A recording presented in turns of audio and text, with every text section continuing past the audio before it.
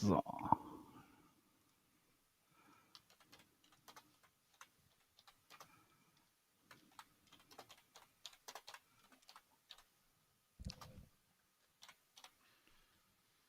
So, könnt ihr uns jetzt vielleicht hören?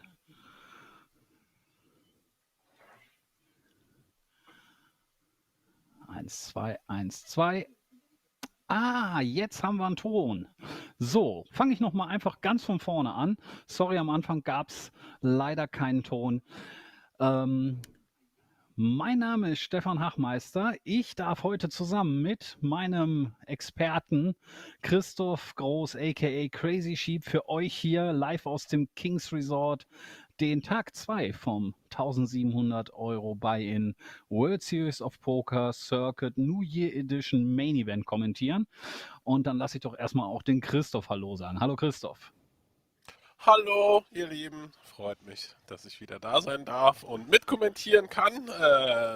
Und ja, die Ehre ist ganz meinerseits, Stefan. Ich freue mich drauf und ich freue mich auch auf die Action am Tisch heute. Und ja, ich hoffe, alle im Chat sind heute gut drauf.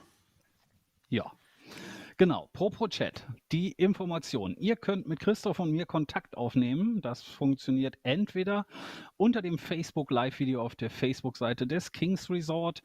Da grüße ich auch schon mal den Philipp, den Jos, den Olaf, den Laverick und alle anderen, die dazu geschaltet haben. Und die zweite Option, ihr kommt in die Chat-Funktion auf unserem Twitch-Kanal, also auf dem Twitch-Kanal des Kings Resort. Das wäre twitch.tv/PokerRoomKings.de. Dort auch schon die Hölle los. Ganz viel, die kann ich gar nicht alle jetzt nennen, das versuche ich nachher nochmal. Aber vielleicht mal von euch die Rückmeldung. Könnt ihr uns beide gut verstehen, den Christoph und mich? Table Sound haben wir, soweit ich das feststelle, noch nicht. Aber der dürfte gleich dazu geschaltet werden. Und ob das Bild für euch passt, mal kurz eine Rückmeldung, passt alles. Ja, das freut mich. Gut, dass ihr da seid. Ton gut, das höre ich doch auch Ton gerne. super, perfekt, das hören wir gerne. Kein Table Sound, das ist uns bekannt. Aber das wird gleich dazu gemacht. Aigo schreibt etwas leise, dann einfach ein bisschen lauter drehen. Ich hoffe, dass wir beide ungefähr gleich laut für euch sind, also Christoph und meine Wenigkeit. Ja, heute haben wir einen Premium-Stream für euch. Das heißt, wie ihr es hier auch schon im Bild seht, mit Kameraleuten zusätzlich zu unseren voll computergesteuerten Kameras. Ein Kamerakran wird da sein. Der gibt euch nämlich gerade dieses Bild hier. Und ihr habt halt 2 Kommentatoren. Auf jeden Fall heute und morgen, denn der Plan ist so, heute übertragen wir für euch Tag 2. Morgen ab 17:30 Uhr den Tag 3. Und am Dienstag, da bin ich dann allerdings leider alleine, weil Christoph keine Zeit hat, ab 15 Uhr dann schon, also von der ersten Hand an, das Finale, vermutlich den Final Table dann schon. Und dann werden wir irgendwann dann Dienstagabend wissen, wer hier der WSOP Circuit Main Event Champion wird. Das hier unser Line-Up. Und ich werde euch gleich alle Eckdaten zum Turnier natürlich mitteilen und die Spieler einzeln vorstellen. Heute werden wir 7 Level, 60 Minuten spielen. Das Ganze wird, wenn nichts dazwischen kommt, bis ungefähr 1:30 Uhr dauern. Und dazu kommt, dass wir nicht 30 Minuten Delay haben, sondern heute mit 60 Minuten Delay arbeiten. Das gibt uns den Vorteil, dass, wenn es mal Verzögerungen gibt, wir die rausschneiden können, damit ihr nicht allzu lange Pausen oder Unterbrechungen habt.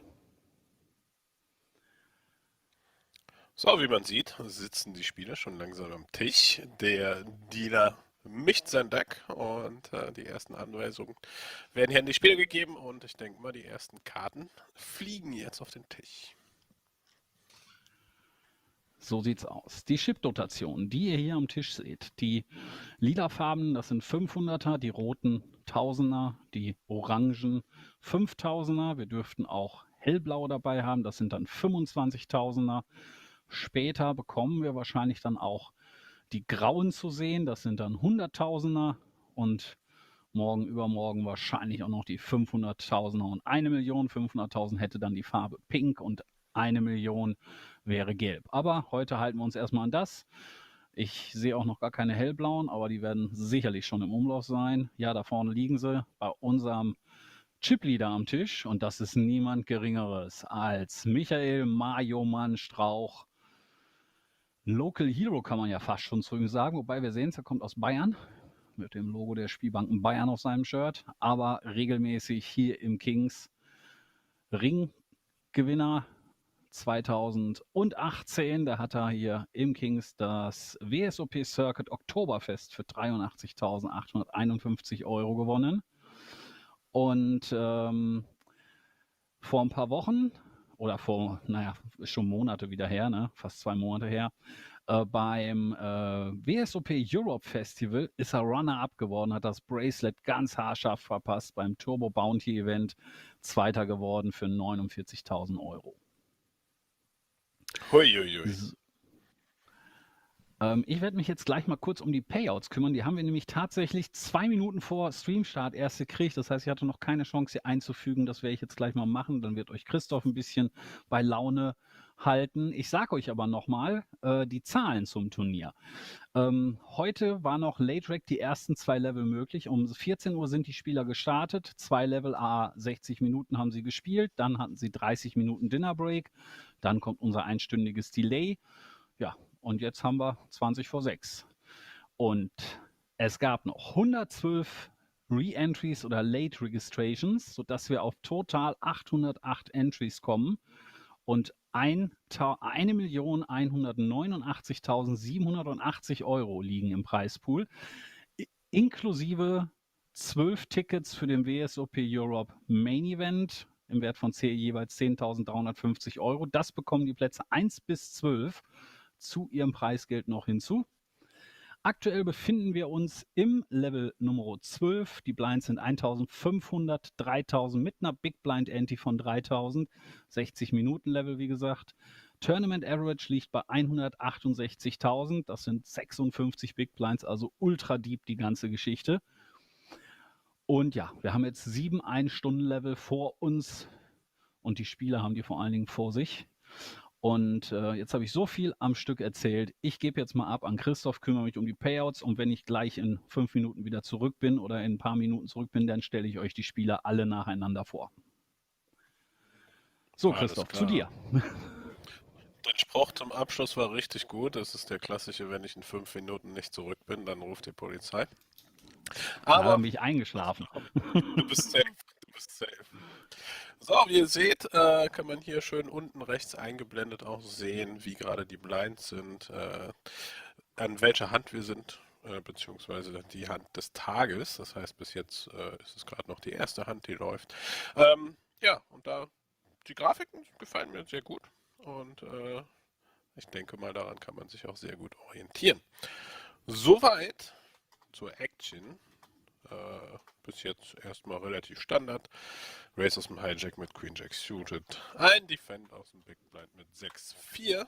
Und 6-4 trifft ein Paar, was generell auf so einem Board gar nicht mal so schlecht ist. Aber Raoul geht in Führung mit Top Pair.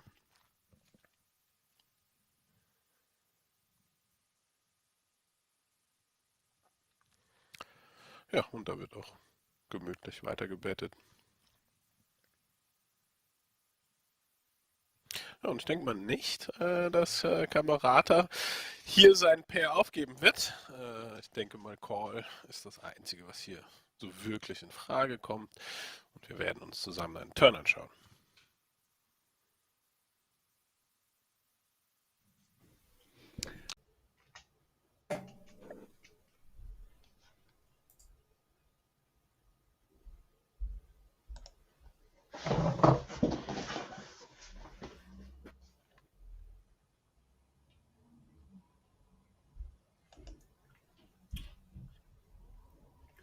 So Rifa's here, turn 2 pair. Gianluca. So Rifa's here, turn 2. Okay, we have English commentary now. I think we're back, we're live. Of course, my headset isn't working properly, but let's just continue. So what's going on here, Dara? The Italian is leading out, right? First to speak on the turn here with third pair. Yeah, it's an interesting play. See, check raise, Dara. I have to admit, I He wasn't. has, yeah, he's check raised. He's check. Oh, he's check raised. Yeah, he's check raised. Bottom pair. Obviously, we can see that Raul has top two, so he's not going anywhere. Yeah, Gianluca's going to know he doesn't have the best hand now, so the question is whether he wants to bluff or not.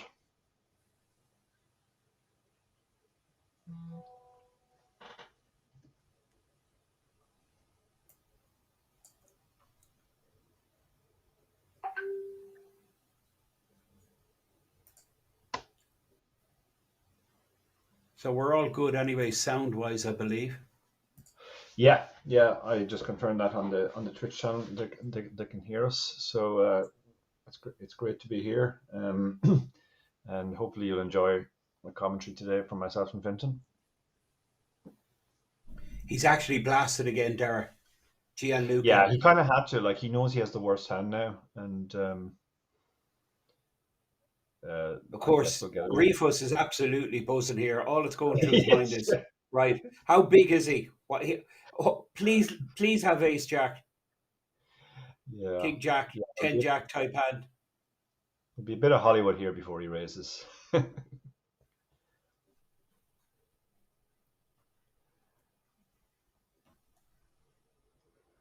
Yeah, he's praying he has ace jack or pocket fours, something like that.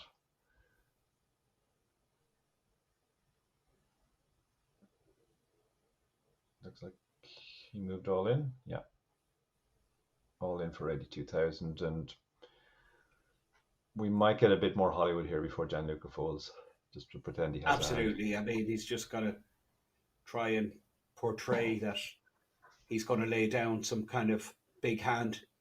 And I mean, he's just feeling inside, how did I get entangled here?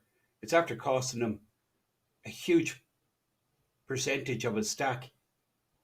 Yeah. I mean, he started his hand with, about 160,000. And now he's just going to have 94. Average, I believe, is about 190,000. We're just under 200 players. And do you know how many are getting paid?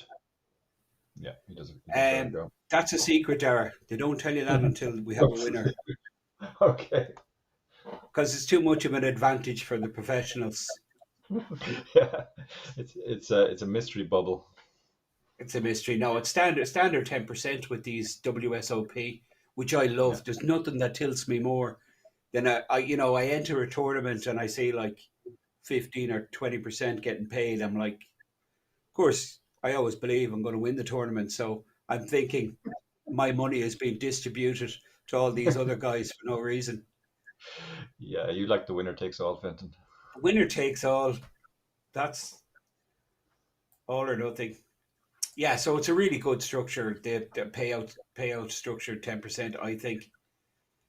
And of course, this is the main event. It's one of 15 gold rings.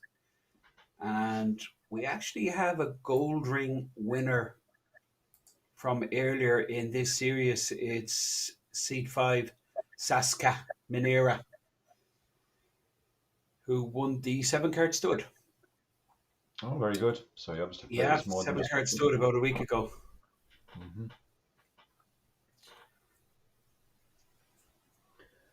And just seeing some familiar faces in the chat. Hello to Bandit Country, Jay Rizzello, Clara Lobato. Hi guys.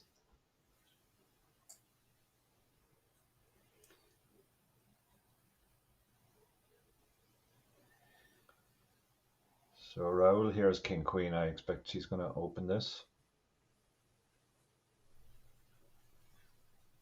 Oh, sorry, the King Queen has opened, yeah.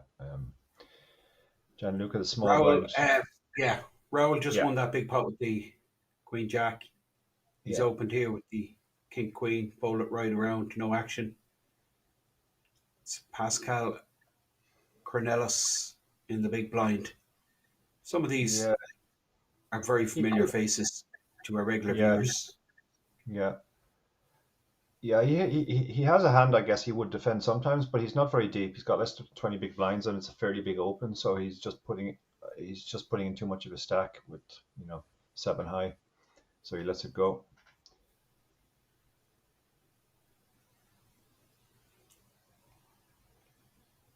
This is one of the aspects of tournament poker, Dara, that I've kind of seen change.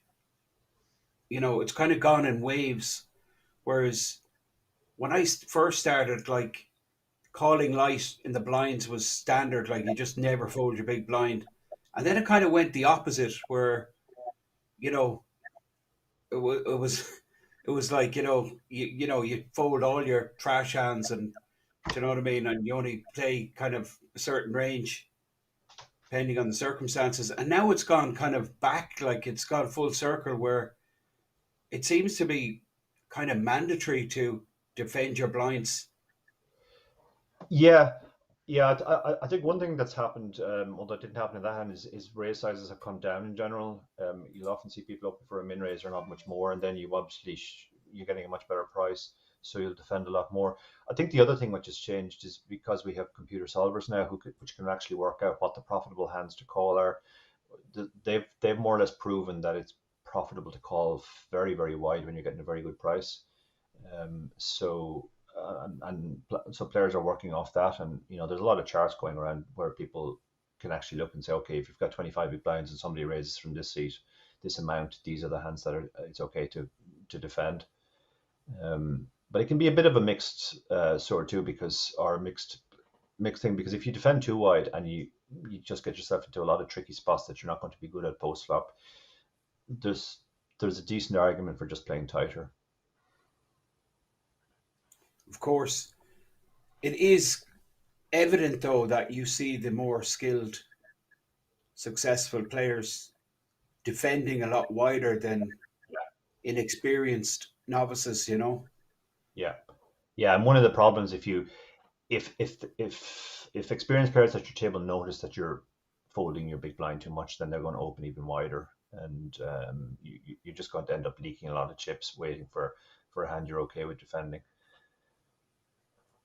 So Oscar here has a nice sack, almost 70 big blinds, and opens ace king under the gun. Raul lets the ace four suited go. He's kind of in no man's land there, with a hand which will be dominated a lot. So even though it's suited, he didn't fancy it.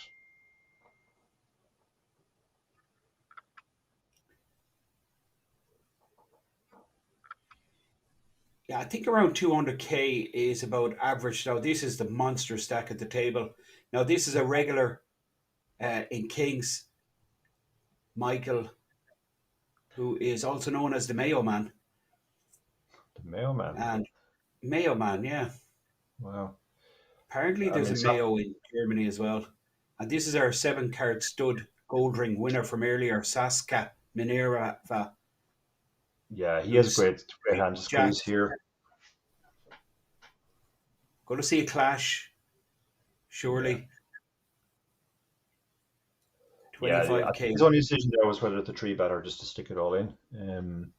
With Jacks, he's decided if he 3-bets, he can get hands he dominates.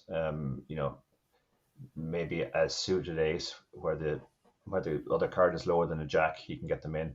Obviously, Oscar's not going anywhere with ace king, so we're going to see a standard flip.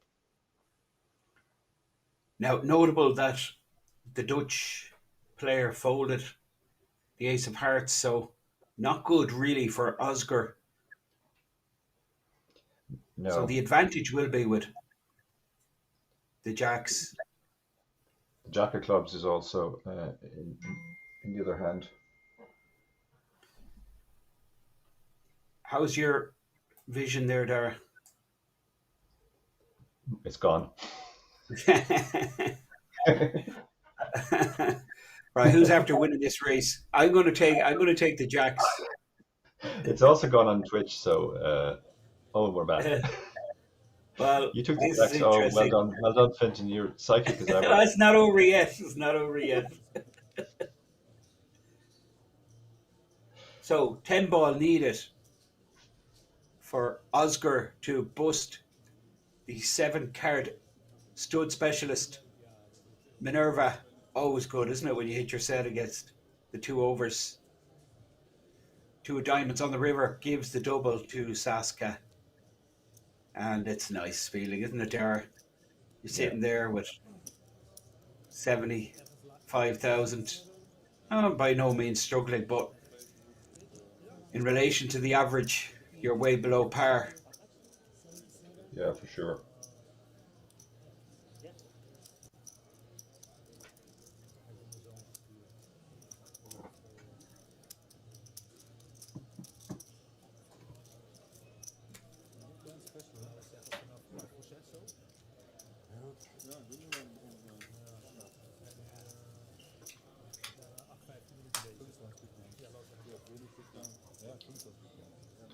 Bing Poker into chat says sexy Irish voices. I'm glad you like them. If the webcams were on, I'm sure that comment would be Completely ruined it. yeah. So keep fantasizing, that's fine. If some of our viewers just recently tuned in and you're wondering who's speaking, well, my name is Finton Gavin, and the next voice you're going to hear is that of my very good friend, the poker commentator, author, coach. Well, I could go on for quite a while, but for now I'll leave it at that. It's Dara O'Carna. O'Carna, says I. Dara O'Carney. My fellow Yeah, I'm countryman. used to people mispronouncing my second name. I was hoping you get it right, but Nah, come yeah, on. it's great to be here with you, Finton. It's always good crack to hang out. And we're going to be bringing you all the action from this World Series of Poker Circuit Main Event. And eventually I get my headset working, so hopefully my end of sound will improve. So yeah, we're going to be here for 3 days streaming. Hopefully Dara will stay with us. He's said he'll try it out and see how the flow is. And he just might stick around if everyone's nice to him. But yeah, no, it's a real pleasure to have you there. Thank you, Fenton.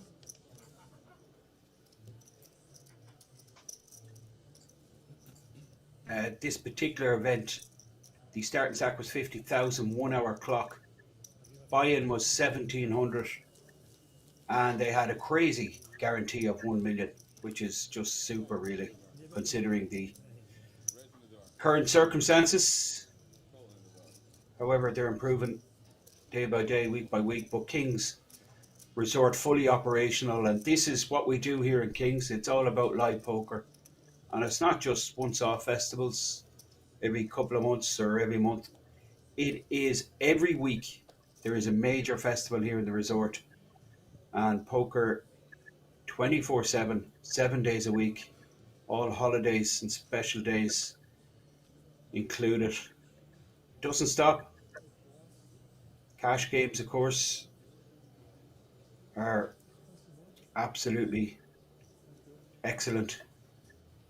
So, I mean, I believe Kings hit about 40 to 42 cash games on the busy weekends. So if you're looking for live poker, which I'm sure many of our viewers are thinking, yeah, you know what, now's the time to start going to live events again, you certainly should consider Kings Resort. Great for a group of people just to get together that have the same interest, because it's just poker. That's what it is. It's 24/7 poker. Yeah, as we were saying earlier, it is a great place to play poker, and the setup is amazing. It has a sort of a Vegas in Europe feel to it. That's exactly what I'd say it's the nearest thing for sure outside Vegas that is like Vegas.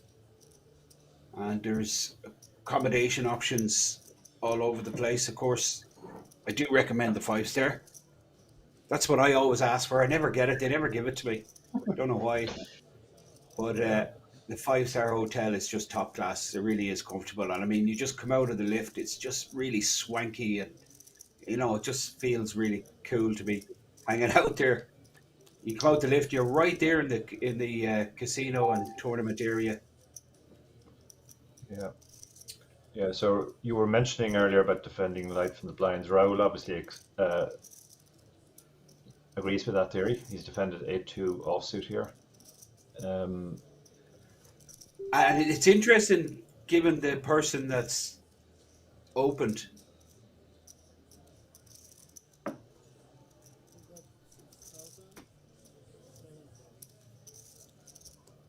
Given the history, you know, these guys have clashed earlier.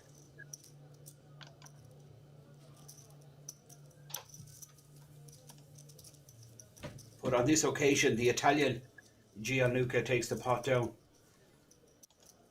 So yeah, 8-2 off, very wide there, yeah. Very, very wide indeed. That's probably not solver approved. Speaking of Kings, Bing Poker in the chat says, gotta love the buffet at Kings. I would definitely second that. The buffet there is amazing.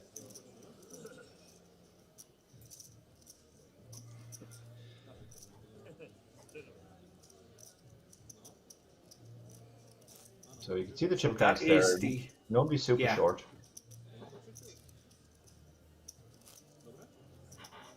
Well, I mean, anything under 35 bigs for me, Dara, is short. You're already eyeing up the door. I need the comfort of about 100 bigs. Or you think they're all short except Michael there at the top. Except Mayo Man, he's the only one with half a stack. I mean, that's a crazy stack, really, isn't it? 180 big blinds. That's phenomenal. Yeah, that's the dream at this point. Day 2, and we're getting very close to the money. We have like 150 odd players, I suppose, and I believe 87 are paid. Yeah, 808 entries, 87. Min cash is 3,303,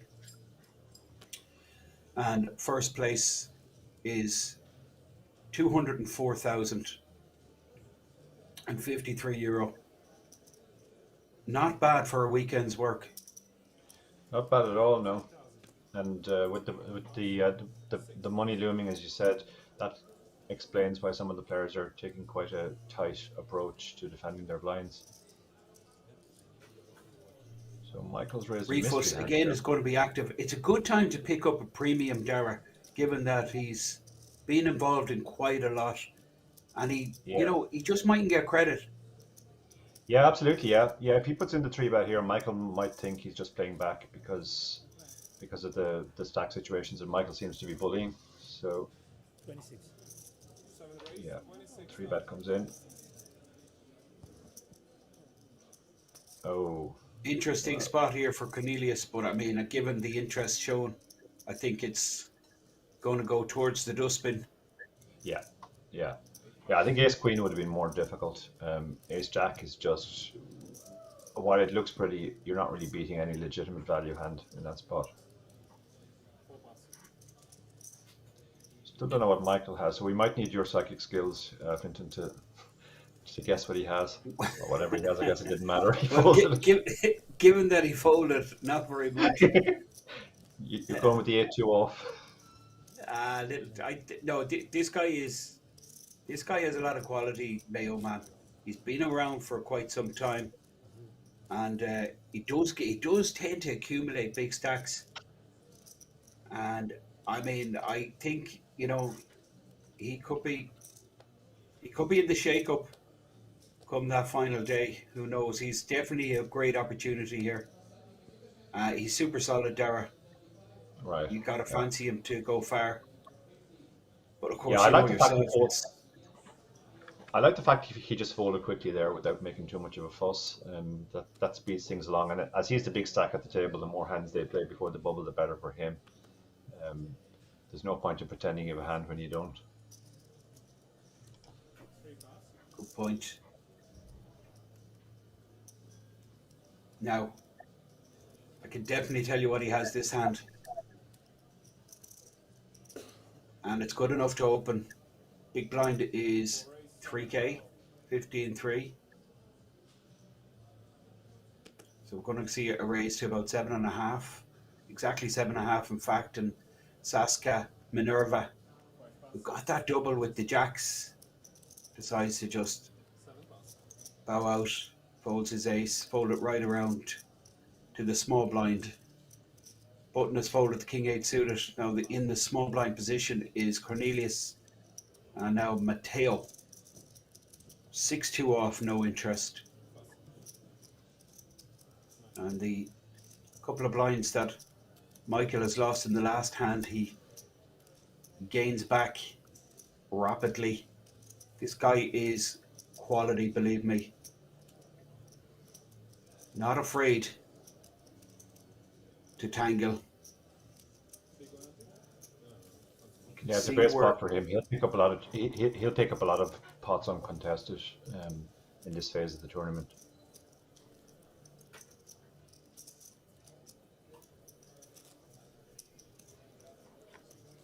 The buy-in, of course, 1,700, and the minimum payout 3,300. It was a re-entry, and you could enter right up until the end of level 10, which was this morning, I believe.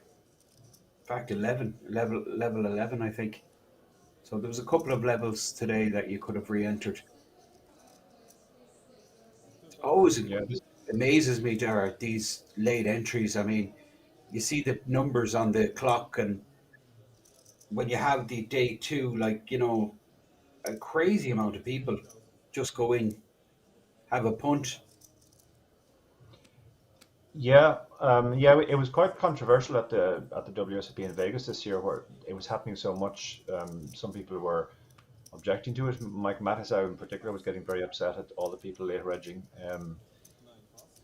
I think there used to be a belief that if you late registered, you were at a significant disadvantage because you were coming in, you know, shorter than everybody else, and kind of people realize now that that's not necessarily the case.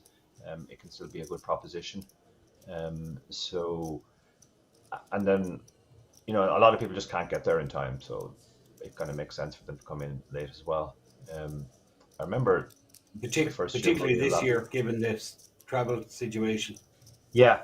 Well, myself and David were in that situation for the World Series main event, in that we got there just before the last day one started. So we thought our best bet was to just buy into day two, rather than have to deal with jet lag and all the rest of it.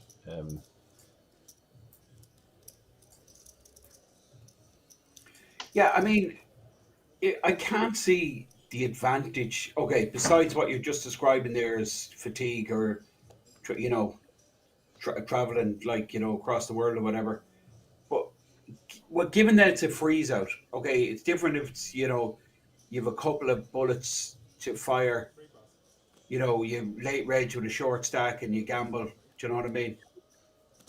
You know, you can fire a couple of bullets and try and spin up your stack. I can't really see the advantage in a freeze out format, Dara. There's a slight mathematical advantage in the sense that because so many players have already been eliminated and you're kind of nearer to the money, mathematically your stack is worth slightly more than at the start. It's not massive. On the flip side of that, you've given up the chance to sort of build a big stack in the early stages. So you can argue swings and roundabouts on that. I think the main reason why people do it live is just to save time, and online as well. Like if you're playing every online tournament that you're playing from the start, you're going to spend a lot longer on average in each tournament. That means you end up playing less tournaments in the same time. So from a sort of a hourly rate perspective, how much you're going to make per hour on average if you're playing online, it makes sense as well. But certainly there are tournaments where you really want to be in from the start because you have the chance to build up a big stack. I'd imagine the World Series of Poker would qualify as one of them tournaments, Dara. given that the Yeah, field is so mixed and there's so many, punters and recreational players and novices playing. yeah, yeah. It's worth noting though. I think there's one other reason too why sometimes people come in late, and that's if they're not particularly comfortable playing very deep, 200 big blinds or whatever, and if they max late register, for example, in the World Series main event, if you max late registered, you came in with 60 big blinds, and some people are much more comfortable playing 60 big blinds than 200. Um, Phil Hellmuth is a fairly habitual late regger, and I think that's one of his reasons. He just prefers coming in when he has that sort of stack rather than 300 big blinds. Absolutely can relate to that. I mean, these early levels for the really deep tournaments with a, extended clock, for certain personalities like myself, it's really challenging just to, have the discipline, not to get involved so much.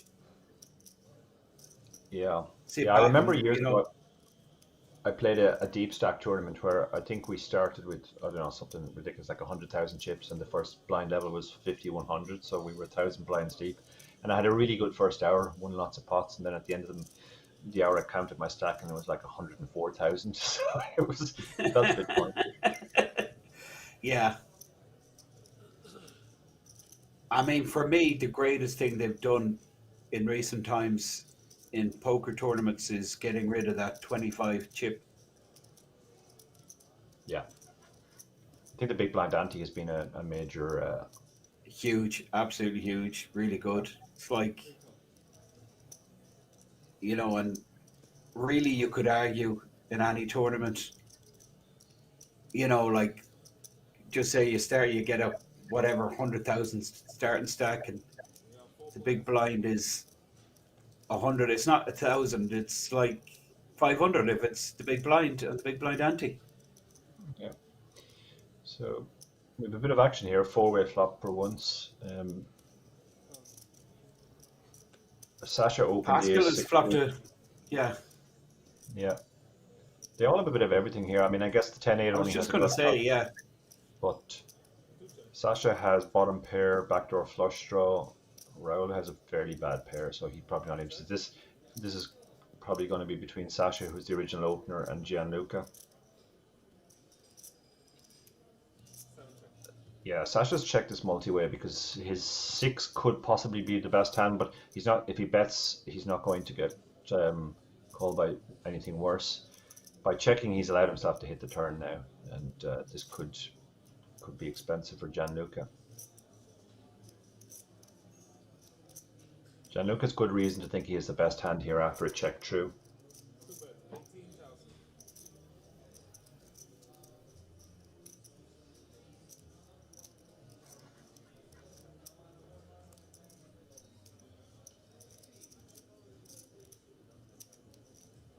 So Pascal is going to be folding his draw, Yeah, and now action with Gianluca, who's certainly going to be calling this 18,000.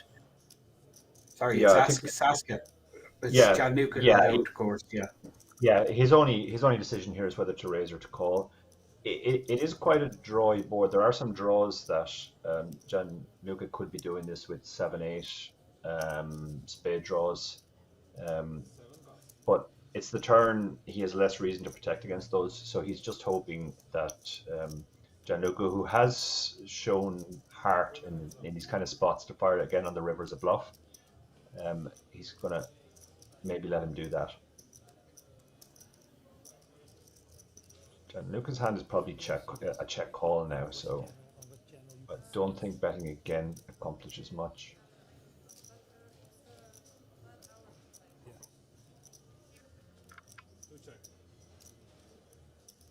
Sasha's only decision now is what sizing to go for.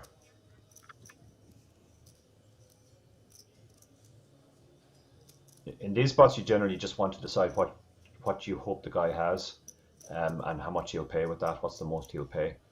So you're kind of hoping the guy has exactly what Gianluca has here, a king, and you're asking yourself how much will he call? 50, 45k is the answer. Yeah, that's it. That's well sized. King isn't going to fold for this, I don't think.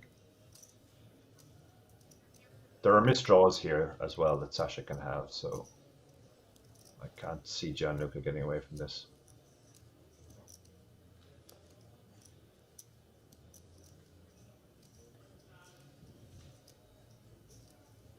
Big percentage of a stack.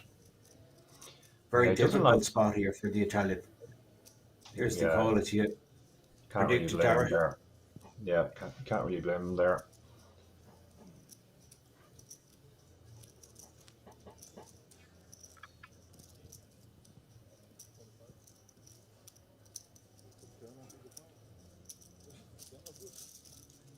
It's a very nice pot for Sasha.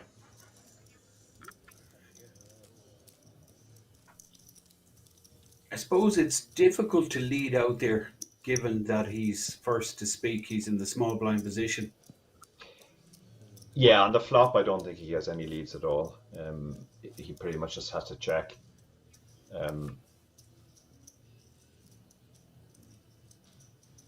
These four-way pots are very difficult to play when you're first to speak, as you say.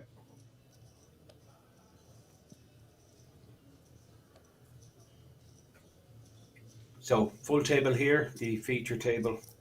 If you've just tuned in, it's the World Series of Poker Circuit Main Event. This is Saska Minerva, gold ring winner earlier in the series, and he's here late in day two. $250,000 stack, got the double, was kind of short. He was one of the shorter stacks, and he doubled earlier on with the jacks versus the ace king. Oscar with the ace king, jack on the Yeah. flop. Very aggressive open here with the 10-8 suited under the gun. So he's here to play.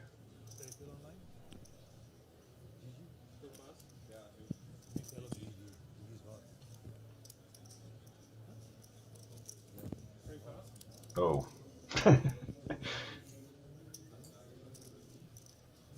Michael's picked up the aces. Now, is there an argument here, Dara, given the situation? You have a monster stack. Let's just flat here and take Saskia for a little stroll down the laneway. What do you think? Yeah, there is some argument, but they are very deep against each other. Sasha has over 80 big blinds, and Michael covers them comfortably. So, and Sasha's raised under the gun, so you kind of have to give him credit for a hand. So Michael wants to sort of start building the pot now, while he definitely has the best hand. As good as aces is, you don't necessarily want to play it out of position without the betting lead at a very deep stack to pot ratio. He's also hoping that that Sasha just doesn't believe him now, that Sasha thinks he's bullying.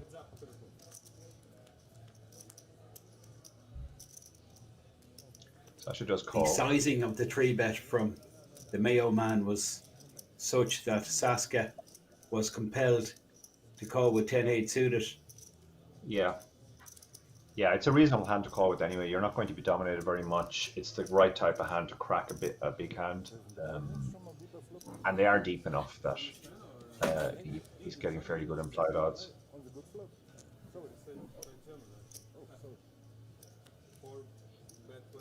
So this is a fairly good flop from Michael. It might not look it, but it's going to be pretty safe. It shouldn't have hit any player. So whoever was ahead pre-flop should still be ahead.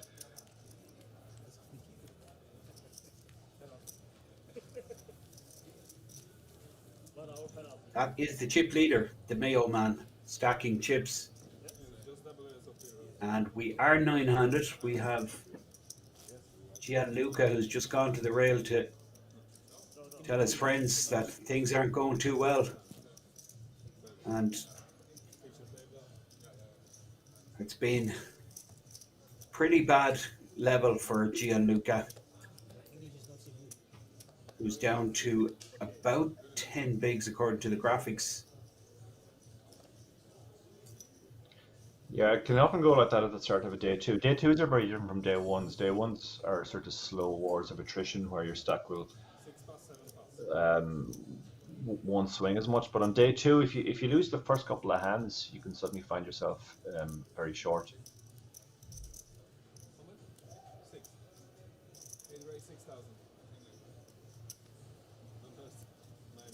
This is Cornelis Gent.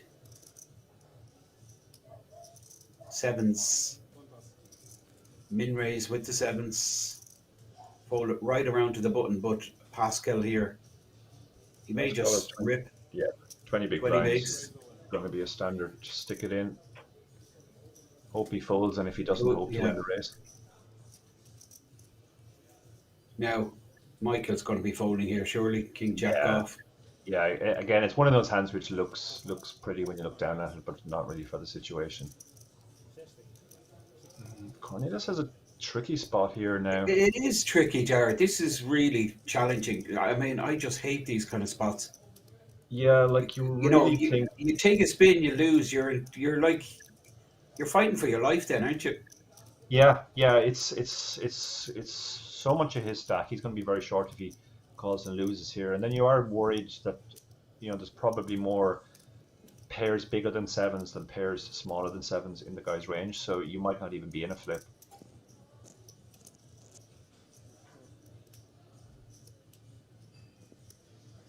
But you know what? You're going to get exploited if you're going to open these pairs and be folding every time. So yeah, Cornelis is taking a stand. Now, if he wins, he's going to bust out Pascal, but if he loses, it's going to be an exact flip of their stacks. Yeah. It's Holland versus Holland here.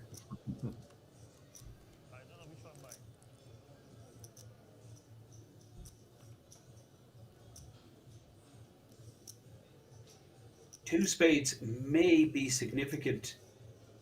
Of course, Pascal has the backdoor hearts. And yeah, you might have called it. Flint and the spade might be significant. Pascal hits, but the flush draw for Cornelius. So 7 of hearts or any spade. Looks black. It's a 9 of clubs though.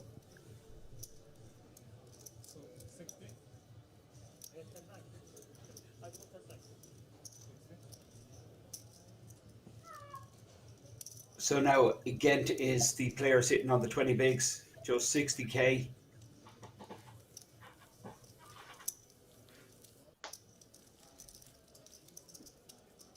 Yeah, nice doubler for Pascal there. When you have that sort of stack 20 big blinds, you're kind of just looking for the double up so you can play a bit more.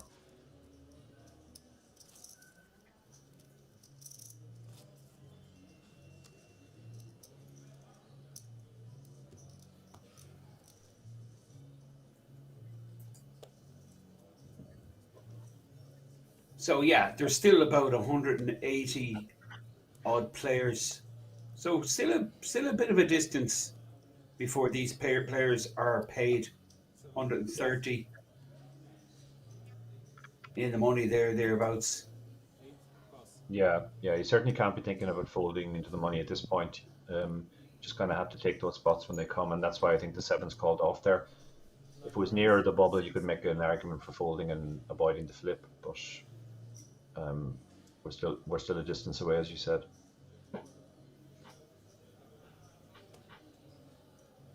Matteo, first we've seen of him open here. A little light with the king 9. He is suited, but this is the short stack. The Italian Gianluca. Yeah, king 9 suited is a nice hand to open in this spot because it's fairly easy to get rid of it if you get 3-bet. You're mostly hoping it'll get through, but it has some playability if you get a call.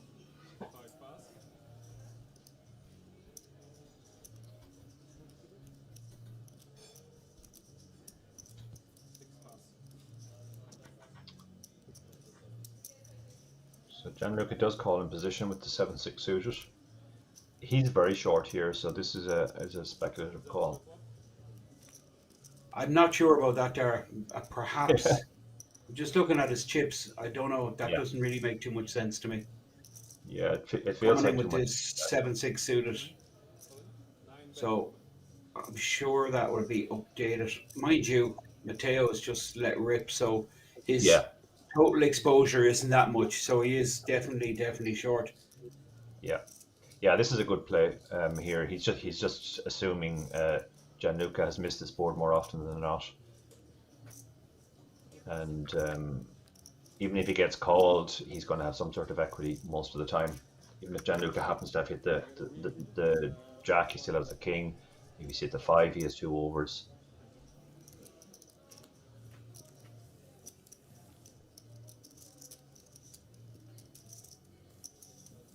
Matteo takes down the pot. We're nine-handed, even though we have a couple of empty seats. 9 players here on our feature table. World Series of Poker Circuit Main Event, 1700 was the buy-in. Of course, a lot of these players would have qualified via the super sats here in the resort. It's one of the features of the festivals. They always run a high volume of satellites, giving the players an opportunity to qualify for cheap. Yeah, that's always great to see because then, as you say, it allows players who might be a bit outside their bankroll to buy in directly, but it allows them to get in. And it can also affect the play as you come near the bubble. If a guy has satellited in for 100, the min cash means a lot more to him than if he bought in directly. Absolutely, yeah. I mean, I see that with the streamers, Gara, particularly in the high roller events, and they're making their decision and they categorize the player straight away. Is he a qualifier or Yeah, is he a reg? It's interesting. yeah. Yeah, one of the tricks we used to do back in the day when online poker was starting to get big was if you were trying to decide which tournaments to play in an evening, you'd look at how many satellite qualifiers there were for it, and generally the more satellite qualifiers, the better. So it was often the case that $100 tournament, say, with 25% of the field having satellited in, was a lot softer than a $20 tournament where nobody had satellited in. All the tricks of the trade being revealed by my co-commentator, Mr. Dara O'Kearney from the beautiful country of Ireland. Great to have you on board, Dara. Thanks, Vincent. Really Yeah, great to is. be here. So Looking forward to the next few days as we see what unfolds here in the World Series Circuit Main Event. Over 200k up top. yeah, so this is interesting. Raul check called the flop with just 9 high. Presumably he has plans to take it away if this happens. Well, this is a card for favouring the big blind. Yeah. So Raul for sure is just going to steal this. What's going on there? He does decide to check. Yeah, it would have been a good spot to fire something there because when Matteo checks the turn, he rules out a lot of his stronger hands. Now Well, it's a Matteo check thinks he's raise for sure. bluffing.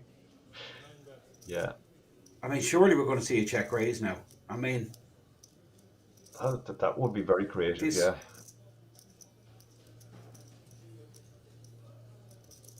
It certainly looks like he's considering it.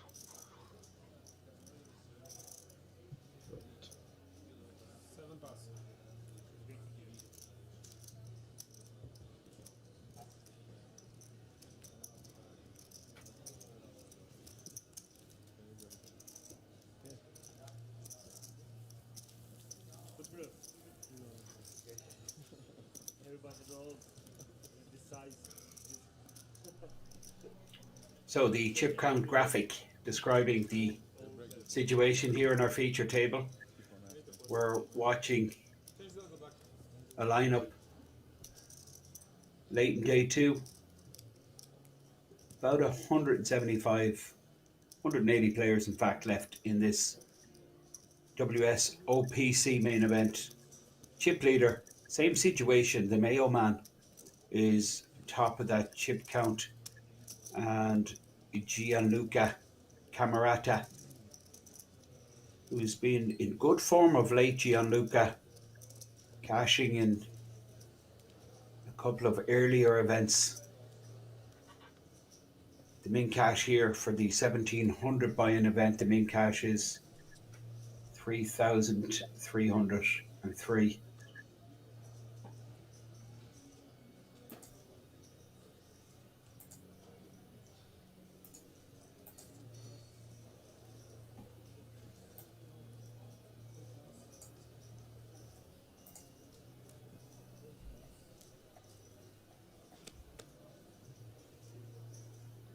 So folds to Sasha in the cutoff. He sees an ace, which feels strong enough to open in this point. At this point, people are playing very, very cautiously pre-flop. We haven't seen much three betting. We've seen a lot of defending of or folding of blinds. So ace four is a good open.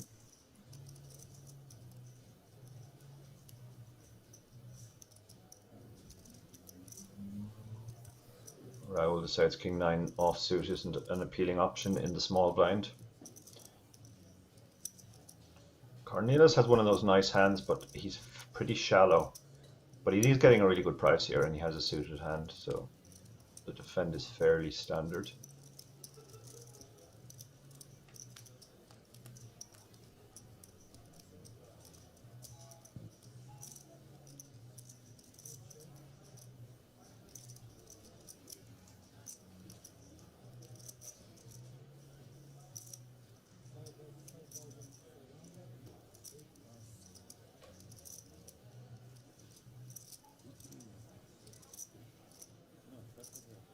So the continuation bet gets through.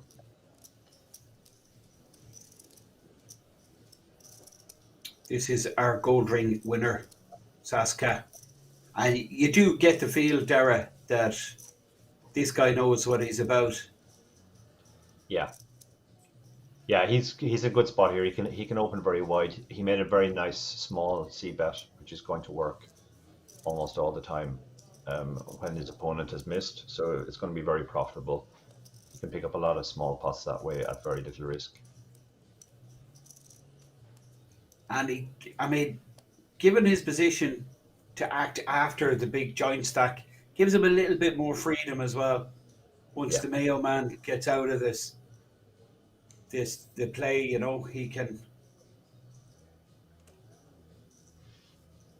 quite comfortably get involved.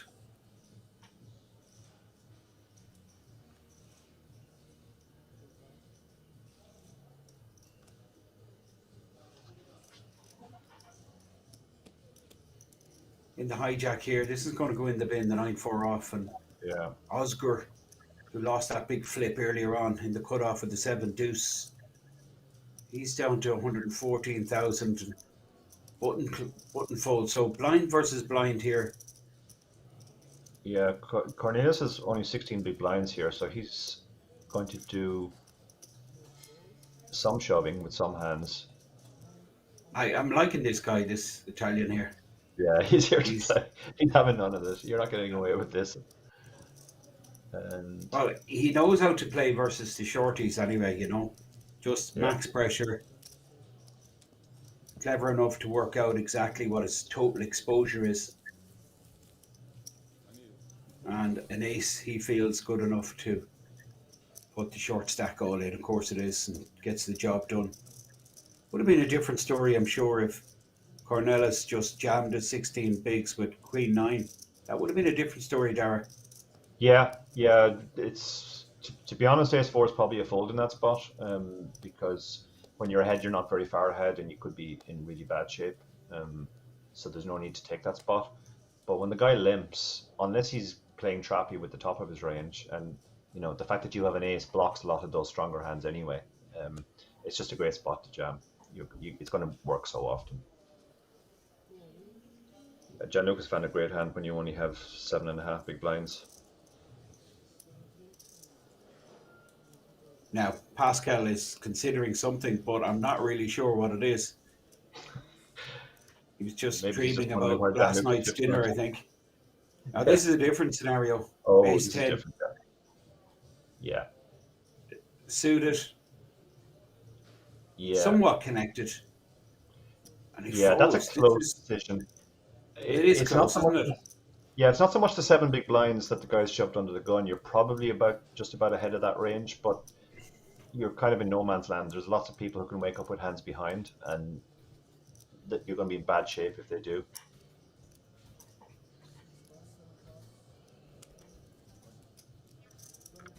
So far so good for Gianluca.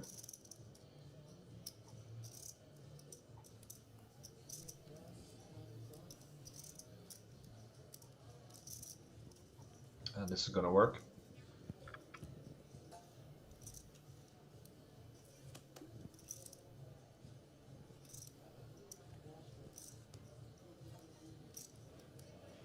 Murat, who's sitting on 54k behind in the big blind. Let's go. The Jack 5 off.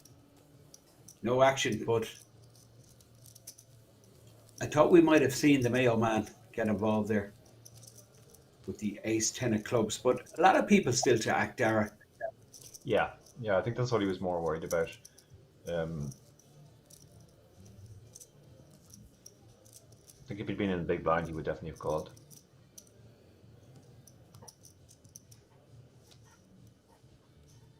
You can see the graphic behind there showing 3 million guaranteed in this World Series of Poker Circuit Festival. This is the main event of the festival, 1700 buy-in.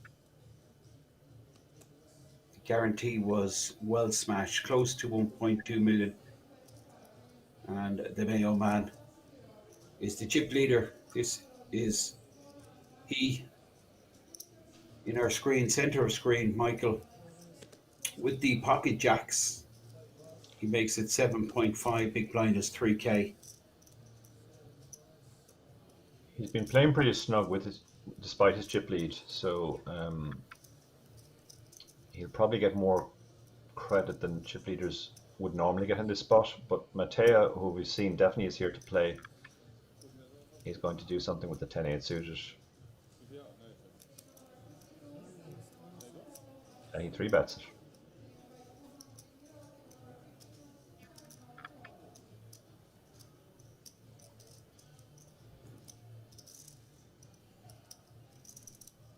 And Matteo's stack size, pretty sizable.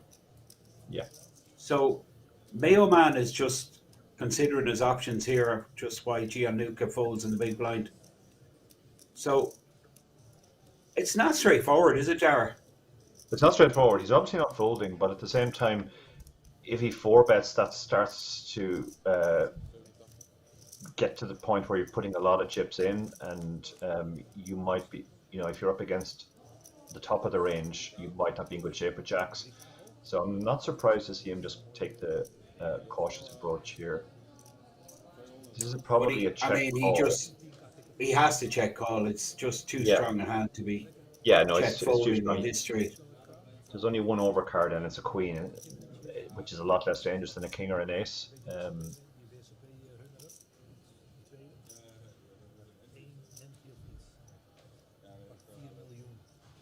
Well, this is a check raise. This and might the be sizing is so small. Yeah, this feels like an old-fashioned race for information, where he's trying to find out now whether he has the best hand or not. The problem with that bet is you're not going to fold anything that's better than your hand, and you're not going to get called by very much that's worse either.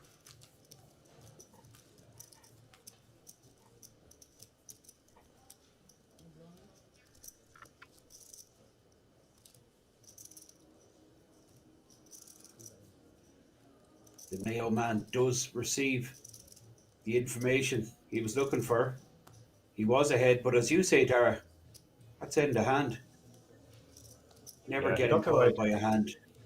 He got the answer he wanted there, but I guess if he got 3-bet, he was just going to fold his hand. There weren't too many draws on the boards. There wasn't really too much to protect against. But there were no real draws that Matteo should have.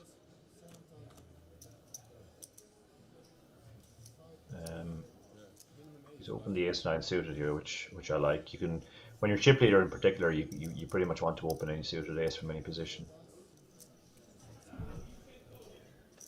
Well, I mean, I'm always saying that different streams, different sessions, there's certain hands that just keep popping up.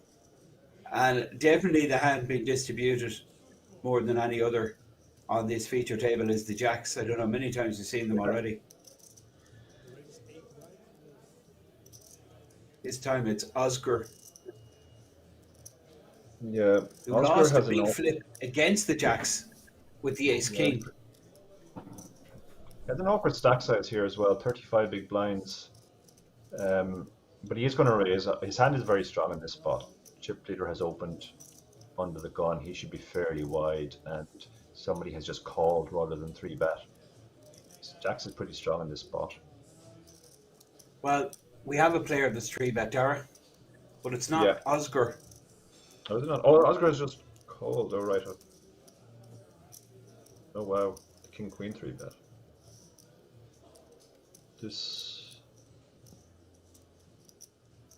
So the original opener, the Mayo man, the chip leader, got out of the way with the ace-9 suited. Yeah, the ace-9 suited. Now with Oscar.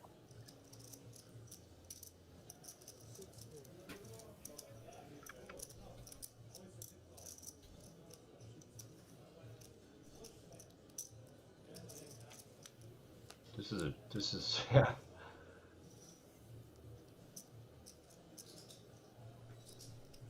Oscar's probably going to lose a few more chips here.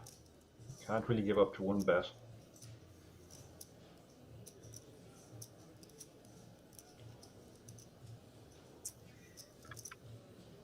I suppose this is what we're seeing, Dara, here is the disbenefit of kind of playing your under-repping your jacks, playing them kind of passive. Whereas if Oscar 3-bet with the jacks, surely Rifus just dumps the king queen, you know? Absolutely, yeah, completely, yeah. Yeah, it's a different spot. He's looking at a wide open and just a flat, and he's thinking what king queen is a very good hand to essentially bluff with here. And even though it didn't work, he set up a very profitable situation. This queen actually might be a problem now for Oscar. A big problem. It's horrible.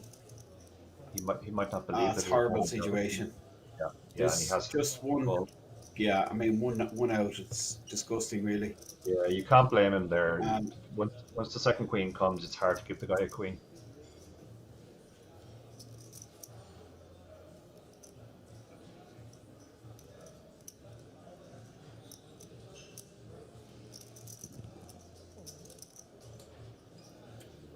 It's pretty disastrous for Oscar, who lost with the ace king versus the jack some time ago, a massive pot, and now with the jacks just flat call the original open from the chip leader, and then Rifus sensed an opportunity and 3-bet with the king queen. You could just see Oscar just shake his head. He knows it could have been a different outcome were he to 3-bet himself. It was pretty horrible board for him. Queen high, 1 over card. Of course he's going to check call. That's all standard. Then that second queen, that was just the final nail in the coffin. Yeah. Assuming the chances of his opponent having a queen were just way less. Yeah. And his jacks were good. Yeah. Yeah, sometimes in those spots you try and put your foot on the brakes because you're worried about playing a big pot, but you end up sort of getting sucked in anyway. Whereas if you had played your hand more aggressively, you might have avoided that situation.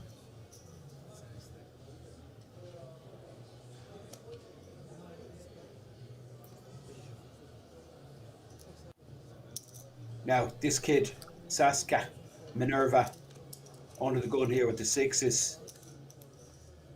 Very capable. These small pairs, though, I absolutely hate in early position there. Yeah, you certainly can't open them all. Like, you shouldn't be opening pocket 2s here, but it's question of how far down you want to go. At this table, I think I'd open fairly wide in these spots because it's there's not very much 3-betting, notwithstanding the fact that we just saw one last hand. But in general, there hasn't been too much 3-betting, and the blind steals have been working a lot. It's brave. Yeah, Though, going this is the chip leader who you would expect to be kind of running the show, but it's Minerva and the Dutch player Raoul that are kind of the most active. Yeah. Yeah, I think they're helped by the fact that the chip leader isn't going crazy. He's playing fairly snug, so that's allowing them to open fairly wide.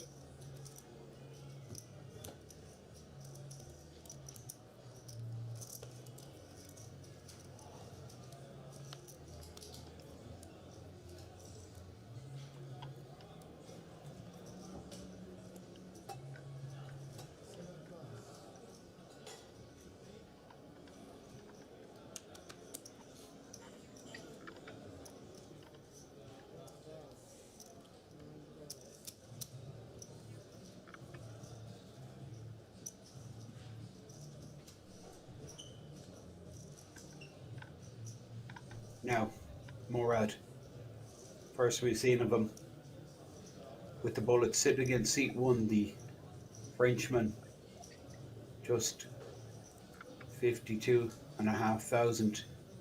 Blinds are 2K, 4K.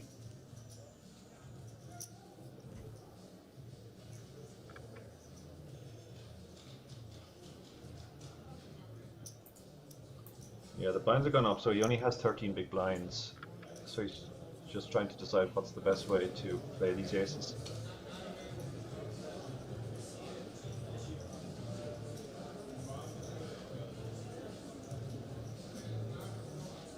So he's gone for the just over 2.5 big blind raise.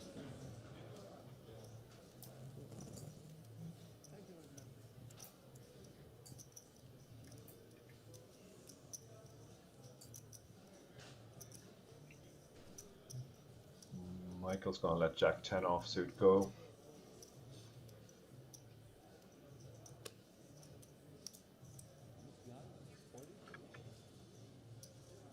And Sasha is asking how much he has behind, which is significant, even though he comfortably covers him, because he realizes the guy has 2.5x off a fairly shallow stack.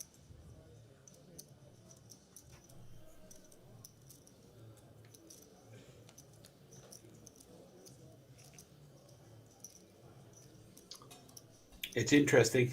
Saska has a piece of this. Backdoor spades with the good shot. Yeah, and this is his board, so he could be very tempted to check raise all in here.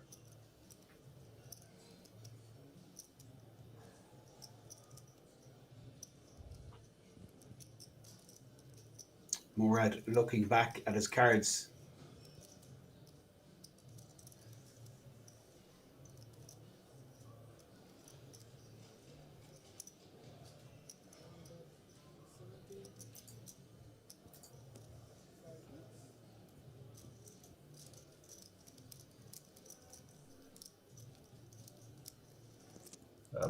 Yeah, Morad bet fairly big there on the flop, which didn't encourage Sasha to make a move. So these pink chips are 1K. And then we have the orange that are 5K. Of course, the blue is the biggest value chip in play, which is 25,000. You can see them at the front of the chip leader stack there in the center of your screen. That is the Mayo Man sitting on about 600K average. Well, the average is around 200,000. Aces again. Wow. Moving around the table.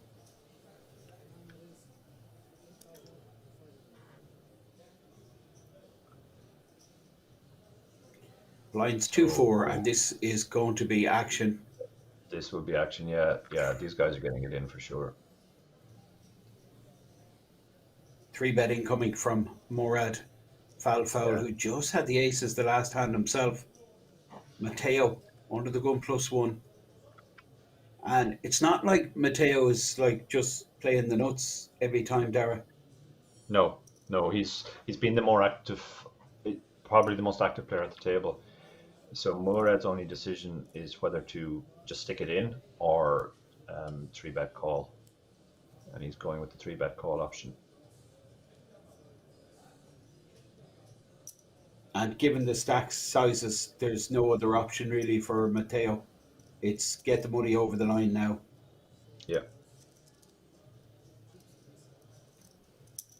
Not really reasonable to expect Morad to be folding to a 4-bet here. Yeah, Murad went on the big side as well with his 3-bet, 27k, with only 42 behind, so he's put in over a third of a stack. He's just flat. He's being tricky. He could have got it all in. I mean, if he had any idea what Murad's strength here is, a king would be a horrible card if you're Matteo, but this all going in on this board. Yeah, this is a completely blank flop. This shouldn't have hit either player, so Murad's going to think he still has the best hand. Or think he has the best hand. He didn't start with the best hand, but he's going to think he has. Matteo's going to be pretty sure he still has the best hand, so it shouldn't take too much longer to get it all in. Murad with 2/3 pot size bet behind, and he just announces to the dealer, I'm all in. There's a snap call from the Italian, who did get all the money in. Could have happened pre, but Rifle smile for Italian didn't want to. For Murad when he saw the aces. 150k pot. Big blind 4,000. He still has some possibilities. He can hit the queen and he can hit running hearts. Now he just needs the queen. The deuce, no good. Queen and queen only.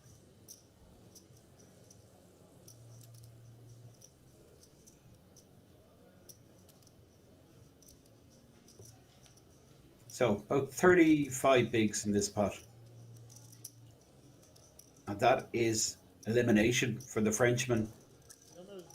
Second elimination on our feature table. We lost Oscar earlier, and now we see Murad in seat 1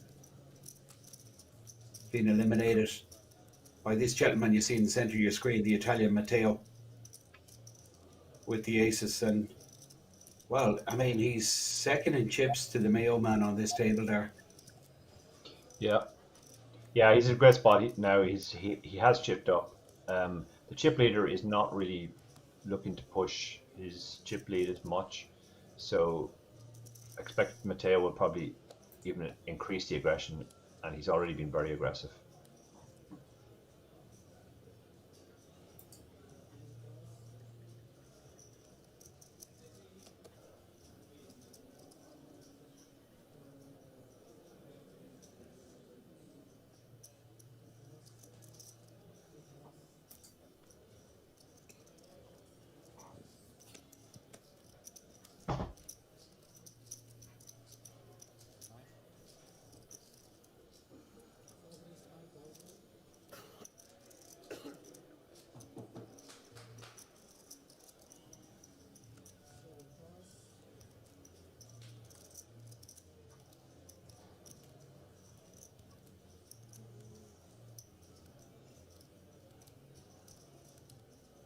Big blind has a spot here. Yeah, not surprising to see him decide that King 10 is good enough to shove his short stack over a button raise from an aggressive player.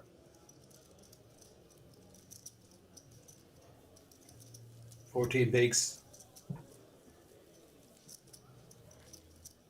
The 8-7 open there was a bit wide given that the big blind was so short.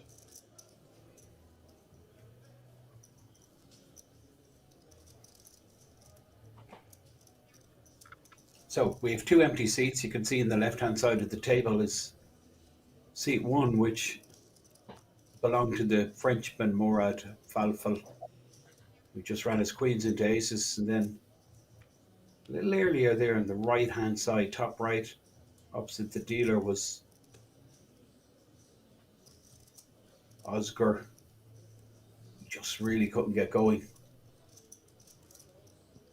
Table will be balanced and we will have players arriving shortly. This is Pascal Cornelis. Haven't seen much of Pascal. Chip leader, surely no, Dara. Yeah, This is a mandatory open. Yeah. Ace 8 suited.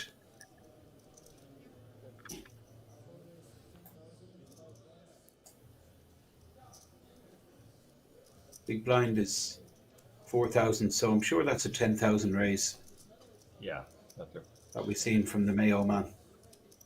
Yeah. Oh, this could be interesting. This is what we want to see. The 2 big stacks. Matteo is the one player who has been showing himself more than willing to tangle with the chip leader. We saw him 3-bet earlier with 10-8 suited.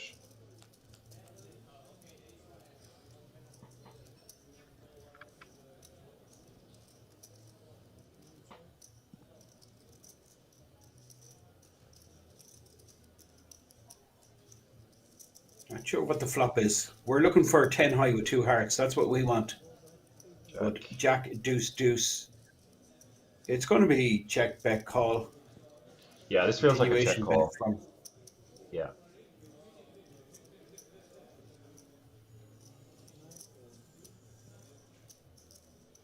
And he does call. The check call keeps all the worst hands in the range.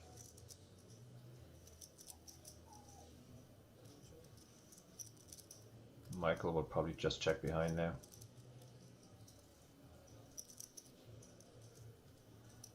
No, I'm wrong. He's decided he's going to keep bluffing. It's interesting. Matteo in the big blind, he's really under-repped his hand. I mean, Michael is not putting him on a hand as strong as tens. Yeah, I like the heart of the continued bluff, but the size is too small. He only bet quarter pot.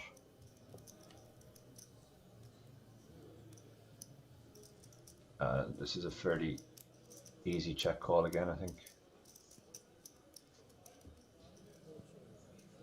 Well, the Mayo man shuts down. Yeah.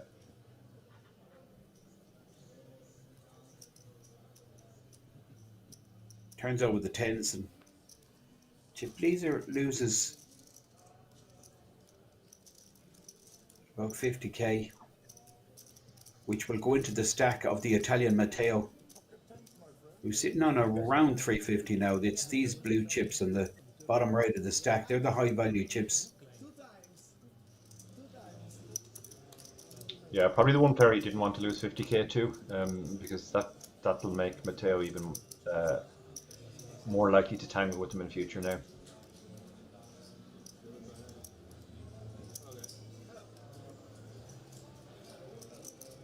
So you can see Gianluca's so that's the lineup. 6 big blinds.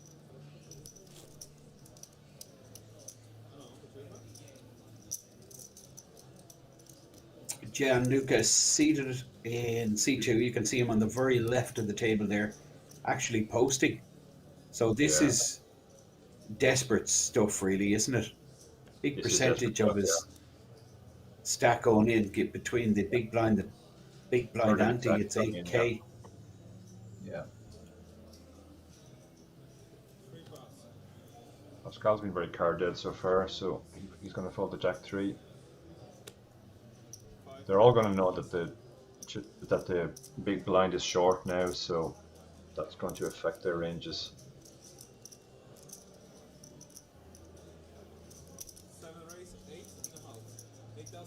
Broad opens the king 10. He's going to be priced in if the big blind does find a hand, but Matteo is going to play king jack with small blind, and I think Gianluca will just stick it in here. Yeah. Now Raul would have called this immediately if Matteo wasn't behind, but now he's in a kind of a tricky spot.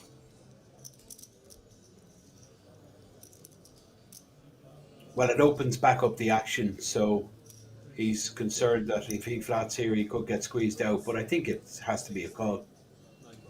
Yeah, he does call. Matteo folds the better king. Well, that's interesting. I mean, you would think for 11. I'm not sure about that fold by Matteo, Dara. Yeah, well, he's out of position to the other player, and I think he probably thought that most of the hands he dominated would just fold. So yeah, he was certainly on the conservative side, but he didn't want to play King Jack out of position against a reasonably big stack.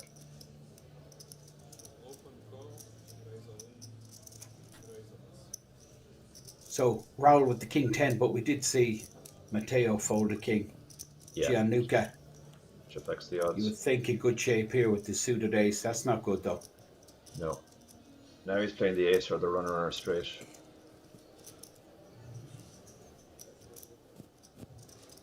The Italian Gianluca Camerata on the ropes here.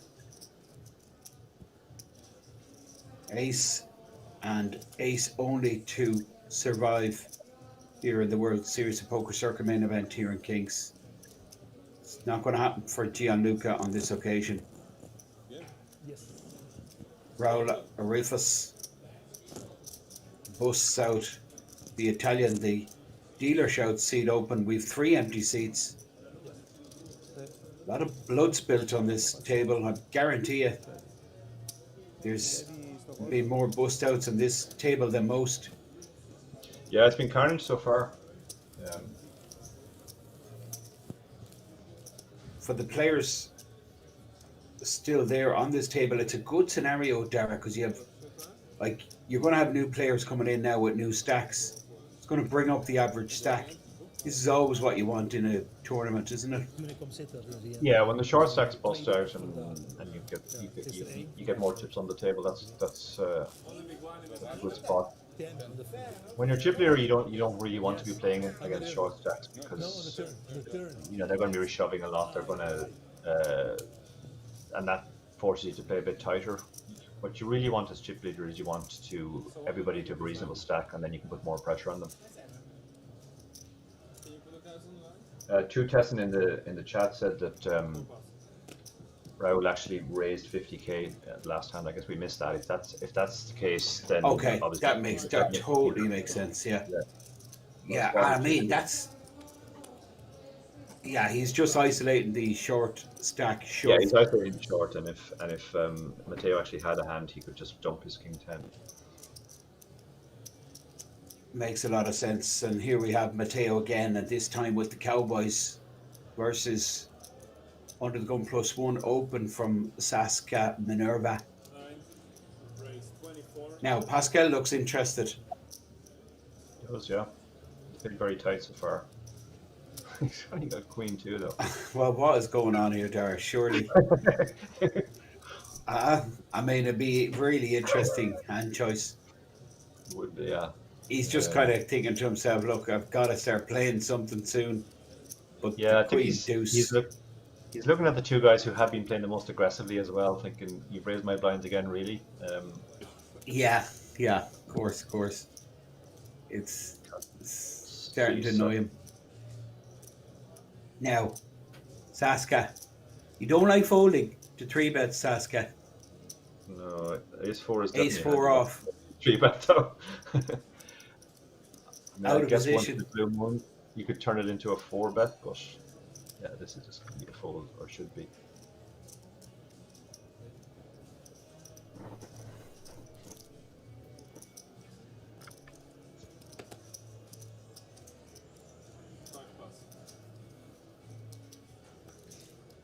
Matteo takes it down, brings his stack back up to about 330,000. Yeah, Matteo has been playing very aggressively, but he has picked up quite a few hands as well. So the rest of the table probably thinks he's a lot wider even than he is. Komen er nieuwe spelers? Lang toch, deze is een lang bus, die andere ook. Ja. Ja, 600. ik bedoel, Bad for me. ja. So average stack around 220,000 with about 170 players left in the mix. 87 get paid. So still a good distance between now and the payout level. Saska Minerva will be opening again in early position. This time with the good star ace king. Does, yeah. And in fact, he raised folded last hand, makes it an even better spot for him.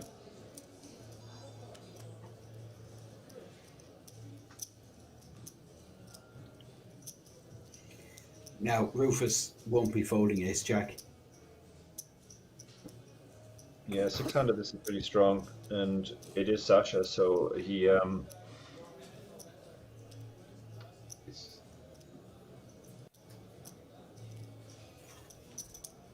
he could go two ways with this. He could raise, or he could just call, and he decided to just keep the pot small for now and call.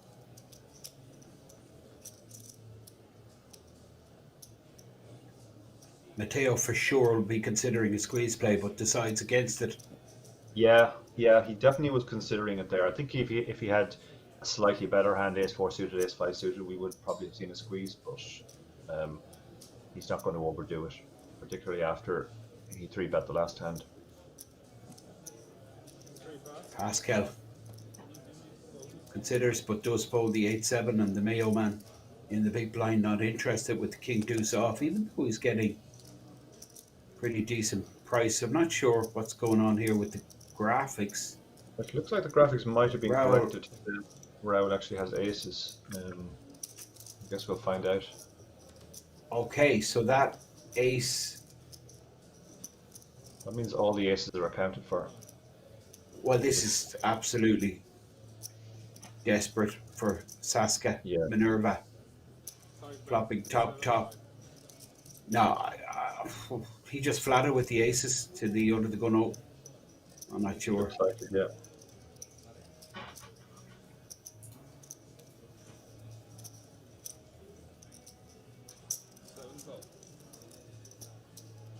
And now he's just flatting. This seems like an ace jack more than ace to me. Yeah. It really does. But who knows? This is Raoul. Everything is possible. Saska, Gonna bet He's again with his top very pair. confident he's ahead. Yeah.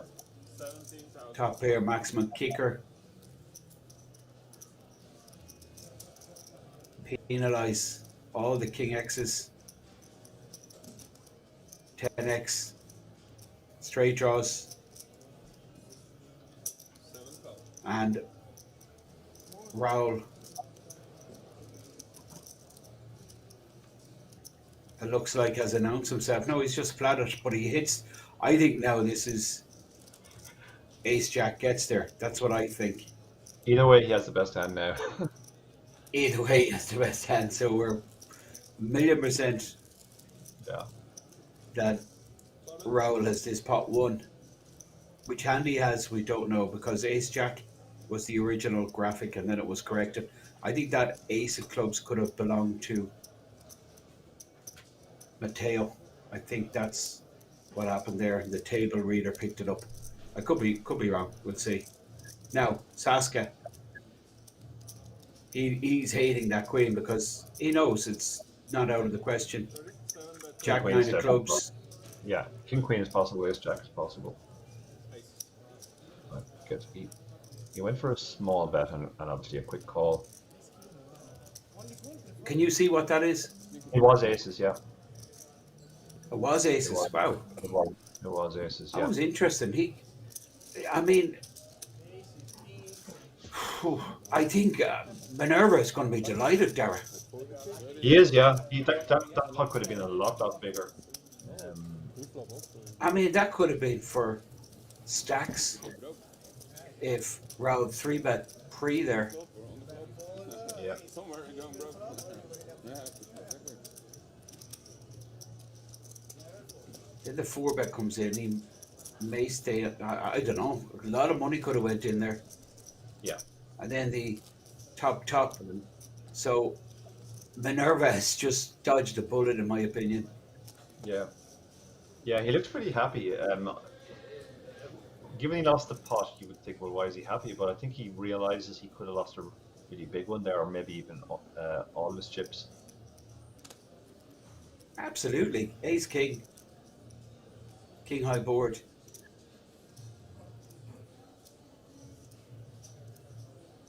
Difficult to get away from. So we have some new players who have just arrived from the outer tables. Of course, we don't all know how the tournament poker works. Tables are balanced. So there's a table broken and the players are distributed. I play a big pot in the first level of today, 400k pot. 400k pot. I play ace king.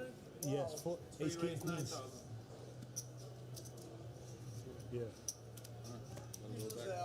I'm back. Big pot. Yeah. Okay.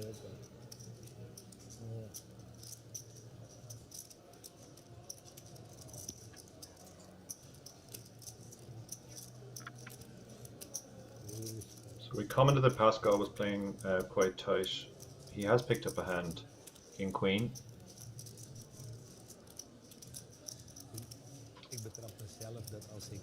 Saska 3-betting here with the ace king. Yeah, this could be trouble for Pascal. Pascal.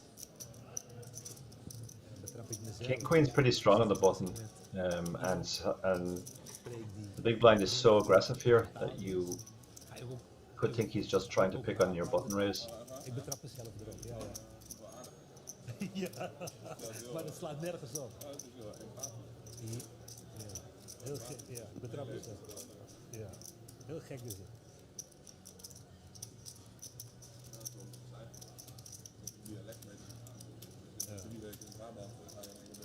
Ja, ik heb het ook wel. Mevrouw heeft het heel erg. He has decided to call. Didn't fancy putting all his chips in, so he's going to call and see a flop. King high flop would be trouble for him, obviously.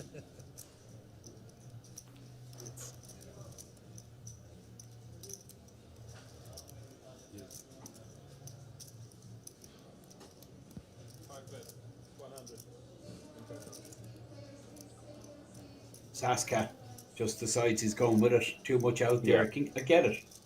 Pot's too big to let go. He checks there, he can be blown off the pot. Yeah, he's better off just putting the chips in first. And if Pascal happens to have a better hand, well, he's probably got 2 overs. So he might get him off a small pair. Yeah, might hardly, but you can get the thinking from Saska Minerva. Just too much money out there. Let's rip. Takes down the pot, brings the stack up to 150k, and Pascal loses a significant pot. This is one of our outer tables. Martin Pepperell. Hometown hero.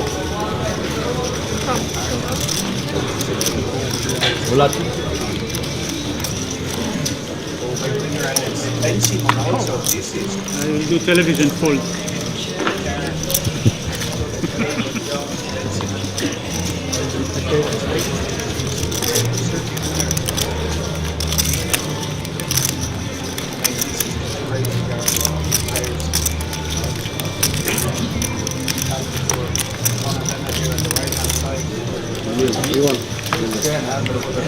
Thank you. Good.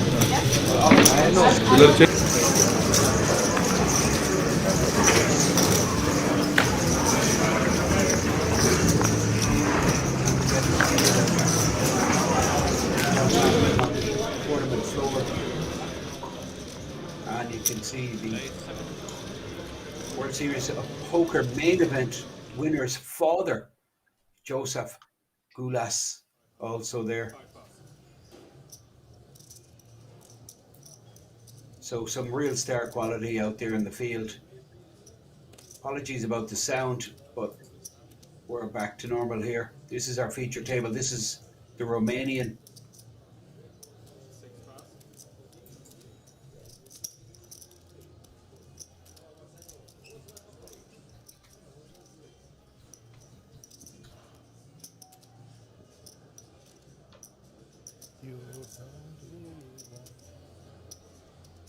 So the recent arrival at the table open pocket eights here got 3-bet by the chip leader. Because he only arrived recently, he might not realize that the chip leader's been actually playing pretty tight.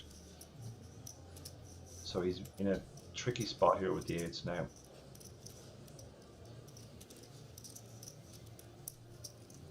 Now, King 10 is not his name, Darren, just so you know. I was wondering about that. I was really wondering about that. So players are allowed to use nicknames. However, because it is a World Series poker event, if they do win, it has to be described, obviously, because they win. They win a gold ring, and your real name is revealed. But you're entitled to play under a nickname if you want. And the Greek player in seat 1, who is a reg here in the resort, he knows what he's about. Believe me, he's here with pocket eights, and he's flopped a set. Yeah.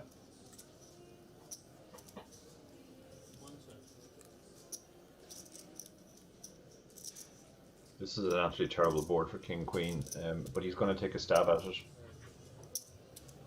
4-bet, 35.5. 35,000. His bet is on the big side here. I think he could have got away with a smaller bet there just to fold out 2 random cards that haven't hit. King 10 doesn't have a lot behind. He only has 105k, so he's going to just call and hope that Michael puts the rest of the chips in. Or has he raised? No, he did raise, sorry, he made a small raise.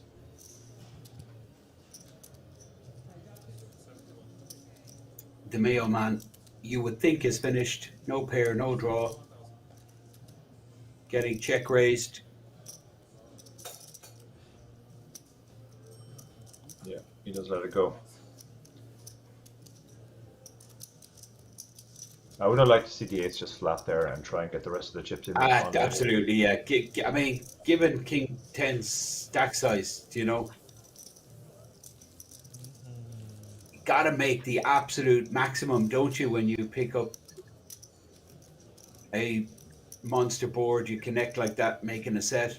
I mean, you just know you're golden. Yeah. But of course, there's always the chance he can get it in then and there on the flop. Yeah, but most of the hands you're going to get it in against on the flop you're going to get it in on a later street against anyway. Unless you get a really scary turn card, I guess. If a 7 puts up a 4 straight, but even then, like, kings and queens aren't really going to fold.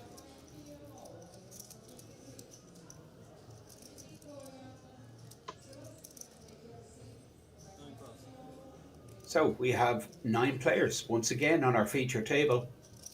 Viewers just tuning in, this is the World Series of Poker Circuit Main Event live from King's Resort. That is Pascal, who's folding out. He doesn't look too pleased, Dara.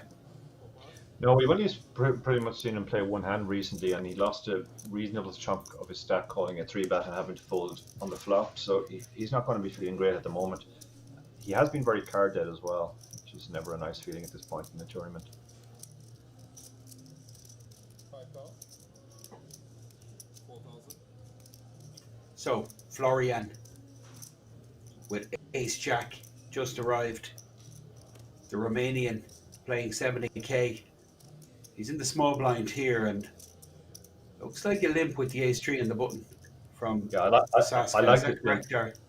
Yeah, I like this limp given the stack sizes behind. He basically saves himself chips when he gets shoved on.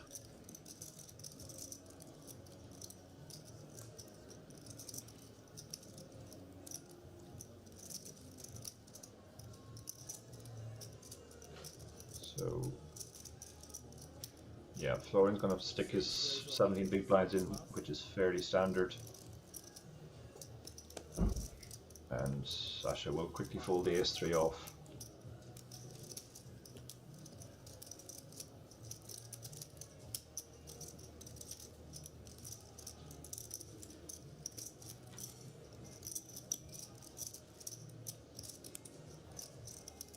There's been an explosion in the poker community in Romania of late. Last few years, we have seen some players just hit the live scene and online, of course. Yeah, it's a very. I've played quite a few times in Romania now. At this stage, it's a very nice place to play, and they really love their poker there.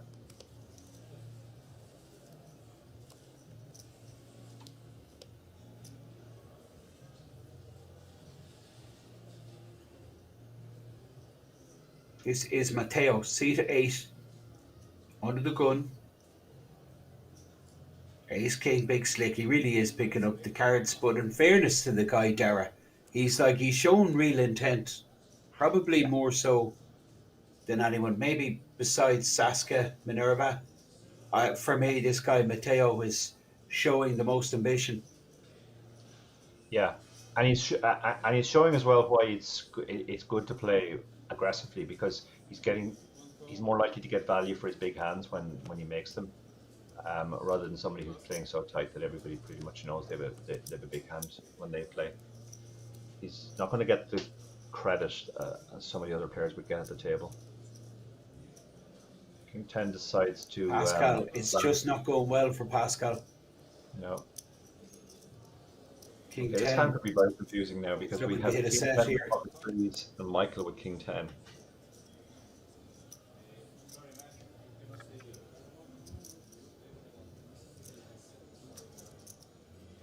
Well, Queen Jack, this should really just go in the bin. Yeah, this plays very badly four-way. I mean, you hit, you absolutely have no idea where you're at. Yeah. Then again, there's always a chance you don't get to see a flop. One of these guys like Florin here on the button. Yeah, Florian has Raoul. just many big blinds, so this is a great squeeze spot for him if he picked up something decent. He's thinking about it, but the Jack 7 suited goes in the dustbin, and look at this. Raoul, big slick, suited. So Raoul, you would think, will be pulling the trigger here with a sizable free bet. There's already 35,500 in the pot.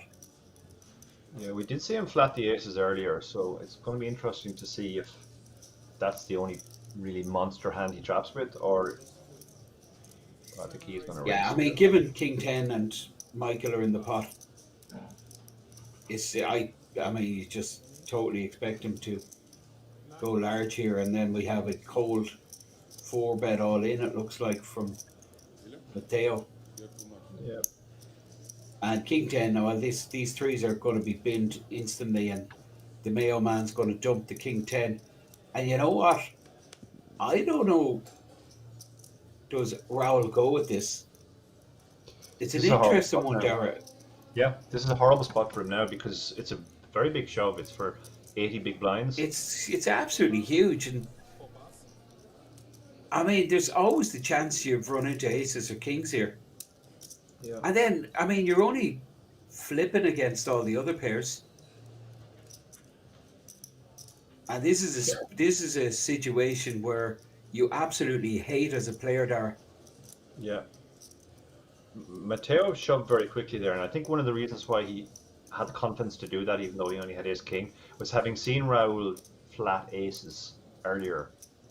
He can discount aces some of the time, at least, thinking, well, he likes to trap with aces, so less worried about running into it than he would against another player. Raoul has a really difficult decision now. This is not fun at all. It's I almost all. wouldn't be surprised if he folded here. Matteo, well, he's delighted he didn't get snap called, Dara. That's the one thing he's He's probably thinking now he's up against the same hand, or possibly something as strong as queens. Queens, Maybe jacks, queens those type of wouldn't even hands. be Yeah, in here. He's more like yeah, tens or jacks. Yeah. yeah. You really want to fade the snap call in those spots. Raul's doing quite a bit of talking, maybe trying to get a read here. They're both with similar stack sizes. Yeah. I don't know, Jared. This, for me, this is a fold, but I mean, there's a school of thought: never fold ace king pre. You know. Yeah. Yeah, this is the downside of obviously squeezing a hand as strong as ace king suited, is that when you get shoved on, it's a horrible spot. I hope I didn't hurt you. Okay, your knee. While he's making, And what's happening here is the dealer is doing an exact count Raul has asked, and that, like, he's just going to get, it's just going to confirm what he already knows, that Matteo has a very similar stacked size to his own, and were he to call here and lose, he'd be down to absolute fumes. Whereas he could just wait for another spot, hold on to his pretty sizable chip stack, well above average. So I feel he's going to fold this. yeah, it does Please feel don't like he's show talking Raul. himself into fold. Please don't show Raul. Please, I'm begging you. I mean, that would just be the worst possible thing. The Minerva and, He has played. well, Matteo and Minerva, players like that, are just going to totally exploit this. One way I get why he's showing, because he thinks he's really up against it there. I mean, it does look super strong from Matteo, so I get one way, but it's going to be a bitter pill to swallow when he sees the stream in an hour's time there. Yeah, he's not going to be happy for sure. And that's a really nice pickup for Matteo, because it was a big pot by the end with the dead money and the squeeze. And while we're waiting for the next hand, it looks like you have a friend in the chat, Fenton. Bobbage1988 says hi, Fenton. He's one of our regs. He looks after the stream. Bobbage first, one of the good guys, based in Italy and a regular visitor here to the resort. Unfortunately, I don't have my chat open to engage Bobbage, but warm regards. See you soon, I'm sure. This is a really good table, Dara. I'm liking It is, yeah. the dynamics. I'm really loving this guy, Matteo. I'm loving Saska. I would have thought, having seen the Mayo man on a few occasions, I would have thought this was perfectly set up for him with the big stack to continue and establish himself as the dominant force, but hasn't really unfolded that way. No, he's been played very snugly. It has been Sasha and Matteo who've been making all the running so far, as we see in this hand again, where Sasha opens the King Jack.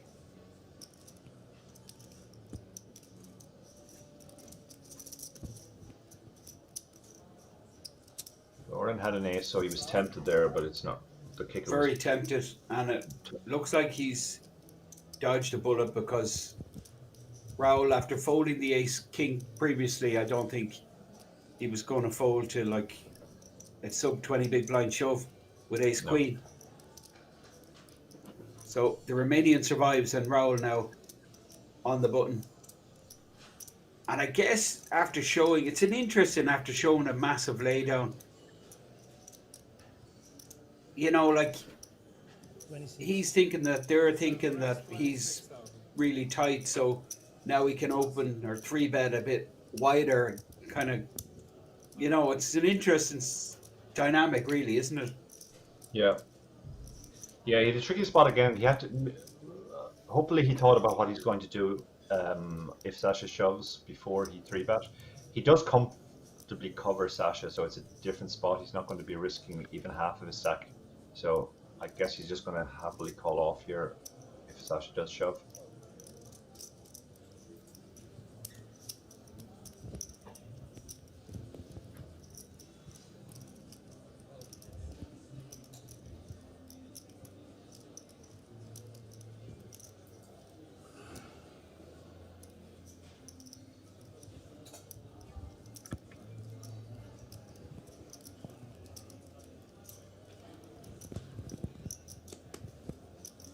Yeah, that always felt like a side fold.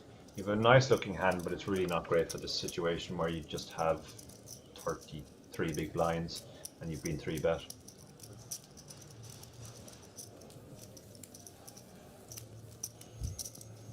I mean, he's just been at the center of everything.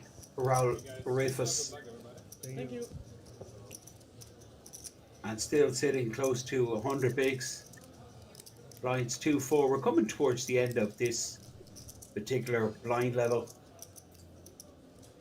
Still 160 odd players in the mix.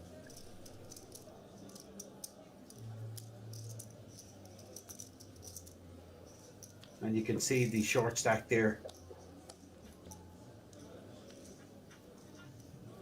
Cornelis Gent.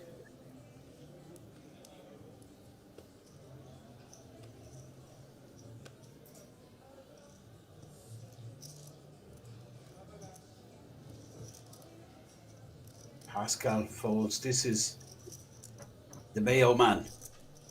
Big slick yet again. This time it's the Mayo man, the chip leader on the table. 450. However, he was playing 600k not too long ago. Still the massive stack, but on a downward trend, and it's, I mean, Derek, like, you could be sitting there with like just a small bunch of blinds versus a guy with 100 bigs and just feel you have momentum and things are going your way. And yeah, it's human nature that we obviously think about how many chips we used to have, and you know, if you have 400 and you had 600 an hour ago, that feels very different from if you have 400 and you had 100 an hour ago and doubled up twice. But actually, it's just exactly the same situation. You've got 400, and that's what you kind of have to just remind yourself. So the short stack, who only had 11 big blinds, I think, has found a hand here, but obviously Michael's going to call, and we're going to see a flip.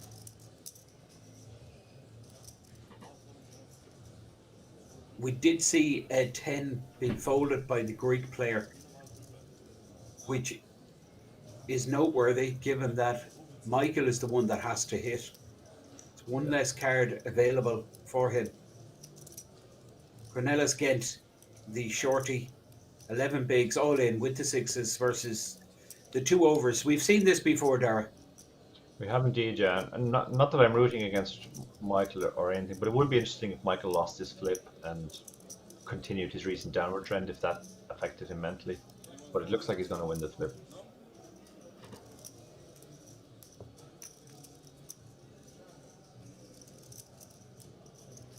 Cornelia says, don't panic, guys. The 6 is coming.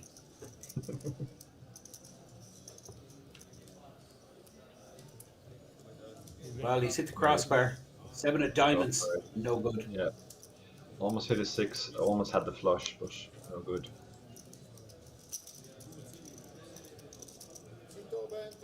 Flush draw. Straight draw. Yeah, he almost hit everything. Michael will feel a bit better now. River cards.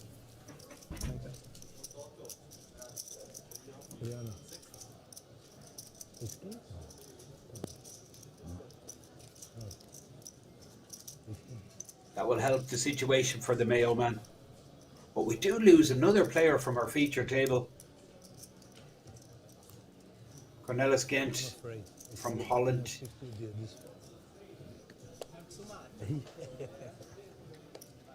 You see Raul and Mateus having some afters there. I did catch that they were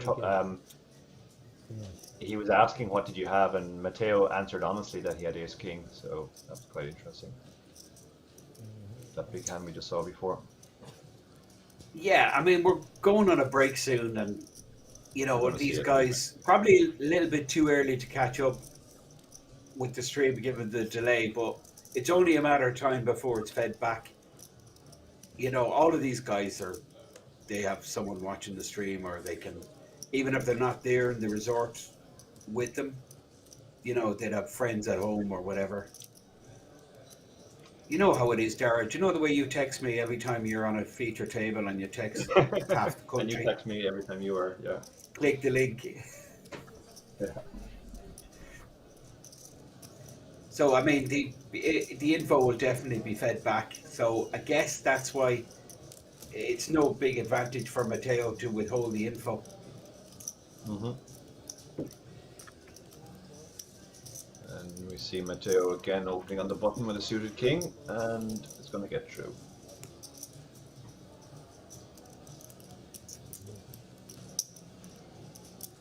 Yeah, I mean, we mentioned this guy, Matteo. He has been the standout player really for me, Dara. Yeah, he's shown. And he's been rewarded. Yeah, he's shown a bit of everything. He's constantly firing away at small pots, winning small pots, but he's not afraid to put all the chips in as well, as we saw in the Ace King hand. He's not afraid to 3-bet the chip leader light. He 3-bet him with 10-8 suited earlier. He's basically shown everything here.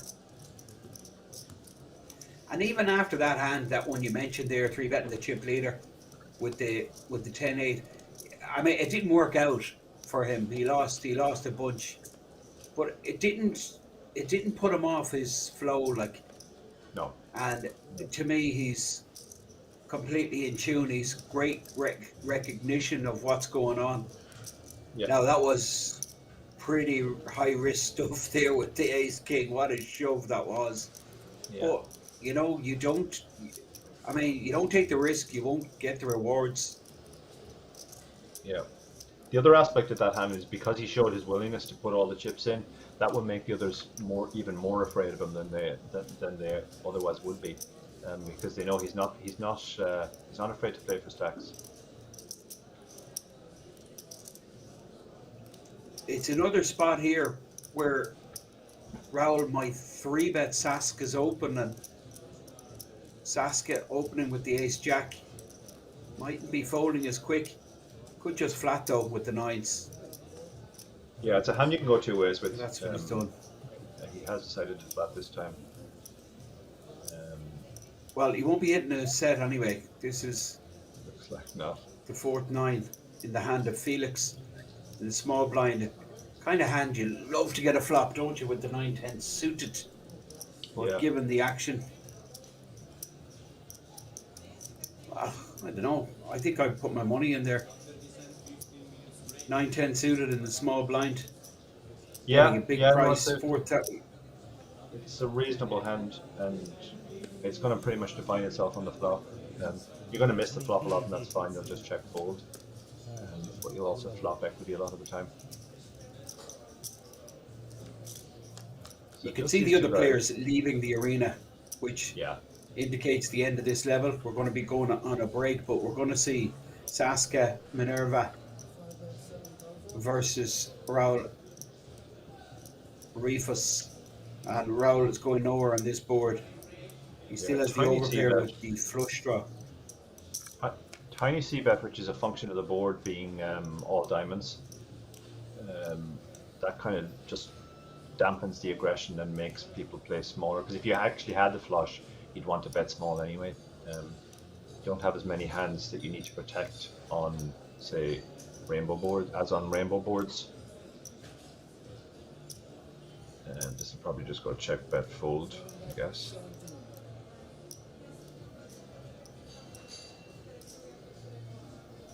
And Saska, who's had a great he had a great spin on this table. He got a stack up close to 300k at one stage, but when we come back to the 2.55k, he's just going to have about 23 bigs. Yeah. He's going to be folding here, as you said, Dara. Ace Jack, what's going on? Hello. Okay, so check calling the 17. Yeah, he doesn't fully believe, obviously, on this board that. Well, I mean, does he go for it here? It's not unreasonable. It would be very, very brave. Any diamond makes a flush, any 4 makes a straight. Yeah. a little bit surprised to see Raul check Casca down to 20 bigs. I think Raul could have gone for value there with his 9 high flush. You can get called by some 2 pairs straight, maybe. Well, that is the end of level, and we are going to go on a short break. We're back in about 15 minutes. We'll be bringing you all the coverage from this World Series of Poker Circuit Main Event Day 2. So join us in about 10 minutes, signing off for a quick break. Dara and I will be back soon. See you then.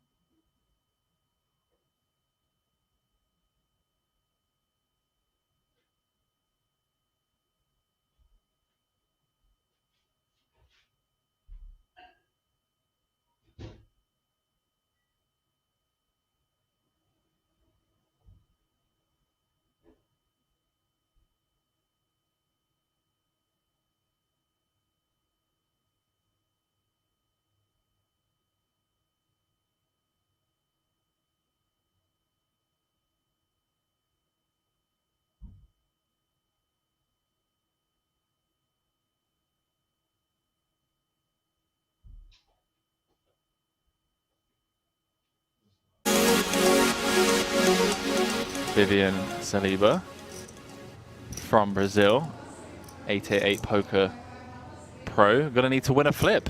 I mean, this is a fair start, right? Fair start to the live stream. And why is the Italian flag beside Vivian's name, Henry?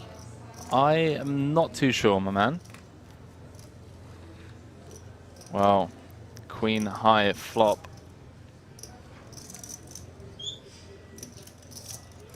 Andrea now an 86% favorite to win this hand. Let's get a little turn sweat, a little 8 ball. That's not an 8. Yeah, you're right. Yeah.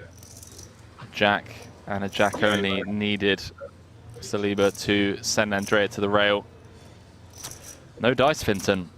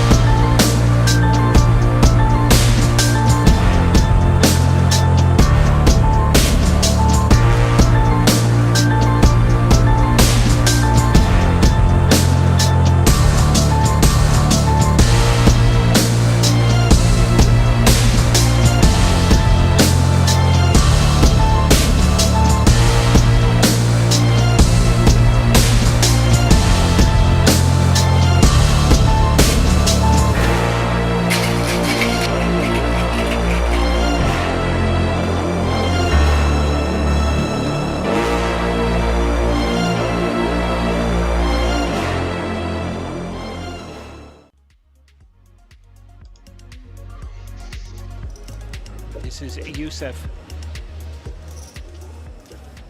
Pocket tens. 20 big blind stack. I think the short stack, Danielle, who's sitting on 11 big blinds, has a legitimate decision here with ace jack. and he decides to put it in. Sebastian is interested, and why would he not be with ace-king suited?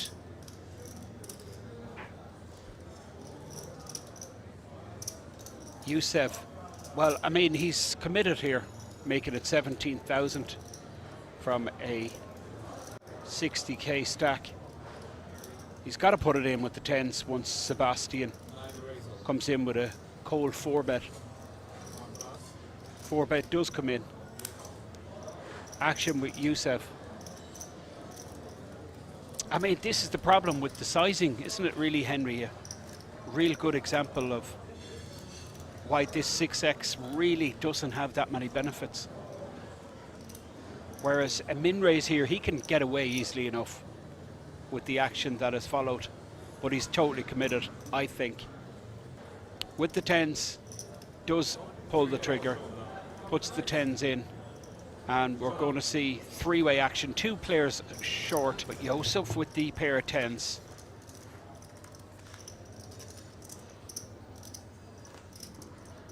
Well, this is good for tens. No diamond, no paint, no ace.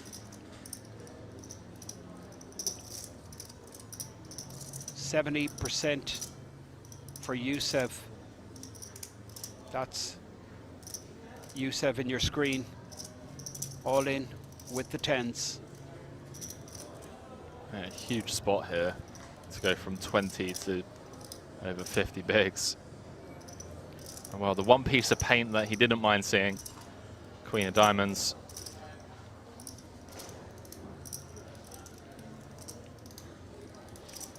Daniel on the ropes. Jack, and Jack only.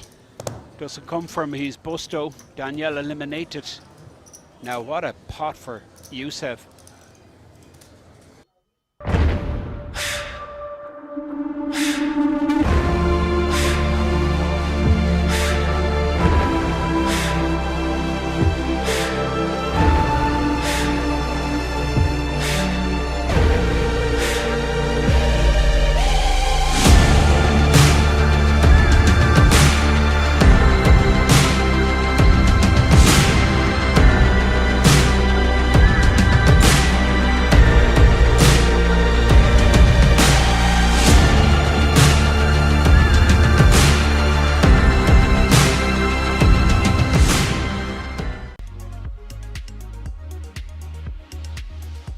Hold it right around to A-all in the cutoff who lets go the 9-6. Now we have Giuseppe with a small pair in the button.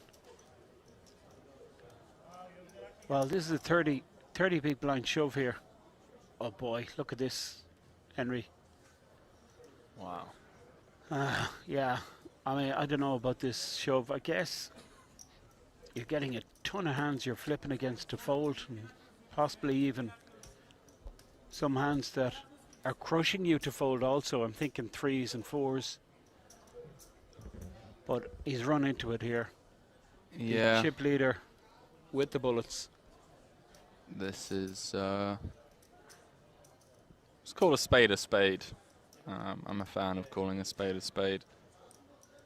This is a bit of a blunder from Giuseppe. 30 bigs. I'm probably folding button, to be honest with you. I think I'm always raising.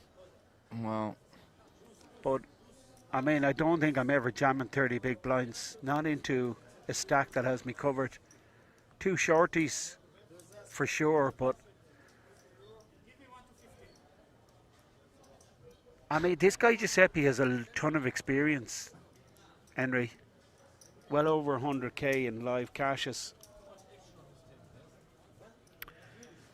well, let's put the bag on. It kind of went wrong for him against Youssef just before the break. I mean, what do you do? I mean, I mean, the dealer could hand him the deck and say to him, pick whatever card you want out, you know. Brutal. Absolutely brutal. He needs perfect. I mean, perfect. can we get a sweat at least, like a king? A king would have been fair, right? Wow, deuce on the river.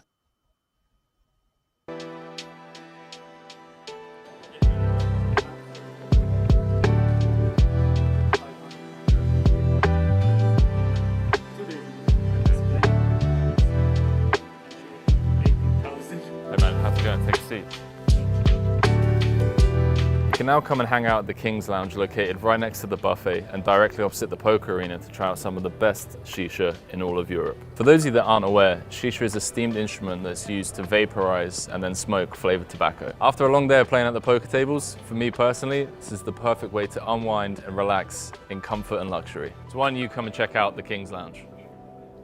Cut.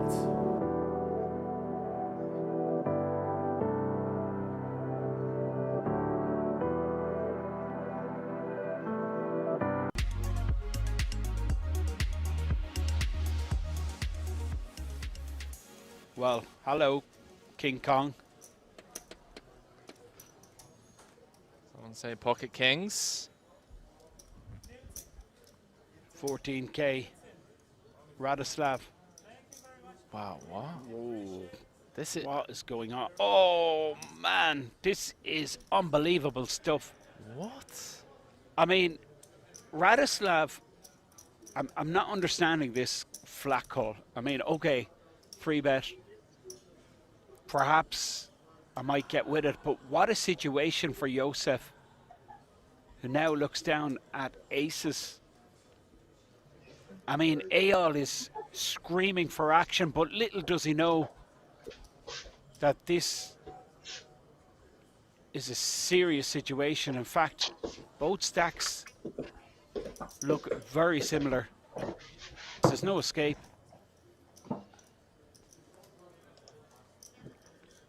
Yeah, a really sick spot, obviously. It's cold as it comes pre-flop. Guess Radoslav just frustrated, hasn't really managed to get involved at all since he joined, but I mean, he's only played like an orbit. Interesting to note that 9-5 suited flat from early position. Eyal in trouble. It's an interesting one as well, because Yusef has been pretty snug pre. Well, I mean, Eyal never getting away from this snap call from Yusef. Eyal in desperate shape here. Clubs? Clubs helps, for sure. So running clubs, or that king of spades that's still in the deck. 8% Eyal. I love that shot from the camera team, Class. by the way. Absolutely class graphics from our production team, showing the two players that are all in. Deuce, end, well, I was going to say end of story. It's a one-outer. King of spades and king of spades only needed for Eyal to survive. Doesn't happen. Well, it's brutal, isn't it, Henry? I mean, what can you do with kings? You just get your money in.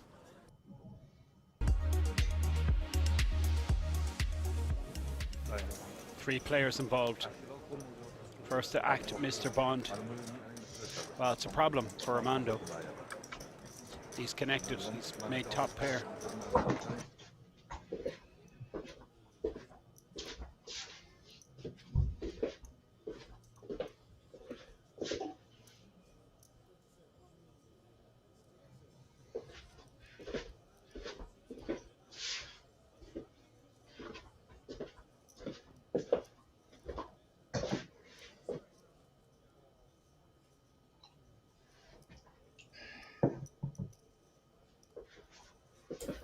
Welcome back to the World Series of Poker Circuit Main Event. This is day 2.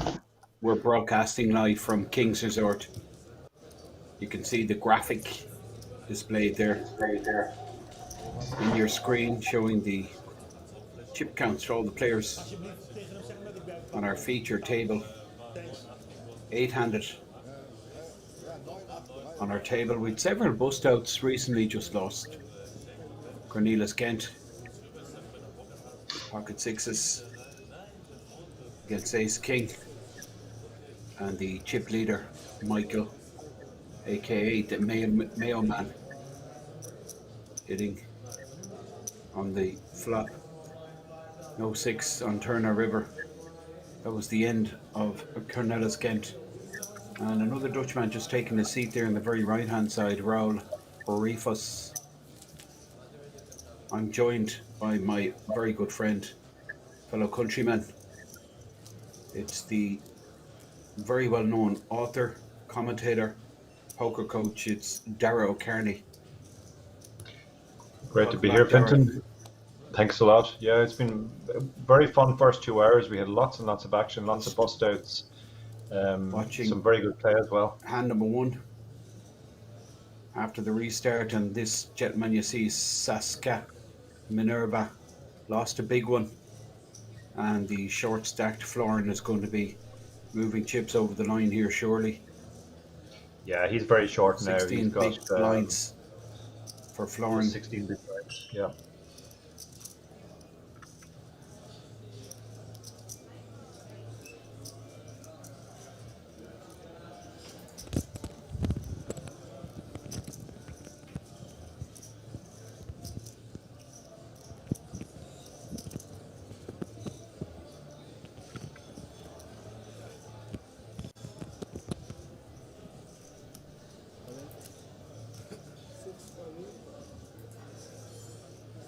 So all in from Florin,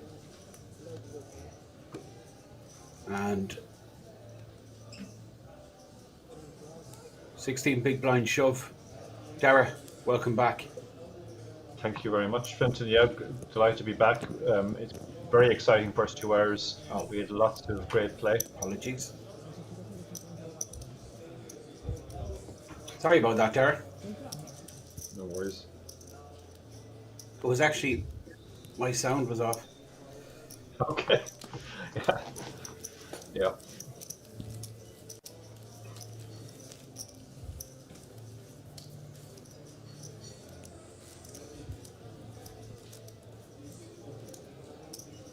Welcome back to everybody on Twitch. Hi, Bobbish, and everybody else watching.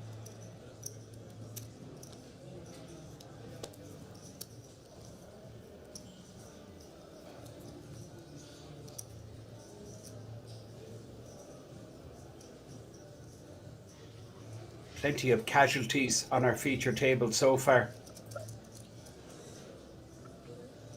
Yeah, it's been real Down action to first 2 about hours. 100. We're down to about 150 players, and average stack is, well, it's about 260k. Of course, these figures are total guesses, Dara. I'm sure you can work it out more accurately than I can. Yeah, if 10% of the field are getting paid, the average on the bubble should be exactly 10 starting stacks. So we'll start moving towards that as we get nearer the bubble.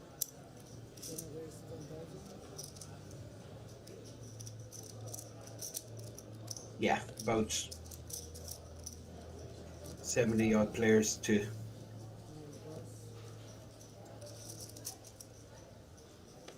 go bust before we hit the money. 60, 70 players.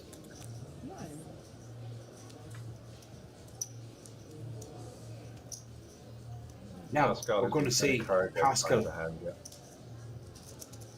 put all the chips in. Yeah. Now this is interesting. Michael, Ace King suited.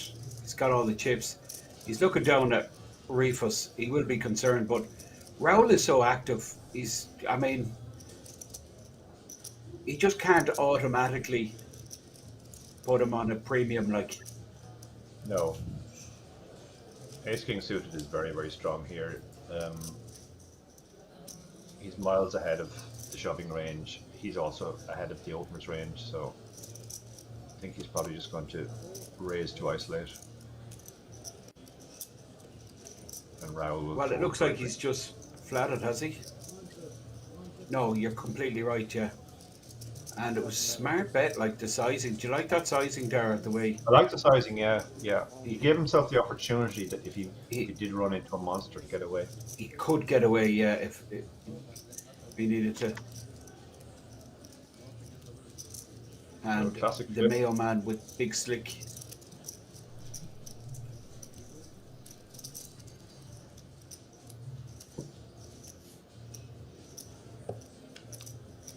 We saw him win one of these flips shortly before the break, Ace King against sixes. Can he do it again? Who do you fancy here, Finton? Well, I think I'm on the 8s, I'll be honest. But I'll let you know after the turn. Turn's an interesting card. A few more outs for the Ace King. 3, corner pocket. Ace or king. A lot of aces and kings are in the bin. And the 8s do hold for the double Pascal. That's all right. And you can see the kind of the look on his face, just as if to say, hey guys, I'm back. Yeah, always a nice feeling to get the And double the after Mayo. you've had that frustrating period.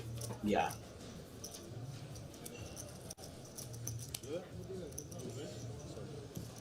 Yeah, but ace-9 suited. Had jij de river? Raoul, had jij gecallt als hij vol? Had jij gecallt als hij vol? Nee, oké. Suited.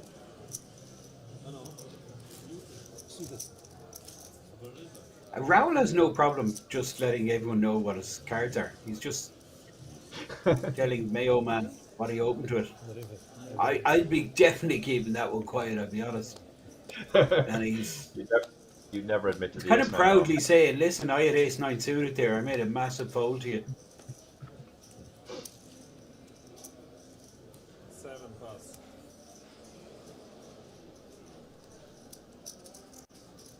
Now, Matteo, Queen Jack suited. This is strong enough for the Italian to get involved. He makes it 11,000.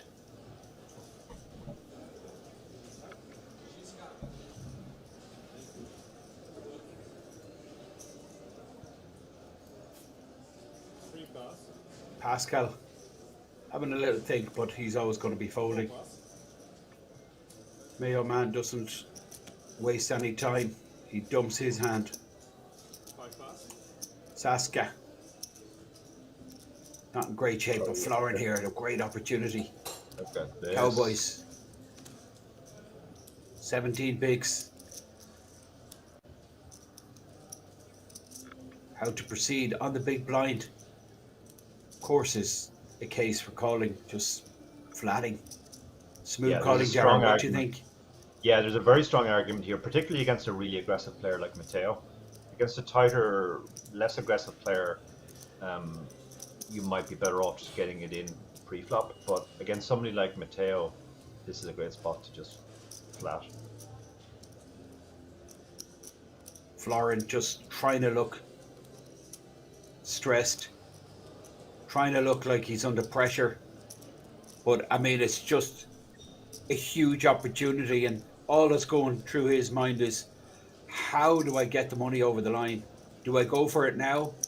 Do I flat call, as we were just speaking about, in the hope that Matteo blasts off? Looks back down. No change to the cards, but he decides to try and go for it. I think it's just slightly too big. It's just 3 or 4 bigs too big, I think, Derek. Yeah, it feels too much, and also Queen Jack suited, while it looks very pretty, it's going to be dominated a lot by the kind of hands that are going to do this. This could be Ace Queen, this could be King Queen suited, this could be Kings. He's called, Derek. Queens. Has he called? No. He's snap called. He didn't Well, like. called. Yeah.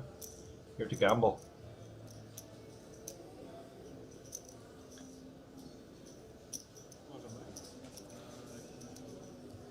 So it looks like Florin's decision to let rip was correct.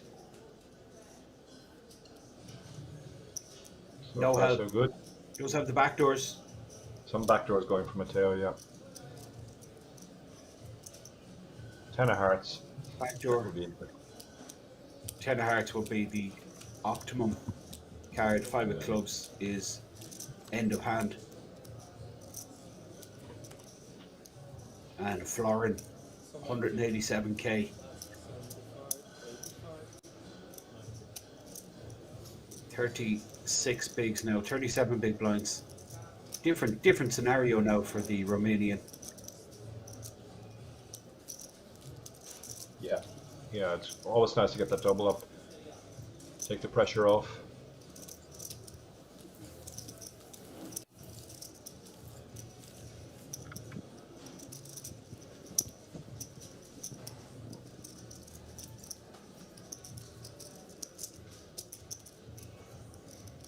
We also have gold ring number 15. running today, which is the final event of the current series. That held a 100k guarantee, and that has been smashed. 136,000 prize pool created by close to 200 entries, 195 entries. And that will be played out to a winner tonight, gold ring number 15. That's the 250 bounty.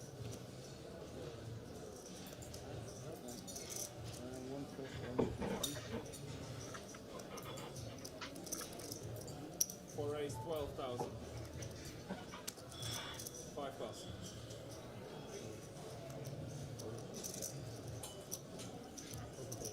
Michael's stepping out of line a little bit for the first time with the 9-6 suited. Yeah, I guess, but I mean, I would have expected this play continually, you know what I mean, given this stack situation. It's a little bit different now, Dara, as you're pointing out, maybe, 400. I mean, there's 2 or 3 players close to the same stack as them. Yeah. And 7 come. Yeah, I don't mind the open at all. It's just he hasn't really been doing it up until now. Absolutely, yeah. 3 And Raul, Florent, both with the same hand, they're blocking each other, but both hit. Flop 2 pair. But the Mayo man might fire. Yeah, he versus has shown the 2 tendency people. to keep that. 7, 7. He probably shouldn't bet into 2 people here, but he has shown willingness to fire off on almost any flop. We saw him bet the 9-8-6 flop, which didn't really favour his range, and we saw him fire 2 barrels earlier against Matteo.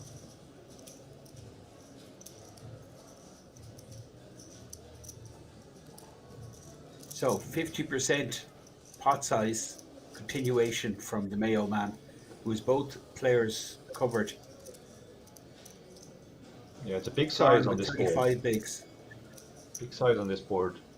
You'd normally expect smaller sizings on this type of board because a king doesn't really need to protect. It's a hard board to hit, 6 go.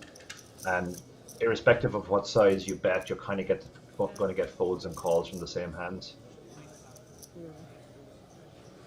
Yeah, Raul doesn't fancy this now because it's 3-way and he only has a 10. He has to be afraid that one of them has the king. Heads up to the turn.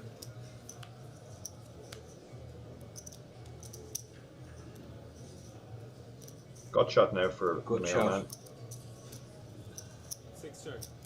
9 no good, 6 no good, but 8 would give him a straight. And just like you pointed out there earlier, Dara, given the Mayo man's form, not out of the question from the fire again. He is going for it, and you gotta you really got to tip your hat to him. He just doesn't.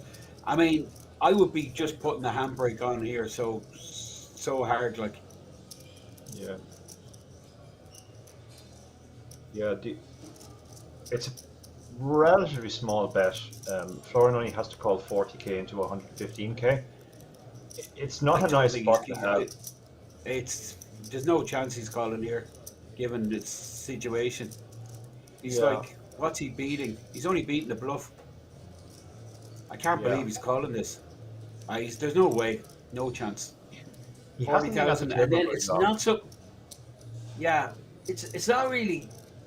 Okay, 40,000 is a huge percentage of a stack. It's 25% of a stack, but what's going to happen on the river, Dara? That's the problem, isn't it? With the position. Yeah. So these cards, I think, have to go into the muck. I was about to say, like, this is a spot where you can only call one more bet, so you kind of have to decide whether you think your opponent's going to bluff or not. Now, if he'd been at the table longer, he might have picked up on the fact that Michael has a tendency to bet flop and turn and then give up on the river. So if I was at the table, I would call here and then fold the river to a third bet. But Florian hasn't been at the table very long, so he doesn't really know. This is a really gross spot. Like, he can call one more bet, but he can only call one more bet. So.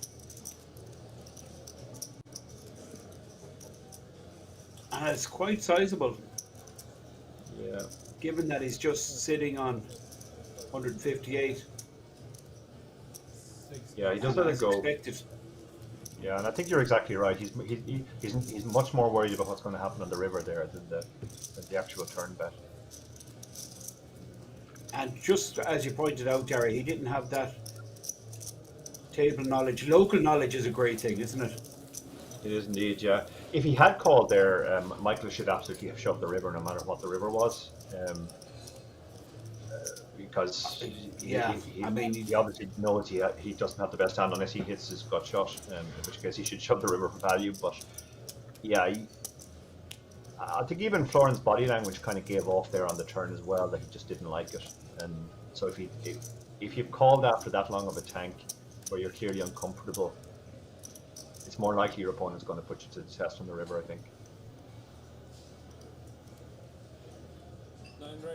350k stack, which is 70 bigs for Matteo.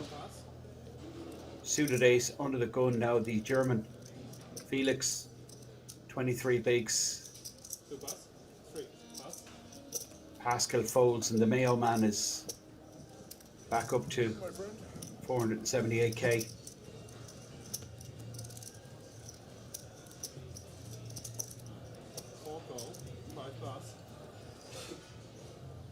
I would prefer to see a 3-bet here.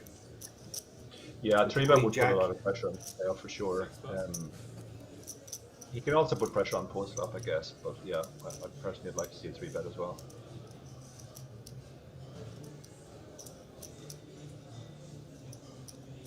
Going to bring in the Jack-10 suited as well. And big blind getting a massive price. Yeah. The doctor with the small pair.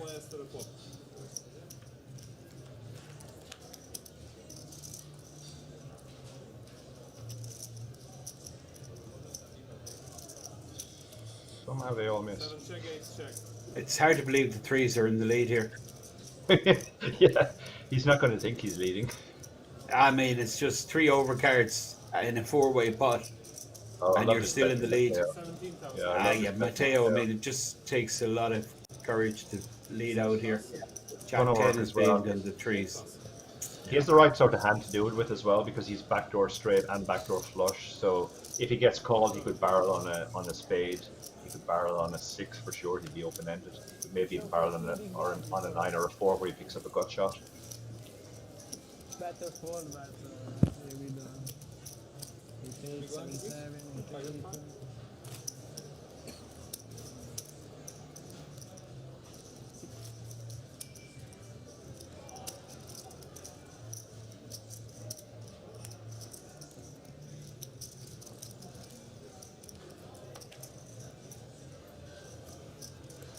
So 87 players will get paid.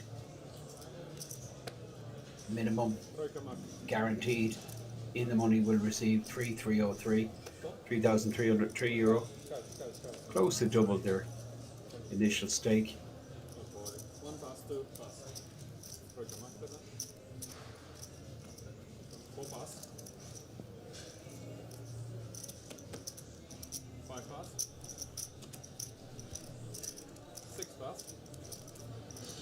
About 140 players remain.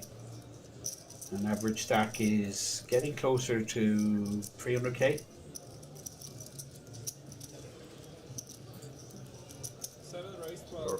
Raul's going to open the ace-3 on the button here.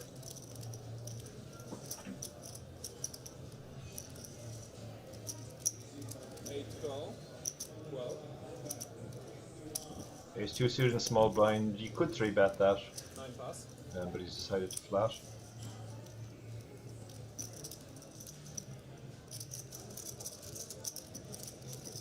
Up to the flop.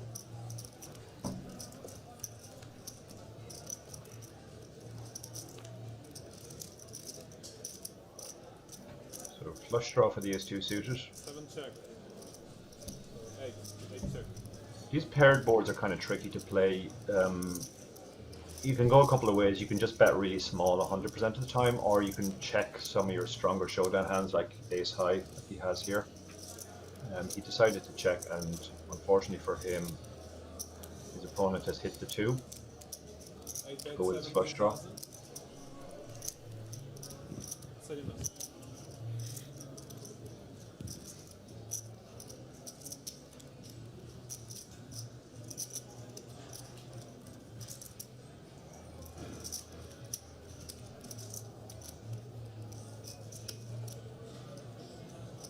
Seven pass.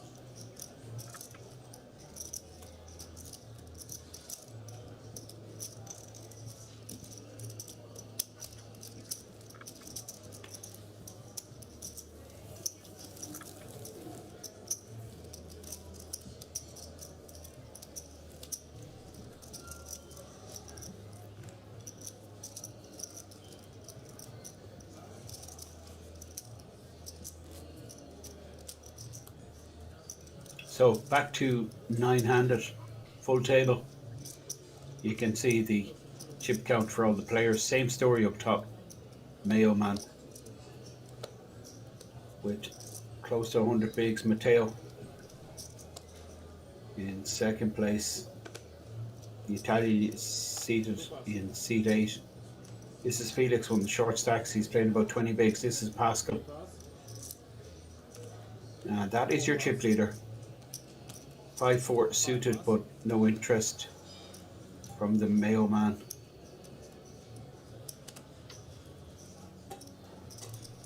Florin. 6 pass. Folds and Raoul with 355k. That's that. Well, it's going to get involved there.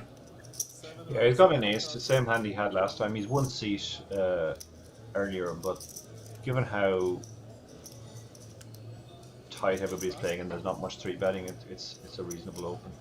Just try and take down the pot. 9 pass. This is probably a defend. Don't really like these type of bad, disconnected, unsuited kings, but you're getting a great price here.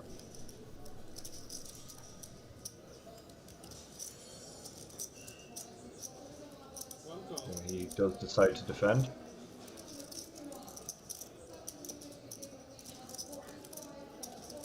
Heads up to the flop.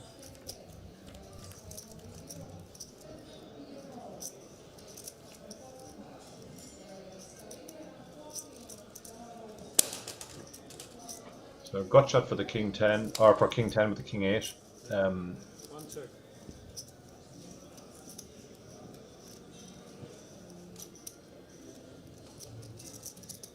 Seven bet 6,000.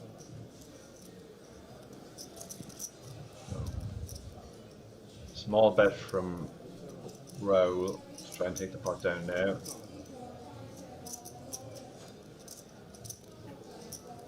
Call from the big blind, and he hits the king on the turn.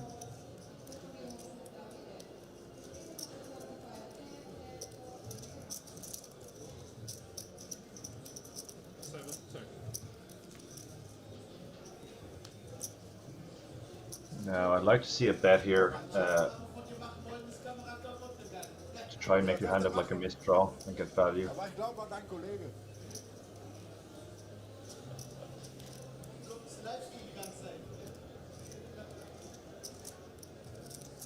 Might induce Raoul to bluff here though. That ace of spades in his hand might motivate him, Dara.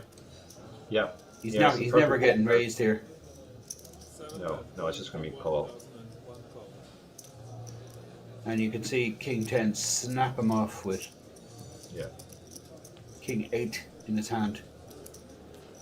Sizable pot.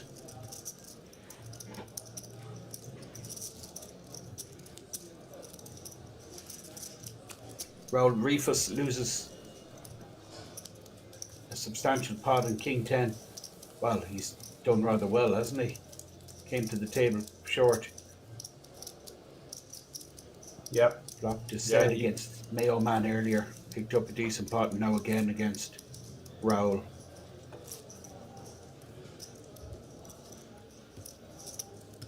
Yeah, he reaped the benefit there of not being afraid to defend a pretty weak hand. Check the turn. Against late position raisers, in particular, you want to defend super wide and just kind of play a check call game a lot.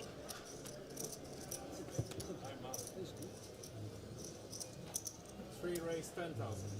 4 plus. Minimum raise from Pascal with ace 9 suited.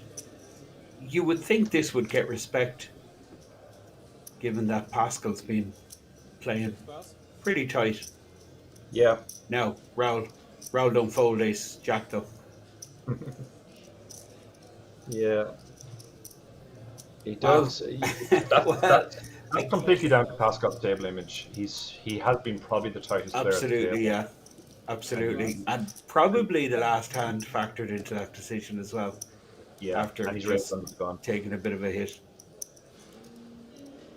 It's also the first time he's min raised, and when people use different sizings, the first time they do it, you don't really know whether that means he has a weaker hand, which we can see that he has, or he's propping with a stronger hand. So I think if the other players pick up on the fact that Pascal is using this smaller sizing with his weaker hands, he could have problems down the line, but for now they have no idea what the small raise means. The doctor, who's a new addition to the table, 8 check.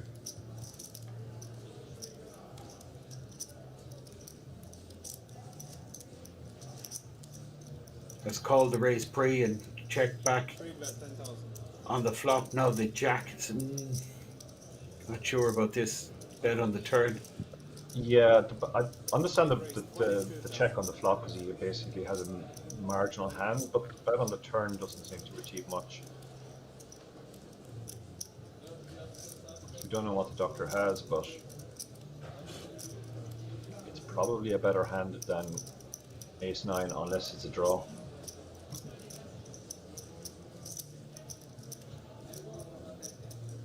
Oh, he check raised as well. Not out of the question for him to be sitting there with king 10. Yeah. This is a tiny check raise as well. Ace 9's an awful hand to have in this spot because you could be dead already, and at the same time, if you're folding this, getting 6 to 1, more than 6 to 1 on the call, it's pretty easy to be exploited in this spot. I think you probably just have to call here and fold to any further action on the river. He has decided to let it go.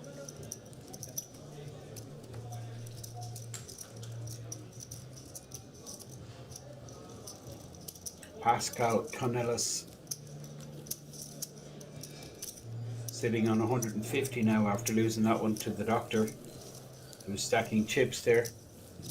Right hand side of your table. This is our feature table, day 2 of the World Series of Poker Circuit Main Event. We're streaming live from King's Resort. This particular event is the 1 million guaranteed gold ring number 14 main event of the festival. Also currently running in the resort is the Bounty Hunter gold ring number 15, which is the last 4 plus. event in the series. 5 plus. It's great to see more Bounty Hunter events live. I love bounty tournaments, and they're mostly what I play these days online. Of course, they're so much easier to run online than they are live. Yeah, yeah. But yeah, they're a great addition, and I'm looking forward to playing a mystery bounty. 8 plus. I've heard good things about them. Yeah, 9 plus. yeah. I haven't played one of those yet either, and they sound very exciting.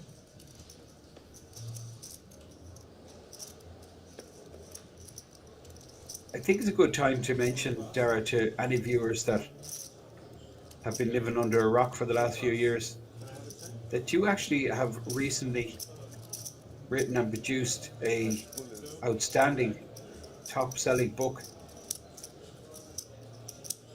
called PKO Poker Strategy. Yeah, thanks, Vinton. Yeah, that was the second book myself and Barry Carter wrote together. First one was on satellites, and then we were looking around thinking what would we like to write on next, and just bounty tournaments have become so popular, particularly online, that we thought, and there wasn't any book out there already on them, so we felt like it was a good subject to tackle. So for any viewers, Dara, that would have not played or don't regularly play knockout tournaments, if you were like to give them like 3 bullet points, you know, just say you had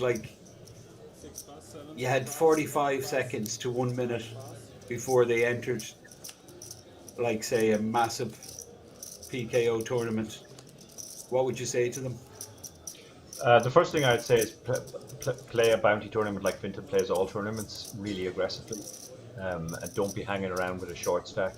You really want to build a stack, give yourself a chance to win as many bounties as possible. So yeah, point number 1, play much more aggressively. Point number 2, don't play the short stack cautiously, gamble. And point number 3, when somebody who you cover goes all in and you can win their bounty, you obviously have to call a lot wider, because of the fact that you can win the bounty. Half the prize pool is in the bounties, so if you're not competing for the bounties, you're basically playing half the tournament. No, I'm sorry.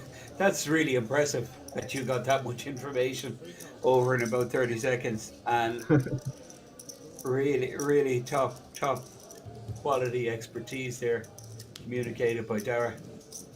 Of course, the baseline factor in these PKOs, these bounty hunter tournaments, is the prize pool split. Yeah. And really well put, Dara. I never actually even thought about it like that. You're not going for the bounties. You're only playing for half the prize pool. Yeah. Chat comment from Bobbage in the chat for you, Finton, says, Finton, don't you even think to touch my rock. I live very well under it, buddy. Okay.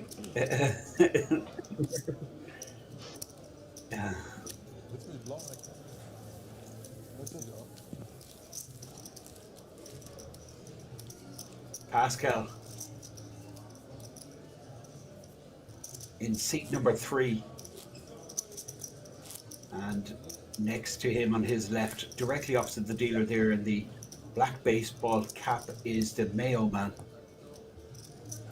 And then we have next to him the gold ring winner from this series, Saskia Minerva, the German who won the 7-card stud. He's directly opposite the dealer in the red top. Next to him then, under the gun now, is the Romanian, and this guy comes across to me as very competent, Dara Florin. Yeah, like he has been a couple of spots. He was in a horrible situation there against the Mayo man earlier. I mean, what can you do? You're just out of position. It's just really a demonstration of the disbenefits of playing hands out of position and playing them passively, just flatting. One race, 12,000. It's one thing playing out of position, but when you're not in control of the pot, it's an even greater challenge. Yeah. And King 10 is going to have a challenge here, Dara, with 6s. Yeah, you've got the 6s versus the short stacked Felix. Yeah, not surprisingly, Felix decided to just move all in for slightly more than 20 big blinds. Sasha will fold this hand. 5 pass. And this is kind of close. Third of a stack. Yeah, it's kind of close because you have a pair, and as you said earlier, if you fold your pairs in these spots, you can get exploited, but it is only 6s. You're losing to a lot of pairs. You're not beating them very much. This feels very much on the line. So it's just trying to extract hand strength information from Felix. That's what King 10 is trying to establish. Interesting, yeah.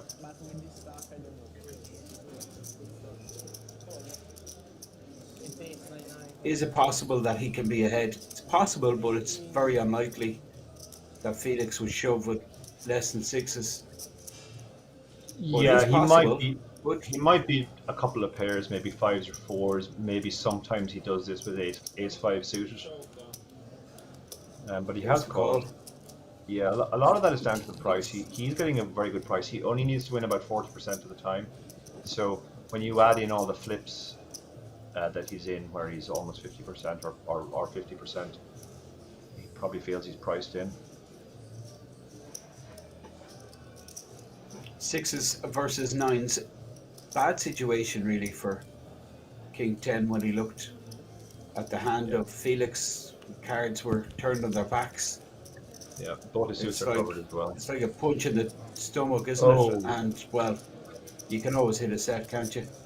And the problem for Felix is one of his nines are in the dustbin.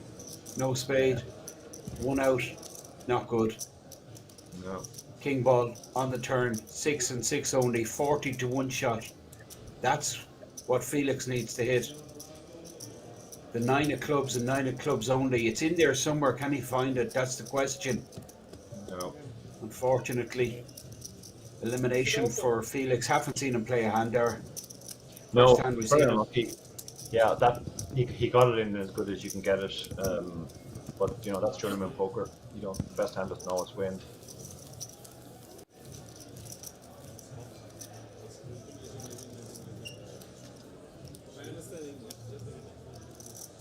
So that actually King 10, of course, give it pretty sizable stack now, but you can just see he's explaining to the whole table his thinking process. I don't blame him for making the call. Of course, it'd be a different scenario. He'd be sitting in pure silence if that 6 didn't appear. But he's telling everyone his thought process and how he makes that call every day, all day, and it's the right play. No one's interested though, except Mayo Man, pretending he is. Now, Raoul is a good addition to a table, particularly a live stream table. Raoul, he's full of action. King 10, nice stack, 400k plus, and he's still talking about the sixes, saying he hasn't bad beaten anyone in 5 years. He was due one.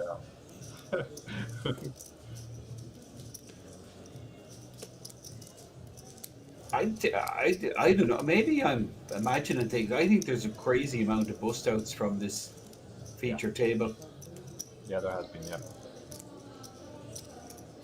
Like I'm looking at the clock going down, and the clock is just not going down that fast. Do you know what I mean? Yeah, it feels like we've lost almost the entire table when you consider the people who've come and busted in the meantime as well. Very high rate of attrition here. So the 9-7 limps from the small blind, which with his stack is pretty standard. This is probably a check back. You want to sort of raise more polarized. So if you have a better hand, you're raising for value, and if you have a worse hand, you're raising as a bluff. So he does check behind, I think. Yeah.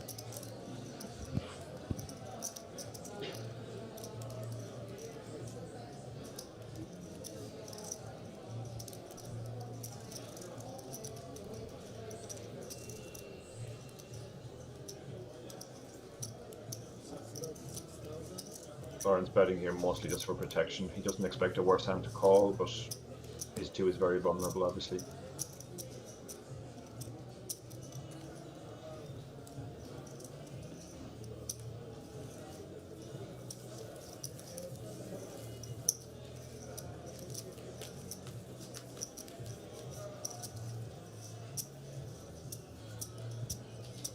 So 8-handed on our feature table. Again, just to remind our viewers what we're actually watching, it's the World Series of Poker Circuit Main Event. So up for grabs here is one of them very prestigious gold rings,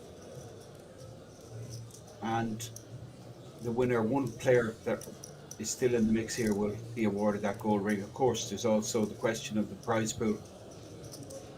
First place payout is over €200,000. Dara, you were very close to winning a WSOP bracelet some years back, if I remember rightly. I was close in the sense that I came second, but but when I got heads up, you were in I a think my opponent- bounty hunter, was it? Yeah, it wasn't a bounty hunter. Turbo, was it turbo? Was it? No, that was this year. The No. one back in 2015 was just a regular 1500. Okay, it was a regular. Sorry, yeah. Yeah, but I think I was the shortest stack on the final table all the way up to heads up. So yeah, I'm not sure how close. And what was the chip? What was the chip ratio heads up then? Something like 12-1. I did get it back to, I don't know, 6-1 maybe, and then got it in flipping. So if I'd won the flip, it would have been 3-1. Then maybe I could say I got close. But yeah, it was a great experience. I love going to the WSOP every year. It's a real sort of carnival of poker. What kind of prize pool was that, or how many entries was there in that event, that particular event you got heads up? I can't remember how many entries there were. I do remember that there was 420 for first and 260 for second, and we actually did a chop where I got 300, even though he had a massive chip lead. So it was a pretty substantial prize pool. So I guess there must have been a decent amount of runners, probably over 1,000. I'm going to guess 800 or 900 given that prize pool. Yeah. You would think first place 30%, right? That sounds about right, yeah. So maybe about, I don't know, 1.2 million, 1.3 million, 1,500 buy-in, about 800 players. That sounds about right, yeah.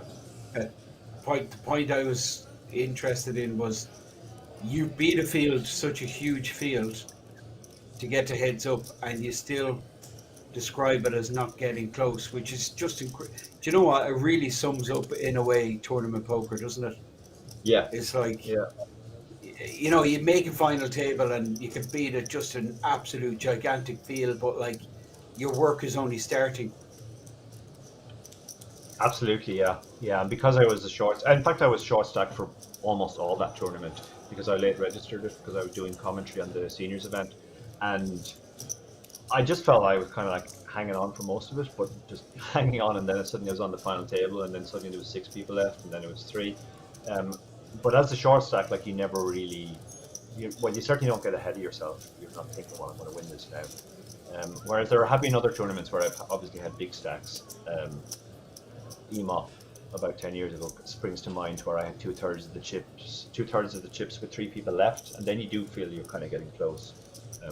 Didn't win that one either, but yeah, it's kind of, it was weird because afterwards, like, I didn't feel that disappointed because, like I said, I didn't really feel I was ever actually that close to winning. It was just a case of trying to get the most I could out of it.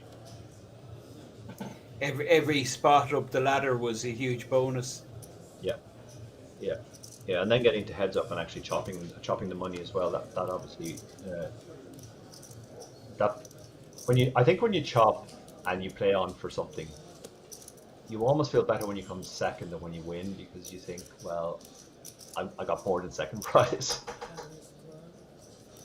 Okay, yeah.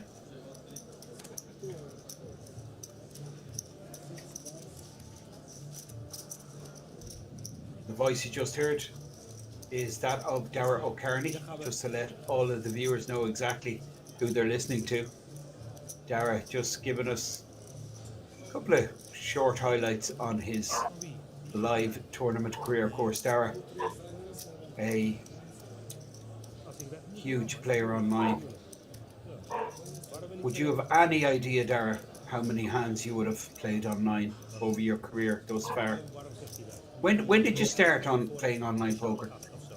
I started playing online poker back in 2007, so it's 15 years at this point, and I'm going to guess I play about 2 million hands a year, so 30 million maybe? 30 million.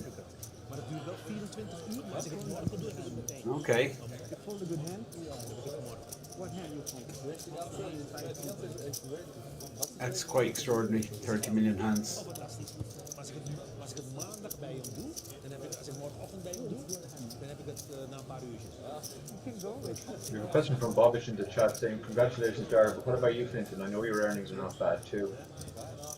Yeah, Fintan is a legend in Irish poker. I remember Fintan getting a very big result in Barcelona back towards the start of my career. Do you remember that too, Fintan? Actually, I do remember it because I need one of these again, quick. In fact, I need one of these results every year.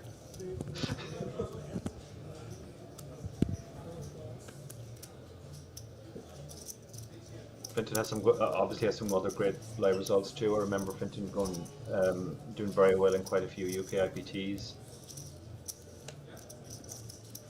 I won at a UK IPT, Derek. Yeah. Was that the Edinburgh or the Isle of Man? Edinburgh, yeah, it was a great tournament. Brilliant I think he got heads festivals. up in the Isle of Man as well.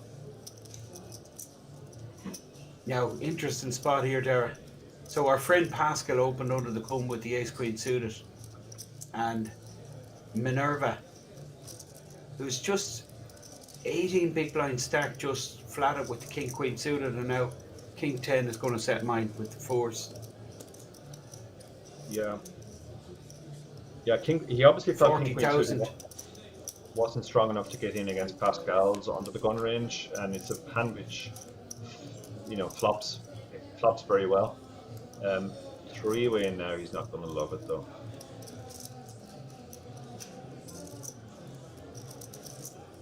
Interesting to see what Pascal does here. It's 3-way, he's missed, but it's a board which is difficult to hit. He'll decide to check. He's got 2 overs and you can see for Saska can actually win this. He checks back. Okay. Well, he's 2 overs, backdoor diamonds, backdoor straight. So he's picked up the backdoor, or he's picked up the gut shot now to go his 2 overs.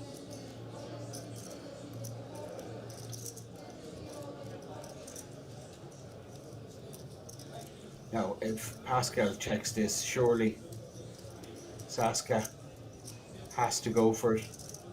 Huge incentive for him given the size of the pot in relation to what stack size he's playing. Yeah, it makes sense to bet now. They've both shown weakness twice, and even if you're called, you have equity. You're definitely good if a 10 comes. You could be good if a king or a queen comes. But king 10 is going to call 1 anyway with his pair. Well, this is, I find this is interesting to me, king 10, given that Pascal's still in the hand, but I guess it makes sense because Pascal checked, so Pascal is folding almost everything here. Yeah. And king 10 is thinking, well, of course Saska is going to have a bet if it's been checked to him twice in position, so it's a pretty decent call, Derek, from king 10. It is, yeah, but I think Minerva has to go for it here. He has to recognize that his hand isn't good. But no, he's decided to give up, I guess. Shrug. Well, that's a huge reward. Yeah, he's probably got a decent call from king 10. I mean, king 10 had a reasonable call 1 hand there. I'm guessing he would have folded on the river, although maybe not. I mean, a lot of draws miss, etc. But I'm a bit surprised actually he didn't go for it there, because he has one of the worst hands he can possibly have. So it seemed like a reasonable spot to bluff.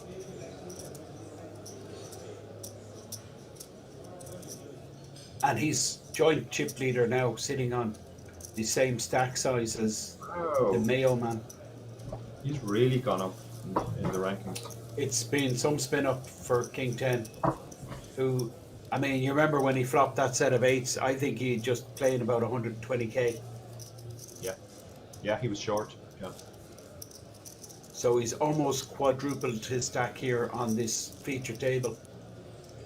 Top of the chip count chart, and down bottom is Saska, Minerva, just 13 big blinds. This is the circuit main event. The buy-in was 1,700,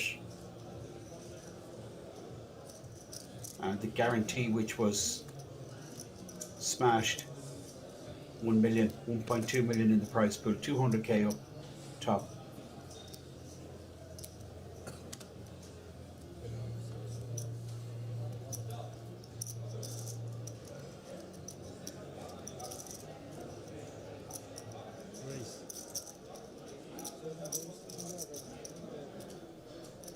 So we're going to see it. Yeah, Raul opens the ace queen here. Interesting call. Wow. And 9 off on the button.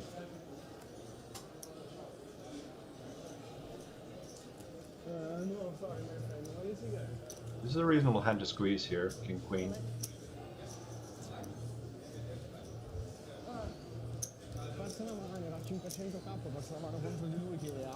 He's just called as well. Pascal's getting such an amazing price now, but he has the absolute worst kind of hand. High card, low card unsuited.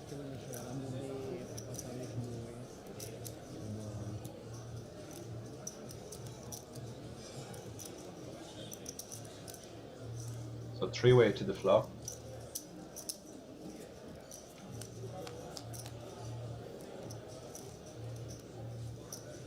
They all missed again. Well, I mean, this is why you have to take advantage of pot odds, Dara. Pascal. Yeah, he would have hit jack actually, yeah. Yeah. I mean, he could have won this pot. 43 grand out there. Yeah.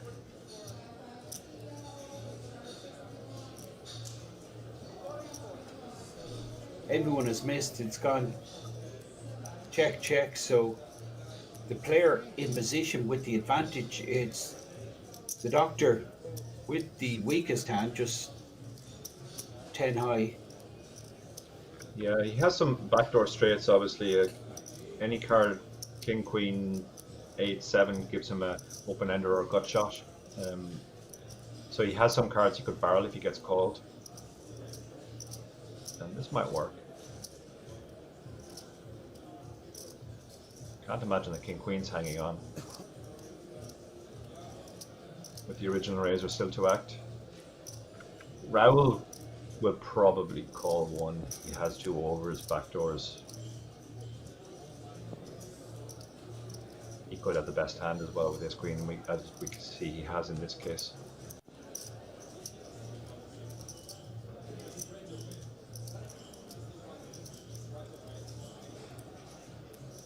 Oh, he's decided to let it go. So, enterprising play there from the doctor.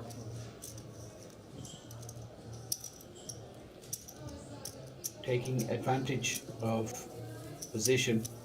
Last to act, scoops a decent pot. 43k. Average is 300,000. We've about 130 players left.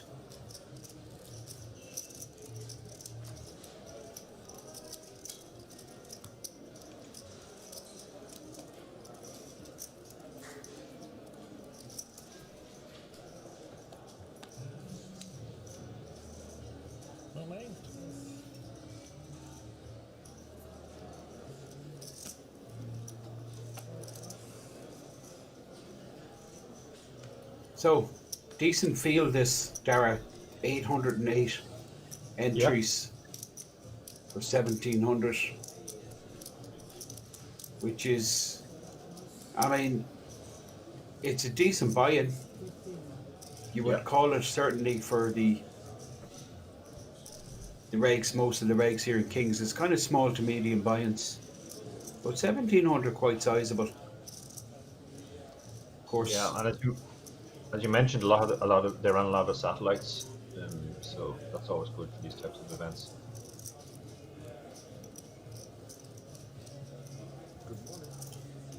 Two of the bigger stacks here clashing. King Queen versus the Jacks. This is a 3-bet incoming from King 10.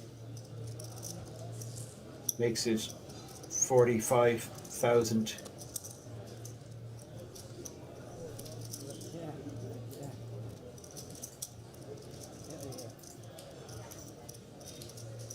tricky spot now. King Queen offsuit isn't really a hand you like playing out of position against a 3-bet. You can sometimes think about turning it into a like 4-bet.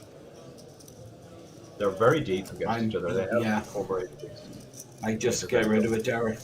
Yeah, I think folding is the prudent option there. If you want to play the hand, 4-bet it. He shows the jacks. I was just saying about the field size, Dara. The resort here, of course, can cater for like 1,000+ players in any one day. And well, we're actually going to go to the outer tables and see some players. And we have Joseph Gulas. You can see him there, just take his seat with the baseball cap.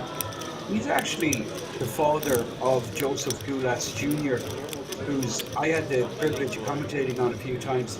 He actually won the main event, his son, and Joseph Gulas has close to $1 million in live earnings himself. Wow. And it looks like we have an all-in on a call. It looks like three-way. We have the Italian Simone, Joseph Gulas, yes, Sharon. Well, Sharon is celebrating with 2-5 in the big blind. It looks like he got a cheap flop. Yeah, I got a cheap flop and hit 2 pairs. So, and it's a recurring feature, but we've been talking about defending the blinds very wide, and when you're getting a great price, you'll sometimes get a big payoff like that.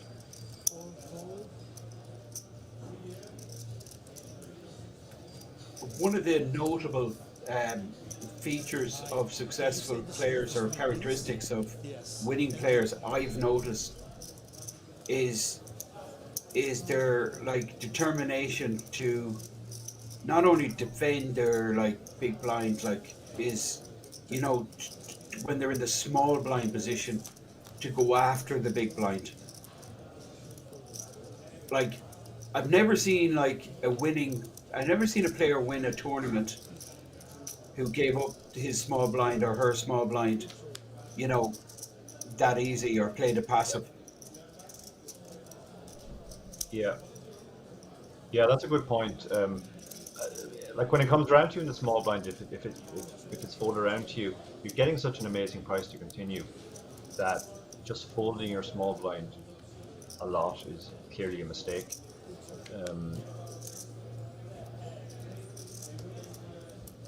So you really shouldn't be folding very much. You should be limping a lot.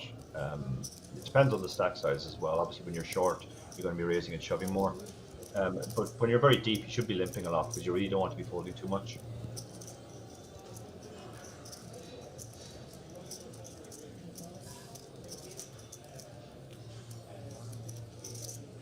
Saska might get a call here.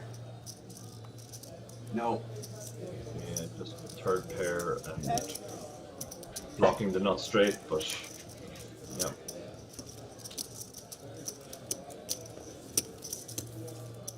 Bad play. 10. Du? Ja, das war das. Vorm River oder nach dem River? Nein, auf dem River. Blind level is 2,000, 5,000, 5,000 big blind ante, and 88,000 in the stack of Saska, which gives him 17 bigs, and you can see a bit of a gap then up to Pascal. So plenty deep. Yeah, lots of play in this feature table. Very interesting period.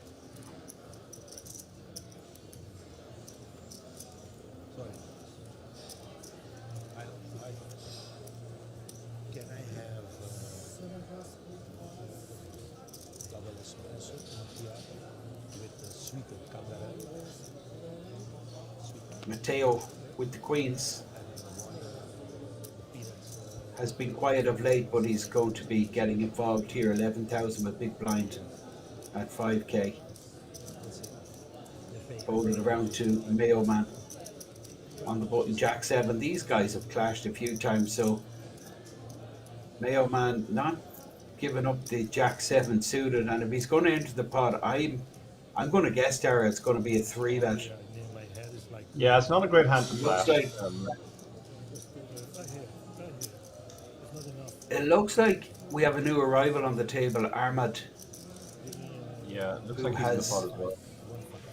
flatted with the Queen Jack. Blinds are Yeah, just so going to get out of the way here. Yeah, this is a squeeze. Florin. This is probably the right move at the wrong time. His hand didn't play great as a flat, but it has some stuff going for it. And generally, when you're looking for hands to pick, to light 3-bet or light squeeze in these spots, you want to pick hands that aren't quite good enough to flat, but they still have something.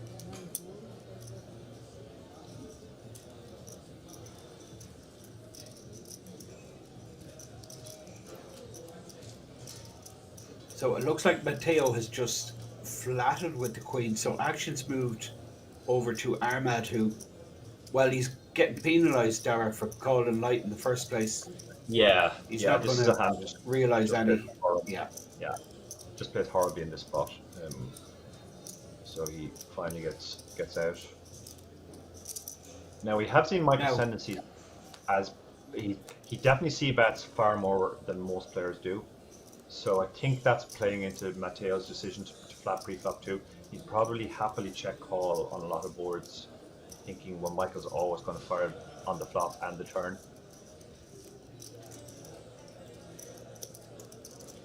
and he's got a piece of this, the gut shot. Yeah, the gut shot is the only problem he has is if his gut shot gets in, it's going to be harder to win a big pot. But it'll be interesting to see what Matteo does here now. He'll be fairly sure he has the best hand, but the question is, does he want to check raise or does he want to check call and let Michael keep barreling?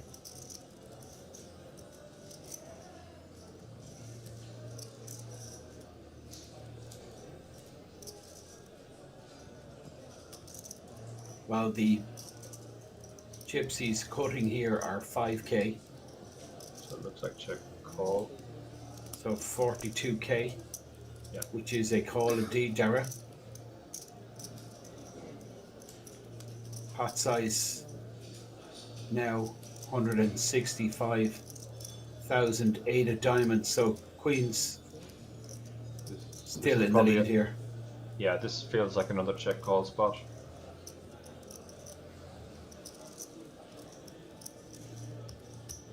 Michael decides to check here, which gives him a chance to hit his gut shot. Oh, this is interesting.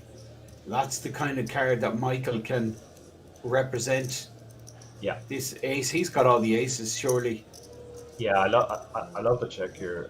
That gives Michael the chance to bet much more hands than if Matteo bet himself. The other option would be to do a small blocker bet. He obviously doesn't like it because obviously all the ace-x gets there now. He's probably not too worried about the two making a straight, but yeah, he does side call here. Oh, the mailman is disgusted once he hears call. And yeah, pretty much maximum payout. Yeah, but it does show you there's plenty of ways to skin a cat. You don't always have to meet aggression with aggression. If you have somebody like Michael who's maybe c-betting a little bit too much post flop, you can also exploit them by calling and letting them do that. Opposition, I don't like it. The ace, the size of the river bet is probably. The last tournament I lose it's king, queen, queen. I mean, it was just very attractive, wasn't it? The price for the Italian. Yeah. Yeah, and good players will call even if they think they're usually beaten in that spot because they'll go, well, I'm getting such a good price, I only need to be good, whatever it is, 20-25% of the time. And he's definitely bluffing more often than that, so I'm going to call even if I'm losing 60% of the time, say. A bigger bet might have worked on the river.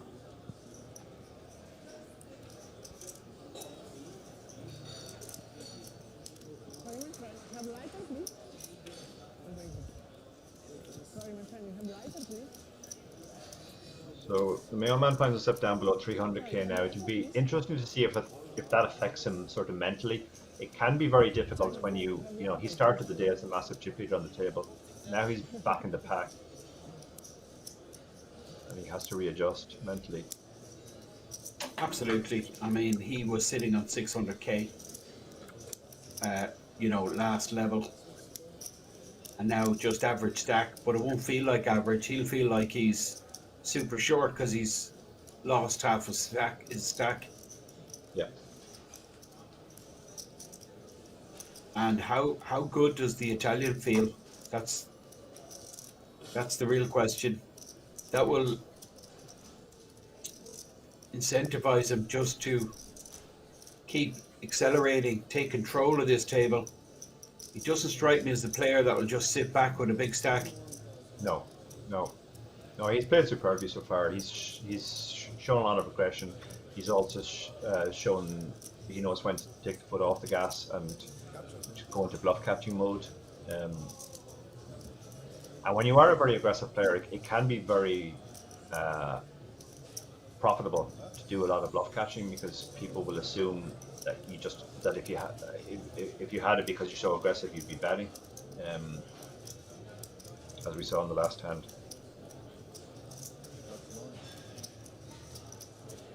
So what's happened here? I guess Florin lent the small blind and Raoul raised. Blinds have gone up, so this is a 3.5 big blind.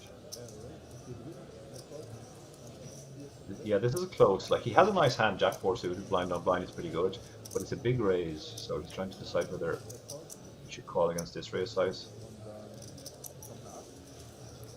Size, let it go.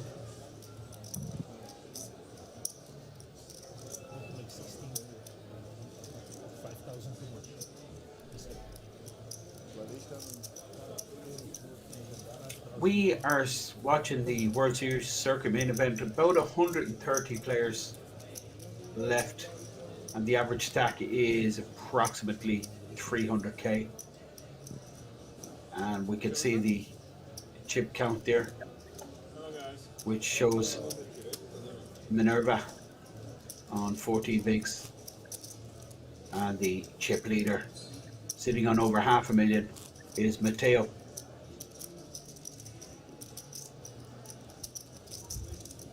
Plenty of chips on this table. Yeah. Yeah, it's not surprising that the two most aggressive players so far today are top and bottom of the chips, because it can go one of two ways when you play very aggressively. You can build a stack very quickly, but you can also find yourself short stacked. Sasha has adopted very well. Like, he's switched over to playing a patient short stack game now. He's just accepted the situation that now that's what he has to do.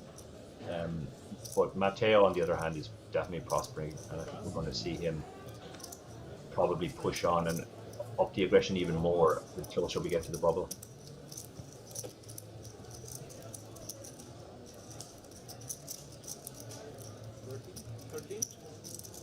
Five raised 13,000. 87 players, of course, in the money.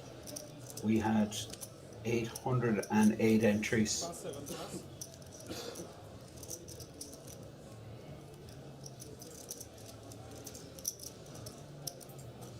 8 calls. 13.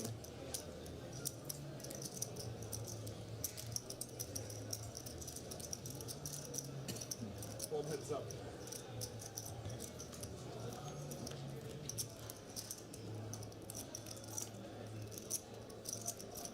Sasha's opened up the short stack with pocket sixes. Some people would just have shoved that hand, but he's decided to go for the normal. But he's hit top set here now, so now he's just thinking, how do I extract value here?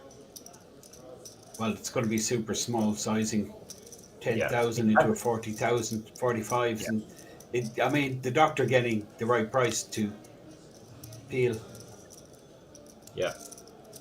And Sasha's been using these very small sizings on all boards, so it's consistent. He has a consistent strategy in this spot. Now he's just thinking, how do I get all the chips in by the river?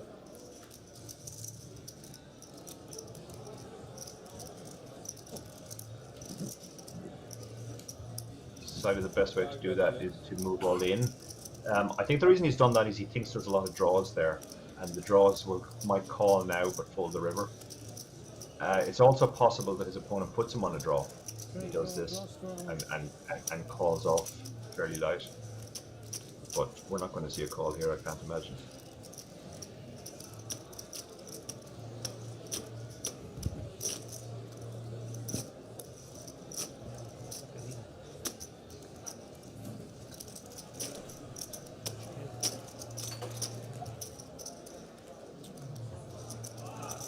You count?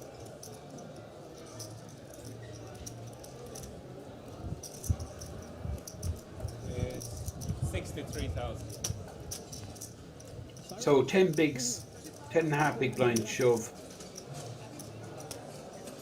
Ace highs. Obviously got the good shot, but just too expensive. And Saska, Minerva, who's flop top set, gets his stack back up to 20 bigs. Yeah.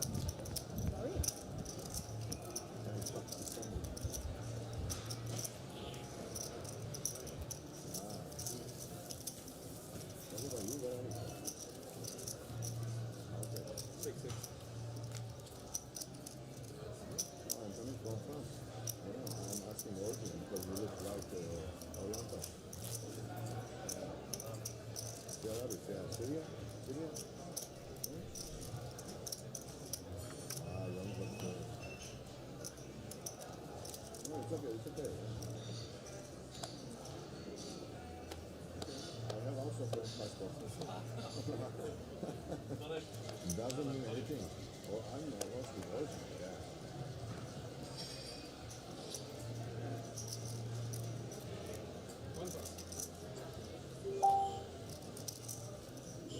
Getting closer to that money bubble. 87 get paid. About 125 or so left. This is the Mayo man, and look at this, they're under 300k. Yeah. As I said earlier, like he's really going to find it difficult to readjust mentally now. You can feel kind of punch drunk when you just lose pot after pot, and suddenly you find yourself back in the pack. It's always a good time to sort of play against that type of player when that's happened, because they're more likely to make a sort of frustrated mistake. Well, that was massive, that pot he lost to Matteo. Matteo now, the chip leader, sitting on over $500,000, and the Mayo man does win one, gets his stack to 300k.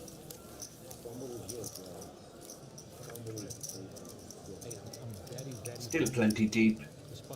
But as you say, Dara, the psychology of the whole thing, it's like if you're half the average and you double up on average, and then if you're double average you lose half your stack. Two players sitting on the same stack, and both of them absolutely completely different point of view. Yeah, absolutely. That's just human nature, human psychology. You have to try and block that out when you're actually playing, and just play your stack and ignore how you got there. If you could press a button to figure out how do you do this? How do you do this, Dara? How do you do this? Like practically speaking, like, I mean, the Mayo man is, like, don't get me wrong, he's very experienced. This guy's been around the block, but you can actually physically tell from him that he's irked, he's a little tilted, you know. But how do you reset? Like, is there any kind of little, I don't know, what do you do yourself? To be honest, these days I don't find it that much of a difficulty, because particularly since I play online, it just happens so much that you kind of get used to it. But one thing I used to do in the early stages of my career, if it did happen, say I had 600,000 and then I was down to 300,000, I would sort of mentally pretend to myself, well, I only had 150,000 and I doubled up. It's the same situation, and how would I feel then? And I should really feel the same in this situation. But it's very hard to do, and particularly live, because you're kind of more emotionally invested. Everything is slower. You're at the table. You can physically see the chips in other people's stacks, etc., etc.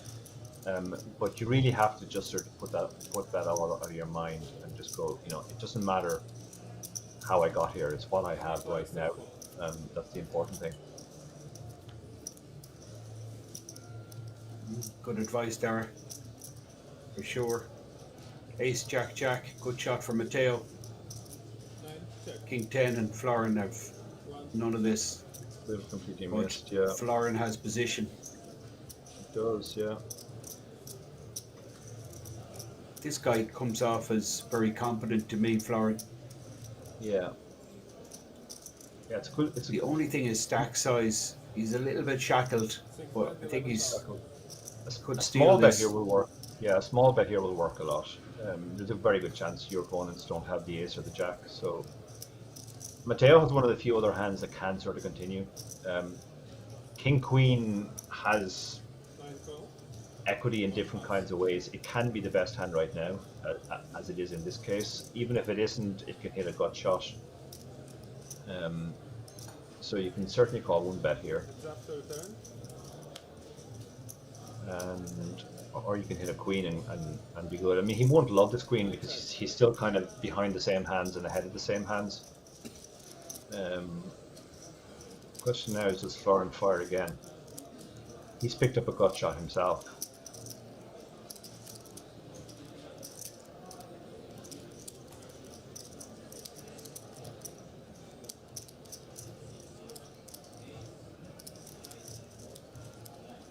Florin with under 2x pot size bet behind in a stack.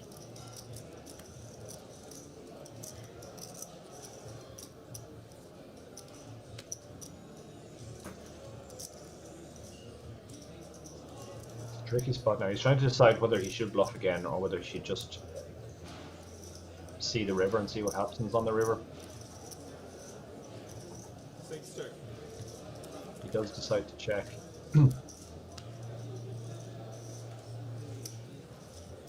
Interesting river now because that actually gives Florin showdown value with just the king. He's pulled ahead of pairs. He's chopping with another king. 18,000. Small bet from Matteo. Yeah, he's just trying to get to showdown, isn't he, with this? This is a blocker bet. He doesn't want to face a big bet, but he can actually get called by worse here. He can get called by a king sometimes, who thinks maybe that he's turning a pair into a bluff, a pair that got counterfeited on the river. I think that's what Florin is thinking about. He's thinking like, I might actually be good here with my king, but he does let it go.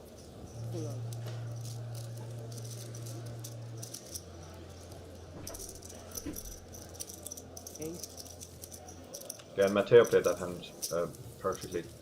Recognized that his hand was strong enough to call on the flop.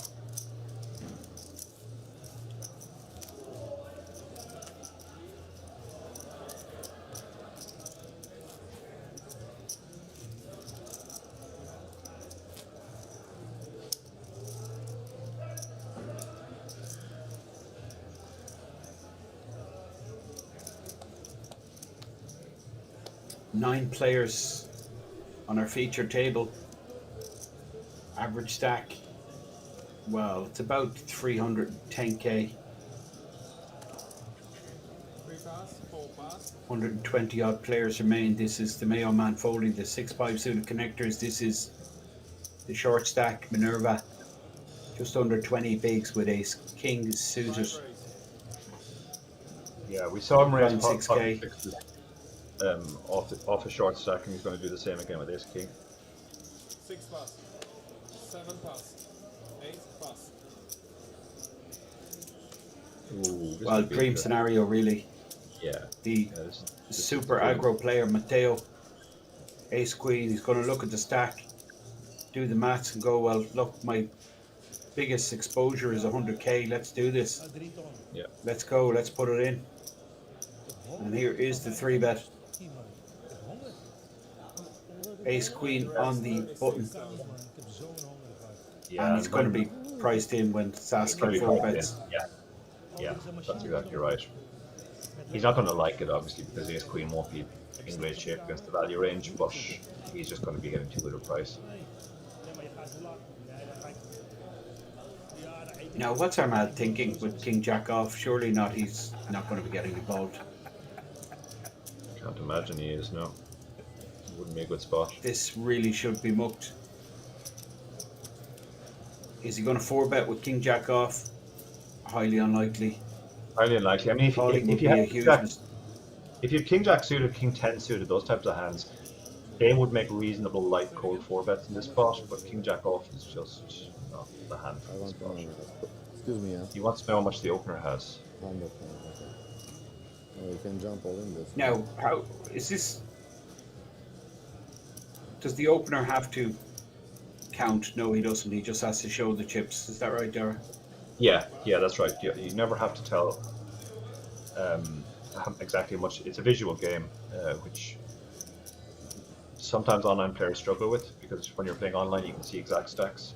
But yeah, I know. Yeah, that's a huge difference, isn't it? Yeah. Do you know what I reckon Armad was doing there? I could be wrong. He just wants to show. 5 raise all in. He just wants to know the exact stack size of Saska. Yeah. I don't think he'd ever any intention of getting involved, but just using the opportunity to get a chip count from one of the players in a great situation. I mean, it's the dream, isn't it, with the big slick getting it all in versus ace queen. Yeah. Yeah, Matteo did nothing wrong there. His hand, he pretty much had to 3-bet it, and once he does, he has to call it off because of the price.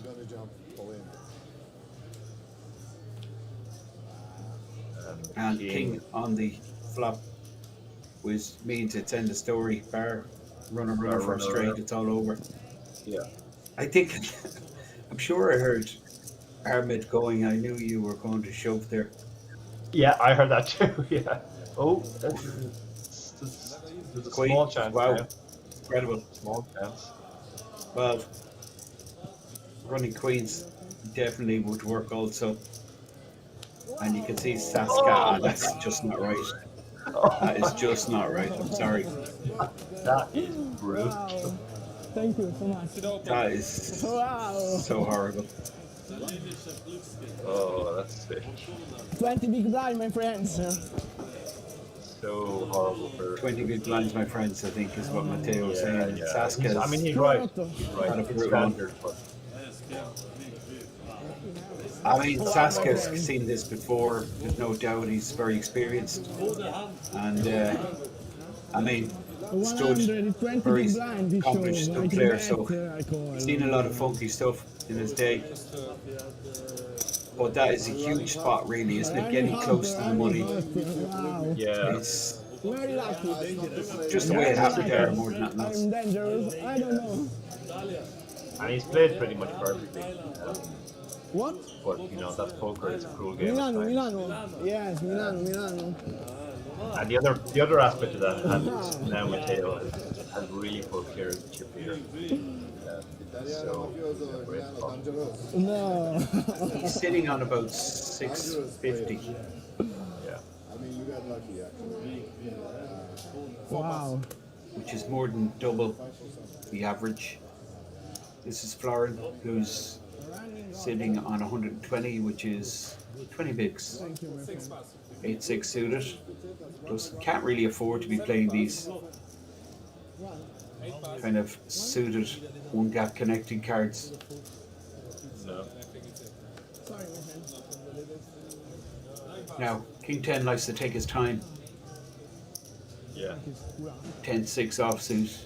This is supposed to be a fold, but we'll see. Yeah, he does fold. And Armid will limp in here with the King 4 offsuit and Pascal with an ace in the big blind. He probably should have just shoved this. If Armand shoved But on it this- now, he'd really hate it. Yeah, that's the problem, isn't it? Yeah, but he does get it through. And And shoves the he ace. flashes an ace, Yeah. which always means ace rag. I'm not lucky at this stage. Yeah. Come on. Yeah. I was doing better over I there. mean, Crazy.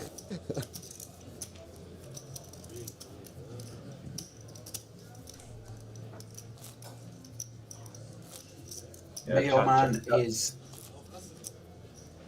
down to 50 bigs, 300k. With that, Still yeah. so deep. I mean, it's great structure, this 1 hour clock, 50k starting stack. And we're day 2, of course, is going to be day 3 and final day. The chip leader, the Italian, up top. I didn't see the chip count there for the Italian, Dara. What was it? 650, I think. 650. He It well was right here at 650. the top now. Yeah, great spot for him. Chatter getting understandably disgusted about the runner. And Bobbage says, "You Fenton, you're worse than Poker Stars calling for the runner."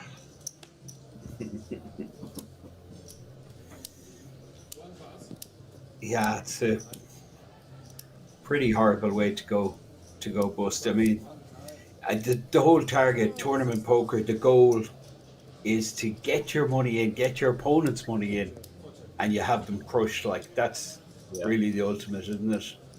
Yeah. But I mean, that's, I guess, what's so kind of funky about this game that we love is long shots come in sometimes. Yeah. And that really was a long shot. I don't know what the equity is. It's like, I don't know, 1% after that king comes, something crazy. Yeah, I think between the straight and the queen he had about 1-2%, so it was really remote.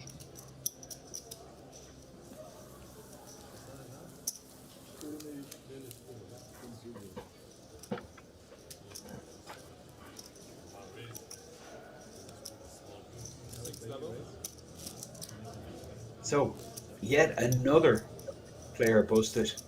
Sorry to see Saska Minerva busted out. He is a gold ring winner from this series, 7-card stud winner. Yeah, I'm not surprised to hear that. He played really well, and he adjusted well when his stack went short, and he got it in about as good as you can get it in that spot, and just got unlucky. 7 plus 8 plus 9 mark.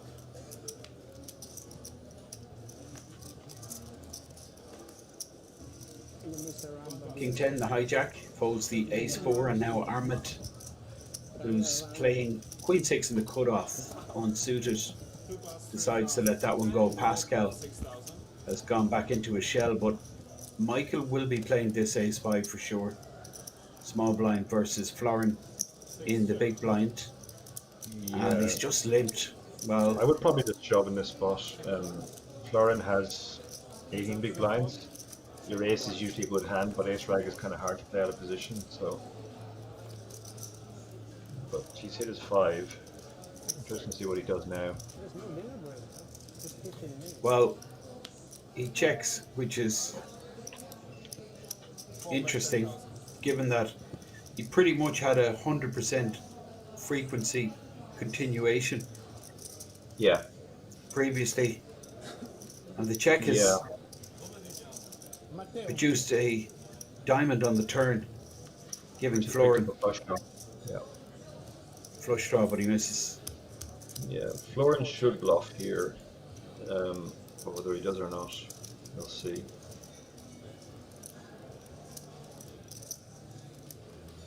He's getting called.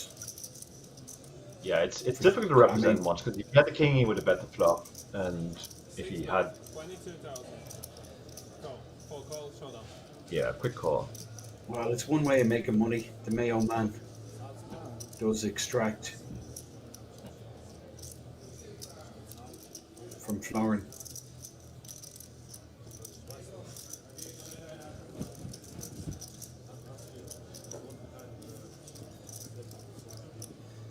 Well, I guess Florin was just trying to get him off ace high or queen high. Ace high, yeah, But that's Mayo exactly man right. had- Yeah. You're not really trying to get a pair to fold there. It's one of those annoying spots where you just kind of have to bluff because you're at the bottom of your range and you're not going to win any other way. And if you don't bluff that hand, you're never bluffing, and that's not good poker. But you kind of had the feeling you're getting called a lot. But you might get ace high to fold, and you can certainly get queen high to fold. And you could just see the Mayo man smile for the first time in about an hour or so. Yeah, he's won a couple of pots, and that's always nice when you've sort of been going the other way. Mateo folds now, suited ace 4. King 10 should be opening here, 450k stack. he has a bunch of big blinds, playing quite deep. Very experienced, this guy. We know him from previous streams. He's been around, and some it's folded right around to Pascal, who's down to 156. Mayo Man gets out of the way, and Florin, who's took a massive hit. That pot was so significant. He's just sitting on about 12 bigs behind, and you can see him just looking around as if he needs inspiration. He needs something. He needs to generate something. Dara, the Romanian, that was really a big blow. Now it looks like a decent stack.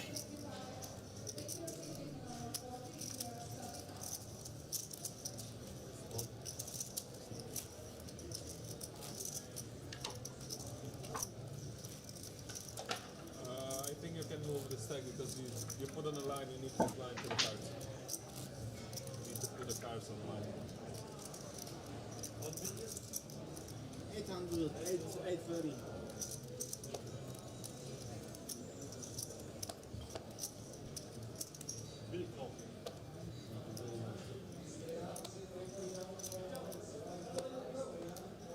Put on the line, is it? 9 pass.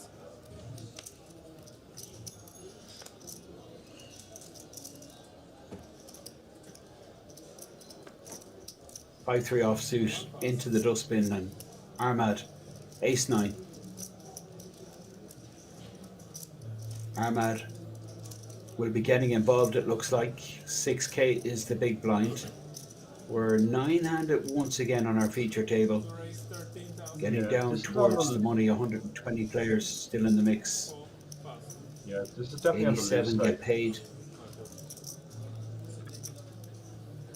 5 pass. Definitely on the loose side in early position, but 6 pass. 7 pass. it might get through. 8-7 suit is a nice hand to defend though. 13.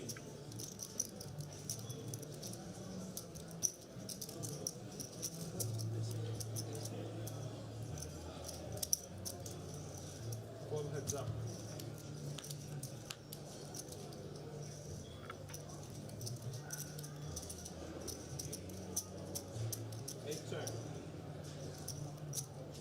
Armad may check this back, give his opponent a chance to catch up. No, he's just going to continue in the hand. Doctor. Yeah.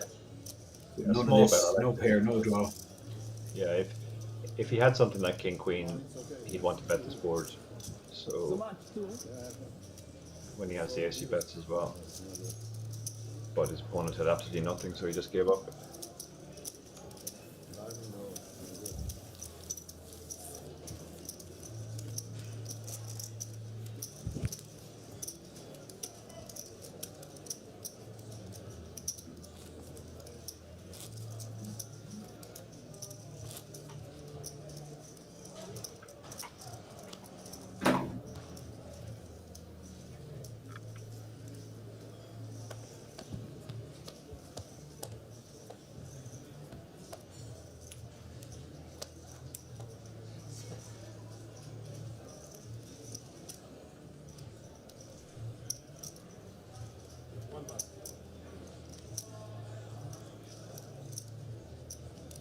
Pass, 3 pass,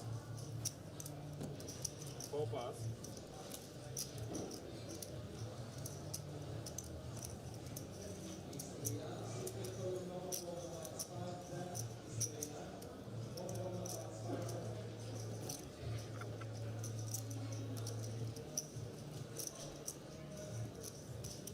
Right. 13,000. Florin, you can see he's under pressure. Yeah, you know, he hasn't enjoyed the recent spell.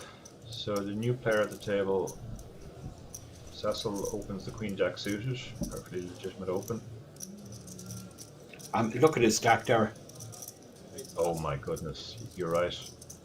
New chip leader at the table.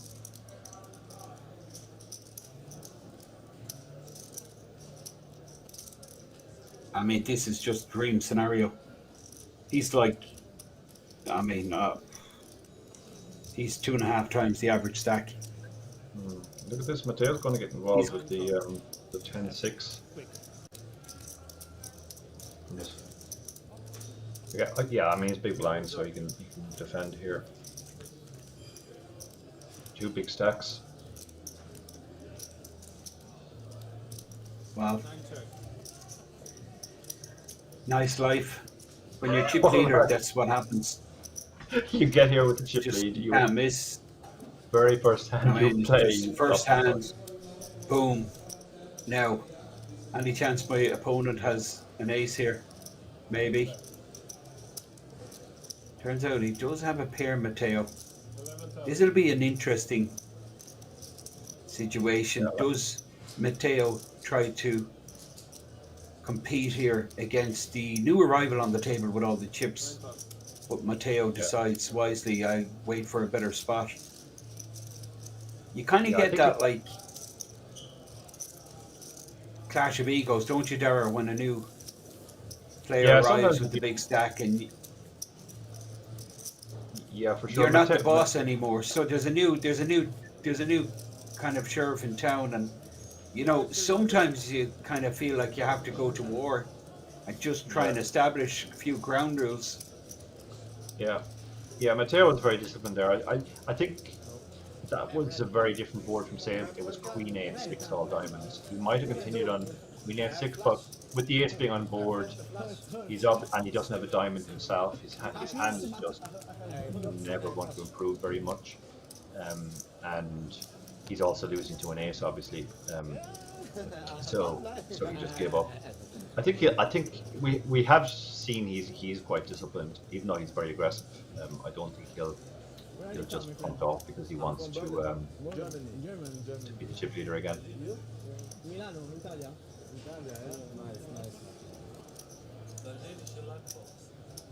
Now, Pascal, being quiet of late. Yeah. Yeah, it's 25 big. Ooh, that's an interesting. Oh, yeah.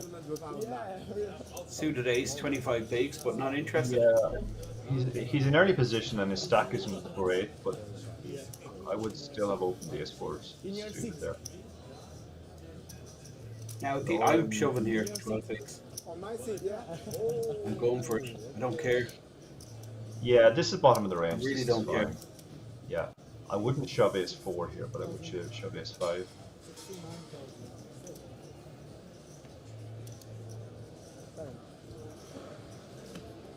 Small blind folds, but I think he's going to get action. Yeah. And not the action he wants. King 10 is saying I have to. Yeah. And in great shape, King 10, but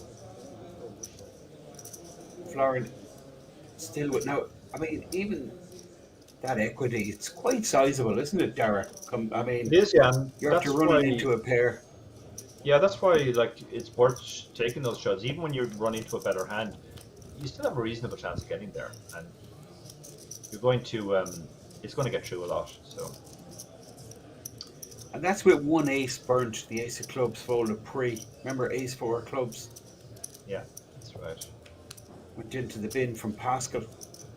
Now counterfeit is possible with a 10. Ace or 10 for Florin. I'm disappointed to see this guy getting busted out. I would have liked to see more of him. But we're not going to because King 10 has snapped him off with 6s, and rightly so. Of course, he's always calling a 12 big blind shove there. Florin, well, a lot of damage done in that blind versus blind hand against Mayo Man. King 10 lights his 6s. That's the second time he's won well, the first one wasn't a flip, and that wasn't a flip either, but twice he's won 6s. Earlier against the 9s, and now against the ace-5. That's right, I forgot about that hand. He spiked a set. Yeah. Posting out a player. Felix, I believe it was. So Cecil is the chip leader. This is Pascal, who's under the gun here with 9-5 off. And now the Mayo man, sitting on average stack with 6-4 diamonds, he folds. This is the chip leader, Cecil. Queen 8 in the bin, and Raul Rifos in the hijack with King 9.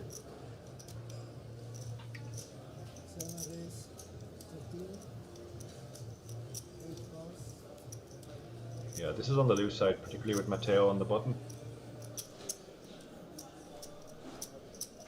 Matteo glancing at him, thinking about something. I don't think we're going to see him fold King 9 here.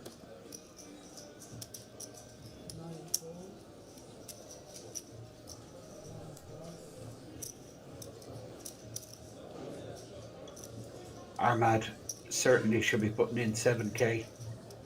Getting 6-1 Dara. Yeah, it's a horrible hand in this spot, but you're getting 7-1, so.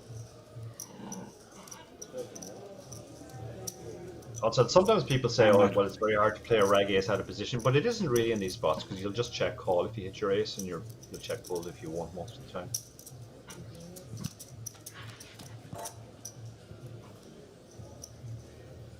Oh, that's interesting now.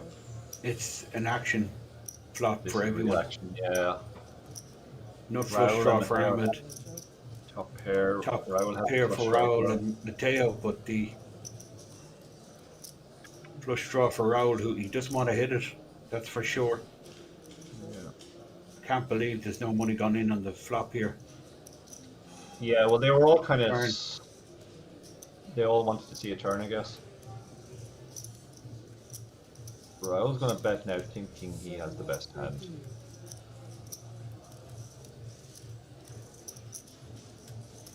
Mateo's in a tricky spot now because. How big is it? About 18k? Yeah. His hand just doesn't improve very much, but it's a small bet. So he's going to call just because of the pot odds he's getting. Our man is getting the direct odds to hit his flush now. He could have thought about a bluff raise as well.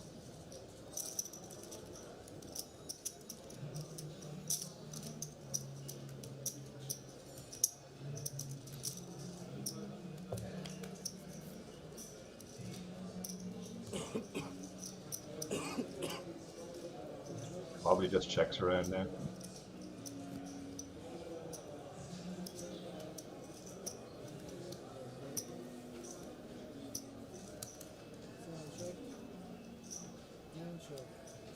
Yeah. So split between Matteo and Raul. And they're both going to be 20k pretty profit relieved. each. Yeah, they're both Yeah, very I relieved think so. that they actually I get mean, that. it could have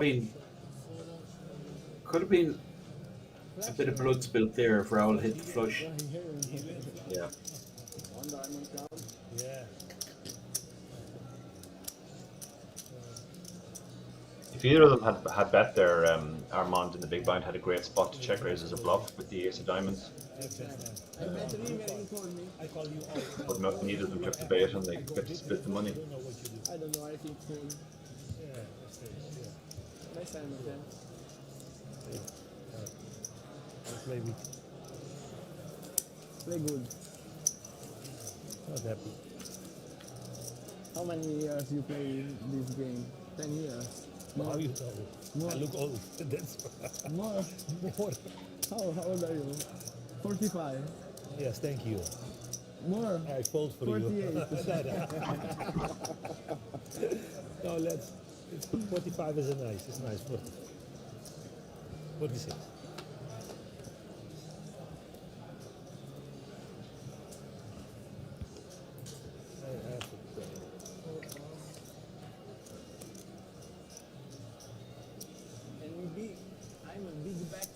That's the chip leader, Cecil, on this table. One of the overall tournament leaders, you'd imagine, sitting on that giant stack. This is Raul playing 300,000 with the A7. He opens 13,000. The doctor with Queen 9 suited. Well, this is loose. Could be punished, but Matteo in the cutoff with the Jack 9.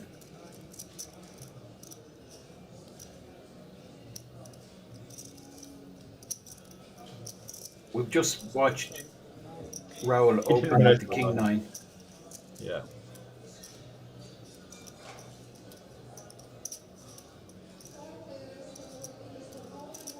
Now, King 10 is folded, hasn't he? So Yeah. action here is on Ahmad. He folds, and now the big blind Pascal with King Jack suited. This is a reasonable spot to shove. There's 41k in the pot already. If you shove and get it through, you add 25% to your stack. You're going to have reasonable equity if you're called. The other option obviously is to call, which is what he's done. And the benefit of shoving there, I mean, you're going to get a lot of hands that you're flipping against a fold, even hands greater like these A7 type hands. You'll get weak aces to fold, and you take position out of it completely. The problem with calling is you're going to have to play the hand out of position the whole way.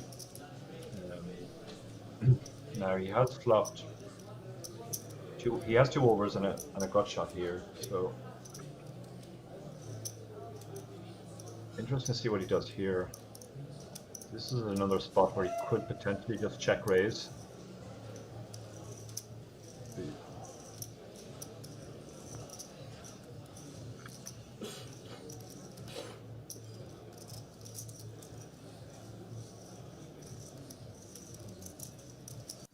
So he lets it go.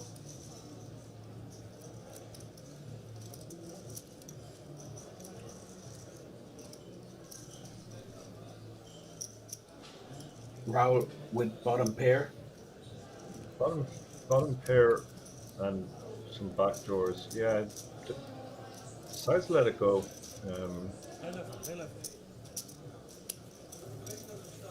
Kom maar, wat wil je zeggen? Nee, hij gaat niet delen. Wat eten? Oh, lekker man. Nee, ik eet geen vlees, dankjewel. klasse, maar ik eet geen vlees.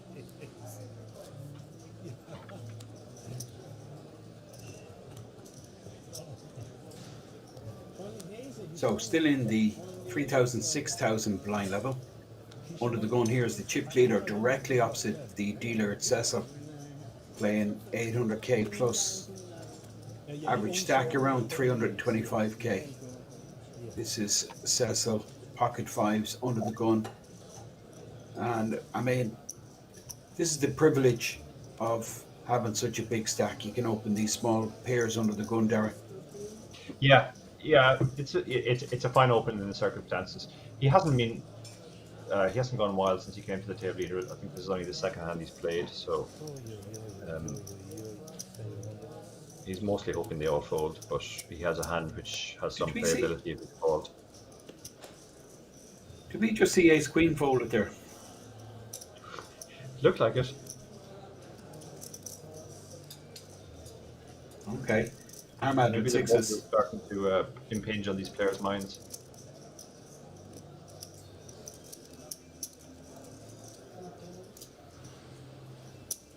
Ahmad puts in the 13,000. Look at this hand, 9-10 suited. I'm definitely calling there. You're outraged, Vinton, to see such a Wow, I hand. mean, and King Queen surely puts in 7,000. Mayo man doesn't need anyone to tell him about pot odds. King Queen is pretty much a compulsory call in this situation. So King Queen versus 5 versus 6s. And well, top 2 works sometimes. It's certainly going to work this time. 2 diamonds out there. No one has a diamond in their hand. Yeah, it's going to be hard to win much here because they both just have pairs. Checks around.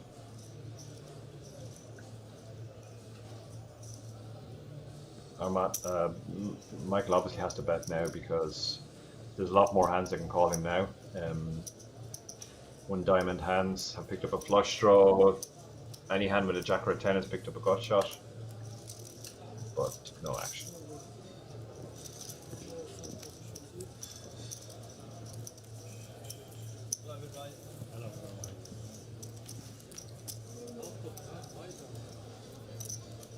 me like an actor. You remind me of someone like an actor.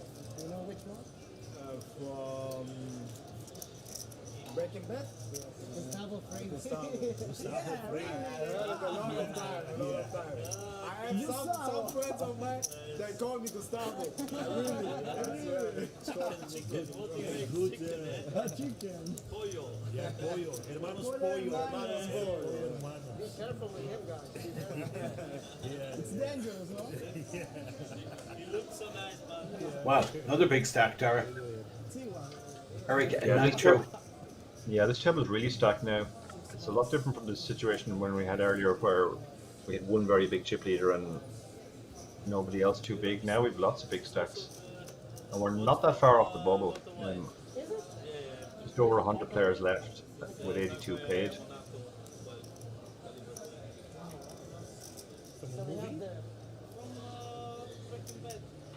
Yes. You have the mafia here.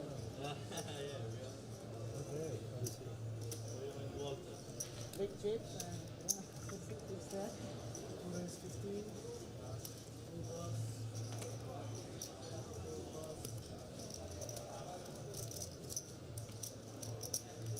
Yeah, I mean, it's going to be super tense for the next, I reckon, hour and a half or so before that bubble is burst.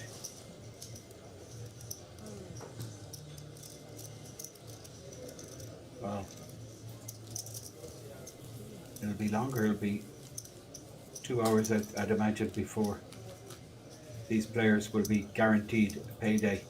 And it's going to be sizable. Even the min cash, 3,303, doubled their original stake.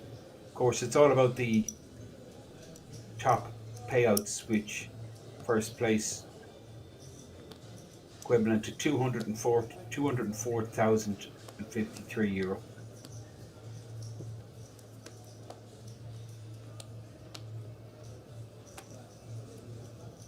Yeah, and as we mentioned earlier, there's a lot of satellite qualifiers in this field, so they'll be particularly eyeing up the min cash. If they come in for 100 or 200 euro, 3,303 is going to look very appealing to them. Absolutely, yeah. I mean, that's really the huge thing about these big fields. Like, you have a decent percentage, as we were talking about earlier, that are made up from qualifiers. It adds great atmosphere to a tournament. You know, as you say, if you're in cheap and there's even the min cash is huge profit, huge return on investment.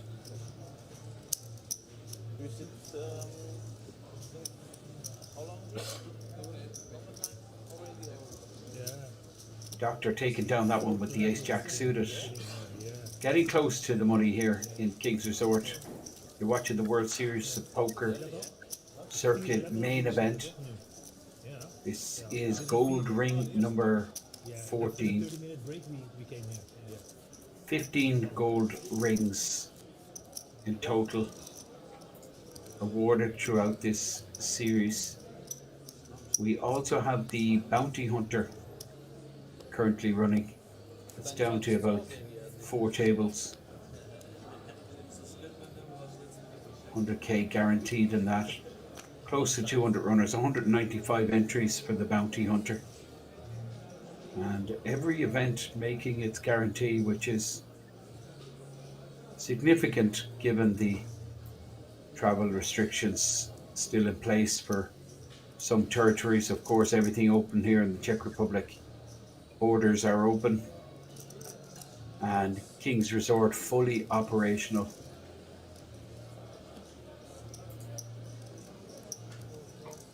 Yeah, it's great to see all the guarantees being hit.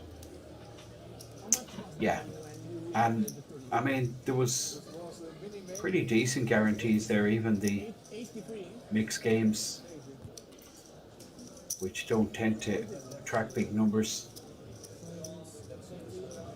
All of these guarantees getting met, which is great. So we're looking at 2 big stacks. Cecil with the real hand here on the button, but Eric Nitro going to 3-bet with the king 9 just to try and establish his presence here. He's just arrived, and the Dutchman in the big blind Raoul just gets rid of his cards and lets the two big boys fight it out. Yeah, they're both Cecil. really deep here. Oh yeah, 125 blinds. it'd be 6. Yeah, I mean it'd be a 6-spot ace king versus queens, kings versus aces, some kind of setup. But Eric Nitro 3-betting. I mean he's going to get so many hands to fold, but ace king is never folding here. No. And we could see a 4-bet. It is a 4-bet there. Yeah, it is a 4-bet. Sizing is quite small. Did it quite flamboyantly as well. Now, Eric really should just be folding unless he wants to get very adventurous and 5-bet. Well, I mean, okay, maybe 5-bet is a consideration. What kind of sizing would be going? I mean, it's going to be. You go absolutely tiny. Like you basically, if you go tiny and represent aces or kings, you'll get quite a lot of folds. The problem is it's just so much of a stack now. I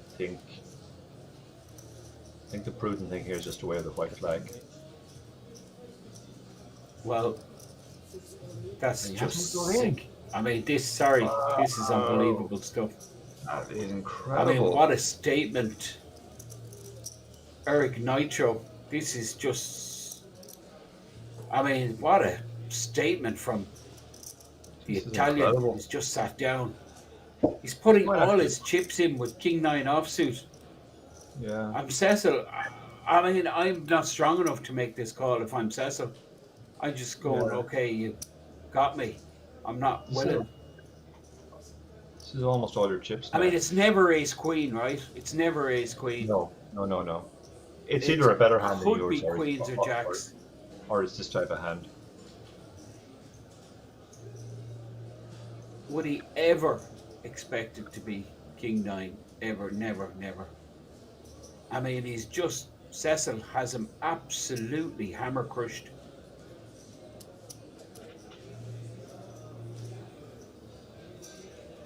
This is some punt from the Italian. Yeah, it might work though. Cecil really doesn't like this. He basically been asked to put almost all his stack in. It's not too dissimilar to the hand we've seen between the Dutch player Raoul and Matteo earlier. And it's the second time we've seen ace king folded pre. Wow, that is. Well, I mean, this is just a license to kill now, isn't it, really? Yeah. And that makes him chippier now, I guess. So that makes Cecil's life even more difficult. Cecil now has an extremely aggressive chip leader on his immediate left.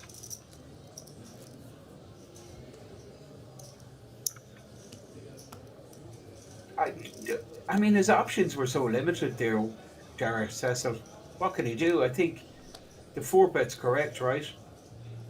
You can call as well. Like 4-bet folding is so bad, but like he had no indication even that his opponent was capable of a 5-bet shove bluff.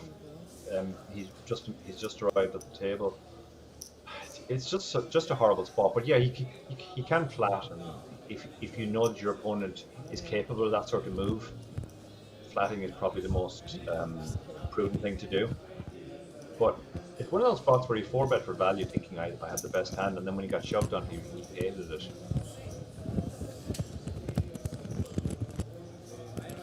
Looks like we're coming to the end of this level, this 3,000, 6,000 blind level.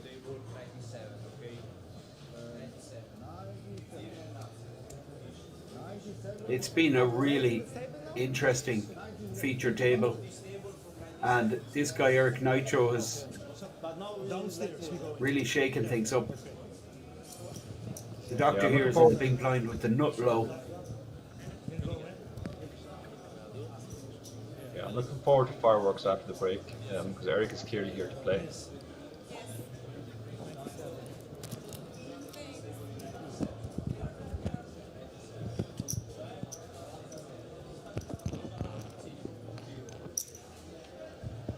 Three deuce off. The doctor makes the call.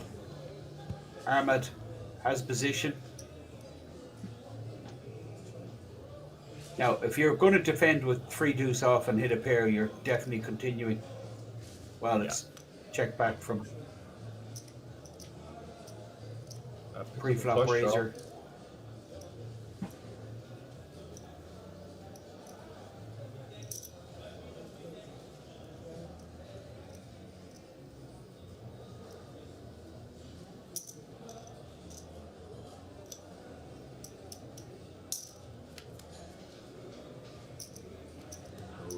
Pair on the river.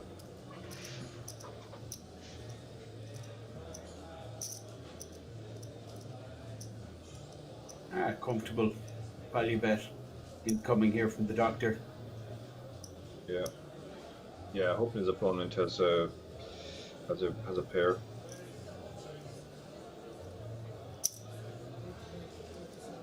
You can see some empty seats. That's because we're coming to a break. Ahmed's folded there. Doctor defending with the nut low, but makes a pair and then two pair. We're going to go on a short break. That's chip graphic showing you the state of play. We're late in day two. We're getting very close to the money. This is the end of blind level 3-6. We're going to be back in 15 minutes or so for level 4,000, 8,000.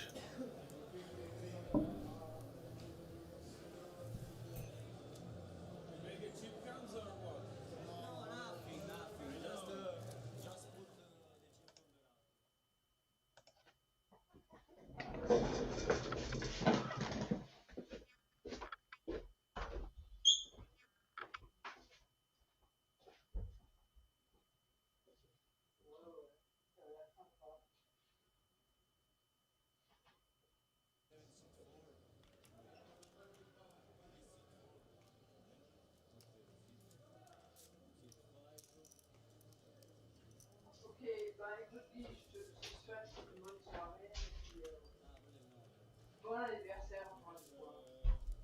Et j'essaierai de te faire un petit plaisir. Est-ce que tu retournes à vous ou est-ce que tu vas chez Robert ou qu'est-ce que tu fais?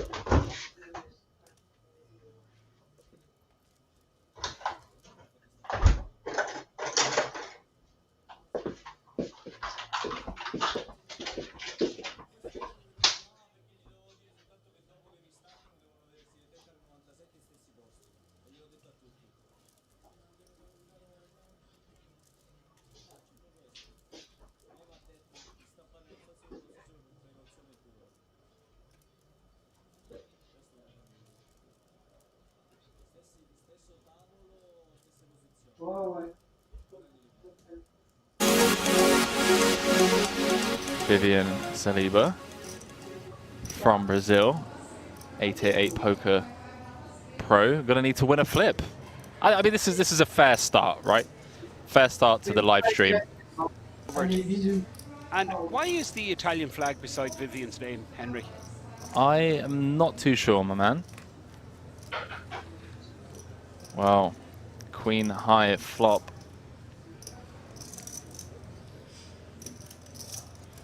Andrea now an 86% favorite to win this hand. Let's get a little turn sweat, a little 8-ball. That's not an 8.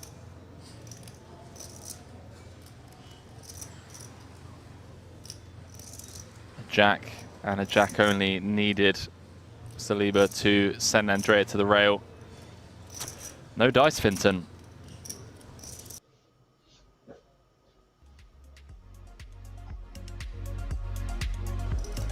This is Youssef. Pocket tens. 20 big blind stack.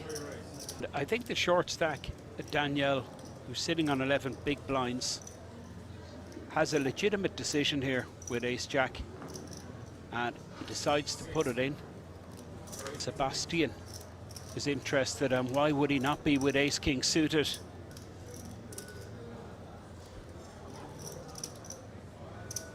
Youssef, well, I mean, he's committed here, making it 17,000 from a 60k stack. He's got to put it in with the tens once Sebastian comes in with a cold 4-bet. 4-bet does come in. Action with Youssef. I mean, this is the problem with the sizing, isn't it really, Henry? A real good example of why this 6x really doesn't have that many benefits. Whereas a min raise here, he can get away easily enough with the action that has followed, but he's totally committed, I think. With the tens, does pull the trigger, puts the tens in, and we're going to see three-way action. Two players short, but Youssef with the pair of tens.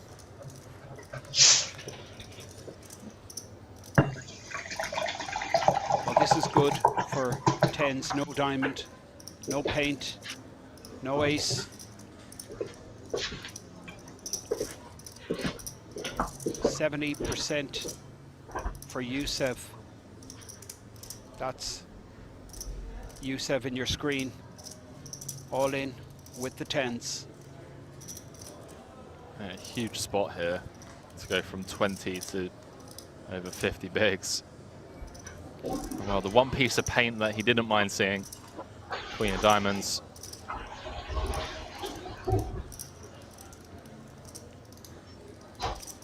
Danielle on the ropes. Jack and Jack only. Doesn't come from his busto. Danielle eliminated. Now what a pot for Youssef.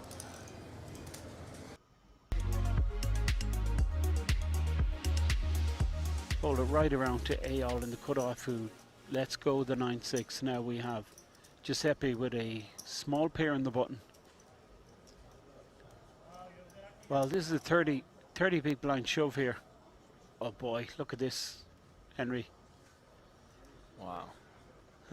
Yeah, I mean, I don't know about this shove. I guess you're getting a ton of hands you're flipping against to fold, and possibly even some hands that are crushing you to fold also. I'm thinking 3s and 4s.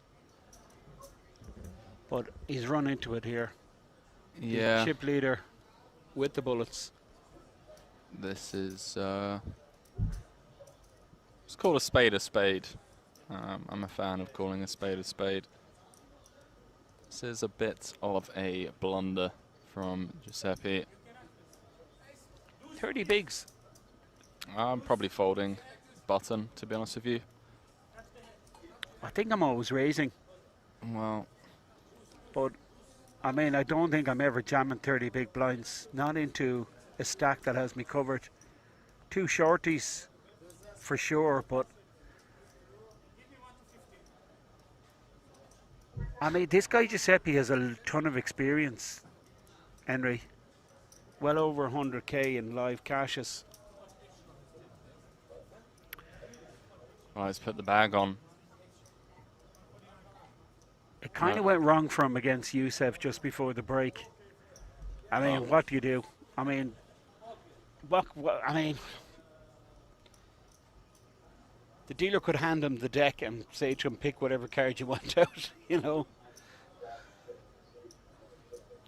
Brutal. Absolutely brutal. He needs perfect. I mean, can we get a sweat at least, like a king? A king would have been fair, right? Wow, deuce on the river.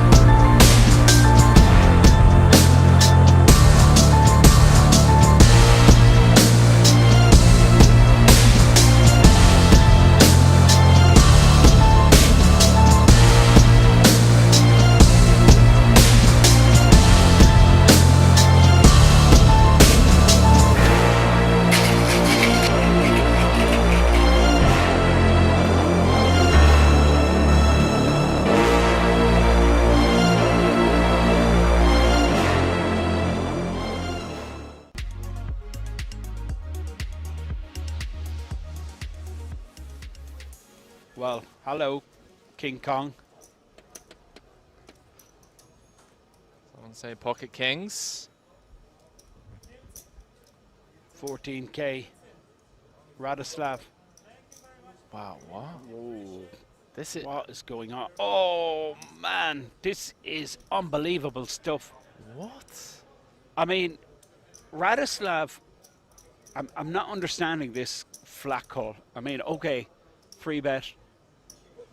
Perhaps I might get with it, but what a situation for Josef, who now looks down at aces. I mean, Eyal is screaming for action, but little does he know that this is a serious situation. In fact, both stacks look very similar. There's no escape.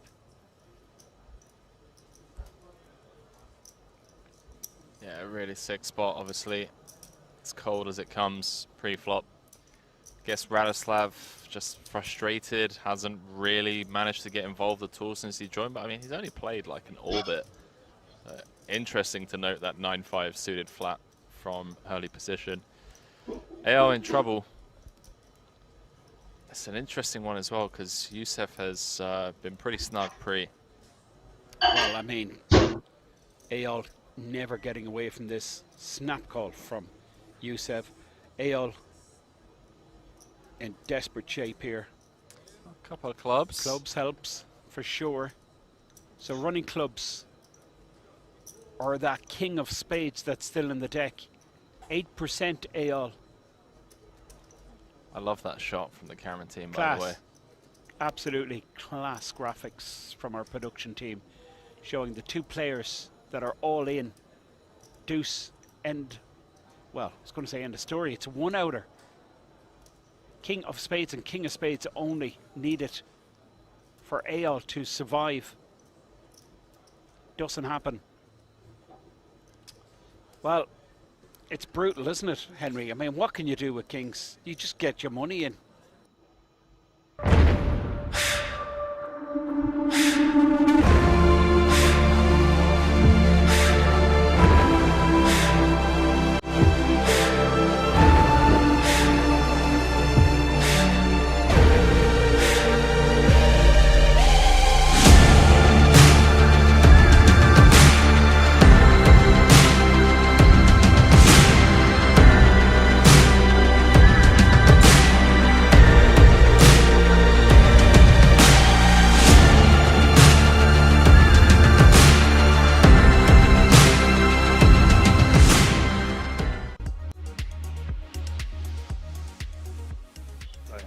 Three players involved.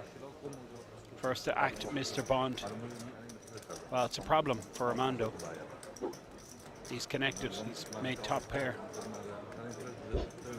Mr. Bond with none of this. Just waiting for a check, and there it is, and now Dario. Well, he's going to fire for sure. 64,000 in the pot. Oh, sneaky, Henry.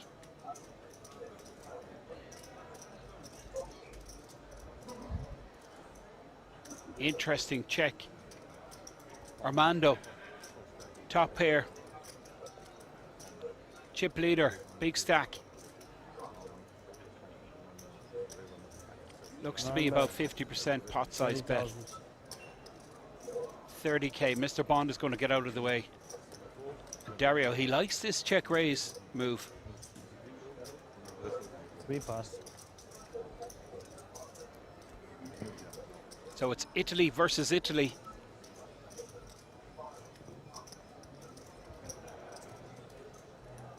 Smooth call with the kings. 6 check. 6 calls. King of diamonds for dessert.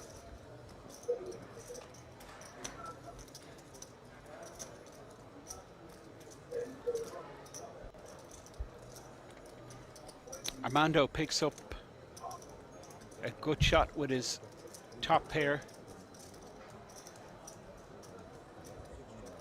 Dario with the same draw, but he's ahead with the kings. Queen would chop it. Check back from Armando, and well, Dario, it's like a bad beat, Henry. That queen on the river. I'd love to see a jam here. It's so sexy. Although, would be missing out on value, but in terms of getting your opponent off a chop, I think block jam is really sexy as well. Like B33, 40k. I don't mind. I don't mind like 150% overbet, and I don't mind inducing the raise to then jam, because we always have ace king and our opponent never has ace king in this spot. He's gone polar though. Close the pot.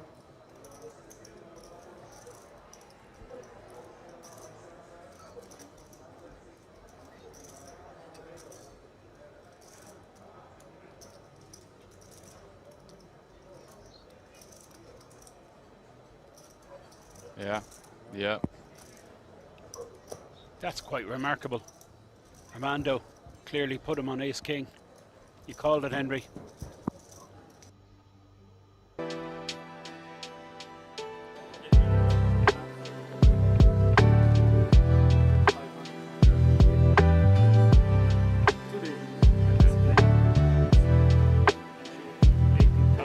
Hey man, have to go and take a seat. You can now come and hang out at the King's Lounge, located right next to the buffet and directly opposite the poker arena, to try out some of the best shisha in all of Europe. For those of you that aren't aware, shisha is a steamed instrument that's used to vaporize and then smoke flavored tobacco. After a long day of playing at the poker tables, for me personally, this is the perfect way to unwind and relax.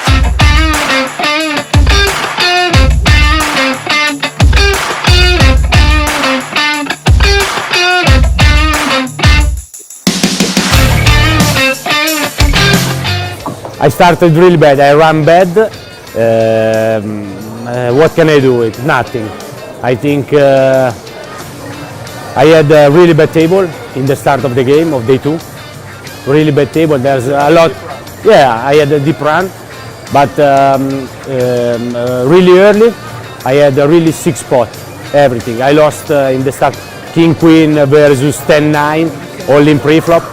When I busted for the first time of today, then I decided to rebuy again, and it was started really good.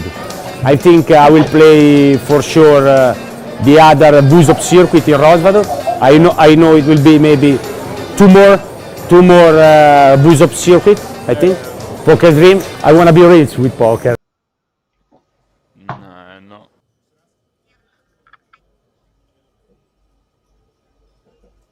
Welcome back. The picture you see is King's Resort. This is the World Series of Poker Circuit Main Event, Day 2. And interesting interview there from Andre Ritchie. We're going to go back to the action. It's a feature table. We have a brand new feature table.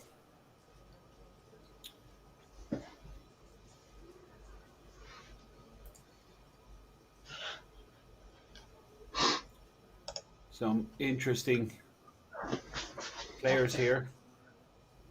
We're going to go to the 4,000, 8,000 blind level. I'm joined by Dara O'Kearney. Dara, looks interesting. Yeah, yeah, interesting new table here. We've got some interesting names there indeed. Whatever has 41 big blinds. This is a different table from the last one we saw. A lot less stacked, so it'll make for more exciting bubble play, I guess, as these short stacks try and navigate their way into the money.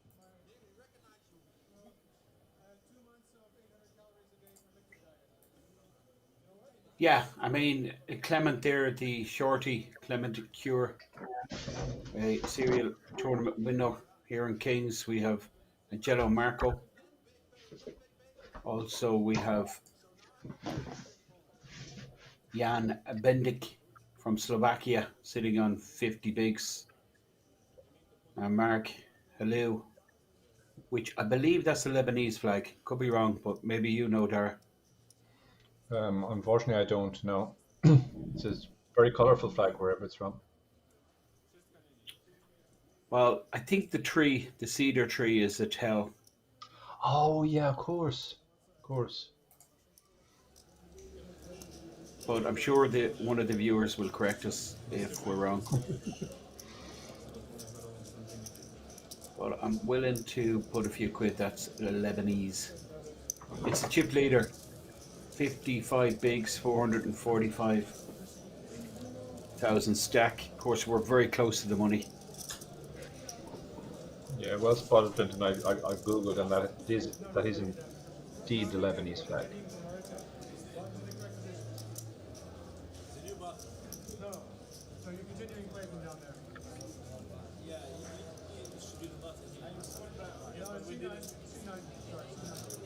Because we didn't move.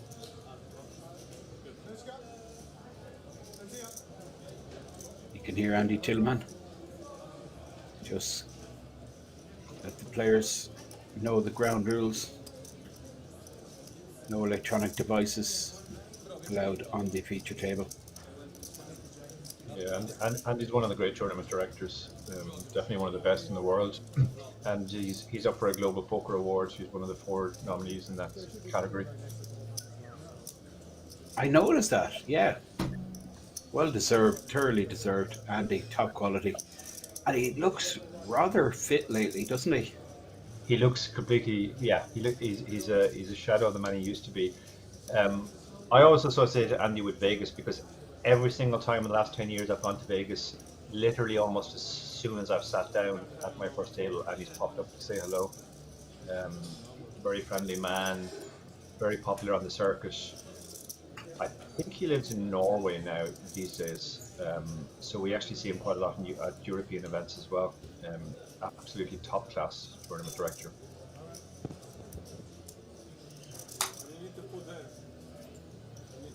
Of course, Andy Tillman representing the World Series of Poker. They send their best, and it is in the form of Andy Tillman. Of course, the staff here in King's Resort are the highest quality available.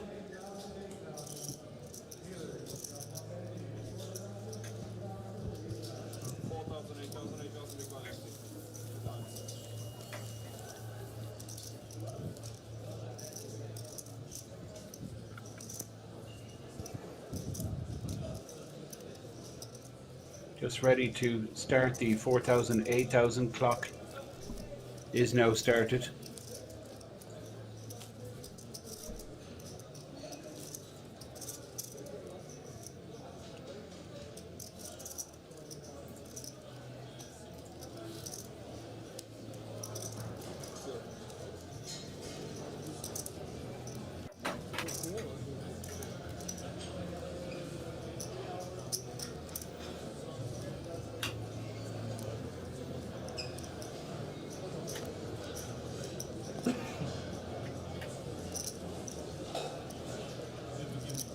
Ace Queen under the gun. Ace Queen suited, definitely good enough to open, and he has a nice stack, 50 big blinds. 4 ace all in. Wow, this is aggressive. 5 pass, 7 pass. Well, I guess that ace is key card, Dara, isn't it? Blocking so many premium. Yeah. And also the fact that it's suited gives him some extra ways to win if he gets called. But he was under the gun +1, so he didn't just have to worry about the opener, but all the players behind. But he's obviously decided he's not going to hang around. He's going to go for it.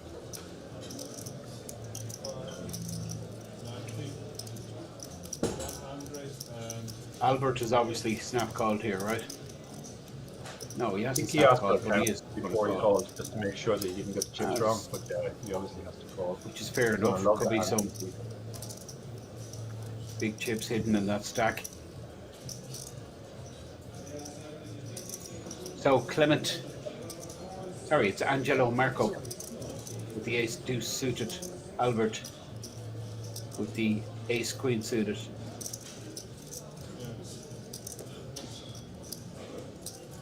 Red against black and queen against deuce.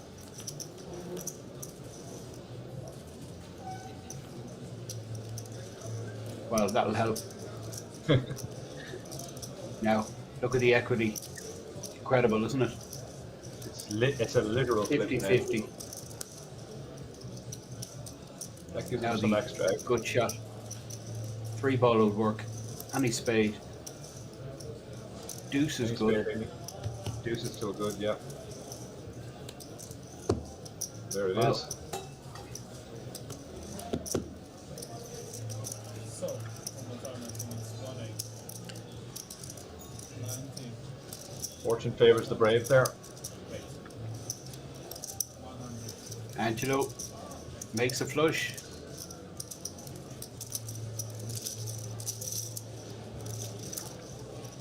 Albert takes a bit of a beat. In fact, it's a pretty sore one. He's down to 280,000, I believe. Yeah, it was only a quarter of a stack, but it still makes a big difference. You know, it's the difference between having that stack and having $500,000 at this point. Pretty big.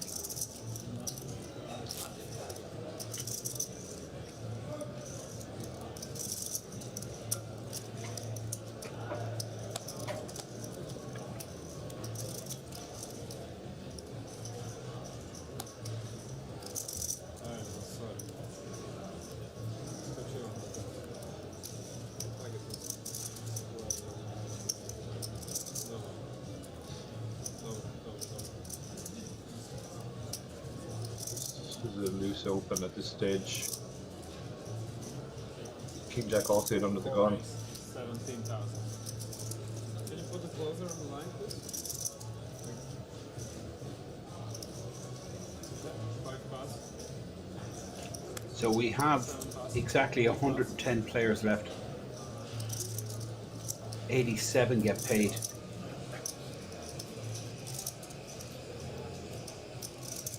I'm going to say about an hour and a half, Dara, before this bubble bursts. Yeah. So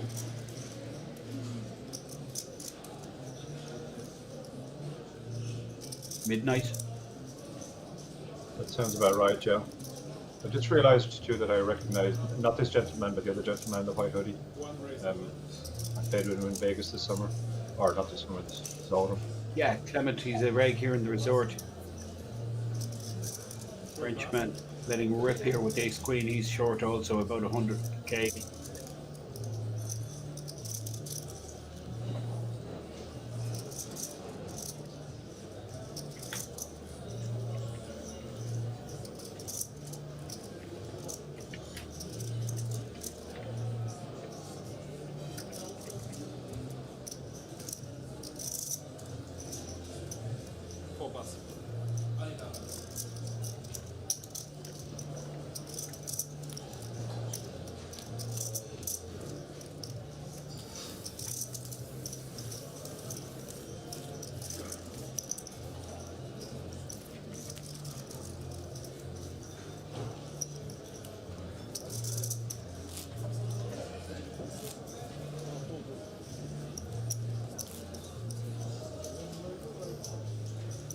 So 8 players on our feature table.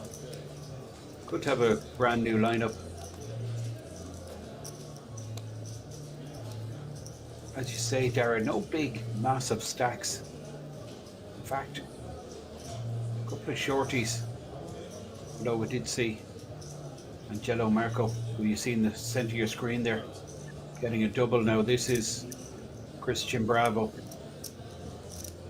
5 raise 18. Pocket sevens.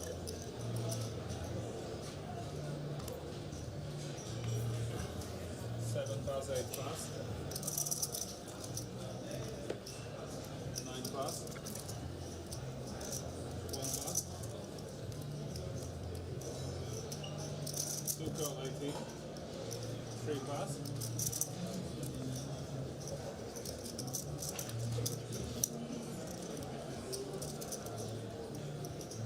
Looks like Jan called on the button with the ace-9 suited. and action around 2. Angelo Marco in the big blind, king queen. Would this work, Dara? You know what he's thinking. Yeah. I mean, there's 56,000 out there. His stack is only 203,000. So if he shoves here and gets it through, he adds more than a quarter to his stack. It's a reasonable spot to consider. He can also flat. That's okay too. So he has a few options here.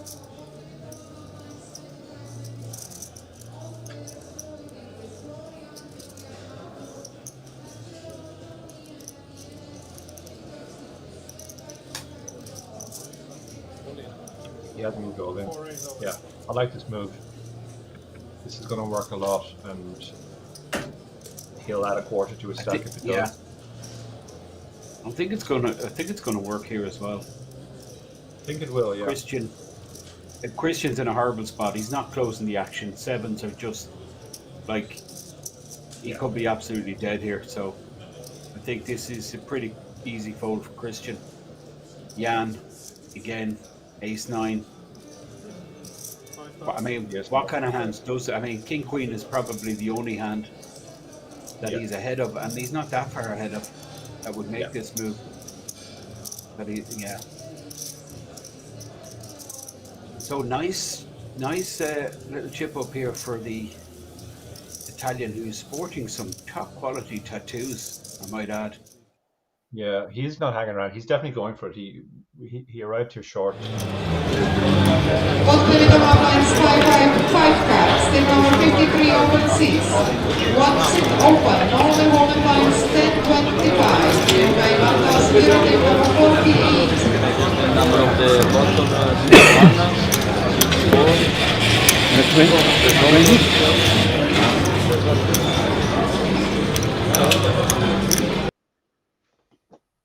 4.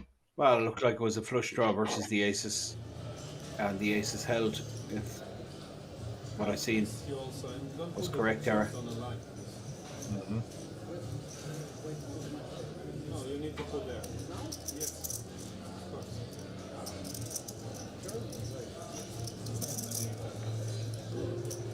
7 pass, 8 pass, 9 pass. Clement Cure in the hijack, the 6-2.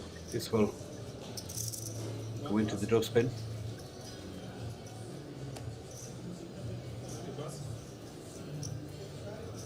Jan folds now. Albert pocket 8s on the button. Albert took a bit of a hit. His ace queen not good enough against ace 2 suited. And it was this man, Angelo Marco, who doubled through Albert. Angelo let the queen 8 go. 5 pass.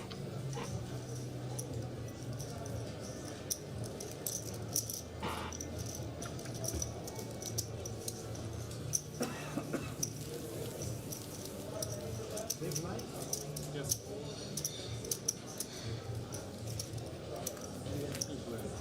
There you have it. That's the chip count graphic describing the exact chip counts for all of the players here in our feature table. 8-handed here. We're down to about 109 players. 87 get paid, so getting closer to bursting that bubble. Always a really tense time in a tournament. I mean, it's pure pressure, isn't it, Derek? This is where you really have to dig deep. I mean, big money on the line. Yeah, like nobody wants to bubble at this point. It's not even just about the money. It's just you've been playing this tournament for a day and a half, and you're kind of emotionally invested in it, and you don't want to leave with nothing. So this is it. I mean, whatever about busting early in a tournament, not making like day 2, making it deep into day 2, close to the money, and then falling short. Very bitter experience, as both of us well know. Indeed. you have to try not to let that affect you and just, you know, do what you know is right and accept that sometimes that means you will bubble, but it's easier said than done. We have a question from the chat, Bobo Sapu. Circuit equals not real WSOP. I mean, it is WSOP. WSOP has a couple of different levels, let's say. Obviously, the WSOP festival itself, where they hand out bracelets, that's top. And with the WSOP circuit events like this, where you can win a ring.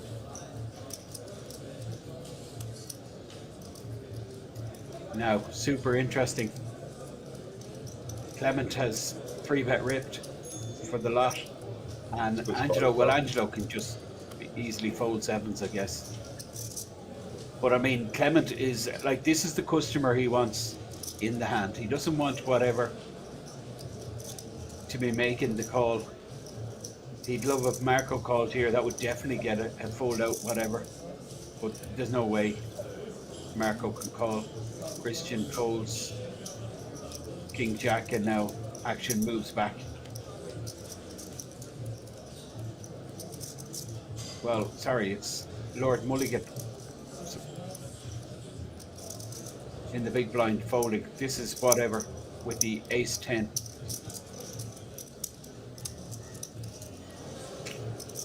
Yeah, it's a shove for, do the maths quickly, 17 big blinds, ace-10, yeah. I don't think can ever be a call here.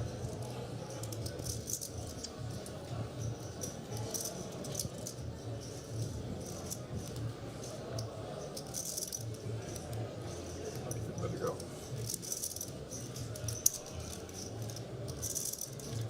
So Clement's gone from 100k to 170 without showing his cards.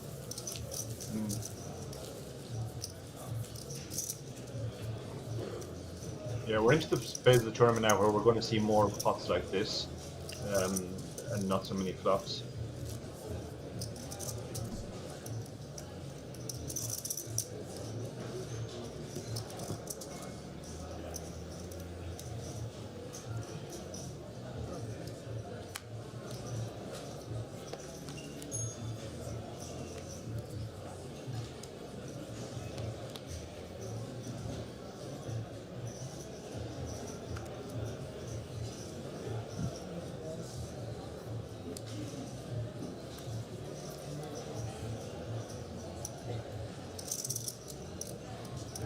Now that looks good, ace king.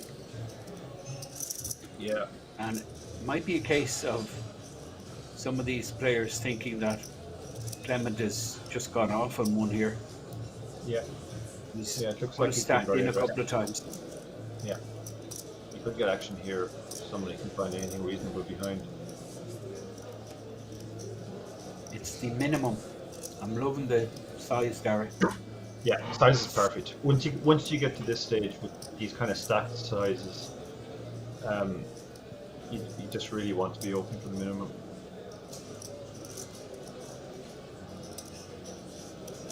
Christian is on the button here with Jack 10. Now, this could incentivize someone in the blinds. Yeah, he sets up good squeeze spots for the blinds for sure. Jack 3 suited won't be enough, but maybe the big blind is something. Lord Mulligan taking his time. It is noteworthy though, he's folding a Jack and also a 10 going into the bin, so Christian will be a dog. He's actually a 2-to-1 dog versus the ace king.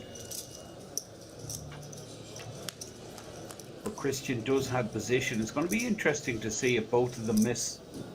But both of them have something here. A good shot for Clement with the 2 overs and second pair for Christian. Yeah, Clement obviously opened for the minimum there, hoping somebody behind him would shove and he could call off. This is probably his least favourite thing that could happen. Somebody in position has called. This stacked up is kind of tricky to play, but he has a lot of equity here. His hand would be the best hand some of the time. He has obviously 2 overs to the queen, and he has a gut shot as well. So his hand is strong enough to get in, even though it's only ace high.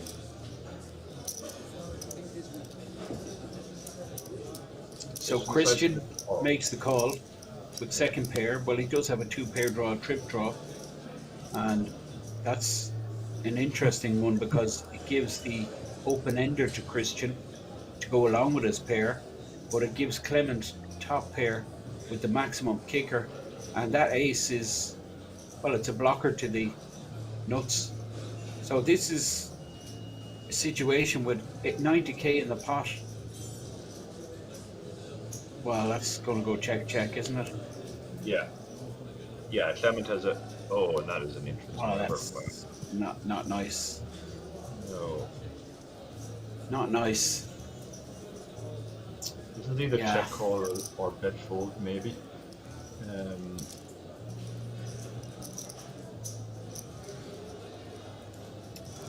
Top two. If he checks, he's really in, like, he's opening the door for his opponent to bluff him off the hand. So maybe a really small kind of 20% pot size bet incoming. Yeah.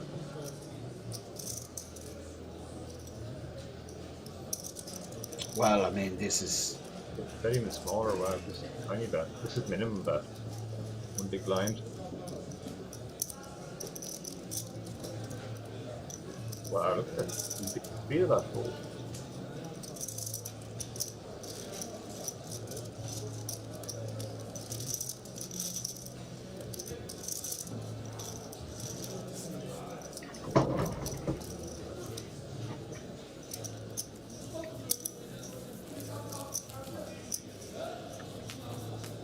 That was very sizable.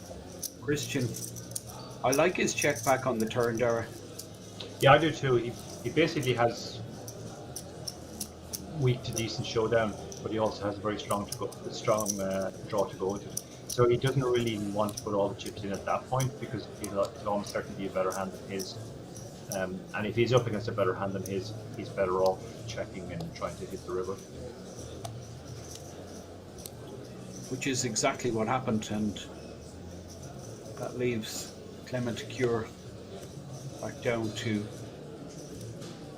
about 110,000. Here he is. Well, it's 128 he's sitting on.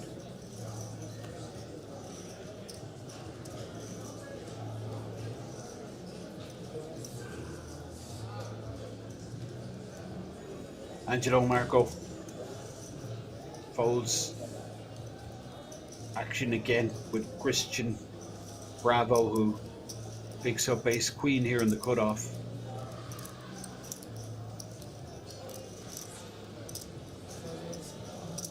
Looks like 18,000. It's 19 in fact. Big blind is 8,000. Lord Mulligan will throw the button. He does like to take his time, Lord Mulligan. Yeah. He likes to just get a feel for what's going on, but he's never doing that really with 7-4. Filippo will probably defend here. I actually know Filippo. I was lucky enough to final table my last WSP event in Vegas back in November or whenever it was, and Filippo was on the final table as well. I ended up coming ninth. I think he was sixth in the end. But a friend of mine who was railing me knew him as well. She said she met him at the Aussie Millions.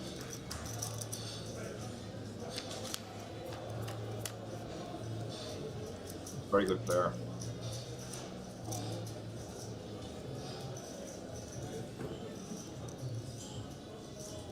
Both have missed. It's going to be a check back, you think, Dara? 6-10-6. Yeah, I mean, Christian doesn't want to get checked. Yeah, you don't want to get check raised here. If he bets, he should bet really small. He's gone for 24. Yeah, this is about where you really don't want to get check raised. I think if Filippo had a bit more, he might consider the check raise here because this is a hard board to hit.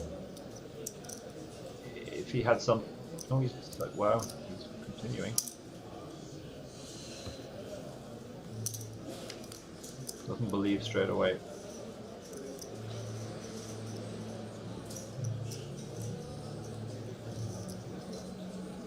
Good chance to go check now.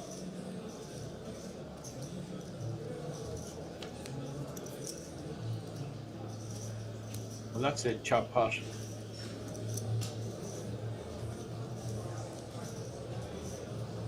both players playing a set of sixes with ace king kicker. But is there an opportunity here for Filippo to win the pot? No, he's happy enough to go to showdown, and Christian's going to check back. Yeah.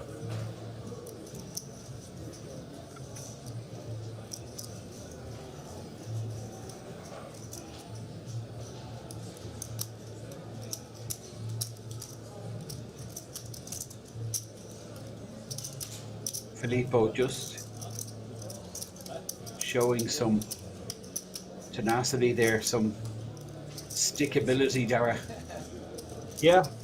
I guess he just decided ace high is going to be good a lot of the time here. Against king high, queen high, You all can those see him hands. have it. Yeah.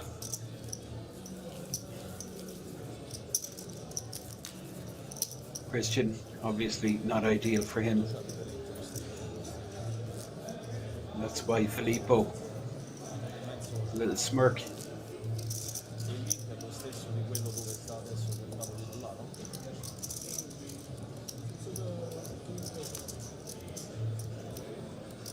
Any viewers just tuning in, you're very welcome.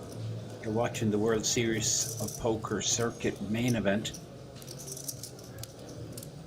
And this event has a 1 million guaranteed prize pool, but the 808 players have produced 1.2 million plus.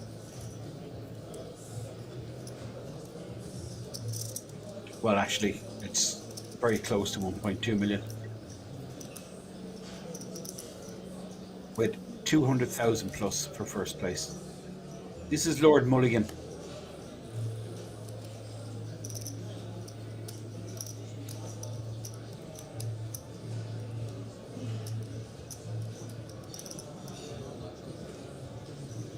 King 9 of hearts.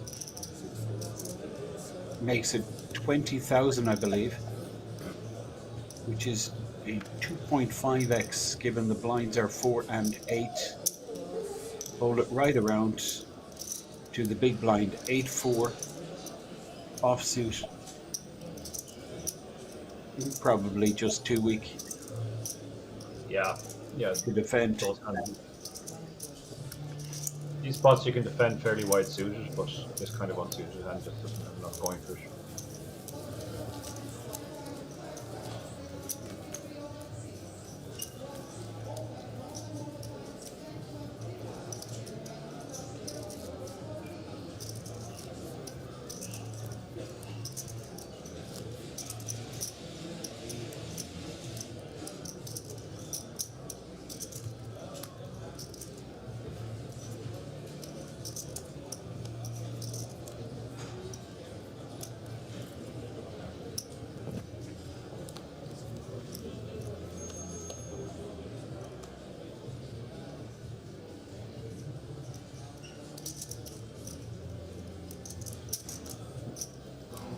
Okay, pocket nines for Jan. Jan under the gun with the nines. Albert with the jack 9 suited.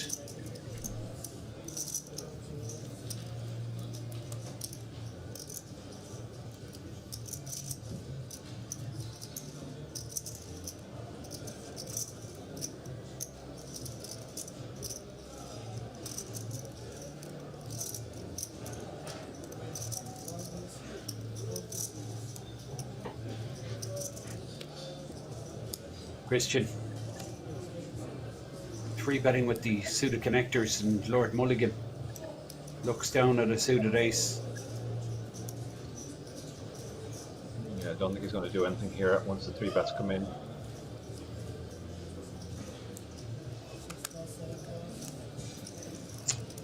Filippo, suited ace himself, but too much interest, too much action. But whatever is not going to be folding, Dara. Oh no. And we might see a cold 4-4 bet here with the ace king. Yeah, I think we will. He's got 37 big blinds. He doesn't really want to flatten this pot. There's 84,000 out there. I think he might just stick it all in there and try and win the 34,000. The 84,000 rather. Difficult spot for Jan. don't think he's going to want to take this on. Given that it's a cold 4-bet, it kind of looks like it looks stronger than kind of the 9s range, you know? Yeah. Yeah. I think it would be a fairly close decision if he hadn't been 3-bet, but... Yeah, Christian's kind of just thrown a curveball in here with this 3-bet. Well, he's going to get punished for it. But I think it's all suiting whatever, because it's adding money in the pot. And this is what you want with Ace King, isn't it? You want a big pot and take it down pre-flop. You don't want the sweat of having to hit. Absolutely, yeah. Yeah, he'll add 25% to more than 25% to his stack, 30% to his stack if he shoves and gets this through. And not having to sweat cards coming, that's obviously a great spot for him. The 9's folded really quickly there, yeah. He knew it wasn't really a close decision. And the Ace-7 got his hand caught in the cookie jar. Yeah, Christian actually is after, well, that chop pot with Filippo and now losing this one. It's going to knock him back a bit, but he did win a sizable pot against Clement a little earlier. Filippo there on the left hand side of your screen, center of your screen is whatever, who just took down that sizable pot in C-Day to the right of the dealer. And we're 9-handed now.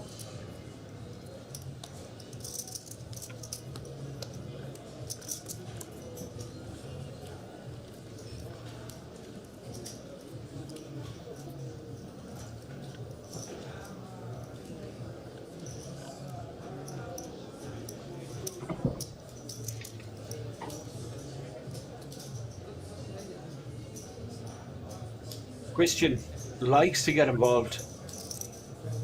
Yeah. Yeah, he's not put off by the fact that last hand he 3-bet folded. He still has a hand he wants to play, so he's going to play it. He might be getting 3-bet again. Lord Mulligan, very deliberate.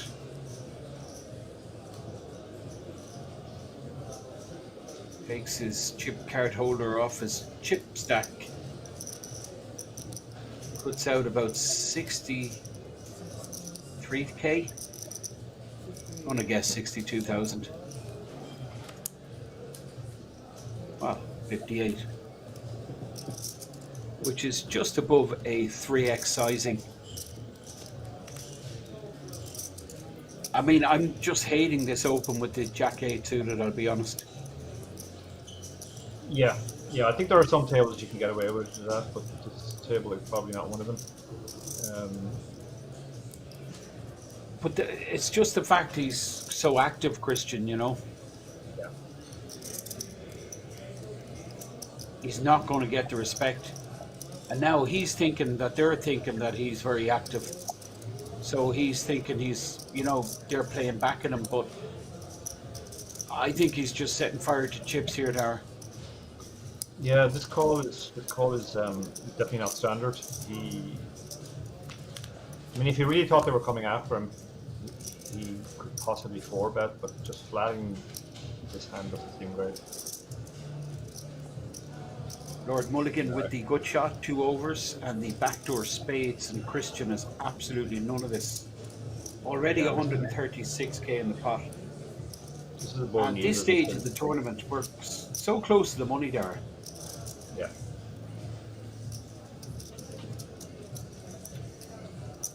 I think this is reasonable. I mean, he's going to hate it if it's shoved back in his face, but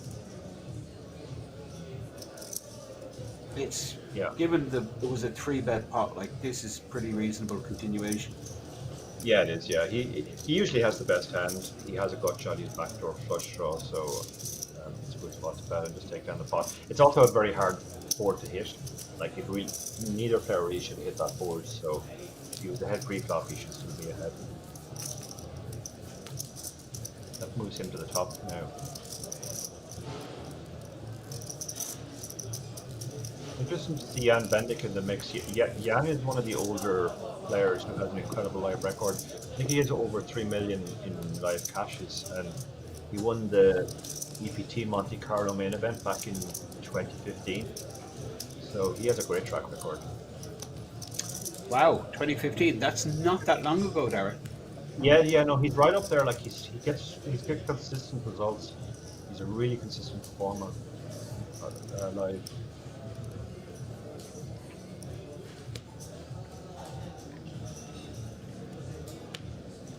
And back-to-back big slick for Lord Mulligan.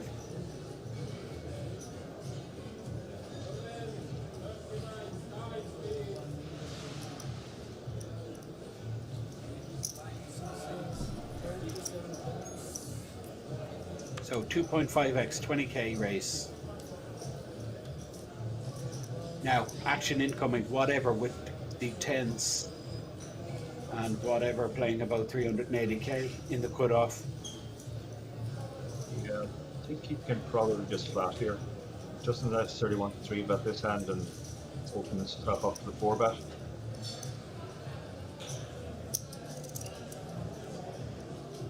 There is the flat call with the 10s now. Clement Cure on the button with the Queen Jack. I mean, it's attractive, but he knows Queen Jack not performing too well.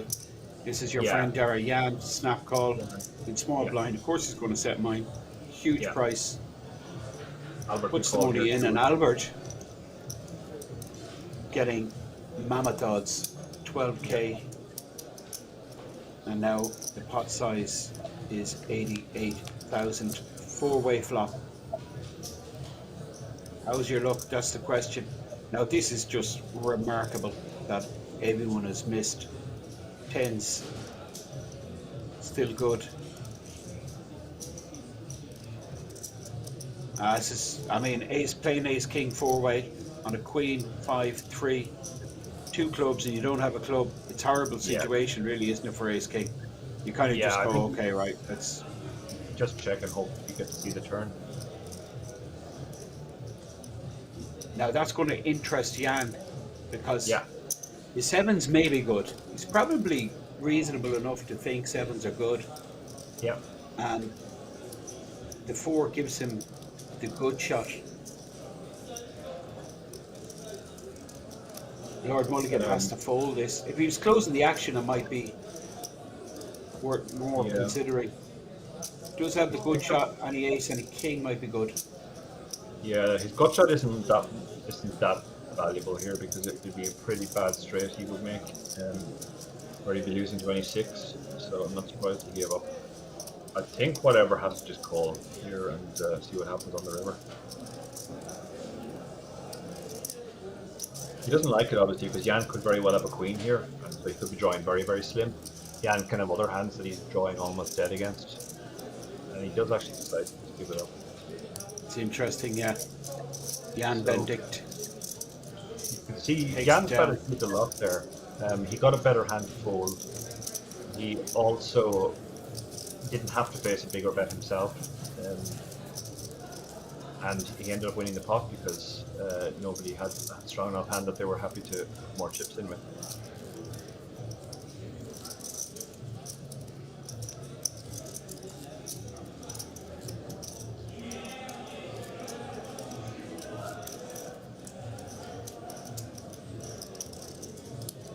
Interesting. I think on the button with the Queen Jack was Clement, wasn't it? That's right, yeah. If he had actually gone for it there and got called by anybody, he would have won on this. Well, no, the sevens never called. Yeah, he would have won. It was a good spot on. I think if he had more chips, he'd probably be given it more consideration. But with only 12 big blinds or whatever he had, he can't expect to get through very much, and he has a pretty bad hand. So.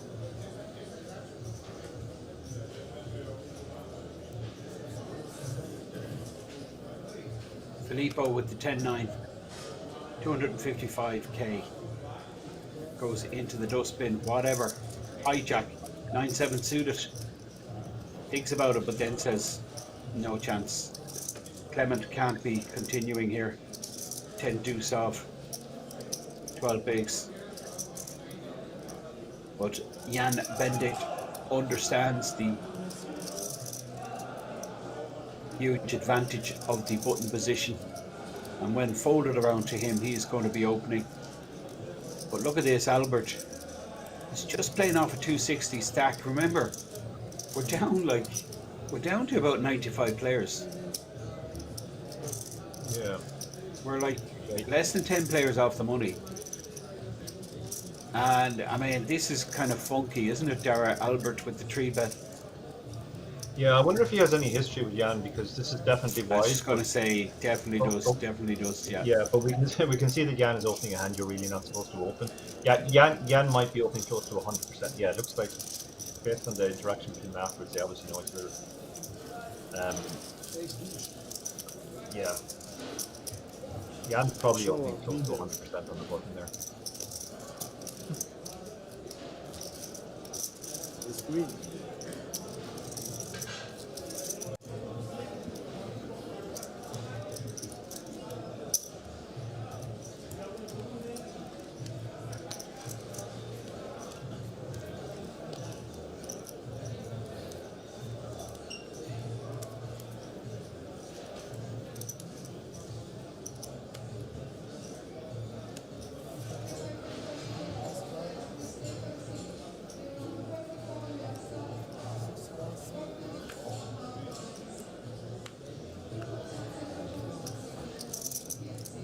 Now, ace jack for whatever.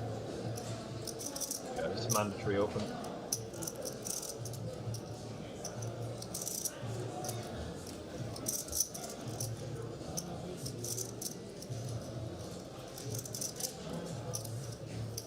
Clement is shackled really with the chip stack size he has.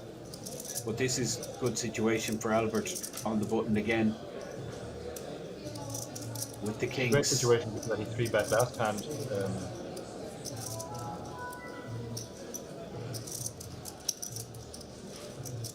40k. Small 3-bet. Angelo was looking at him very suspicious, just like you mentioned there, Dara. He did 3-bet last hand, so you could see the Italian kind of thinking, listen, if I had anything at all, I'd be going with it. But little does he know that Albert's sitting with the Cowboys, whatever, with ace jack. Well, it's tricky enough. The sizing is super small for 3-bet. 24 to call, getting 3 to 1. Yeah, it's a tricky situation. You can make a case for all three options here. Obviously, fold is okay, a little bit on the nifty side at this price. Calling is okay, but doesn't seem great because you have an easily dominated hand.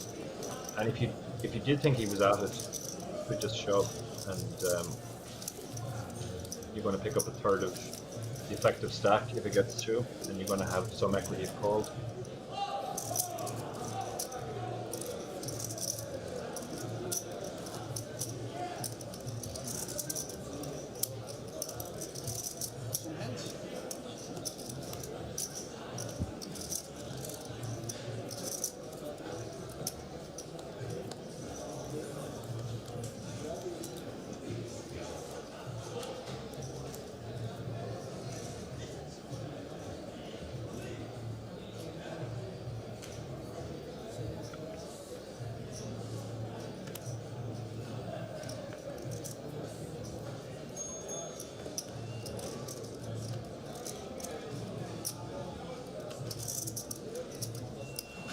So 94 players left. 87 get paid. And again, big slick. Distributed on our feature table. If you've just tuned in, it's coming close to the bubble of the World Series of Poker Circuit Main Event here in Kings. Whatever, with the min raise, hold it right around to Lord Mulligan, who will consider all his options. Call is standard here.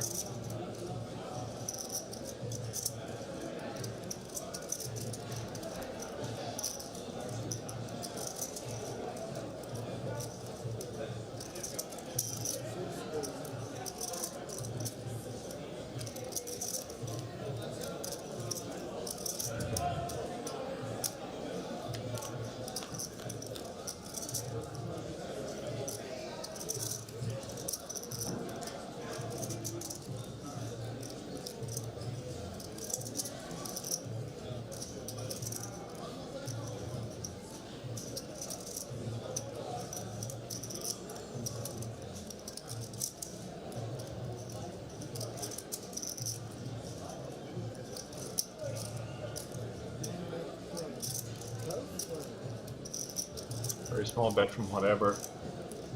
This is essentially just a range bet. He has all the strong hands, and Lord Mulligan doesn't have some of those strong hands because he would have 3-bet pre if he had. Participant fold from Lord Mulligan.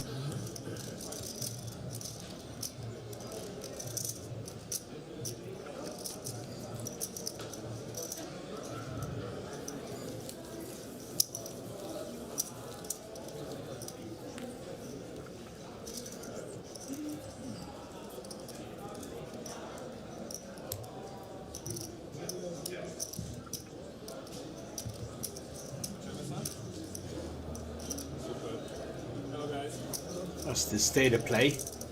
You can see the chip count graphic shows that Clement is the short stack, 108,000. 13 bigs. Blinds 4,000, 8,000. But not too long before this level expires and we move into the 5,000, 10,000 level.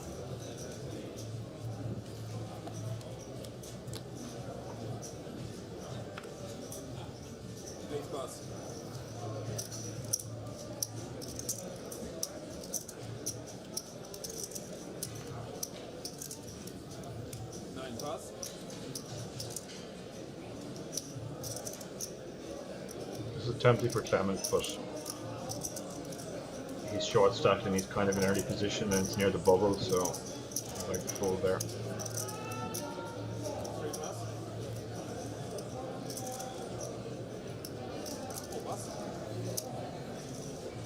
Walk. Oh no, sorry. Christian's going to raise the Jack 10. 5 raise. 17,000.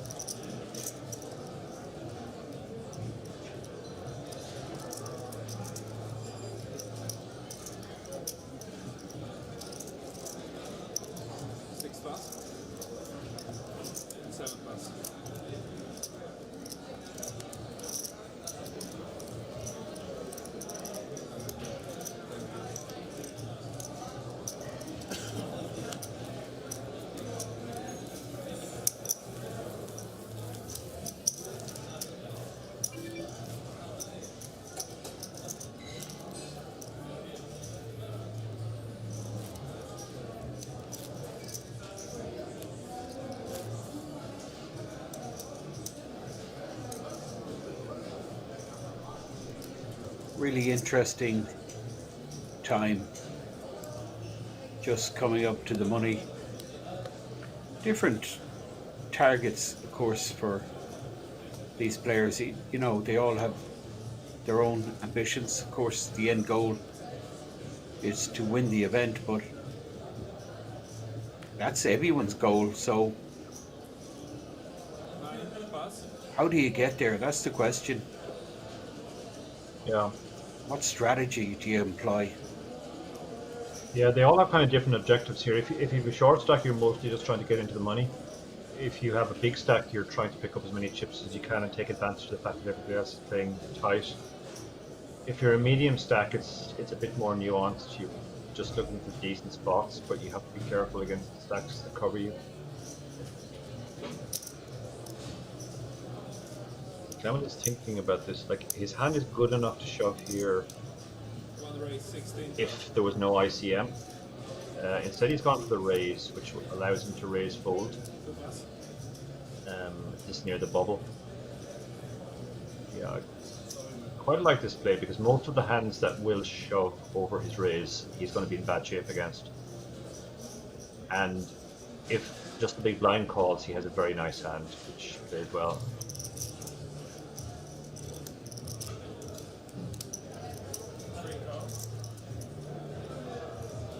Albert makes the call. Angelo gets out of the way. Christian folds the king 4 off, and now action with Lord Mulligan. He's going to be putting the 10-3 in the junk. 6 pass. 7 pass. Interesting small blind. Ace 8. Snap folds, and now Filippo. 8 deuce. This dude's suited. Like, it's a pretty looking hand, but we're very near the bubble, and this near the bubble, you're not going to want to get into the flush draw, and that's kind of what you're hoping for in a lot of worlds with Ace 2 suited. So I think if we were much earlier in the tournament, or if we were already in the money, we'd be more likely to call there. And Clement's going to feel great about this now. He's going to be happy to go with this. He has less than 2 times stack left behind. He's hit top pair. He's probably going to just bet and call if there's a raise, and probably shove the turn if it's a call.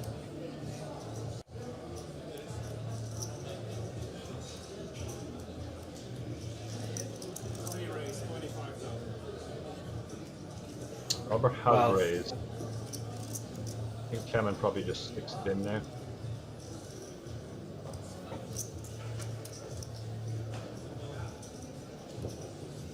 Albert drawing very thin here. We did see the ace of clubs, the ace of spades folded pre. Jan with the ace of spades, and was the player in the small blind position. Mark folded the ace of clubs. Just the ace of diamonds. The only clean out Albert has.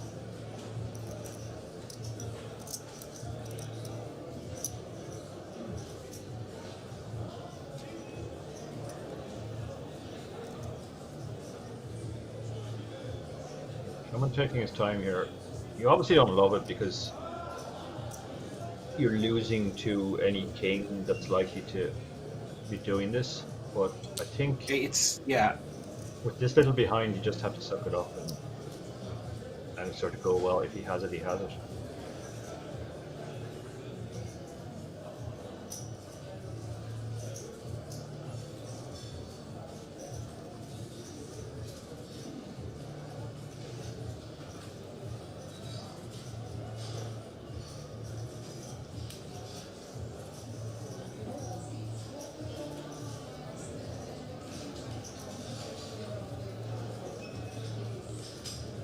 So I'm looking around there.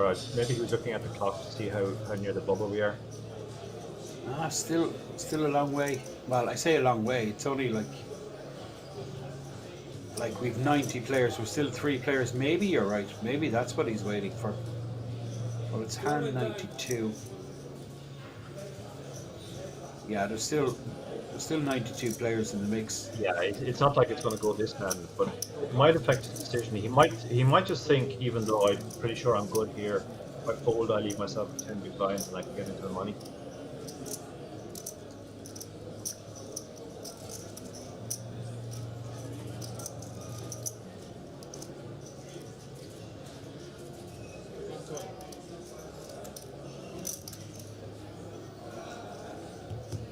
Another place. He's just called. Interesting. Well, I mean, Albert's going to go with this. Yeah, now Albert has a flush draw, not flush draw, and a gut shot as well. Clement has 2 pairs, so the fact he's hit 2 pair doesn't change all that much. I guess he's pulled ahead of ace. Well, no, he was already ahead of ace queen, so yeah. What? Yeah. Oh boy. Sick. That's grotesque. Sickness personified. That is grotesque. Good night, Clement. Hard to see him get away from this. The flush comes via the back door. The straight was there in the turn, and Albert checked back. So, I mean, it's lights out. Let's be honest for Clement.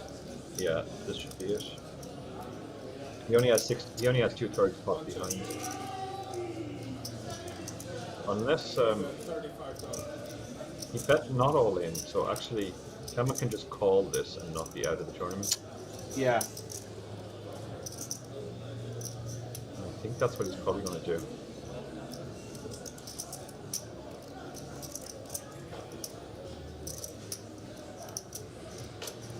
it's worth 3,300 to hang in there. Yeah, Easier those said than done. Yeah, those last few chips are incredibly valuable to him. They're way more valuable than if he were to win the same amount extra. If his hand was good, so I don't think he's even considering raising here. It's just You cannot fold. You have less than 8 big blinds left. this speech play is very, very, very strong. You're saying he's telling me he can't fold. It'd be very difficult to make that speech if you were bluffing. Except you, Finton, obviously, you'd be completely capable of making that speech if you were bluffing. Well, to be honest with you, I'm snapping. If I hear that, I'm just snapping. I say, right, good luck. No way has he got it. Just shows you how bad my reading skills are. But Albert here, I mean, the raise and the flop, I just didn't expect the raise. Yeah. Albert tends to cover up when he's in a hand, and he's let his hood down and he's talking. He's very, very relaxed. Yeah. Very few players are capable of bluffing like that. And the bet size also just screams like I want to be called. If he was bluffing, he probably would move all in. So I think Clement is actually debating whether this is even a call now. He does make a call though. He had clock called on them there as well. They're so close to the money that it's possible Clement was stalling a little bit, trying to maximize the chance of getting into the money if he loses his hand, which he has done. Jan was clapping himself in the back there, so he actually called it. Which, I mean, he was thinking the same lines as yourself there. Yeah. With the speech play and the relaxed demeanour, it must be the absolute nuts here. Yeah. But it was just, I mean, it was just a horrible route. Clement, well, he could have shoved pre, took down the pot. I don't think he gets called in any spot. He could have shoved flop. He could have shoved flop and he would have 4-bet all in when he was 3-bet. Yeah. So there was several opportunities there. He could have just ended it. Yeah. He was very unlucky with the run out. Yeah, the run out was absolutely horrible. And that There was are under other the run gun, outs so where his yeah, play would have won him more. I think we might see some stalling from him now because he has to big blind. Of course. Under the gun, he's going to be posting. It's going to be all in, isn't he? On this. Well, he might decide. To just let the button run through. Just let the button run through him and hope the bubble goes in the next orbit. 18,000. Because even doubling up now, it doesn't do him a lot of good. That's yeah.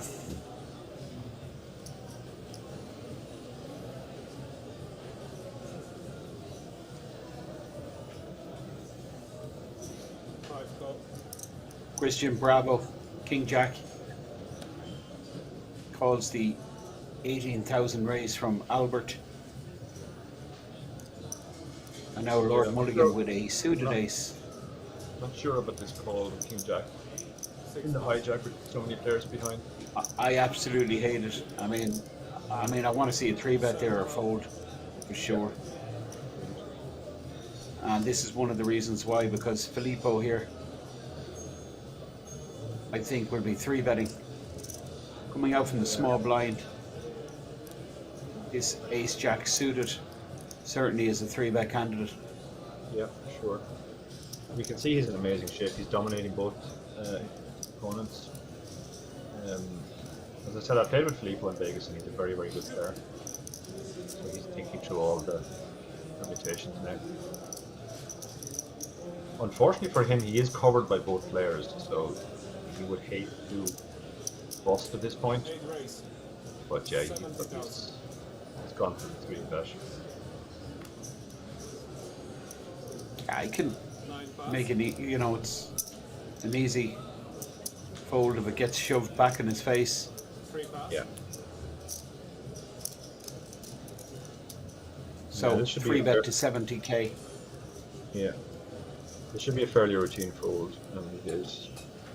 So good pick up from Filippo there.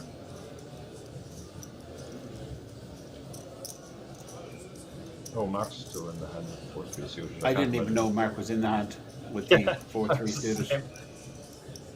I think, you know what? I think maybe Christian opened there, did he? With the King Jack. Yeah, I think the Queen Jack opened and the King Jack flatted, and then I guess the 4-3 flatted as well. Yeah, but who opened with the Queen Jack? Oh, Albert opened. Albert opened with the Queen Jack, you're right.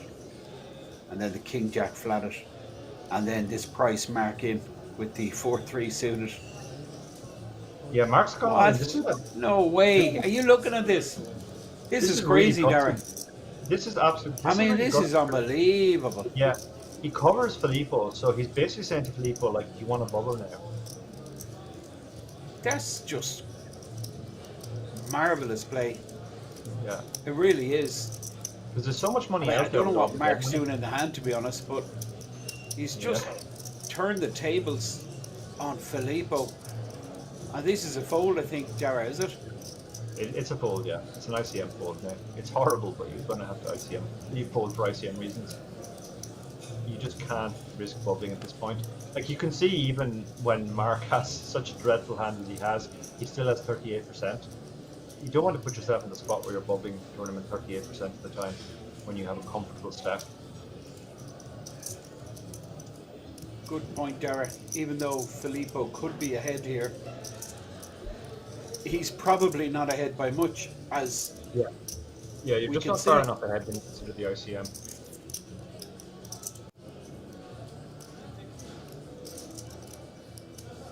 The confusing thing for Filippo is he absolutely knows Mark can't really have a hand here, because he wouldn't flat a very strong hand after an open and a call.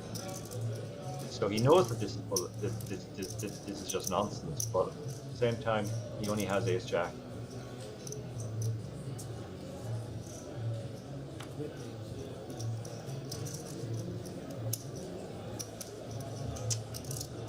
It's what kind of knowledge these guys have of each other. That's like, have they played for long together? Does Filippo know Mark's capable of this kind of move? I did not expect this. This is totally off script. Pretty sure he's gonna let this go. It's very close, but he does fold. And what a move by Mark. Now, if I'm in Mark's seat, I'm showing the 4 high. Absolutely. It's not worth it otherwise. Yeah. Having said that, there is an hour delay, so he does have that hour. He does want to make another move. Yeah, I think the bubble would probably be gone in that hour, so it'll be a very different game. That was pure bubble pressure there. Like, there's no way he does that move early in the tournament, or if the bubble has just burst.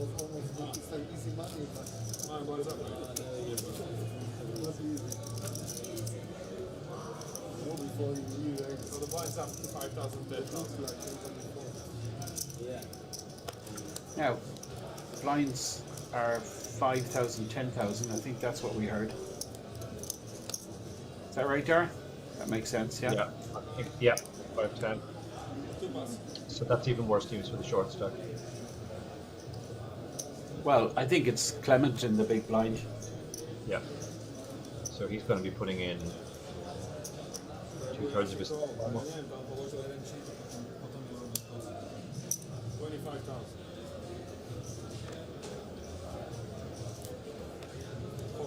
Albert opening again, suited ace on this occasion.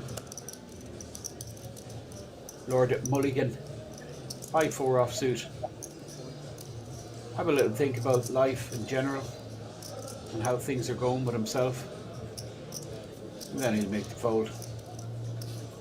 Now, Mark, what a move. Applying max pressure to the Italian Filippo. Folds, and now whatever with Queen Jack suited small blind, 350 stack. Don't mind a fold here. Yeah, don't mind a fold, don't mind a call. The big blind is so short, you don't really have to, it's not the usual situation where you're worried about getting squeezed. It's almost like he's the big blind.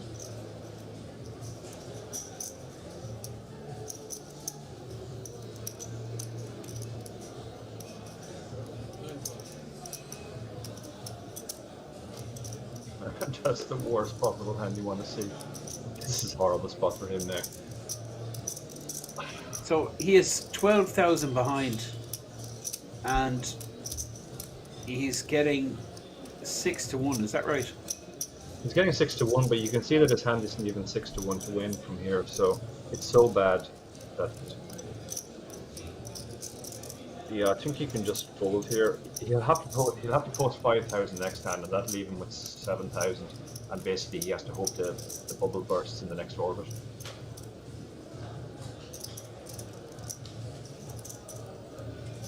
He's looking at the clock.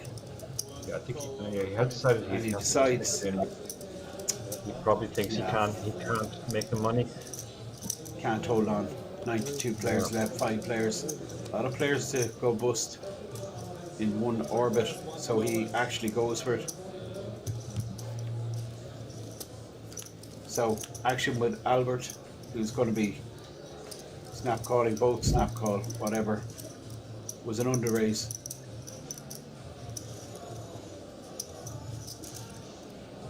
Where are we going to go? Does Michael check or check bet call? 3-bet 30,000.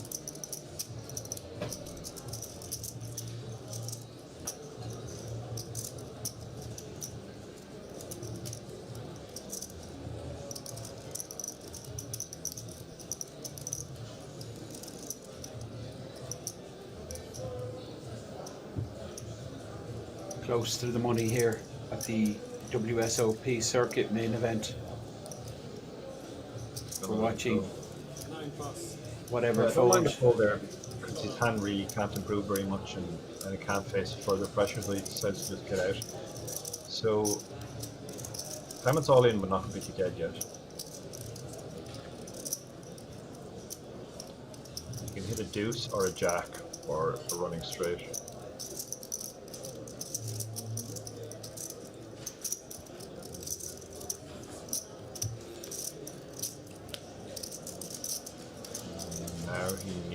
Not a great card. Yeah. Now a spade is no good, so he needs an offsuit jack or deuce. And we know one of the jacks is gone already. It's the end of Clement. Pretty horrible, isn't it? Posting out horrible, 92nd, I believe. 92nd, yeah. On the big blind in this hand. Yeah, his pre-flop Just a big decision blind wasn't in this trivial hand. there. Yeah, his pre-flop decision wasn't at all trivial, because there's a reasonable chance that the bubble goes in the next orbit, in which case he might have been able to fold into the money.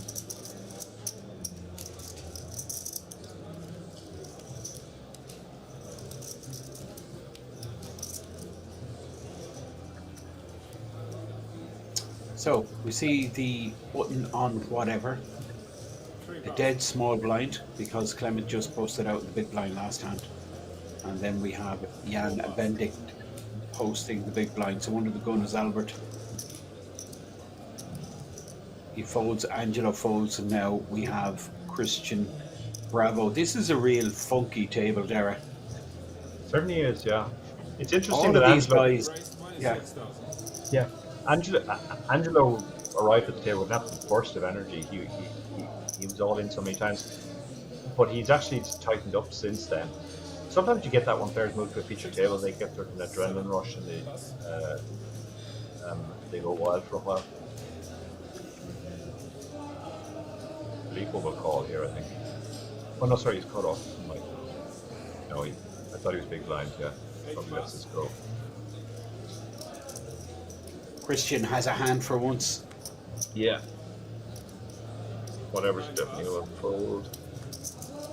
Jan will probably let this go.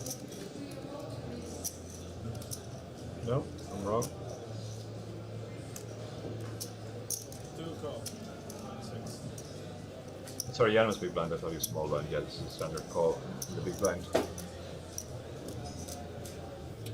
No small blind in this hand with the exit of Clement from the big blind position last hand.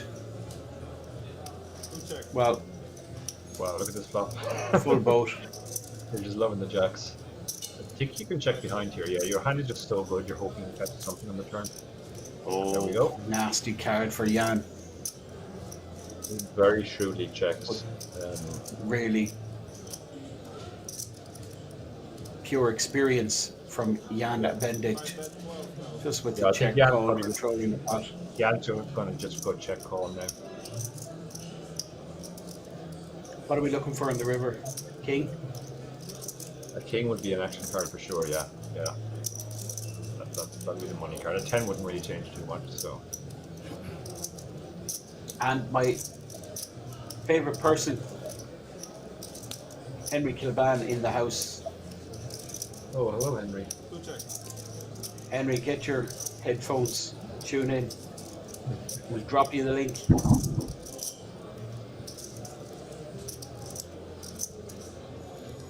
So, Queen on the river. Jan going for the check call, pending on the size course for Christian.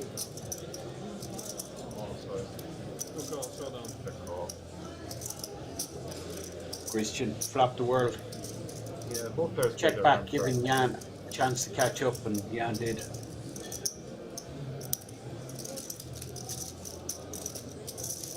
How to stay small and big. See game.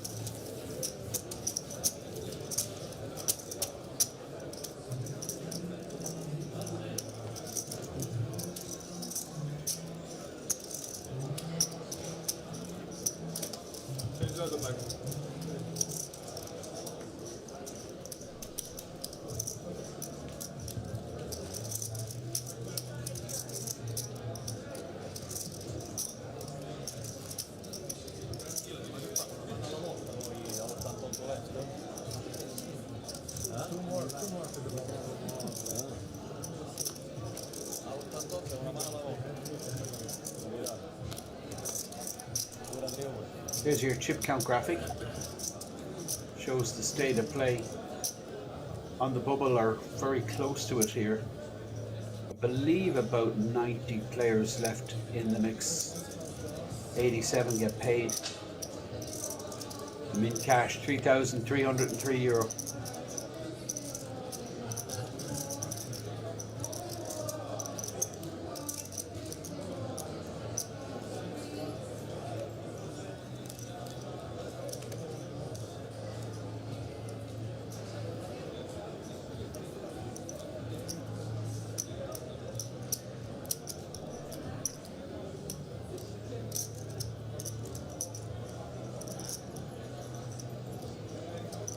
So Cowboys for whatever in the cutoff position. Well, looks to be the button in front of him.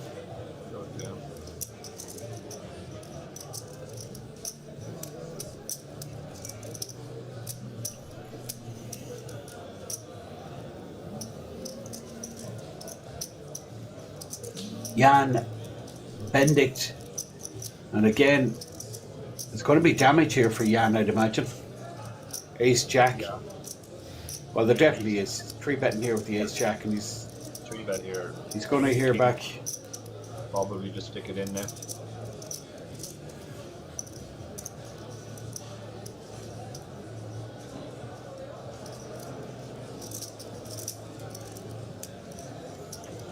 So we have 89 players left.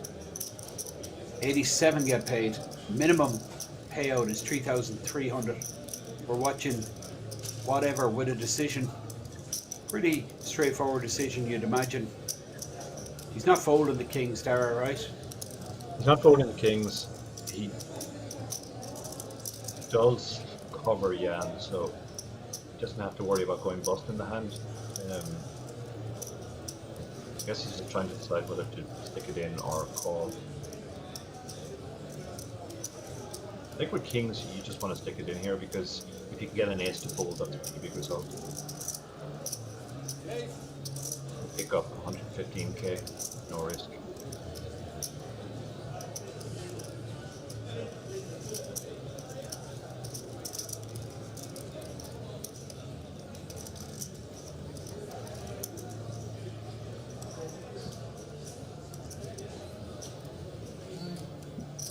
has moved all in. I think Jan's going to fold now.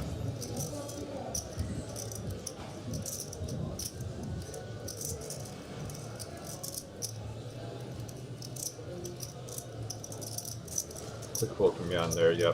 Very experienced campaigner. He knows that's a fold. He doesn't have to think about it.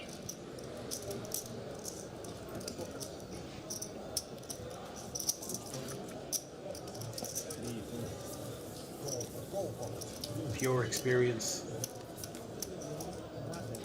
Slovakian. This has been around. Highly experienced, highly successful tournament player. 3-bet there with the ace-jack snap folded when he heard back from whatever. Yeah, you like to see that. He knew exactly what he was doing if he got shoved on. He didn't suddenly... sometimes you see players 3-bet those spots and they're just 3-betting because they have a strong hand, and then they get shoved on and they have to go into the tank because they're not sure what to do. You know, you should never 3-bet in those spots unless you know what you're doing against a 4-bet. Darren, look at this. Christian leaving.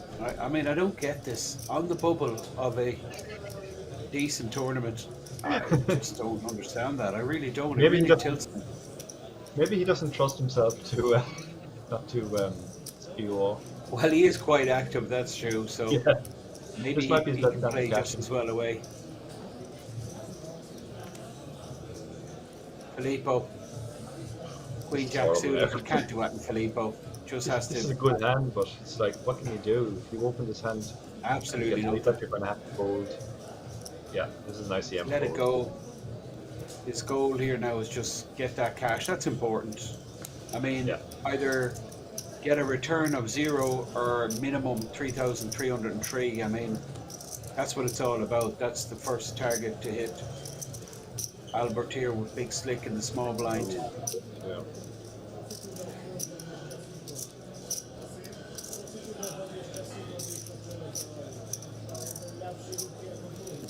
$89 players left, so we're just one player away from hand-for-hand bubble. Angelo Marco, 5 high. Don't like folding, Angelo. Yeah, he might be tempted to call here. He's getting such a good price. He's getting almost 3-1. He's in position.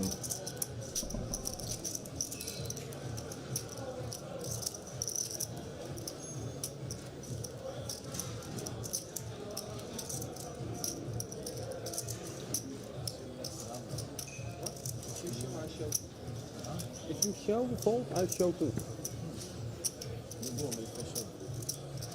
If you show. You don't show? I don't show.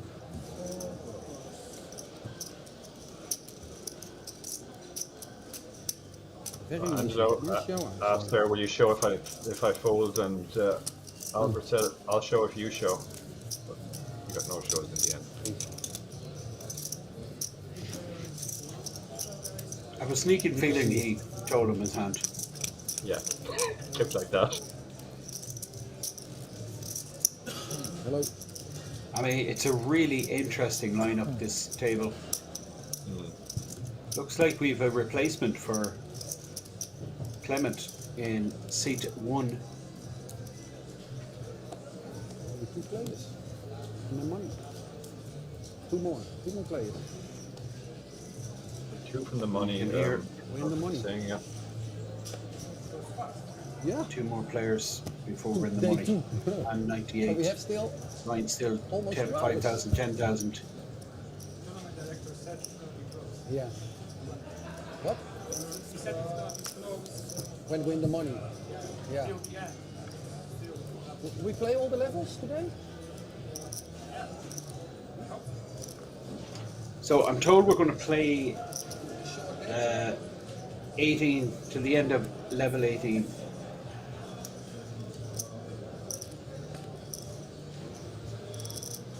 Which is the end of this level and another level? Yeah.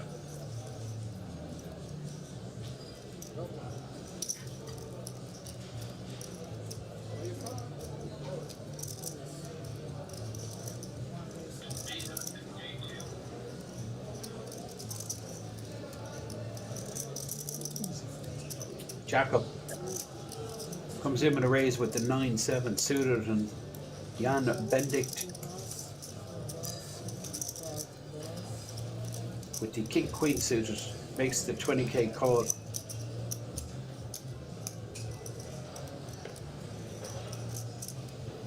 Jan has the benefit of acting last. Blinds not involved. First to speak will be Jakob, who has hit bottom pair. Jan is going to be sticking about, I think, after Jakob continues on this board, which surely he will. Yeah, Jan has not second pair and backdoors, so he's not going to fold to one bet here, that's for sure.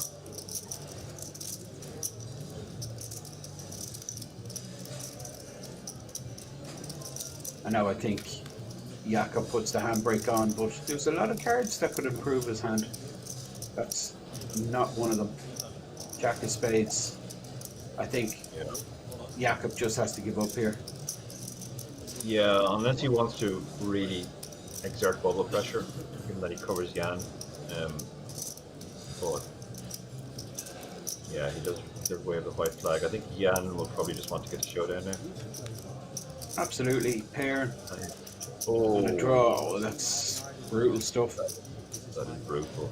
Just from probably Jakob, nowhere. Jakob bets small now, and Jan has a decision.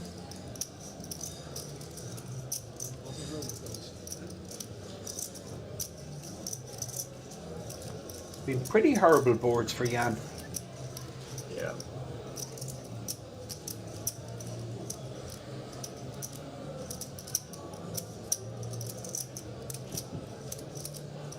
Yeah, this is a good sizing. This is very tempting to call now.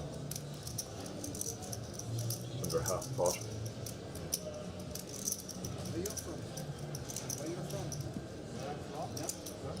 But where Jan might find the fold, because this would be a very strange bluff line. If Jakob was going to bluff, he probably would have just bet the turn again. Yeah, I think Jan sniffed that out. He just thought this isn't a bluff, because if he wanted to bluff, he would have kept going on the turn.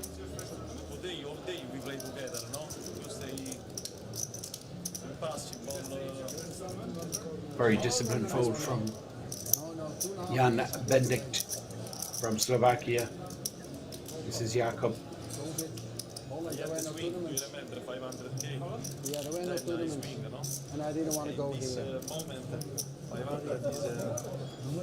But now very close to the money here in King's Resort. This is the World Series of Poker Circuit Main Event.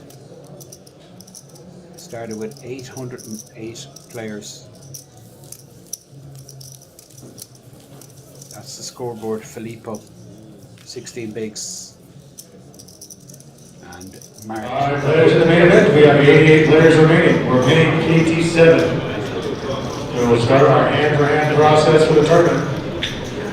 First of all, we'll take 2 minutes off the clock for each hand dealt. Also, if there's an all-in call, keep the cards face down. We'll run the all-in calls out last, guys. So please keep the cards face down. If there's an all-in call, those hands will play out last. If 2 players are eliminated on separate tables, they will split the higher position. If 2 players are eliminated on the same table, the larger stack will win the higher price. We do also ask that you guys remain in your seats. Do not sweat the action at other tables. You may leave the area for the toilet or to get something to drink, but do not stand behind other tables. Consider this your warning. If you're behind other tables, you may receive a penalty. So at this time, dealers deal 1 hand and 1 hand only.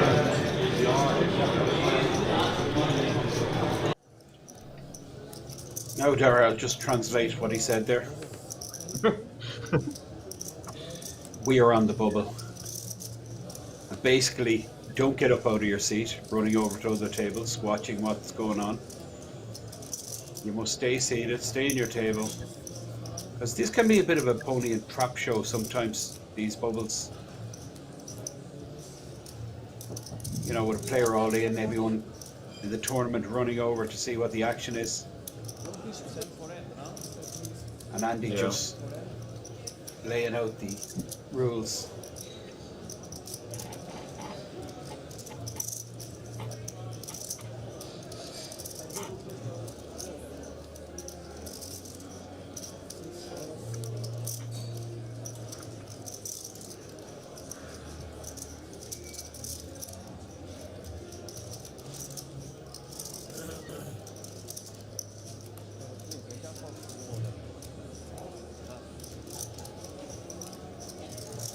Albert may, like, he's been so active, Albert, and pretty, let's be honest, he's been super loose.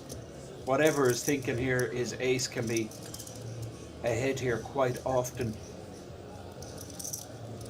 But I mean, it's so tricky. We're on the stone cold bubble here.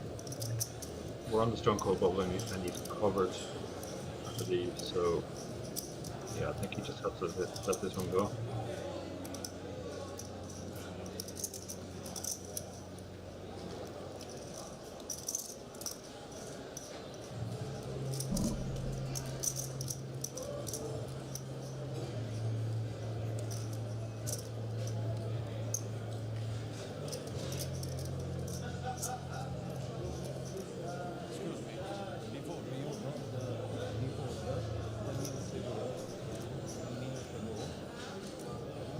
I guess he's not going to fold. I mean, this is a clear case of Albert's table image getting him action. Mightn't be too enthusiastic about getting action. That's not the worst board for pocket tens, just one overcard. Whatever is missed. Overcard. It's the safest overcard, so we're going to see a continuation bet here. Now, whatever has prospects, he doesn't have anything right now, but he has backdoors, and it is the bubble. But he might sometimes have the best hand here too against weaker aces, the 3-bet free. So it's quite a tricky spot for him now. Getting an amazing price as well.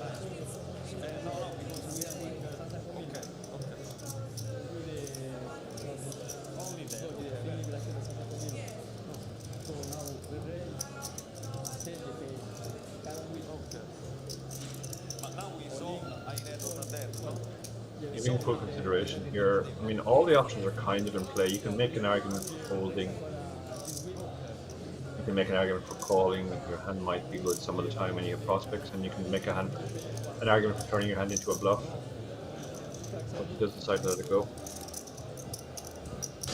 I think Albert was pretty relieved there.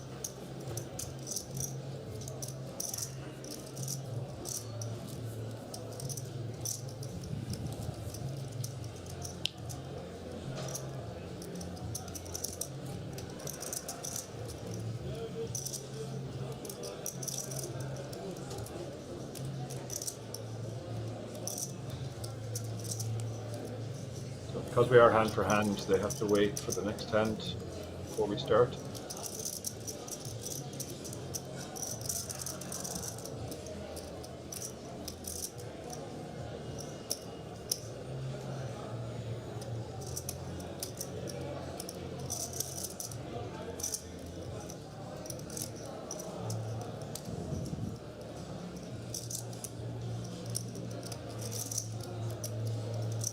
Lipo and Jan are the two short stacks at the table now, so they'll be hoping the bubble goes soon, so they can go back to playing normally. Albert's now the chip leader, so he's benefited from aggression and picking up those recent pots. This is a great time for him to open up his game and be a bit more aggressive, take advantage of the bubble.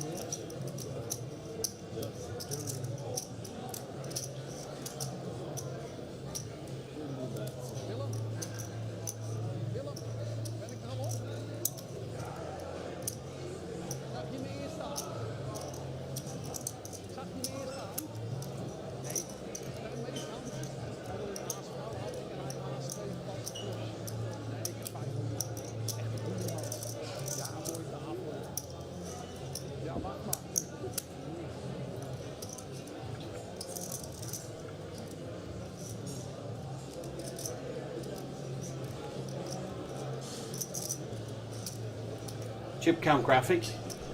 That's the scoreboard, Dara. And it's pretty much Albert making all the progress, isn't it, really? Indeed, yeah. And but they're all quite bunched together, so they can all do damage to each other. This is a lot different from you sometimes see on bubble tables where the stacks are more spread.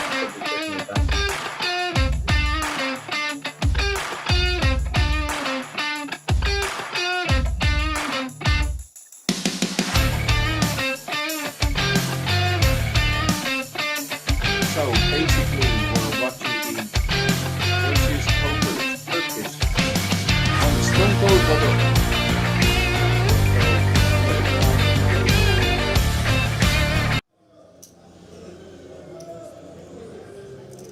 Now this guy, Jacob, he comes across as a player full of tricks.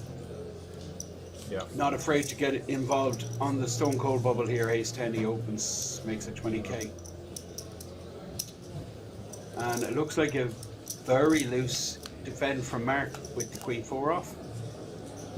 Yeah, it is very loose. Jakob flops enough flush draws, so you can go either way with this. You can check or bet.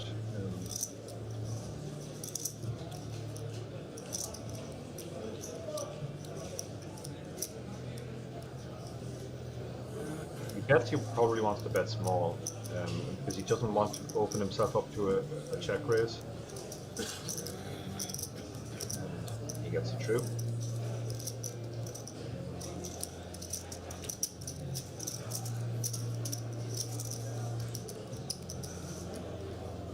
Jacob stacking chips. He's been profitable. He's not been here for long, but he's adding blinds to that stack, and a lot of tournaments have been won and lost on the bubble, Dara.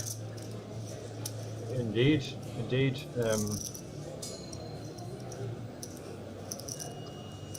Sometimes the big stacks they go to war in these spots, and somebody can end up busting a very big stack right on the bubble, and somebody else can end up with an absolute monster stack coming through the bubble.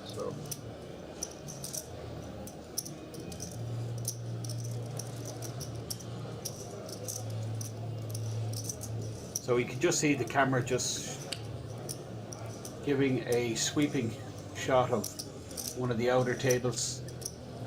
Pot being awarded. No one's gone broke, so we're still on the bubble. Still waiting for the bubble to burst. That's our feature table. TD will give the word to deal on when all of the tables have finished each hand, and there's a reason for this, which our expert commentator is going to explain to us. Dara, why is this? What's happening here exactly? Why is it each table stopping waiting? Yeah, if you didn't do this, players would just be very heavily incentivized to stall, to take as long as possible over all of their decisions, to try and make sure that somebody else on another table bust and they got into the money. So it's really just to cut that off, to stop people stalling if they're very, very short. Okay, can you even break that down even further? How would stalling at a table, how would that affect an outer table? Well, Like, how does that work? Explain that to me again. Yeah, I played a satellite once where there were two tables left and we were on the bubble, and for whatever reason it didn't go hand for hand. And Will Kassouf was on one table and he was taking 3-4 minutes over every decision and really slowing play down because he was short stacked. And the other table, everybody was playing normally. And on the other table, in the time that they played, I think 3 orbits, the table that Will was on only played 7 hands. And that makes it much more likely that somebody's going to bust on the other table. So it gives them an unfair advantage to people who are on the slow table. Really well explained there. So if there's a higher volume of hands played, there's a higher likelihood of action. And if there's more action, well then it's more probable someone goes bust, right? Yeah, exactly right, yeah. Yeah, I think stalling is one of the things that people enjoy the least in tournament poker. There are spots where you're just so heavily incentivized to do it. Yeah. For example, if you're really short on the bubble of the World Series main event and there's 1,000 people being paid and there's 1,001 left, and you know the min cash is 15 grand, you're very, very heavily incentivized to play so slow to make sure that somebody else busts on another table. you know what? I actually don't mind that. I think that's perfectly legit. Like, you know, I mean, like what Clement cured there just a little earlier. You know, he looks at the clock. You know, time, his position. I mean, I think that's. I actually have no problem with this. What I do have a problem is with like someone with a really straightforward decision who's just going to be folding, right? Yeah. And there's no benefit in tanking. Do you know what I mean? Like, you know, taking their time to fold, like that absolutely tilts me, like, you know? Yeah, yeah, you do see that sometimes, and it's difficult to explain what people's thinking even is in those spots. But I'm probably being a bit harsh because, I mean, not everyone gets onto a TV table, you know, in their poker careers. So it's, you know, it's not an everyday occurrence. So there's probably a little bit of like, not so much nerves, but like just anxiety to play their best poker, and they want to take their time over every decision. But sometimes that comes off as like, you know, a little bit of unnecessary kind of tanking, you know? Yeah, yeah, for sure.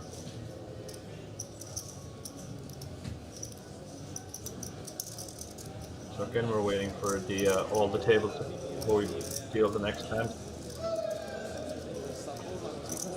Yeah, well, real money on the line and big money on the line because it's a minimum payout of €3,303. Yeah. And I mean, no one really wants to go bust on the bubble. It's pretty horrible. But sometimes it's unavoidable. You just get entangled in spots that you feel you should go for. Yeah. Yeah, I mean, if you never bubbled a tournament in your life, you're probably doing something wrong. Yeah. Yeah, explain that to me now, Dara. That's... It probably means that you're just placing far too much emphasis on cashing and cashing, not going for it. There are spots where you should really go for it. Absolutely. One of the bubbles which was really interesting was in a tournament I was involved in was the PCA where it was the 25k buy-in. Oh yeah. And it was they added extra was just 25k for the min payout because they paid extra players, you know. So the extra players they paid, they just min paid them, you know. So on that, I made day two. I had a big stack in that at one stage, and then I got busted out, and that was the end of me. But my friend, Paul Leckie, who you know fairly well, I remember this. Yeah, Paul got a big stack in that, and the bubble went on for ages. I was playing a side tournament in the same room, and I remember watching the situation because I knew Paul was still in there.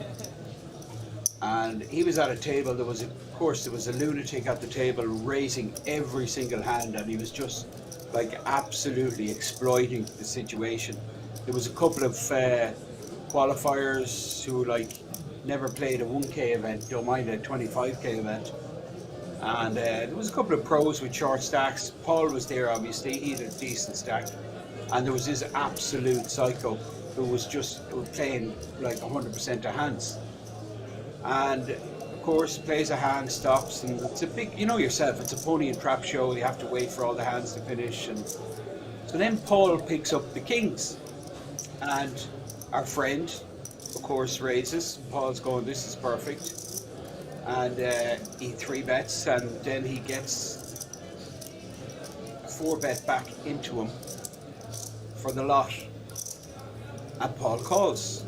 Paul turns over the kings, which, of course, they're ahead, right? Yeah. No, the aces, of course. Yeah, it's just sick because this looks like the bubble hand. Ace queen is the all-in. Yeah, he's got it. He's top pair, backdoor straight. Now he just has the queen. This could be the bubble. It is.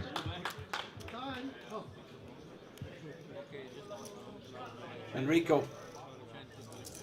is the player that is the bubble boy. He goes home empty-handed. And all of these players now guaranteed €3,303.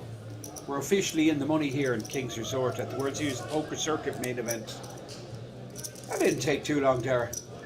Didn't take long at all, no. There was no hanging around there. And it was a lot of chips. It looked like he had a stack of 450,000, so he definitely wasn't scared of bubbling. The two happiest players, I think everybody at the table would be happy they're in the money, but the two happiest players are definitely Jan and Filippo, who are the two shortest. But now they can go back You're to playing going normally. to see a bit of punting now. Yeah. I mean, it's always the case where there's like the bubble goes on for some time, nobody knocked out, and then the second the bubble is burst, you're going to see just a spate of knockouts, maybe 5-10 knockouts in like 2 or 3 hands. Yeah. As people just gamble. There's not really any significant difference in the pay jumps at this stage. Yeah, and there will be a lot of stacks that have just come on with 10 big blinds or less, so they're not going to be able to hang around either. We don't know what Mark has here. Whatever, just has king high on a bad board, so probably just check folding here.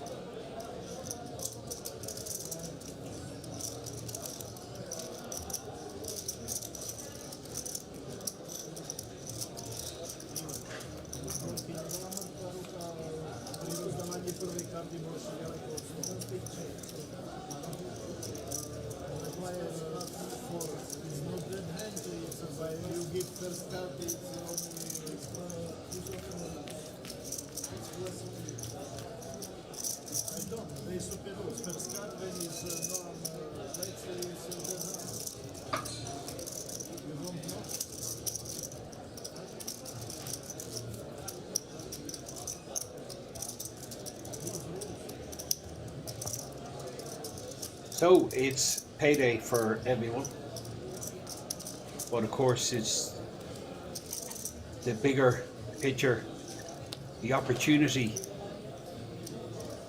that is open to all these players still there. And that's what these tournaments are about, just surviving, so you are thereabouts for the big payouts. And of course all these big payouts much later in the tournament. We're just pretty much halfway there, Dara.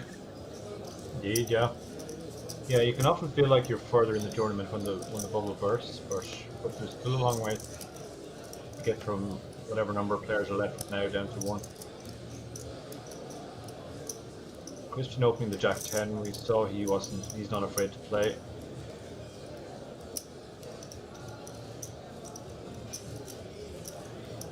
Mark will fold his 9-3. Filippo on the button, no hand there either.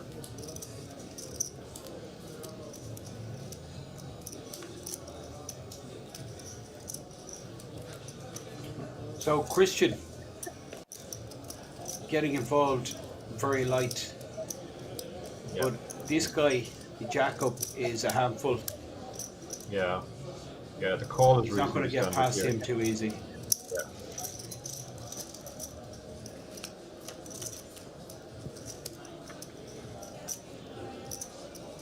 Oh boy. Oh my goodness, what a match. What do you do? Yeah, what the only do you thing do? that it's all diamonds and neither has a diamond as well. So both are convinced they have the best hand right now, but are afraid of a diamond rolling off. That would certainly kill any potential action. Another diamond rolling off, but Christian bets 18,000. Yes, small bet's fairly standard on these boards. You're just going to see small bets most of the time. That's an absolute brick here.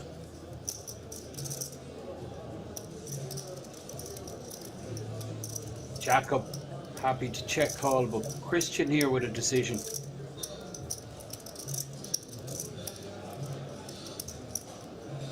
Well, this might slow the action down as well, Darren. It slows the action down, yeah, because Jacob's hand now is basically just second player. And I mean, Christian kind of has to value bet here, try and get called by an ace or a king for that matter.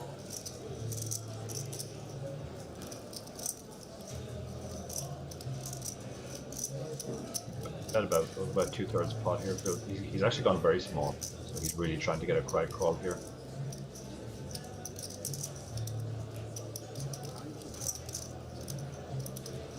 And there's never really a scenario where he gets check raised on this kind of board. It's just not feasible.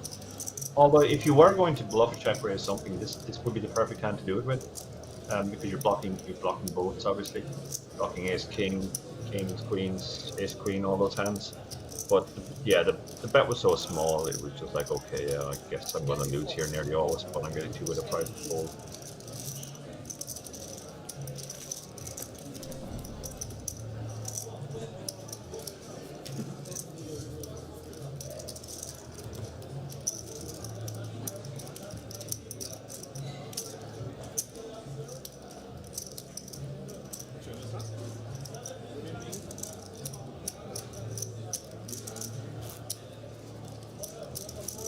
Albert with 57 big blinds.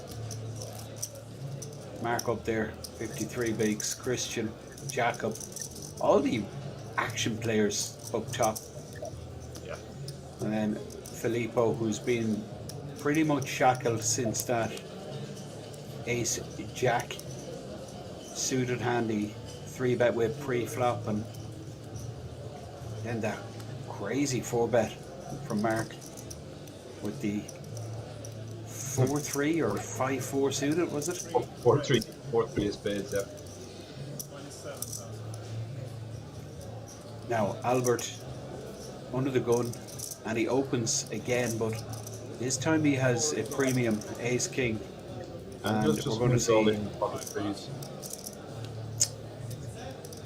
I mean, I can get it because Albert's been so active. Yeah. And it turns out he's not going to be in bad shape, but it's just so early positioned. It's so a lot of players, like, true, yeah. A lot of players. That's it, Darren. I mean, but it looks like it's worked out okay for him here. He's going to be in a flip where he has a slight advantage. Yeah. We've just seen an ace folded. Ace 10 was binned. So ace king versus the pocket threes. Can't really get much closer than this. 48%, 52%. Angelo with that advantage, very slight, be it. Dealer puts the cards center table all in button beside the threes because Angelo Marco is the shorter stack. Albert has him well covered. But Angelo could be on course to win a very sizable pot, but that king on the flop is like a punch in the stomach for Angelo. Needs a 3 or a runner for a straight. That's no good. 3 and 3 only. There is 2 3s out there. Angelo Marco, the Italian, misses. Well, he did make the money. In fairness, he actually doubled through the Dutch player Albert. Do you remember when Albert had the ace queen and Angelo shoved with the ace 2 of spades? So that's swings and roundabouts. Yeah. That puts Albert in a great position now. Massive chip advantage. He's up to 3/4 of a million. Actually more, he's closer to 800k.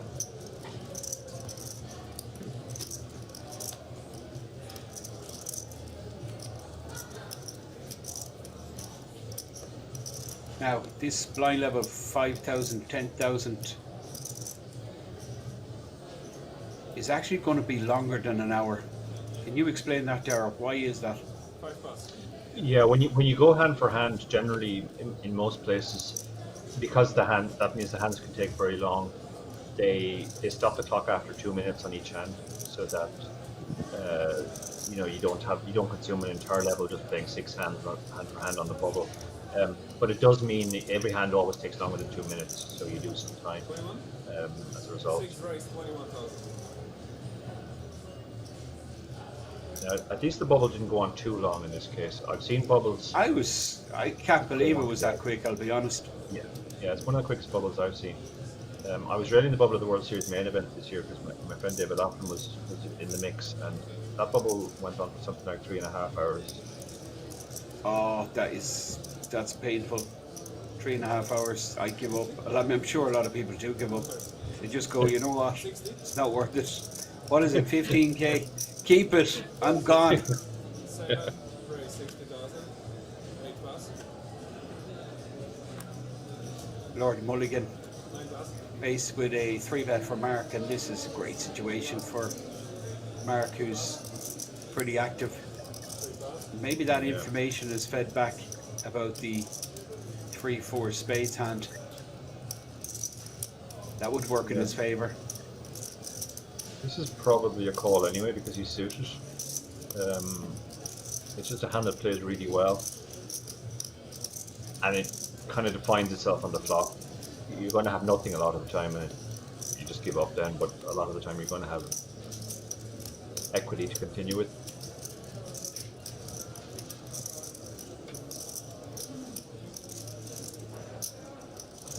Lord Mulligan is considering his options, and I think he might be going to let it go. Yeah, he does let it go.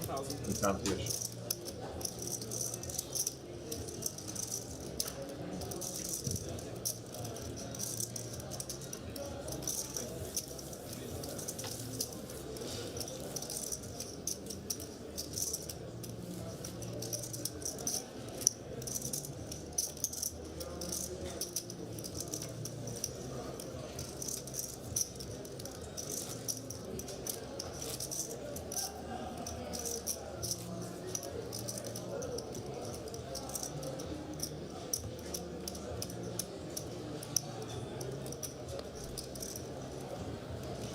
So empty seat belonging to Angelo Marco, the Italian. 3-bet ripped with the small pair. Albert called with the ace king. King on the flop. End of story for Angelo. In cash, he'll go to the cage. He'll receive the €3,303.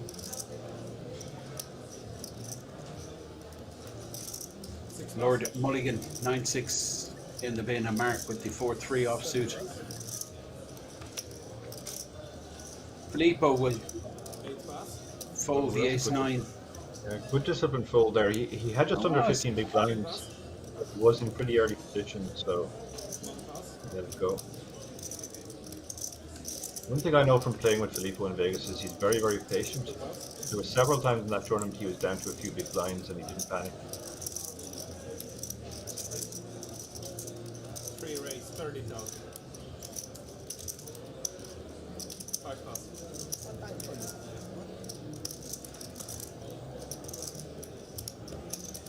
Albert shows the ace, and it's been a pretty good level for Albert. A good couple of levels for him. Yeah, he got off to a really bad start with the ace queen against the ace 2, but he's loving life now.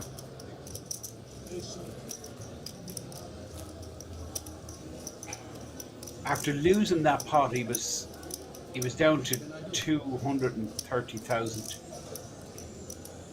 Thereabouts. Blinds were 4-8. Yeah.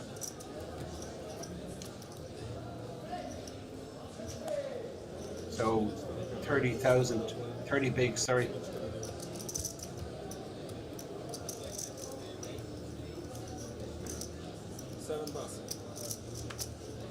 fortunes can change very quickly at the stage of a tournament. You can feel like you're relatively short, but then you get a rush in suddenly your chip leader on your table, or you can go the other way as well. You can have loads and loads of chips, and then you lose 2 or 3 hands on the bounce, and suddenly you're short.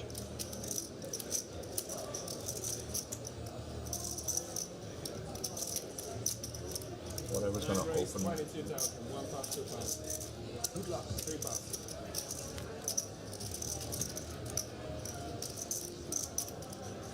5 pass.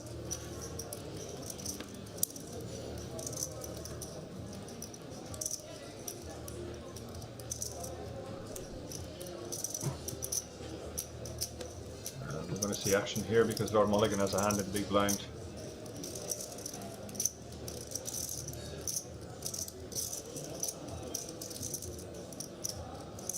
Go. 22.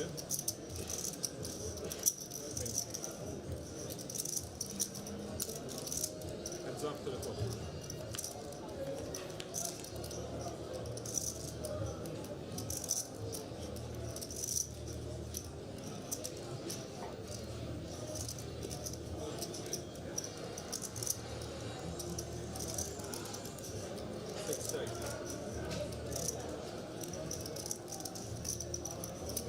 I mean, it's hard to flop good with these small pairs. Yeah. And I mean, whatever, just check back. I think he's just done with the hand now at this stage. Yeah, he picks up a really bad golf push.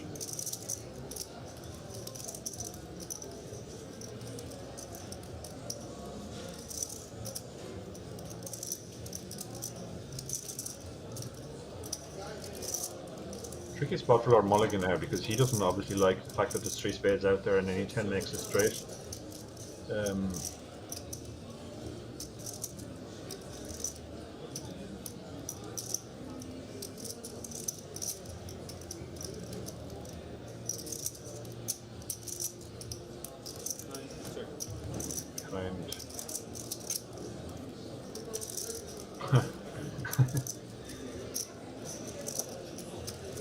Playing the board now.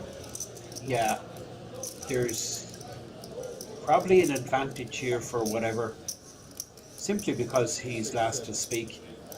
So he kind of has a free roll to a bluff, if you know what I mean, Darren. Yeah, it's unlikely Lord Mulligan would check a queen or a flush here, so he probably knows he never has the flush. And king queen wouldn't be unlikely holding for whatever, given that he opened +2.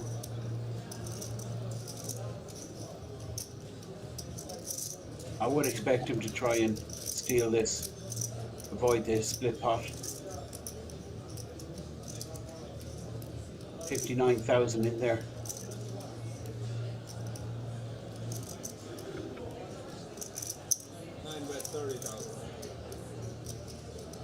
So 30,000, 50% pot size. It really screams of pay me off. Yeah. You just see Lord Mulligan going, yeah, I know you have it, but I mean, it's just that torn thinking, like, between getting absolutely brilliant pot odds and. Yeah, but you know you're only calling for half the pot, you can't win the whole pot, so.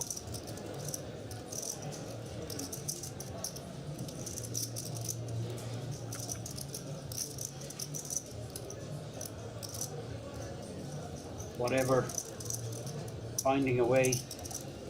I mean, an absolute horrible board for 5s, but it looks like to me he's found a way to win this with the run out. You can't really be worried about the flush because the flush would have bet the turn, but certainly king queen or a queen are possible.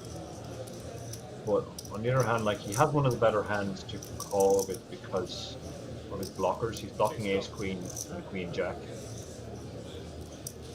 and he can hear whatever go chop. Yeah. So if he folded that hand, he's probably just folding almost everything. So I think he probably has to, at least from a theoretical point of view, call there.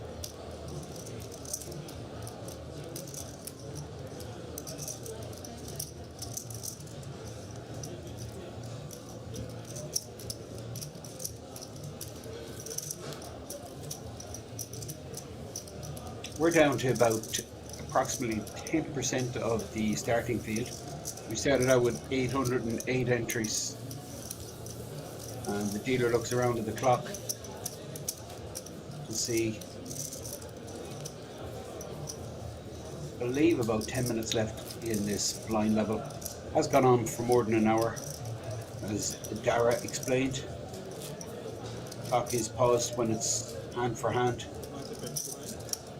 and we have a new player arriving.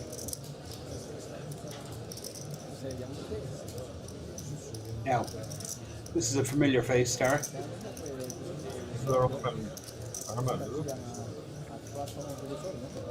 We featured him on the last table. Armand, is that his name? That's Armand, yeah. I recognize him now. We had him on the last table, indeed.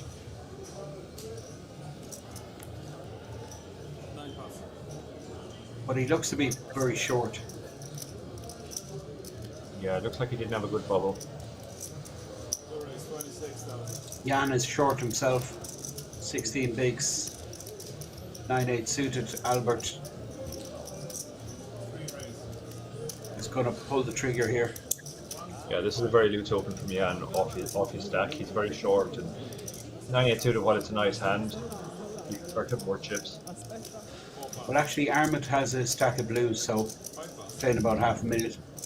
Okay, fair enough. And folded right around, it looks like. Back to Jan. Mark's just folded in the big blind. Action with Jan. 9-8 suited.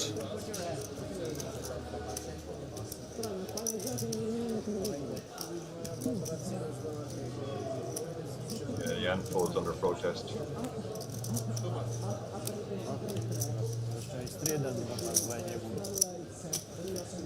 Can you translate that, Darren, please? I think it's something like, I know you don't have, but what can I do? That wasn't a great open, to be honest. Like, you obviously don't want to play too tight when you're short, but you prefer to be opening a hand at least that has an ace. So it makes it best likely the players behind you have a hand that can 3-bet you. If you're opening stuff like that 9-8 suited, you're just opening far too wide, and you'll get 3-bet a lot.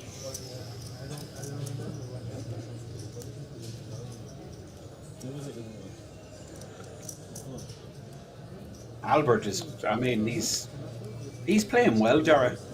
He's playing very well, but he is getting cards as well. But yeah, he's definitely playing the rush.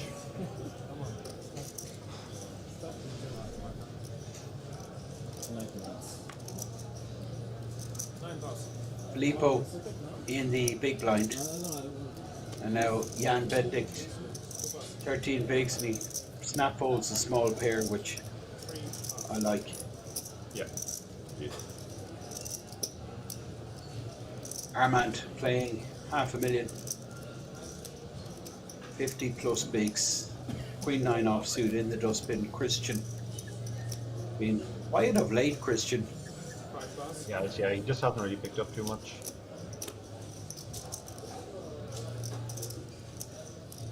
This should be a fold with the blind both being short.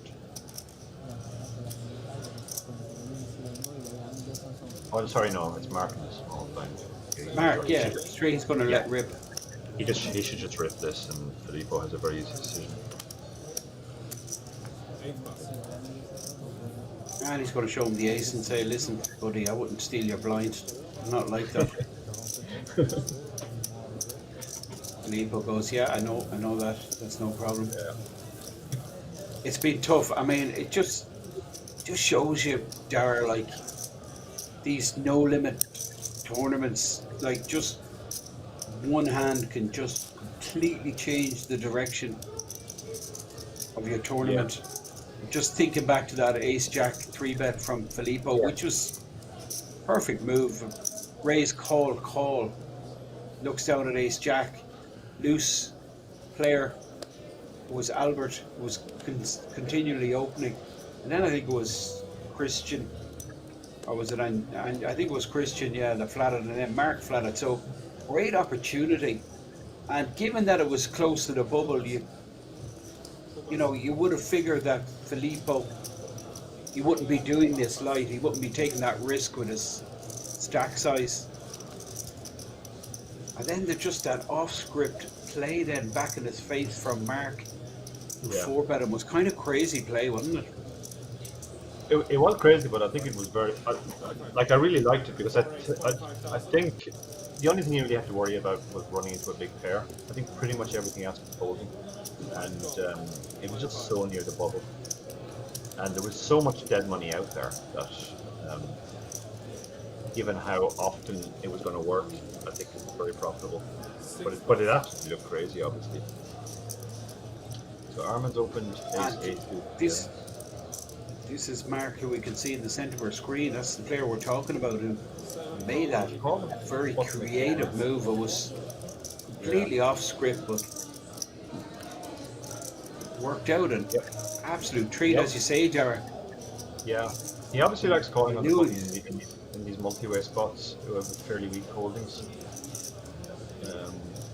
There's 100,000 out there now, so if whatever had picked up any sort of decent hand, he could have stuck it in, but he's only got 9-6, so he's going to just call.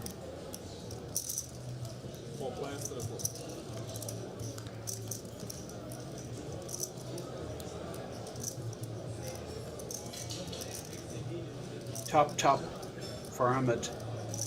And open-ender for whatever, yeah. So we're going to see money go in. Yeah. And with 115 out there, we might see a check raise from whatever. Yeah. Ahmed is going to fire. Christian just lets this go. You would think Mark will get out of the way also. And if I'm whatever, I think, you know what? Yeah, let's put it in. I think this could be a spot. Yeah. There's 175k out there. If we get called, we're probably going to have 30-35%. Sometimes even more. As you can see, in this case, his 9 is actually good, so you have 46%. And you're going to fold out a ton of stuff.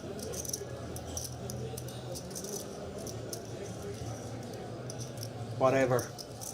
Yeah. In the big blind position. Yeah, this is your board. You've lots of 2 pairs here. You probably have sets as well, and you can have 5-6. Absolutely. Great opportunity for whatever.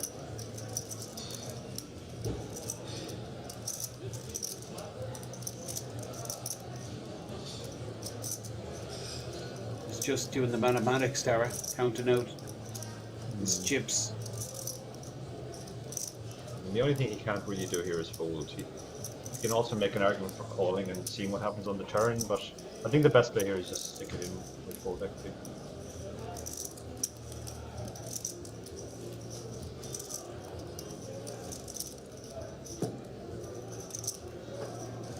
Whatever with a decision. The open ender 9 good also. And Armand with top. Armand firing 60,000 action with whatever. Come from in red. That's what I call. Oh, it's a raise, definitely a raise. Not sure what size. It's a min raise. Wow, this is interesting. He's going to be priced into call. Oh, Armand going nowhere. Top. I mean, Armand can't fold at this price. It's just amazing. Question is now, what does whatever do if he misses the turn?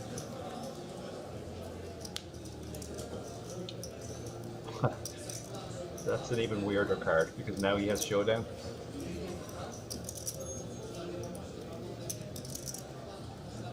But probably more likely to favour whatever rather than Armand. This 6. Yeah. He only has half a pot bet behind, so I guess it just has to go in there.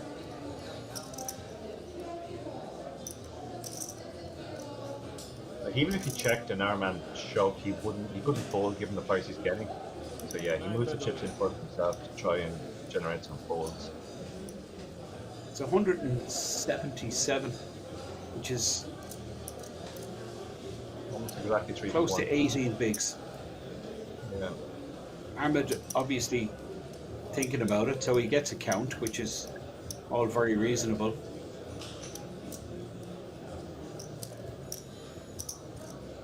Very hard to find hands he's ahead of now at this stage.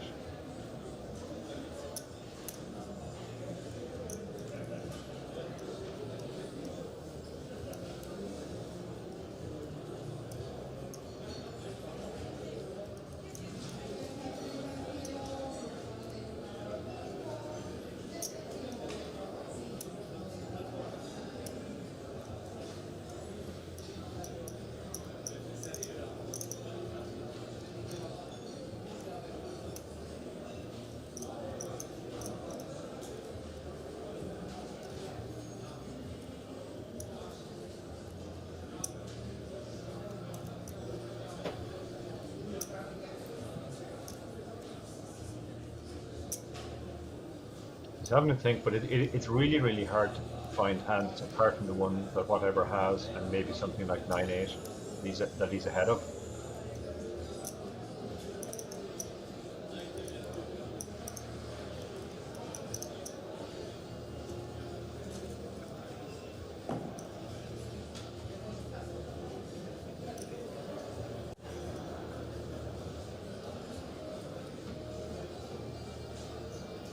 It's also almost half of Armand's remaining stack, so if he calls and he's wrong here, he's going to be short.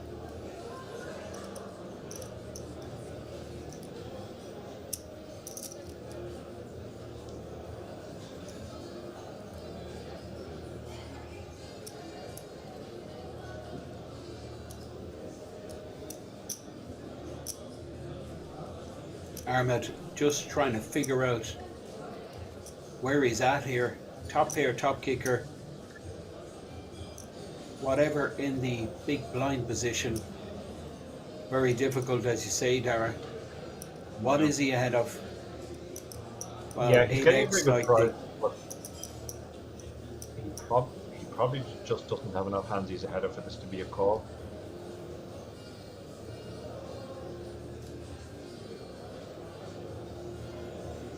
the 6-8 gets there on the turn. 5-8 gets there. 5-7, 4-5. Yeah, just about everything. Yeah, it's really, really hard to find anything he's ahead of. And even when he's ahead, you can see that whatever still has 33% equity, so he could be almost dead here. I mean, 10-9 is one possibility. Completely dead against any 5, obviously. I think he's probably going to have to let this go. Yeah, he does let it go. What great scenario for whatever. That min raise gets extra chips. Yeah, he got and the then gets 60,000. Gets the best hand to fold. Armand trying to figure out what was going on there. Trying to engage, extract some info. We're going to go on break, and then we're going to come back for the last level of the evening. Back in 10 minutes, do join us. I'm not sure.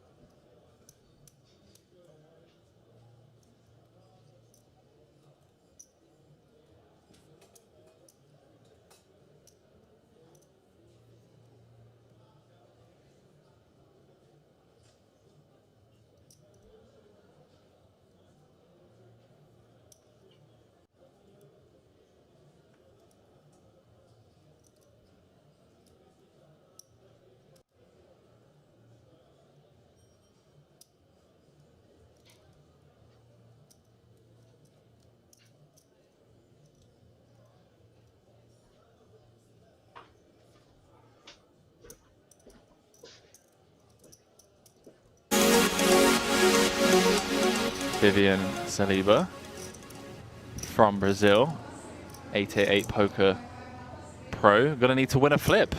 I mean, this is a fair start, right? Fair start to the live stream. And why is the Italian flag beside Vivian's name, Henry? I am not too sure, my man. Well, queen high flop.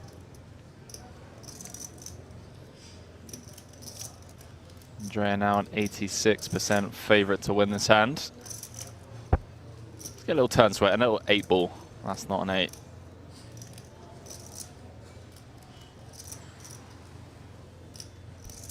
A jack and a jack only needed Saliba to send Andrea to the rail. No dice, Finton.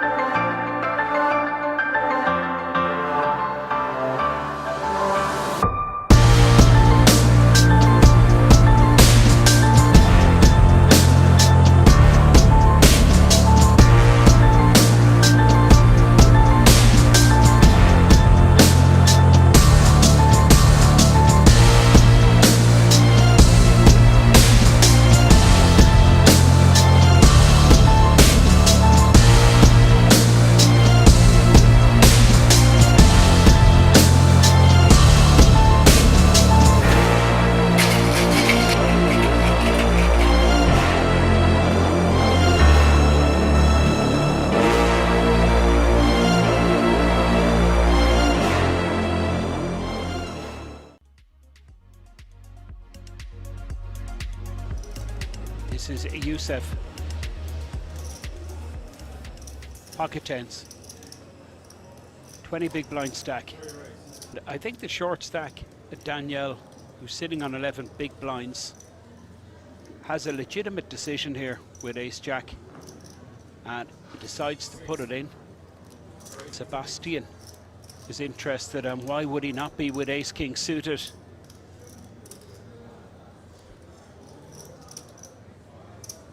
Youssef, well, I mean, he's committed here, making it 17,000 from a 60k stack. He's got to put it in with the tens once Sebastian comes in with a cold 4-bet. 4-bet does come in.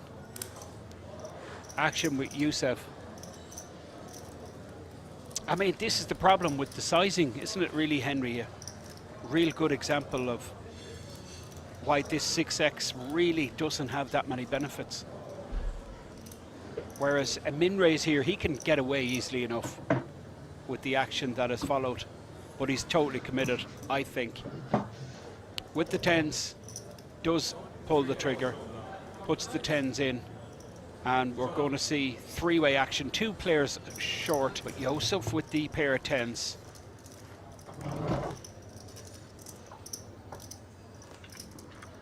Well, this is good for tens. No diamond, no paint, no ace. 70% for Youssef. That's Youssef in your screen. All in with the tens. A huge spot here to go from 20 to over 50 bigs. Well, the one piece of paint that he didn't mind seeing, Queen of Diamonds.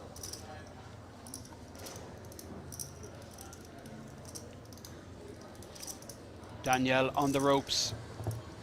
Jack and Jack only. Doesn't come from his busto. Danielle eliminated. Now what a pot for Youssef.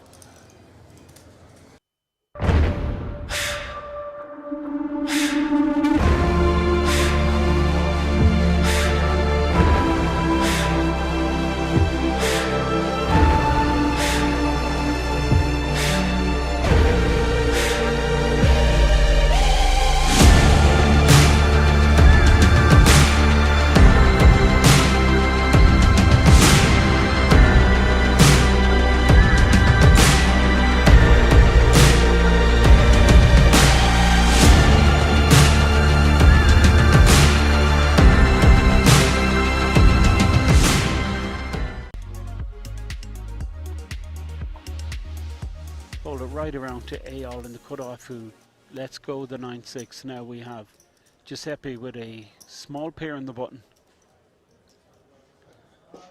Well, this is a 30 big blind shove here. Oh boy, look at this, Henry. Wow. Yeah, I mean, I don't know about this shove. I guess you're getting a ton of hands you're flipping against to fold, and possibly even some hands that are crushing you to fold also. I'm thinking 3s and 4s. But he's run into it here. Yeah. The chip leader with the bullets. This is... let's call a spade a spade. I'm a fan of calling a spade a spade. This is a bit of a blunder from Giuseppe.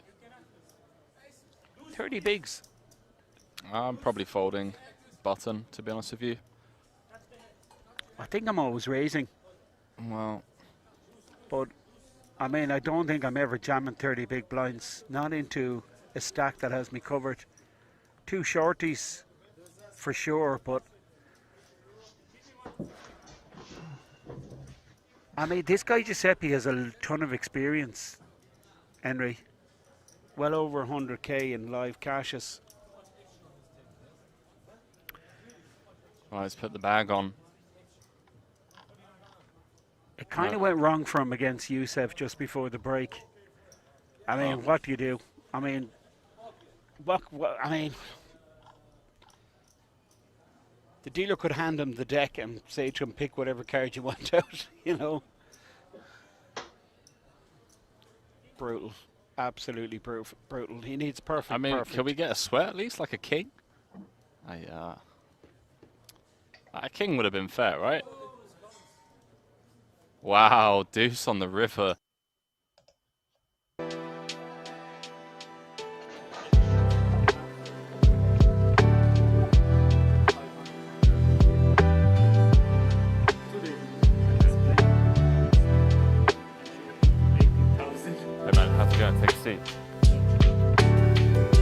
You can now come and hang out at the King's Lounge, located right next to the buffet and directly opposite the poker arena, to try out some of the best shisha in all of Europe. For those of you that aren't aware, shisha is a steamed instrument that's used to vaporize and then smoke flavored tobacco. After a long day of playing at the poker tables, for me personally, this is the perfect way to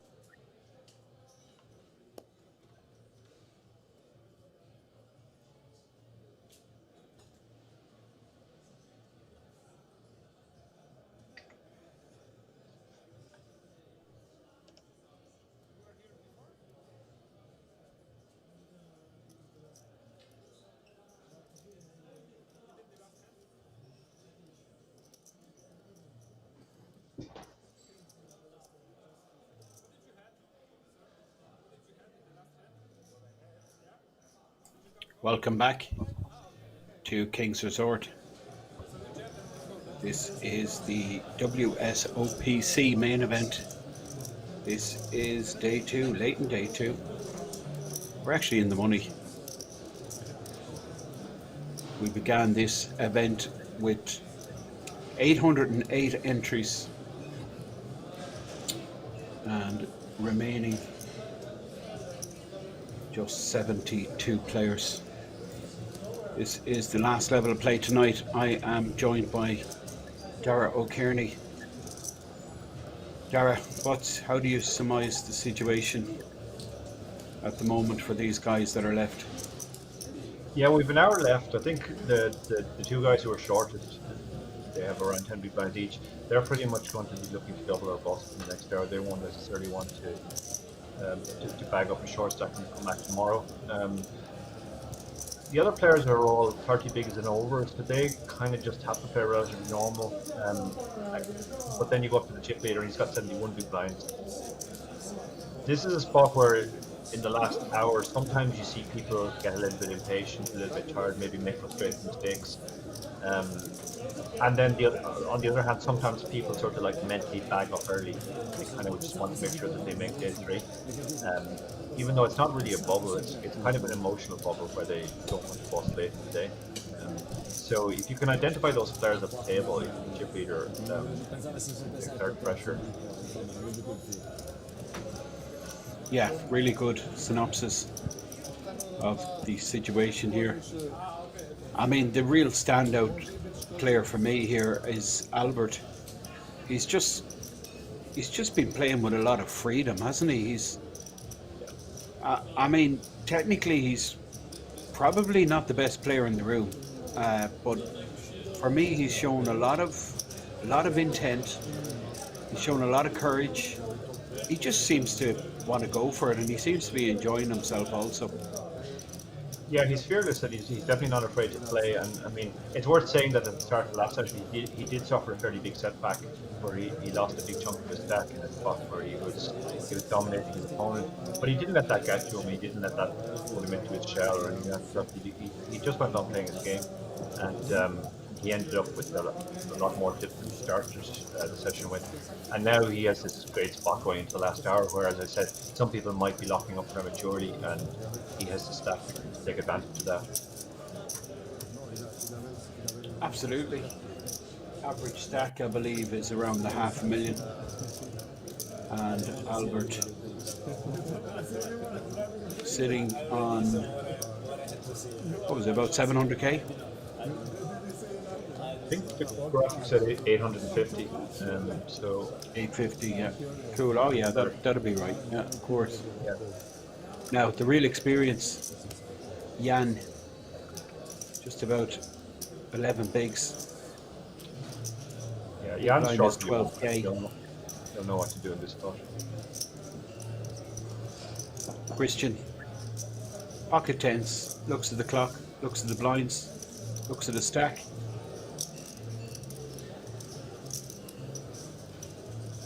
Five big blinds.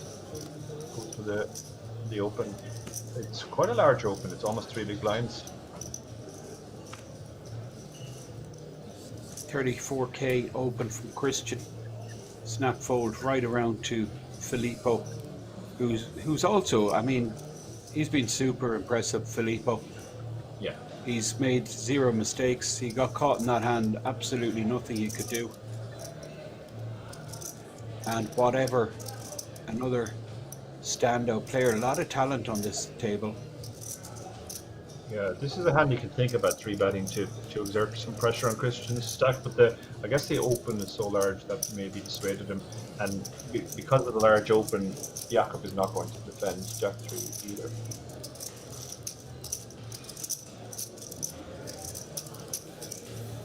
Christian takes down the pot. Doesn't get any action. Well, it's hard to get action, isn't it, from hands, unless, of course, they're stronger than tens with that kind of sizing. Yeah, that's one of the problems, I guess, with opening that sizing. If you do get action, you're probably not going to be in great shape, and when you do happen to have the best hand, you're probably just going to get everybody to fold.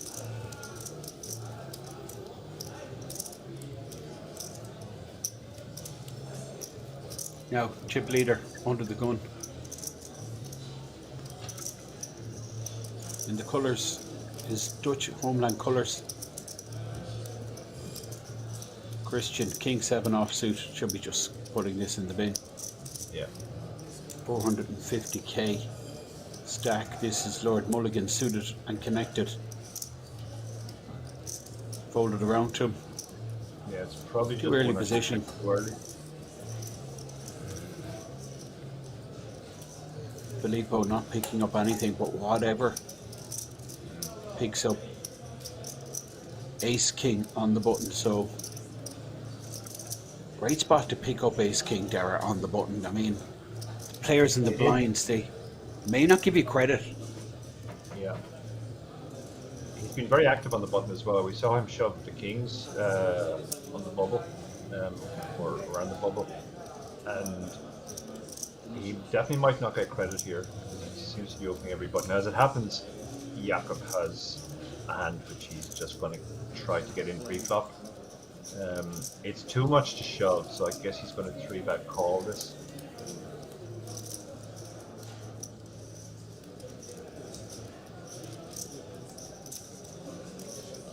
Probably makes this in or around 100k, and then he'll call the shove.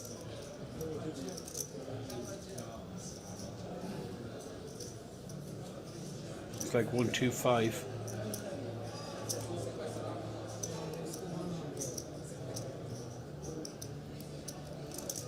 Well, it's 4 blue chips, so spot on, Dara, 100. And look at Jan.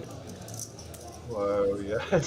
And Jan pulled there so quick. That just shows how experienced Jan is. It just doesn't have to think about Brilliant, it. yeah. He just knows. Well, Jakob really saved him. Yeah. I mean, if he's sitting in the big blind there versus a button open from whatever, Oh, he's yeah, just ripping there with the king queen. Yeah. And whatever now, just taking his time before he announces his decision, which will be all in. It's a clear all in here. Yeah, there's nothing else. As pointed out, like, the onus really is on the button to be opening here quite wide, and whatever is loving this action, he's thinking that Jakob is 3-betting him from a very wide range. This is top of both of their range, really, isn't it, Dar? Ace King. Yeah, it is. Yeah, this is a monster blind, button versus blind. And it's in, like, it doesn't take them long. You can see two experienced players. They know what to do with Ace King in this situation. There's no messing around. We've seen Ace King fold it twice tonight, pre-flop, and like both times the Ace King was ahead. Yeah. So all 4 suits are live. So it will usually be chopped, but there's some possibility of it. So Heart. Who's got the heart? Jakob has the king of hearts. So heart on the turn for sweat. Dealer burns and turns jack of clubs, so it's going to be chop pot. That's confirmed now.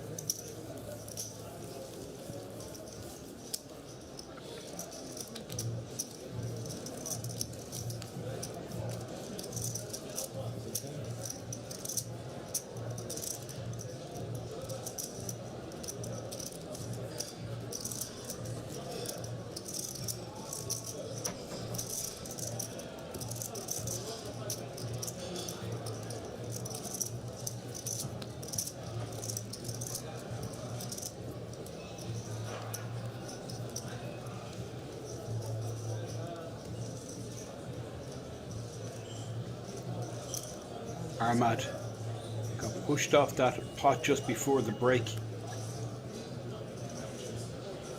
Christian snap folds the 7 deuce off, but Lord Mulligan, you'd expect when folded around to him, will be opening with the king jack suited.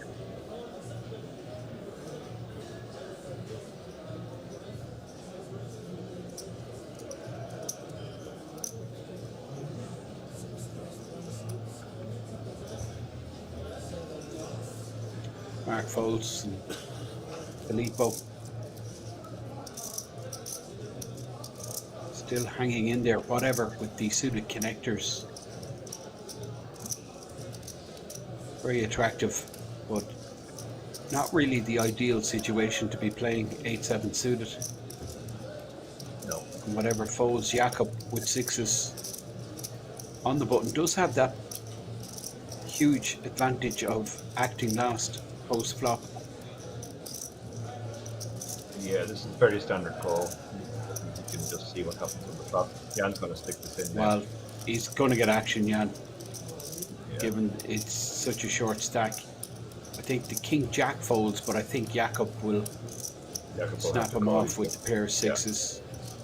Yeah, Jakob will be Lord Mulligan not liking it. He asked for a count, but the problem for Lord Mulligan is Jakob, isn't it, Dara?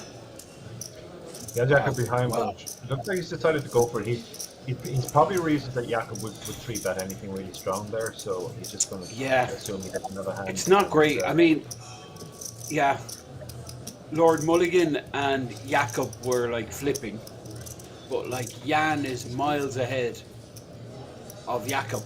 But Yeah. It's Lord Mulligan he gets in the pot, not really what he wanted. Yeah, he's unlucky. He's unlucky on that front. If Lord Mulligan folds, he gets it. Although as it happens, yeah, this would have hit. he was getting beaten by both. 6 would have given a set. Now, can he hit a 10? Ace of clubs on the turn. There's 2 10s out there. Jan. Well, he would have been busted either way. Yeah, unlucky for Jan. He played really, really well. He's a very, very experienced and skillful performer. I don't think he was too impressed, was he? Didn't seem thrilled. No.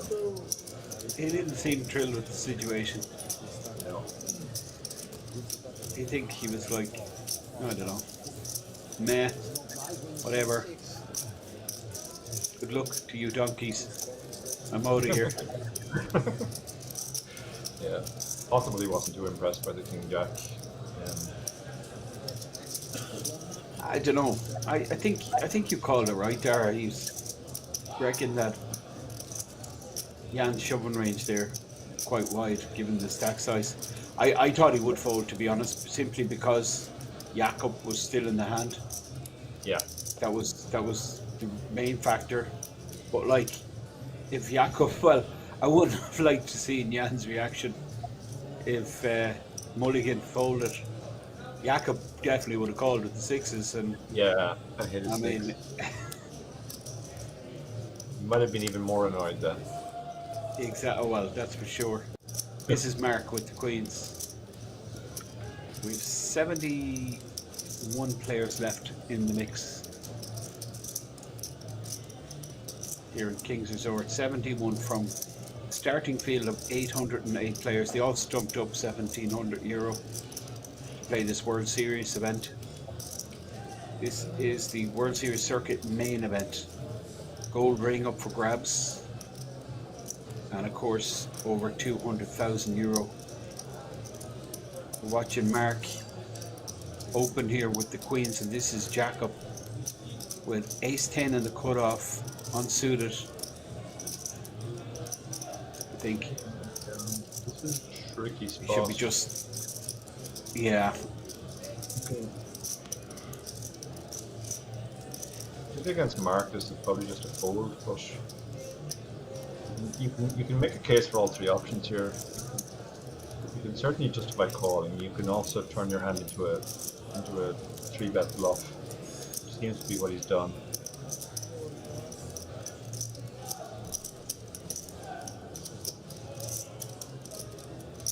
Mark, So 3-bet to 90,000. Yeah, that's.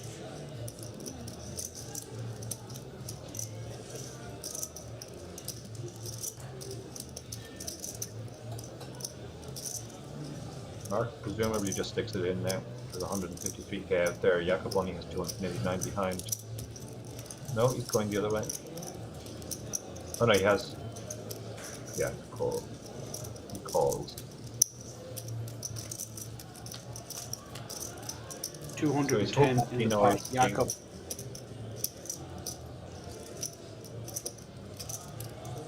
With just under 300k for Jakob. But Mark's going with this, there's no doubt in my mind. Just checking here. Jakob may continue. Having said that, Ace-Jack is a real possibility, and well, it's actually queen, so Mark is not folding here. No. He's continuing to play the calling game. It was a very small bet. Quarter pot. Well, whatever doubts Mark had, they've evaporated here with this queen on the turn. Now, what would be sick is a king on the river. Yeah. Sorry, Dara, for speaking. Yeah, I think he just went from. I think he just went from thinking, "Please don't have a jack. Please don't have a jack. Please don't have a jack." To thinking, "Please have a jack." To please have one. He has checked. Curious spot for Jakob now because he knows he never has the best hand here. He had a very bad draw.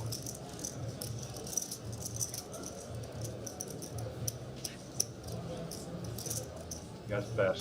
He knows he's bluffing here, obviously. He's just trying to fold out, I guess, a pair. Maybe like 9s or 8s.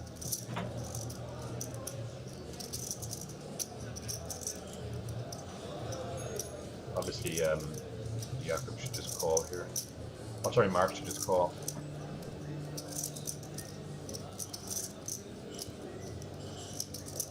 Dream scenario for Mark, hitting that queen. Stress levels gone right down. And as you say, Dara, check call. Give Jakob the rope he needs to do himself in. Yeah. Yeah, when he calls here, the pot's 800k and there's only 160 behind. This shove is basically, well, it's only getting called by a jack, right? Maybe aces and kings. Yeah. Probably not, though.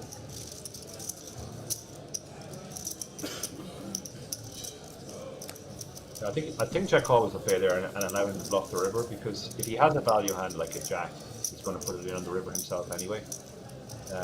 All you do with the check raise is you fold out all the bluffs.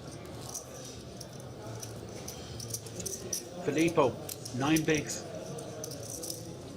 Yeah, I told you this man is incredibly patient. Yeah, you wouldn't expect the young Italian to be this patient. He's very, very patient. I know, yeah, it's a really good demonstration of short stack play from Filippo, sitting with 119,000, which is just barely 10 bigs. Lord Mulligan, UG, under the gun, Queen 5, and this is under the gun +1. Mark, who's up to 800k now. Himself and Albert have all the chips. Now, it's great, isn't it? You're just sitting there waiting, Dara, hoping. Yeah, and you got it. And then, like, you just, easy decision. Let's get this in. And he's just trying to find ace queen, ace jack, even ace 10 suited, and the blinds would probably snap this off.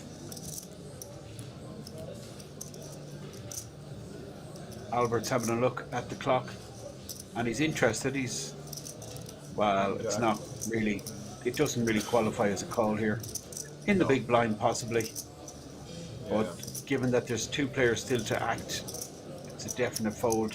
Armand folds the ace 4. And Christian hands over the chips. Congratulations, Filippo, you've won a hand. First hand we've seen him scoop. You've added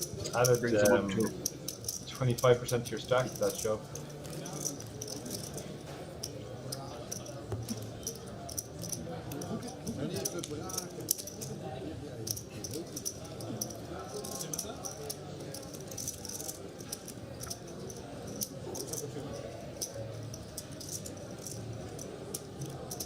So this is the graphic showing the situation on our feature table. There is several other tables in play. We have 70 odd players still in the mix. All of these players in the money, of course, all locked up, minimum with 3,300. But of course, it's the much bigger payouts. That's the goal and target for these guys. And the end game is that final table where all the big payouts are distributed. This is Mark under the gun with the jacks. Joint chip leader. Great situation. 7 raise, 28,000. 8 pass. Big blind is 12k, he makes it 28. This is all pretty reasonable, Dara. Yeah, absolutely good sizing. He allows hands that are worse than his hand to give him some action. Did you notice Jacob's stack there? Like I think he's down to about 14 bids. Yeah, he's down around the same as Filippo now, so he's short 2. Our man might just call here with the sixes. That'll be reasonably normal. Try and flop a set. This is probably a call as well. Three-way getting a great price. Absolutely, ace 9 in the big blind, 86 already in the pot, 16k. Everything is possible. Your ace could be good, and if it's not, you can always flop 3 9s. Yeah, or you ace can get 9, a, two pair. You can get a board which is very good for you and isn't good for the other two pairs. And there's an advantage to having the widest range in a lot of situations where you can just leave more boards and represent more. Now, does it happen to be a season turf? That's a good start. Oh, look at this. Boy. This is going to get interesting. Oh yeah, this is trouble. Okay, so Mark is hating life now with jacks, but he's actually pretty lucky that this is such a bad board for him, apart from the 6, that he shouldn't really be putting too much chips in here. And this might actually save Lord Mulligan, because Yeah. Mark is repping, you know, top 2, ace king, and Mark has, like, well, he's none of this, 2 overcards to his pair, and Armand with the set. So by the time it comes back to Lord Mulligan, who checked, he's not going to be too secure with the 9 kicker. Yeah, he has a very, very bad top pair now, and nothing really else going for his hand. He doesn't have backdoors or anything else. If he had backdoors, his hand would be a lot better. Ace 10 is a lot better than ace 9 here, but he's going to call 1 and see what happens. Well, he doesn't want to hit a 9 or another ace, that's for sure. Jack would be a sick card. 4 is a complete blank. It's a complete blank. Like, Mark should get the message now that he's beaten. And Mark's finished, absolutely finished with the hand for sure. And now our man has to put in some chips here to try and get some more value for his hand before the river. He can go really small here because yeah, it's not like they're probably a draw or squeezes. Probably gets rid of Lord Mulligan now at this stage, given that Mark is still in the hand. It's quite small here, which I definitely like, because this is encouraging a weak ace to stick around.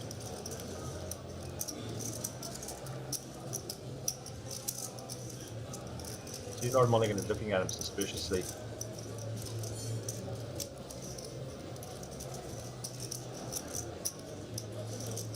This is a spot where you'd almost prefer if you bet bigger, because if you bet bigger you could just fold and you don't have to think about it. But because you bet so small, you're kind of thinking, oh, would he do this with King Queen maybe as an advanced blocker to get the check back on the river? Does he ever have a worse suited ace?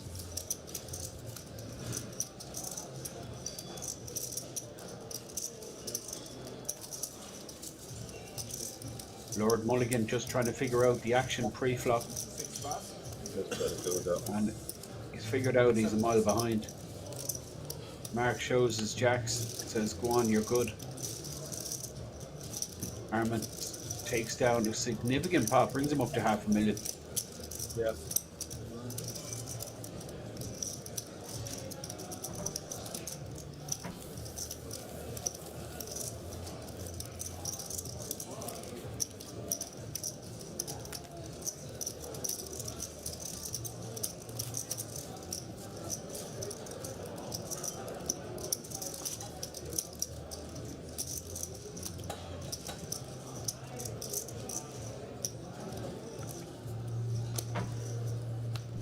So Dara, it's been an interesting stream, this World Series main event, circuit main event of course. Indeed, yeah, it's been very interesting. We've seen some very interesting phases of the tournament early on day 2. Then we've seen in and around the bubble where that sort of really warped the strategy. Now we're seeing the sort of Cana Storm post-bubble period, but it's coming up to the end of the night as well. So a lot of these players will maybe be getting a little bit tired and also thinking about they want to just bag up and come back tomorrow. Jordan here is the 9s, and he only has 15 and 15.5 big blinds, so he's going to open here and try and get action. 36,000.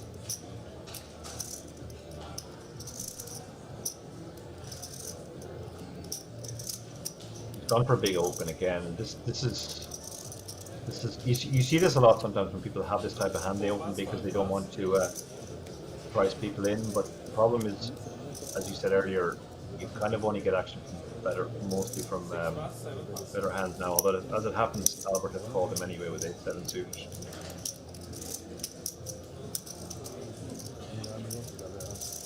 This guy, Jordan, is of the highest quality. Featured him several times on our live stream.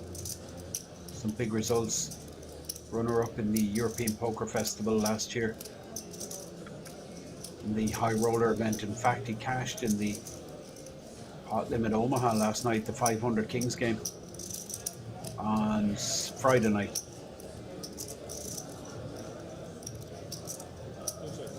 So yeah, it's a tricky spot with the 9s because obviously the king has come.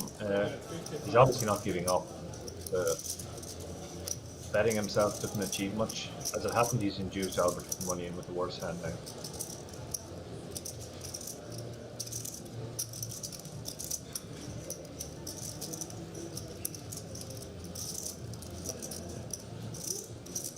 Big bet from Albert as well. Half pot. I think Jordan might just stick it in now. To fold out overcards and that there's a hands out of equity. If he calls, he's only going to have half the stack, half the pot behind. So I think he probably just has to think, well, my hand is usually good here. He can be betting a pair worse than mine. He can be betting an 8. He can be betting a 5.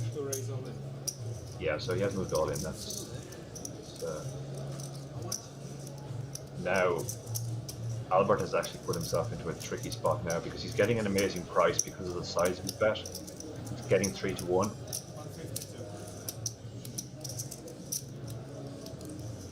Does have a pair. He has a pair, draw, trip draw, and some backdoors, or one backdoor at least. So yeah, this is a spot where he thinks he could actually have the equity to call.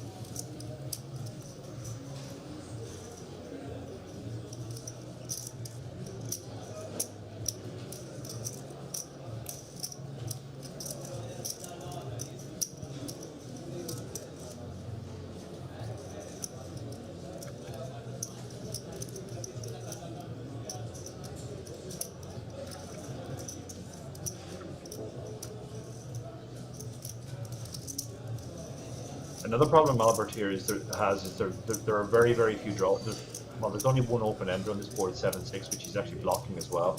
So Jordan pretty much always has a better hand than he has. Can't really have a draw that he's doing this with. It's just the mathematics, Darragh. Yeah, absolutely. Yeah, you just have to work out. I'm pretty much always behind here, and if I am behind, what are my chances of pulling ahead?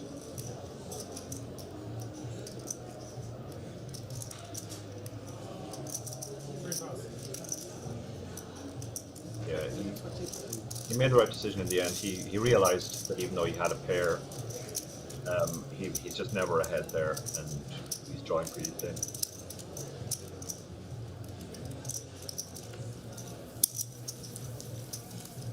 To be honest, I don't really even like to call pre-flop there because Jordan is so shallow. That's going to happen a lot. Like when you have a hand like 8-7 suited, you want the other guy to have lots of chips, not to have 15 big blinds.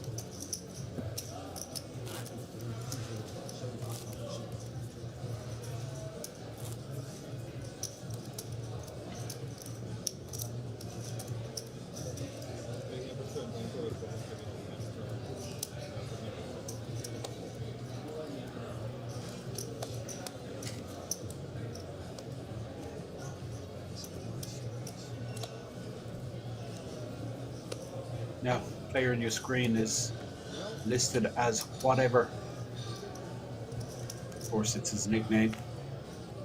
Whatever, with the Jack 2 suited in the bin, and seat 1, Jakob now, who's getting down closer to that danger zone. You can see him looking around at the clock, calculating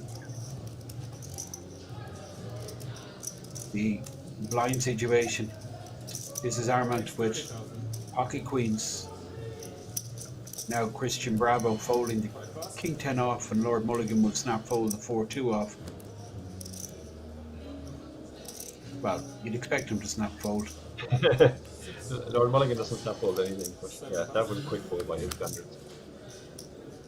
And Filippo, just absolutely no decision. 7-3 off, 10 bigs behind. Right. Take it away, not interested.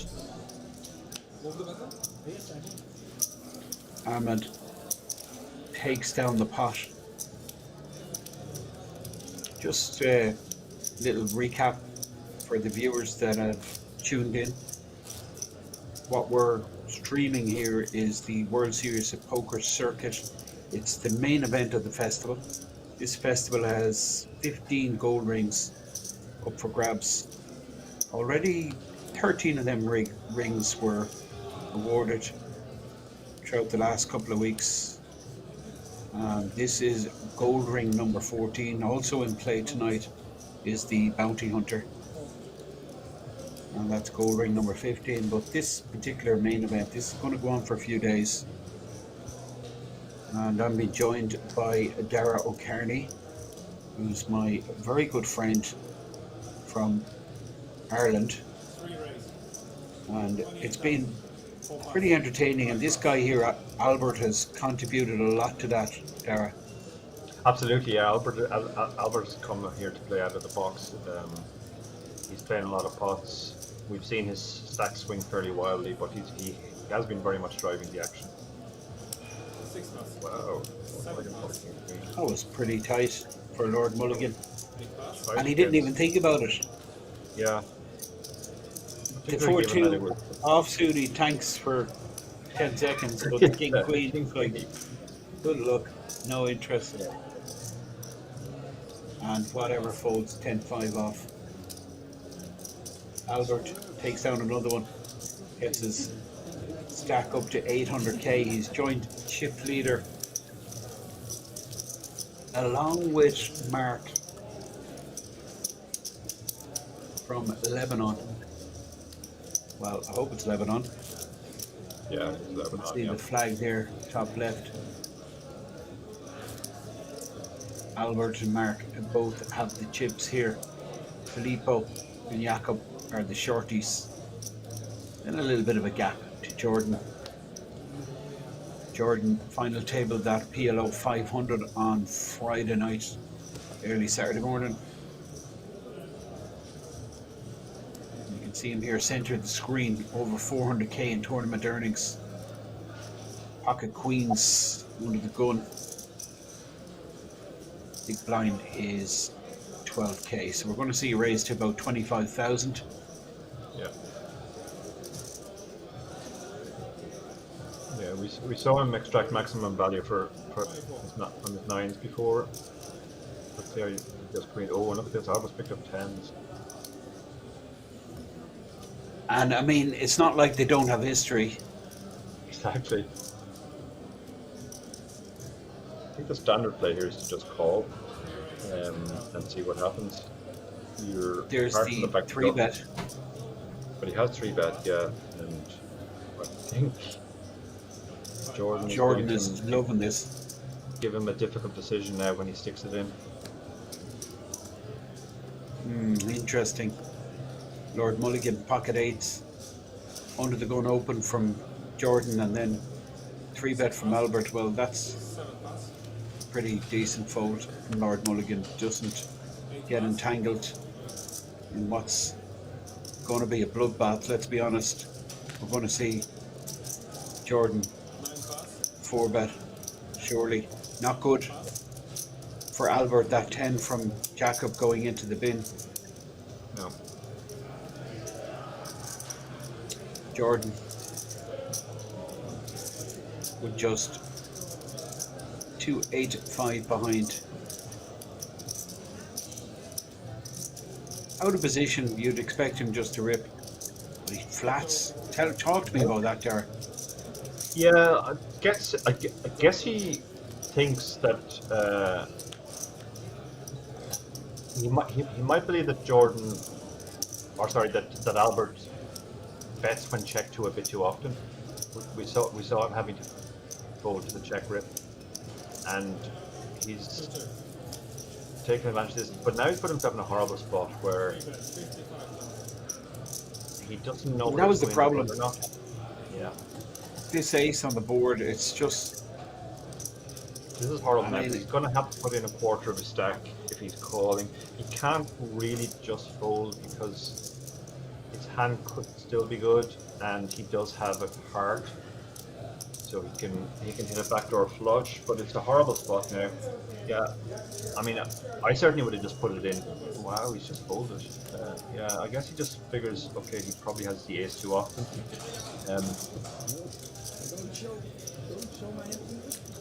But yeah, I would have just put that in pre-flop and tried to either get called by I mean, it's not the money that he's lost, but it's the potential of like going from like whatever 280k up to like 600k. Like, do you know what I mean? Yeah. And I mean, it's such a significant difference at this stage of the tournament, particularly for someone like Jordan, who's vastly experienced. I mean, this guy with like 40, 50 bigs is just, he's lethal, Dara. He really is. So, yeah. I mean, one of the reasons he's such an expert is that he, you know, spot like that, he avoids disaster a lot of times, but I don't know. Yeah, I some of the time Albert has the ace there, and he's obviously saved himself a lot of money. And I guess the plan was to just check raise all in on any flop that didn't have an ace or a king on it. But yeah, I mean, he found a way to put a decent amount of chips in and fold the hand he's miles ahead.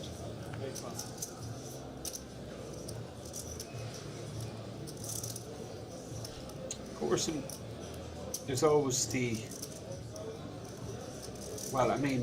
fact that he's just new to the table. He hasn't seen Albert's play in the last 2 or 3 hours we have. Albert, of course, is super active.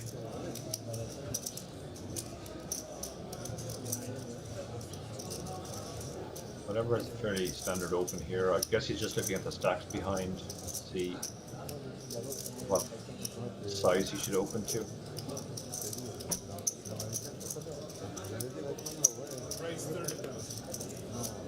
Gone for 2.5 big blinds.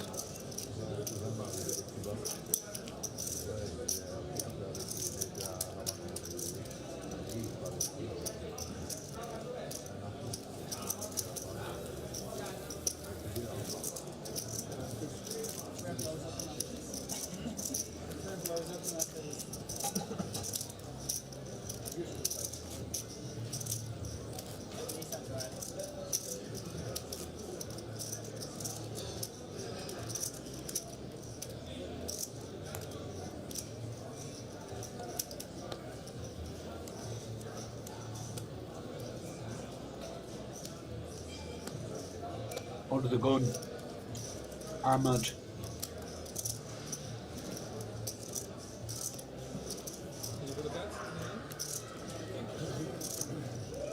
Ahmad folds, and now we have Christian Bravo,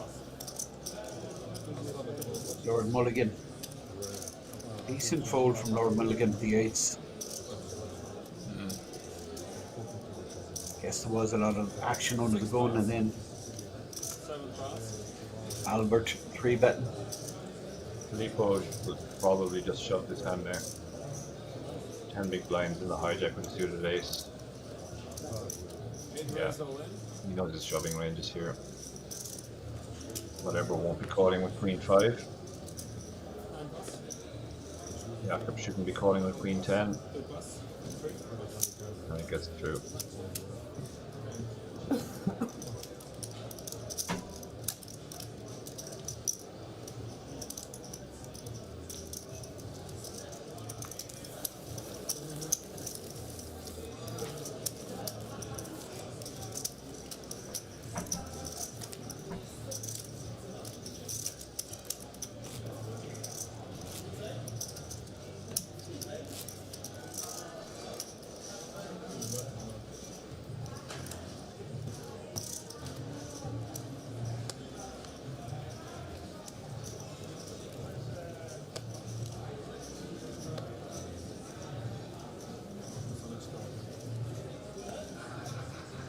So Christian under the gun. He's really like he's tightened up big time, Christian, hasn't he? Yeah, well, he has just been getting a lot of garbage. I mean, we did see him open Jack 10 in relatively early position not too long ago, so I think it's mostly just a case of he's been getting absolute garbage. And I think this is the end of the line, I think, for Filippo. Yeah. He's going to need to hit a 10. And Mark with the jacks has him absolutely crushed. Ace Queen, Jacob. I'm putting this in if I'm Jacob. Sorry, I'm not. I don't care. This is right on the line. Like Ace King, you don't think about. Ace Jack, you probably side fold. This is right on the line, I think. It's going in, Dara. Yeah, I think you're right. Probably Filippo is probably more concerning to Jacob than Mark opening. Yeah. Yeah, and in these spots you kind of have to think about how many hands am I dominated by compared to how many do I dominate, and you can imagine that. Oh boy, hello.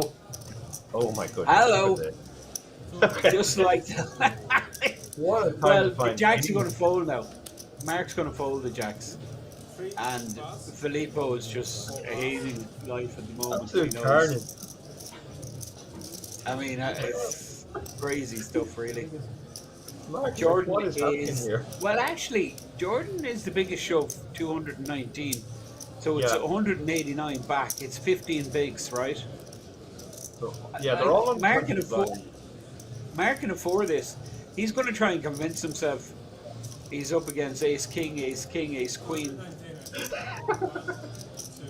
Yeah, that would be the dream. 19.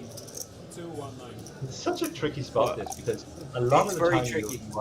you just so often you are up against one of the three bigger pairs, but then once in a while you're just in amazing shape against, you know, 10s and 2 Ace Kings or something.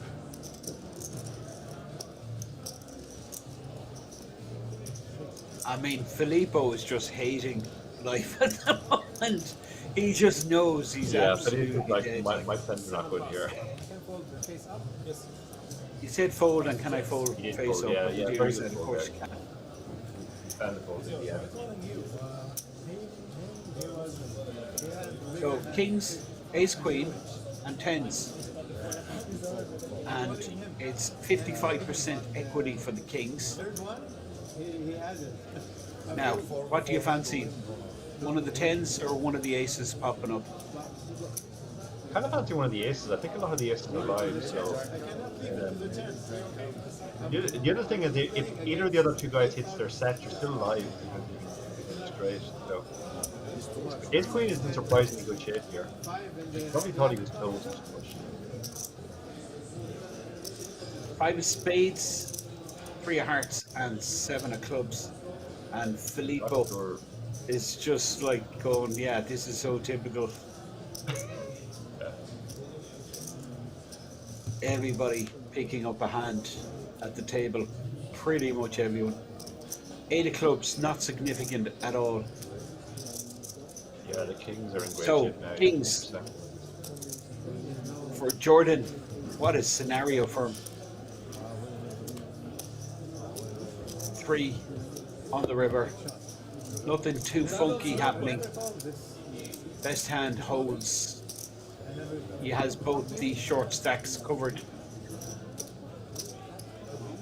And it's close to a triple for Jordan. Yeah.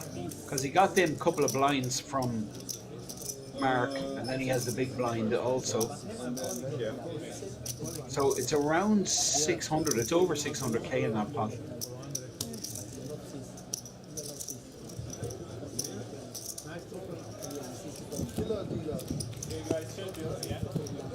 Thank you. Good luck, guys. 2 eliminations. Mark saved himself 180k there. And you can see Jordan up to 46 bigs, 557,000 in the pot. Yeah. It's going to be an interesting last 10 or 15 minutes now because nobody's really short now. We don't have a short stack at the table, so they can all play relatively normally now.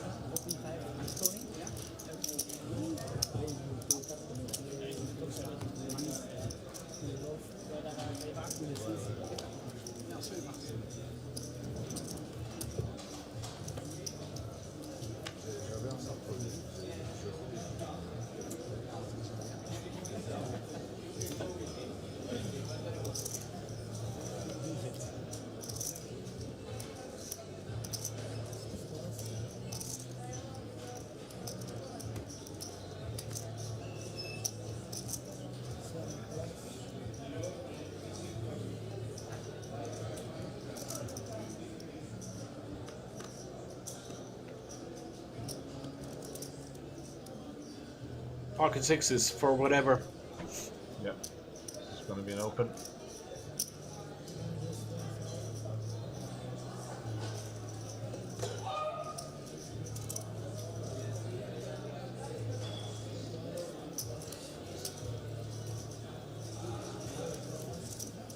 This shouldn't defend this hand. It is almost a min raise, just very slightly more than a min raise. So he's going to defend.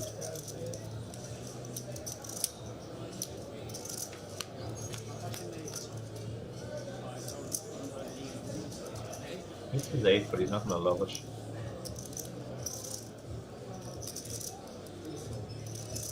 Whatever is going to be continuing on this Ace-Jack 8 board.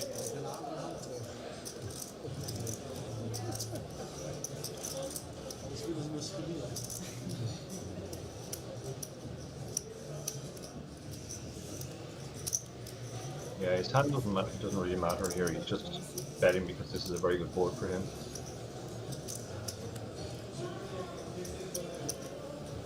Now, Chris is going to make a call because he has a pair. He snap folded there.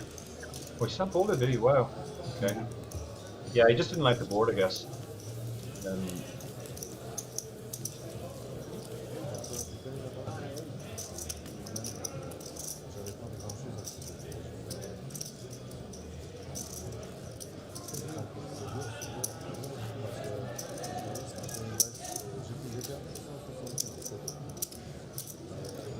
So late in the evening here in King's Resort, coming towards the end of the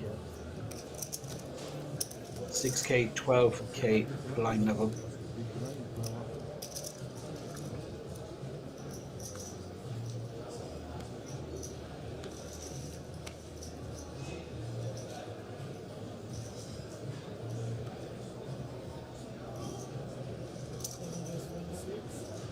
Mark under the gun, king 9 suited, whatever, going to be folding the 10 deuce, and now action moves to Jordan, who's going to enter this pot. You would think with a 3-bet, ace queen. He's got a good table image, Jordan. Yeah, you can go 2 ways with this hand, to be honest. You can also just flat and try and keep the pot small, play in position. You're playing against the strongest range on the table, so when you 3-bet, you just kind of fold better hands. But he has decided to 3-bet. That folds out the players behind. Lord Mulligan will fold his ace-2 in the big blind eventually.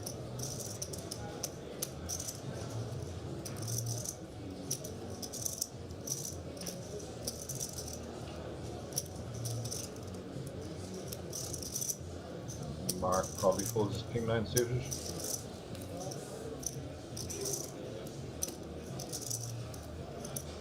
Yeah, it's not really a hand you want to play out of a 3-bet.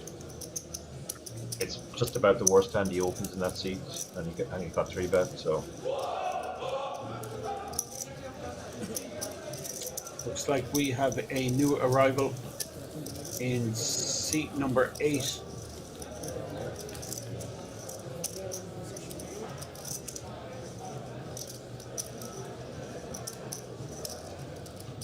Coming from one of the outer tables. Of course, when a player is moved, they're moved from the under the gun position. They're the next big blind.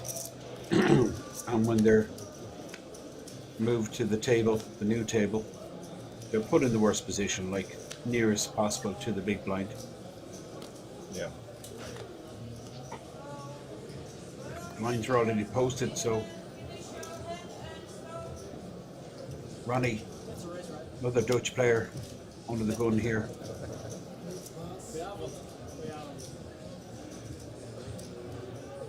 Well, he's a lot more than 1.4 million. Oh, yeah.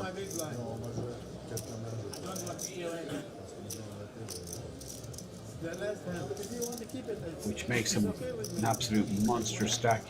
Averages around 600k. Yeah. This is Albert once again.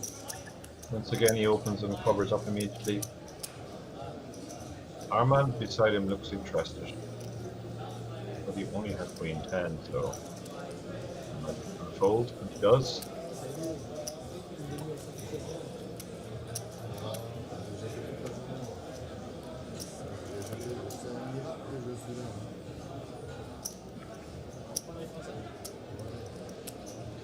Lord Mulligan with the suited connectors, small blind position. I guess he just lets this go. Yeah. But Mark will be seeing the flop here. Pocket pair, reasonable We've seen call. one of his sixes dead, so.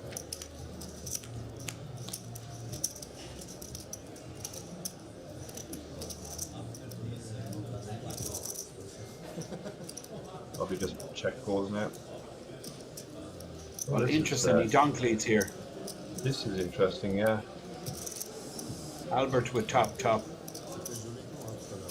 Yeah, So easy call here for Albert. Yeah. Well, he actually Albert, raises. he's decided to raise. I guess he's worried about draws, gut shots, those types of hands.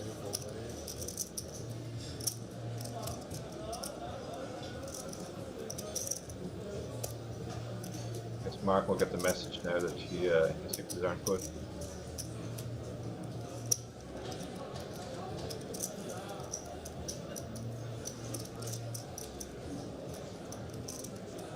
Or not.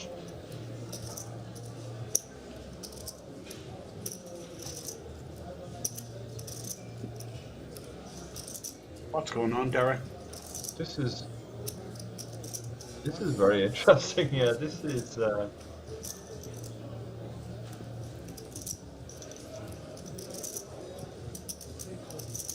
Mark 3-bet and Albert has called. Or no, he's thinking of calling. Yeah, I don't understand this 3-bet at all. I don't know what's going on here.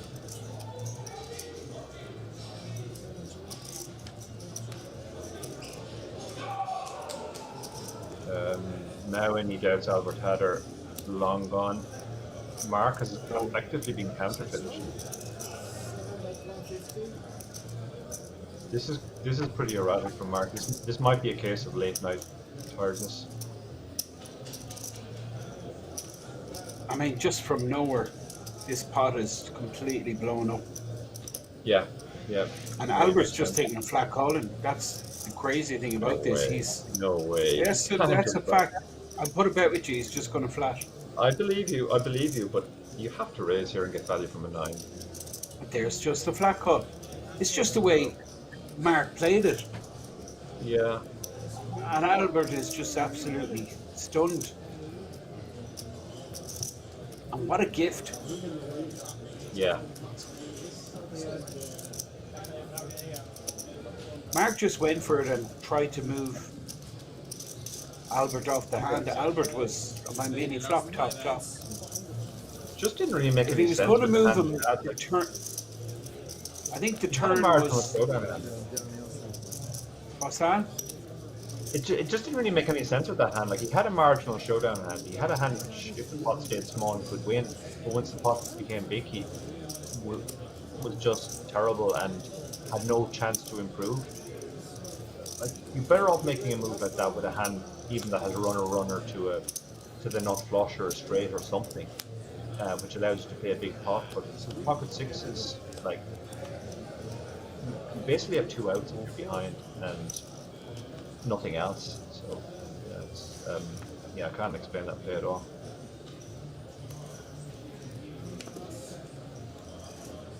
Information from the floor is the clock has stopped and we're playing final 5 hands for the evening. Okay. Not a great end to the evening for Mark after that massive pot out of nowhere. Yeah. He's picked up ace-6 here, small blind, versus the other big stack on the table. It's Ronnie in the big blind who's just arrived at about 1.5 million.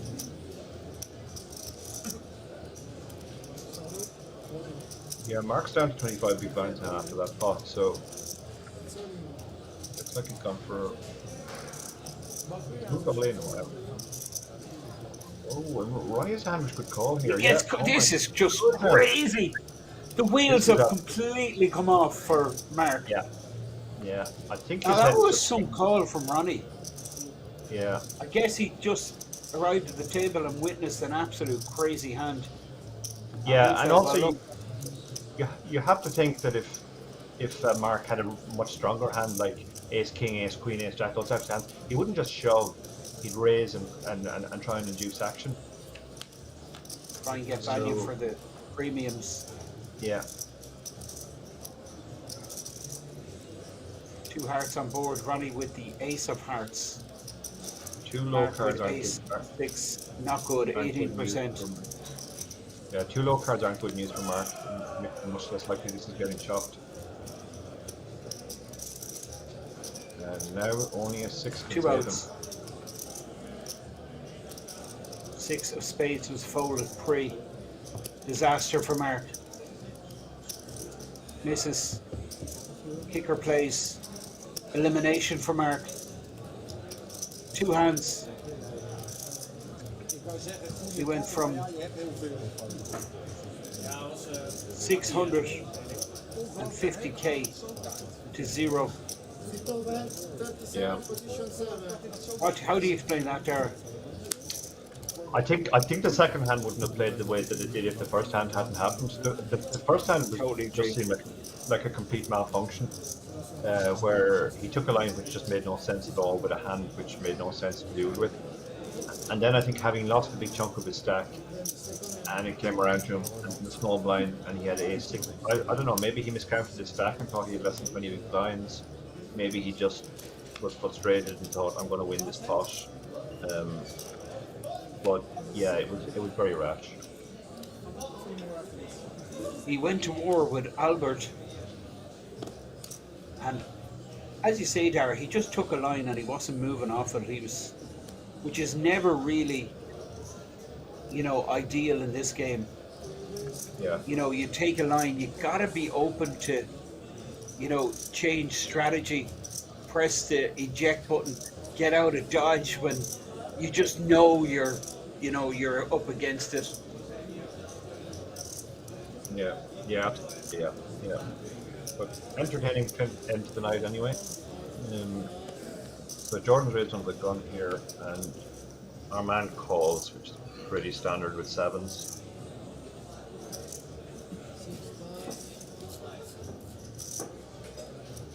Ronnie has a spot here now.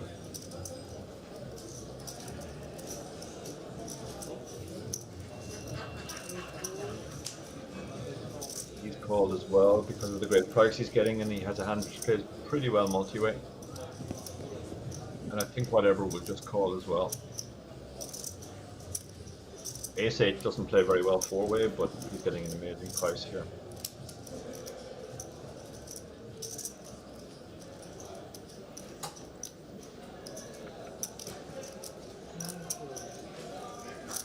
So 4 to a flop. Under the gun open from Jordan. Armand with the 7s, and then in the blinds, Queen 9 suited and Ace 8 top for the big blind defend whatever. Yeah, this is almost the best possible flop you can hope for. His 8 is somehow good. I mean, there's a strong case for whatever to fire their lead out, protect Yeah. his pair. Yeah, absolutely. There's a good chance this checks around and then it's going to hit pretty much every turn card. Jordan's decided to fire. I mean, this is a very hard board to bet. There's a reasonable chance everybody's just missed. And he does have 2 overs if he's called, which will be good a lot of the time. So that's the reason for the small bet here. Armand's in a weird spot now. He almost has the worst seat because he's the other 2 players still to act, and he only has 7s, but he can't fold to just 1 overcard. And he's going to fold obviously because he's got nothing. And what does whatever do here now? I guess he just calls.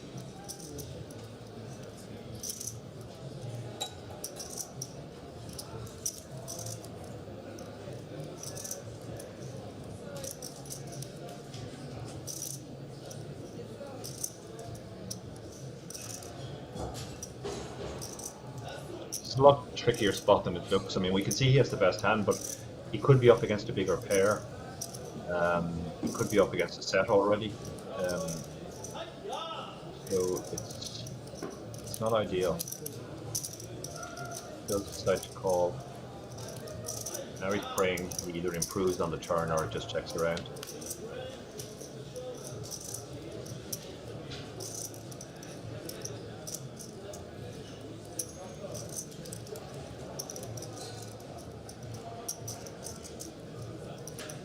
That is as good a turn card as you're going to see when you have the Ace-8. You're not worried about it. Jordan gives up. He knows he doesn't have the best hand out. That's not his card.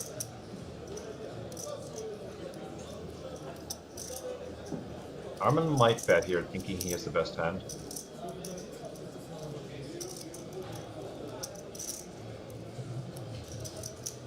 And whatever has kind of the same problem he had on the flop, except he has picked up a gut shot now to go with his top pair.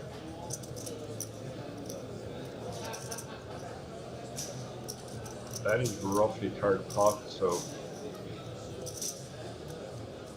yeah, this is a very tricky spot now. I guess he's going to just call and pray for a check in the river.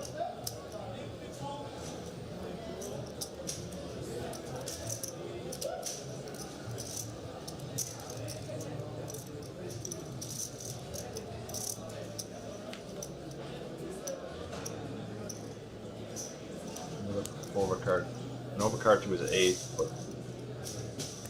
he checks here, hoping Armand checks behind.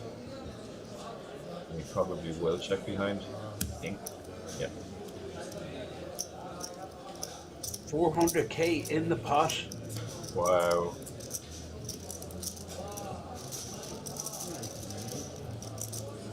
Yeah, it was one of those spots where you don't like it on any street. You don't like having to call four-way with that hand out of position. Pre-flop, you don't like having to check off and 2 people have shown interest in the pot on the flop, and you don't like having to call a second bet on the turn. But you do kind of have to just keep putting the chips in and hope for the best. And he reaped the rewards for hanging on.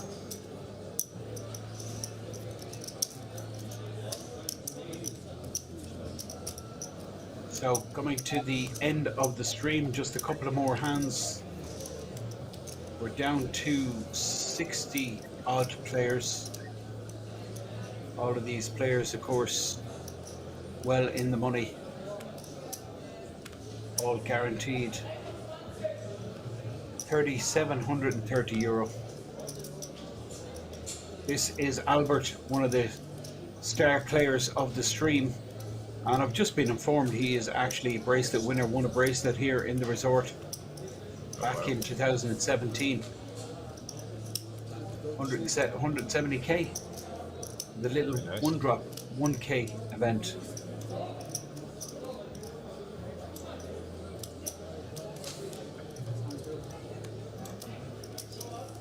Armand with ace jack.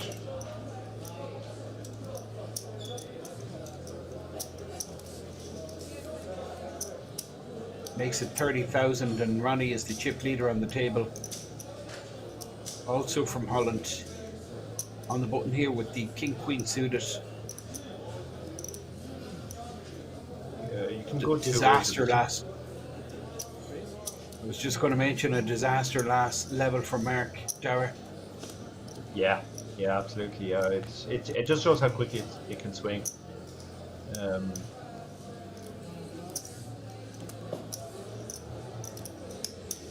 So Ronnie has a 3-bet here. Both options were viable there. He could also have just flatted, but decided to put pressure on. Armand has an awkward stack, 26 big blinds, but he's going to hang on and see what the flop brings.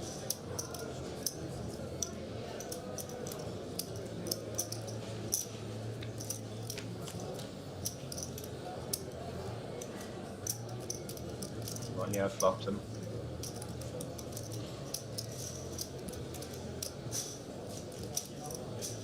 I think a small bet from Ronnie's in order here. Armand is going for chips. No, Armand's checked. Sorry, apologies. Okay. I'm watching, I think it's Christian, playing with his chips. So check and bet from Ronnie. Yeah, he bet, what does that work out at? 40% of the pot. Armand has some prospects with the back doors, the nut flush and the nut straight, obviously, but he won't have very much left if he calls this. He'll only have 180k, and the pot will already be 350, so he'll probably just have to bend it now.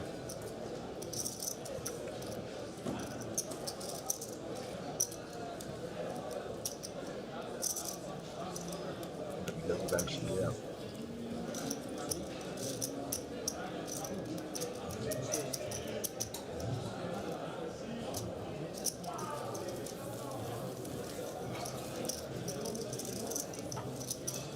So just catching up with the Twitch chat, one of the questions about the startup stream tomorrow. We're going to kick off at the same time, 5:30 Central European time. That'll be 4:30 UK and Irish time. And it's going to be more of the same, more action. Just around 60 players remain. And we're going to be going all the way, I believe, to a final table.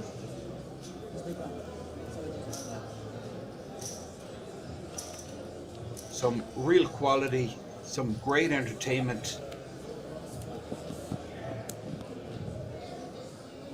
We had 2 feature tables. This second lineup really provided a lot of drama. Ronnie. Indeed, yeah. And wow. This man, Ronnie, look at this, aces. What a time Life to is get. good. 27,000. Jordan in the small blind with King 6 suited. Considering 3-bet. Type of hand you sometimes see good players turn into a light 3-bet.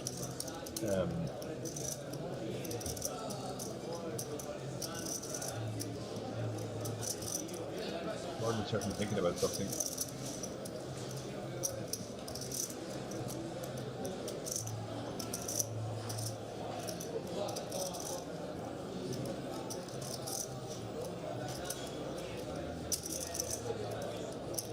he's considering a 3-bet here.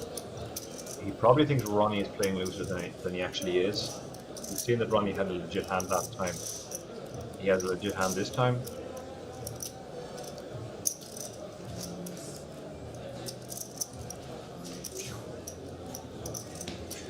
Albert, just saying, I'm glad I didn't pick up a hand. He doesn't want to get involved. But there is going to be blood spilt here for sure. Yeah, I think it's the perfect spot to just bat now.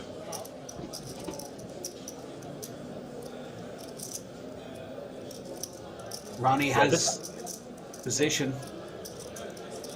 Yeah, this 3-bet might look wild, but this is exactly the type of hand that good players generally pick in these spots to 3-bet with, because if you get 4-bet, you have a very easy fold, and you don't mind having to fold a hand. But at the same time, if you fold, you have some sort of prospect at least. Now, this is a very bad hand for the 3-better's range, so a very bad flop rather. But he had some backdoors.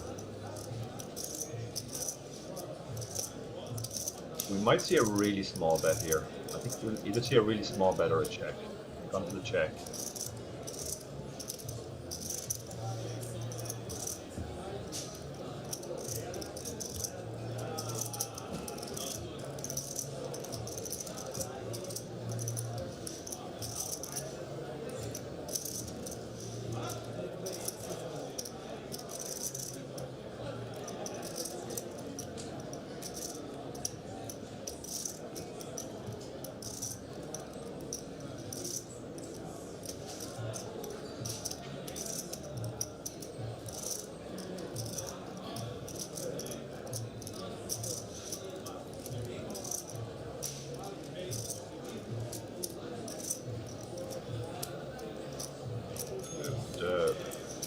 Jordan, let's go.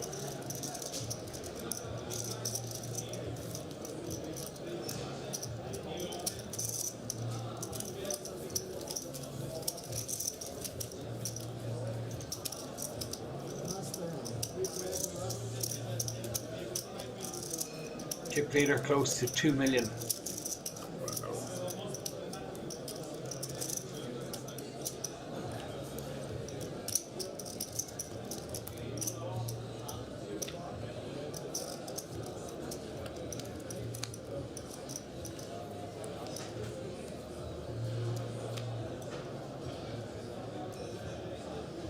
So we're watching Christian under the gun, 9 deuce offsuit, and I believe this Dara is our final hand of the night. Players will be bagging and tagging. 60 players left in the mix.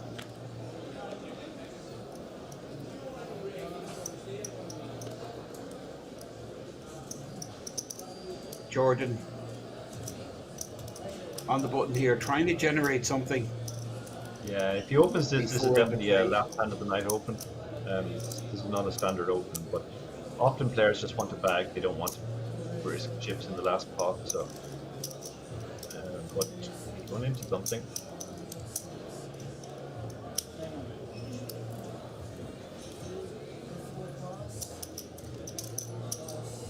Albert 3-bet with the ace jack, end of hand. Yeah. Jordan's lost another one, but it's okay. He's got that huge pot where there was 3 players all in. 4th player raised under the gun, folded in the end. The jacks, that was Mark, but Mark went off script short time after and got into a tangle with Albert and donated him over 300k, and then the other Dutch player at the table, Ronnie,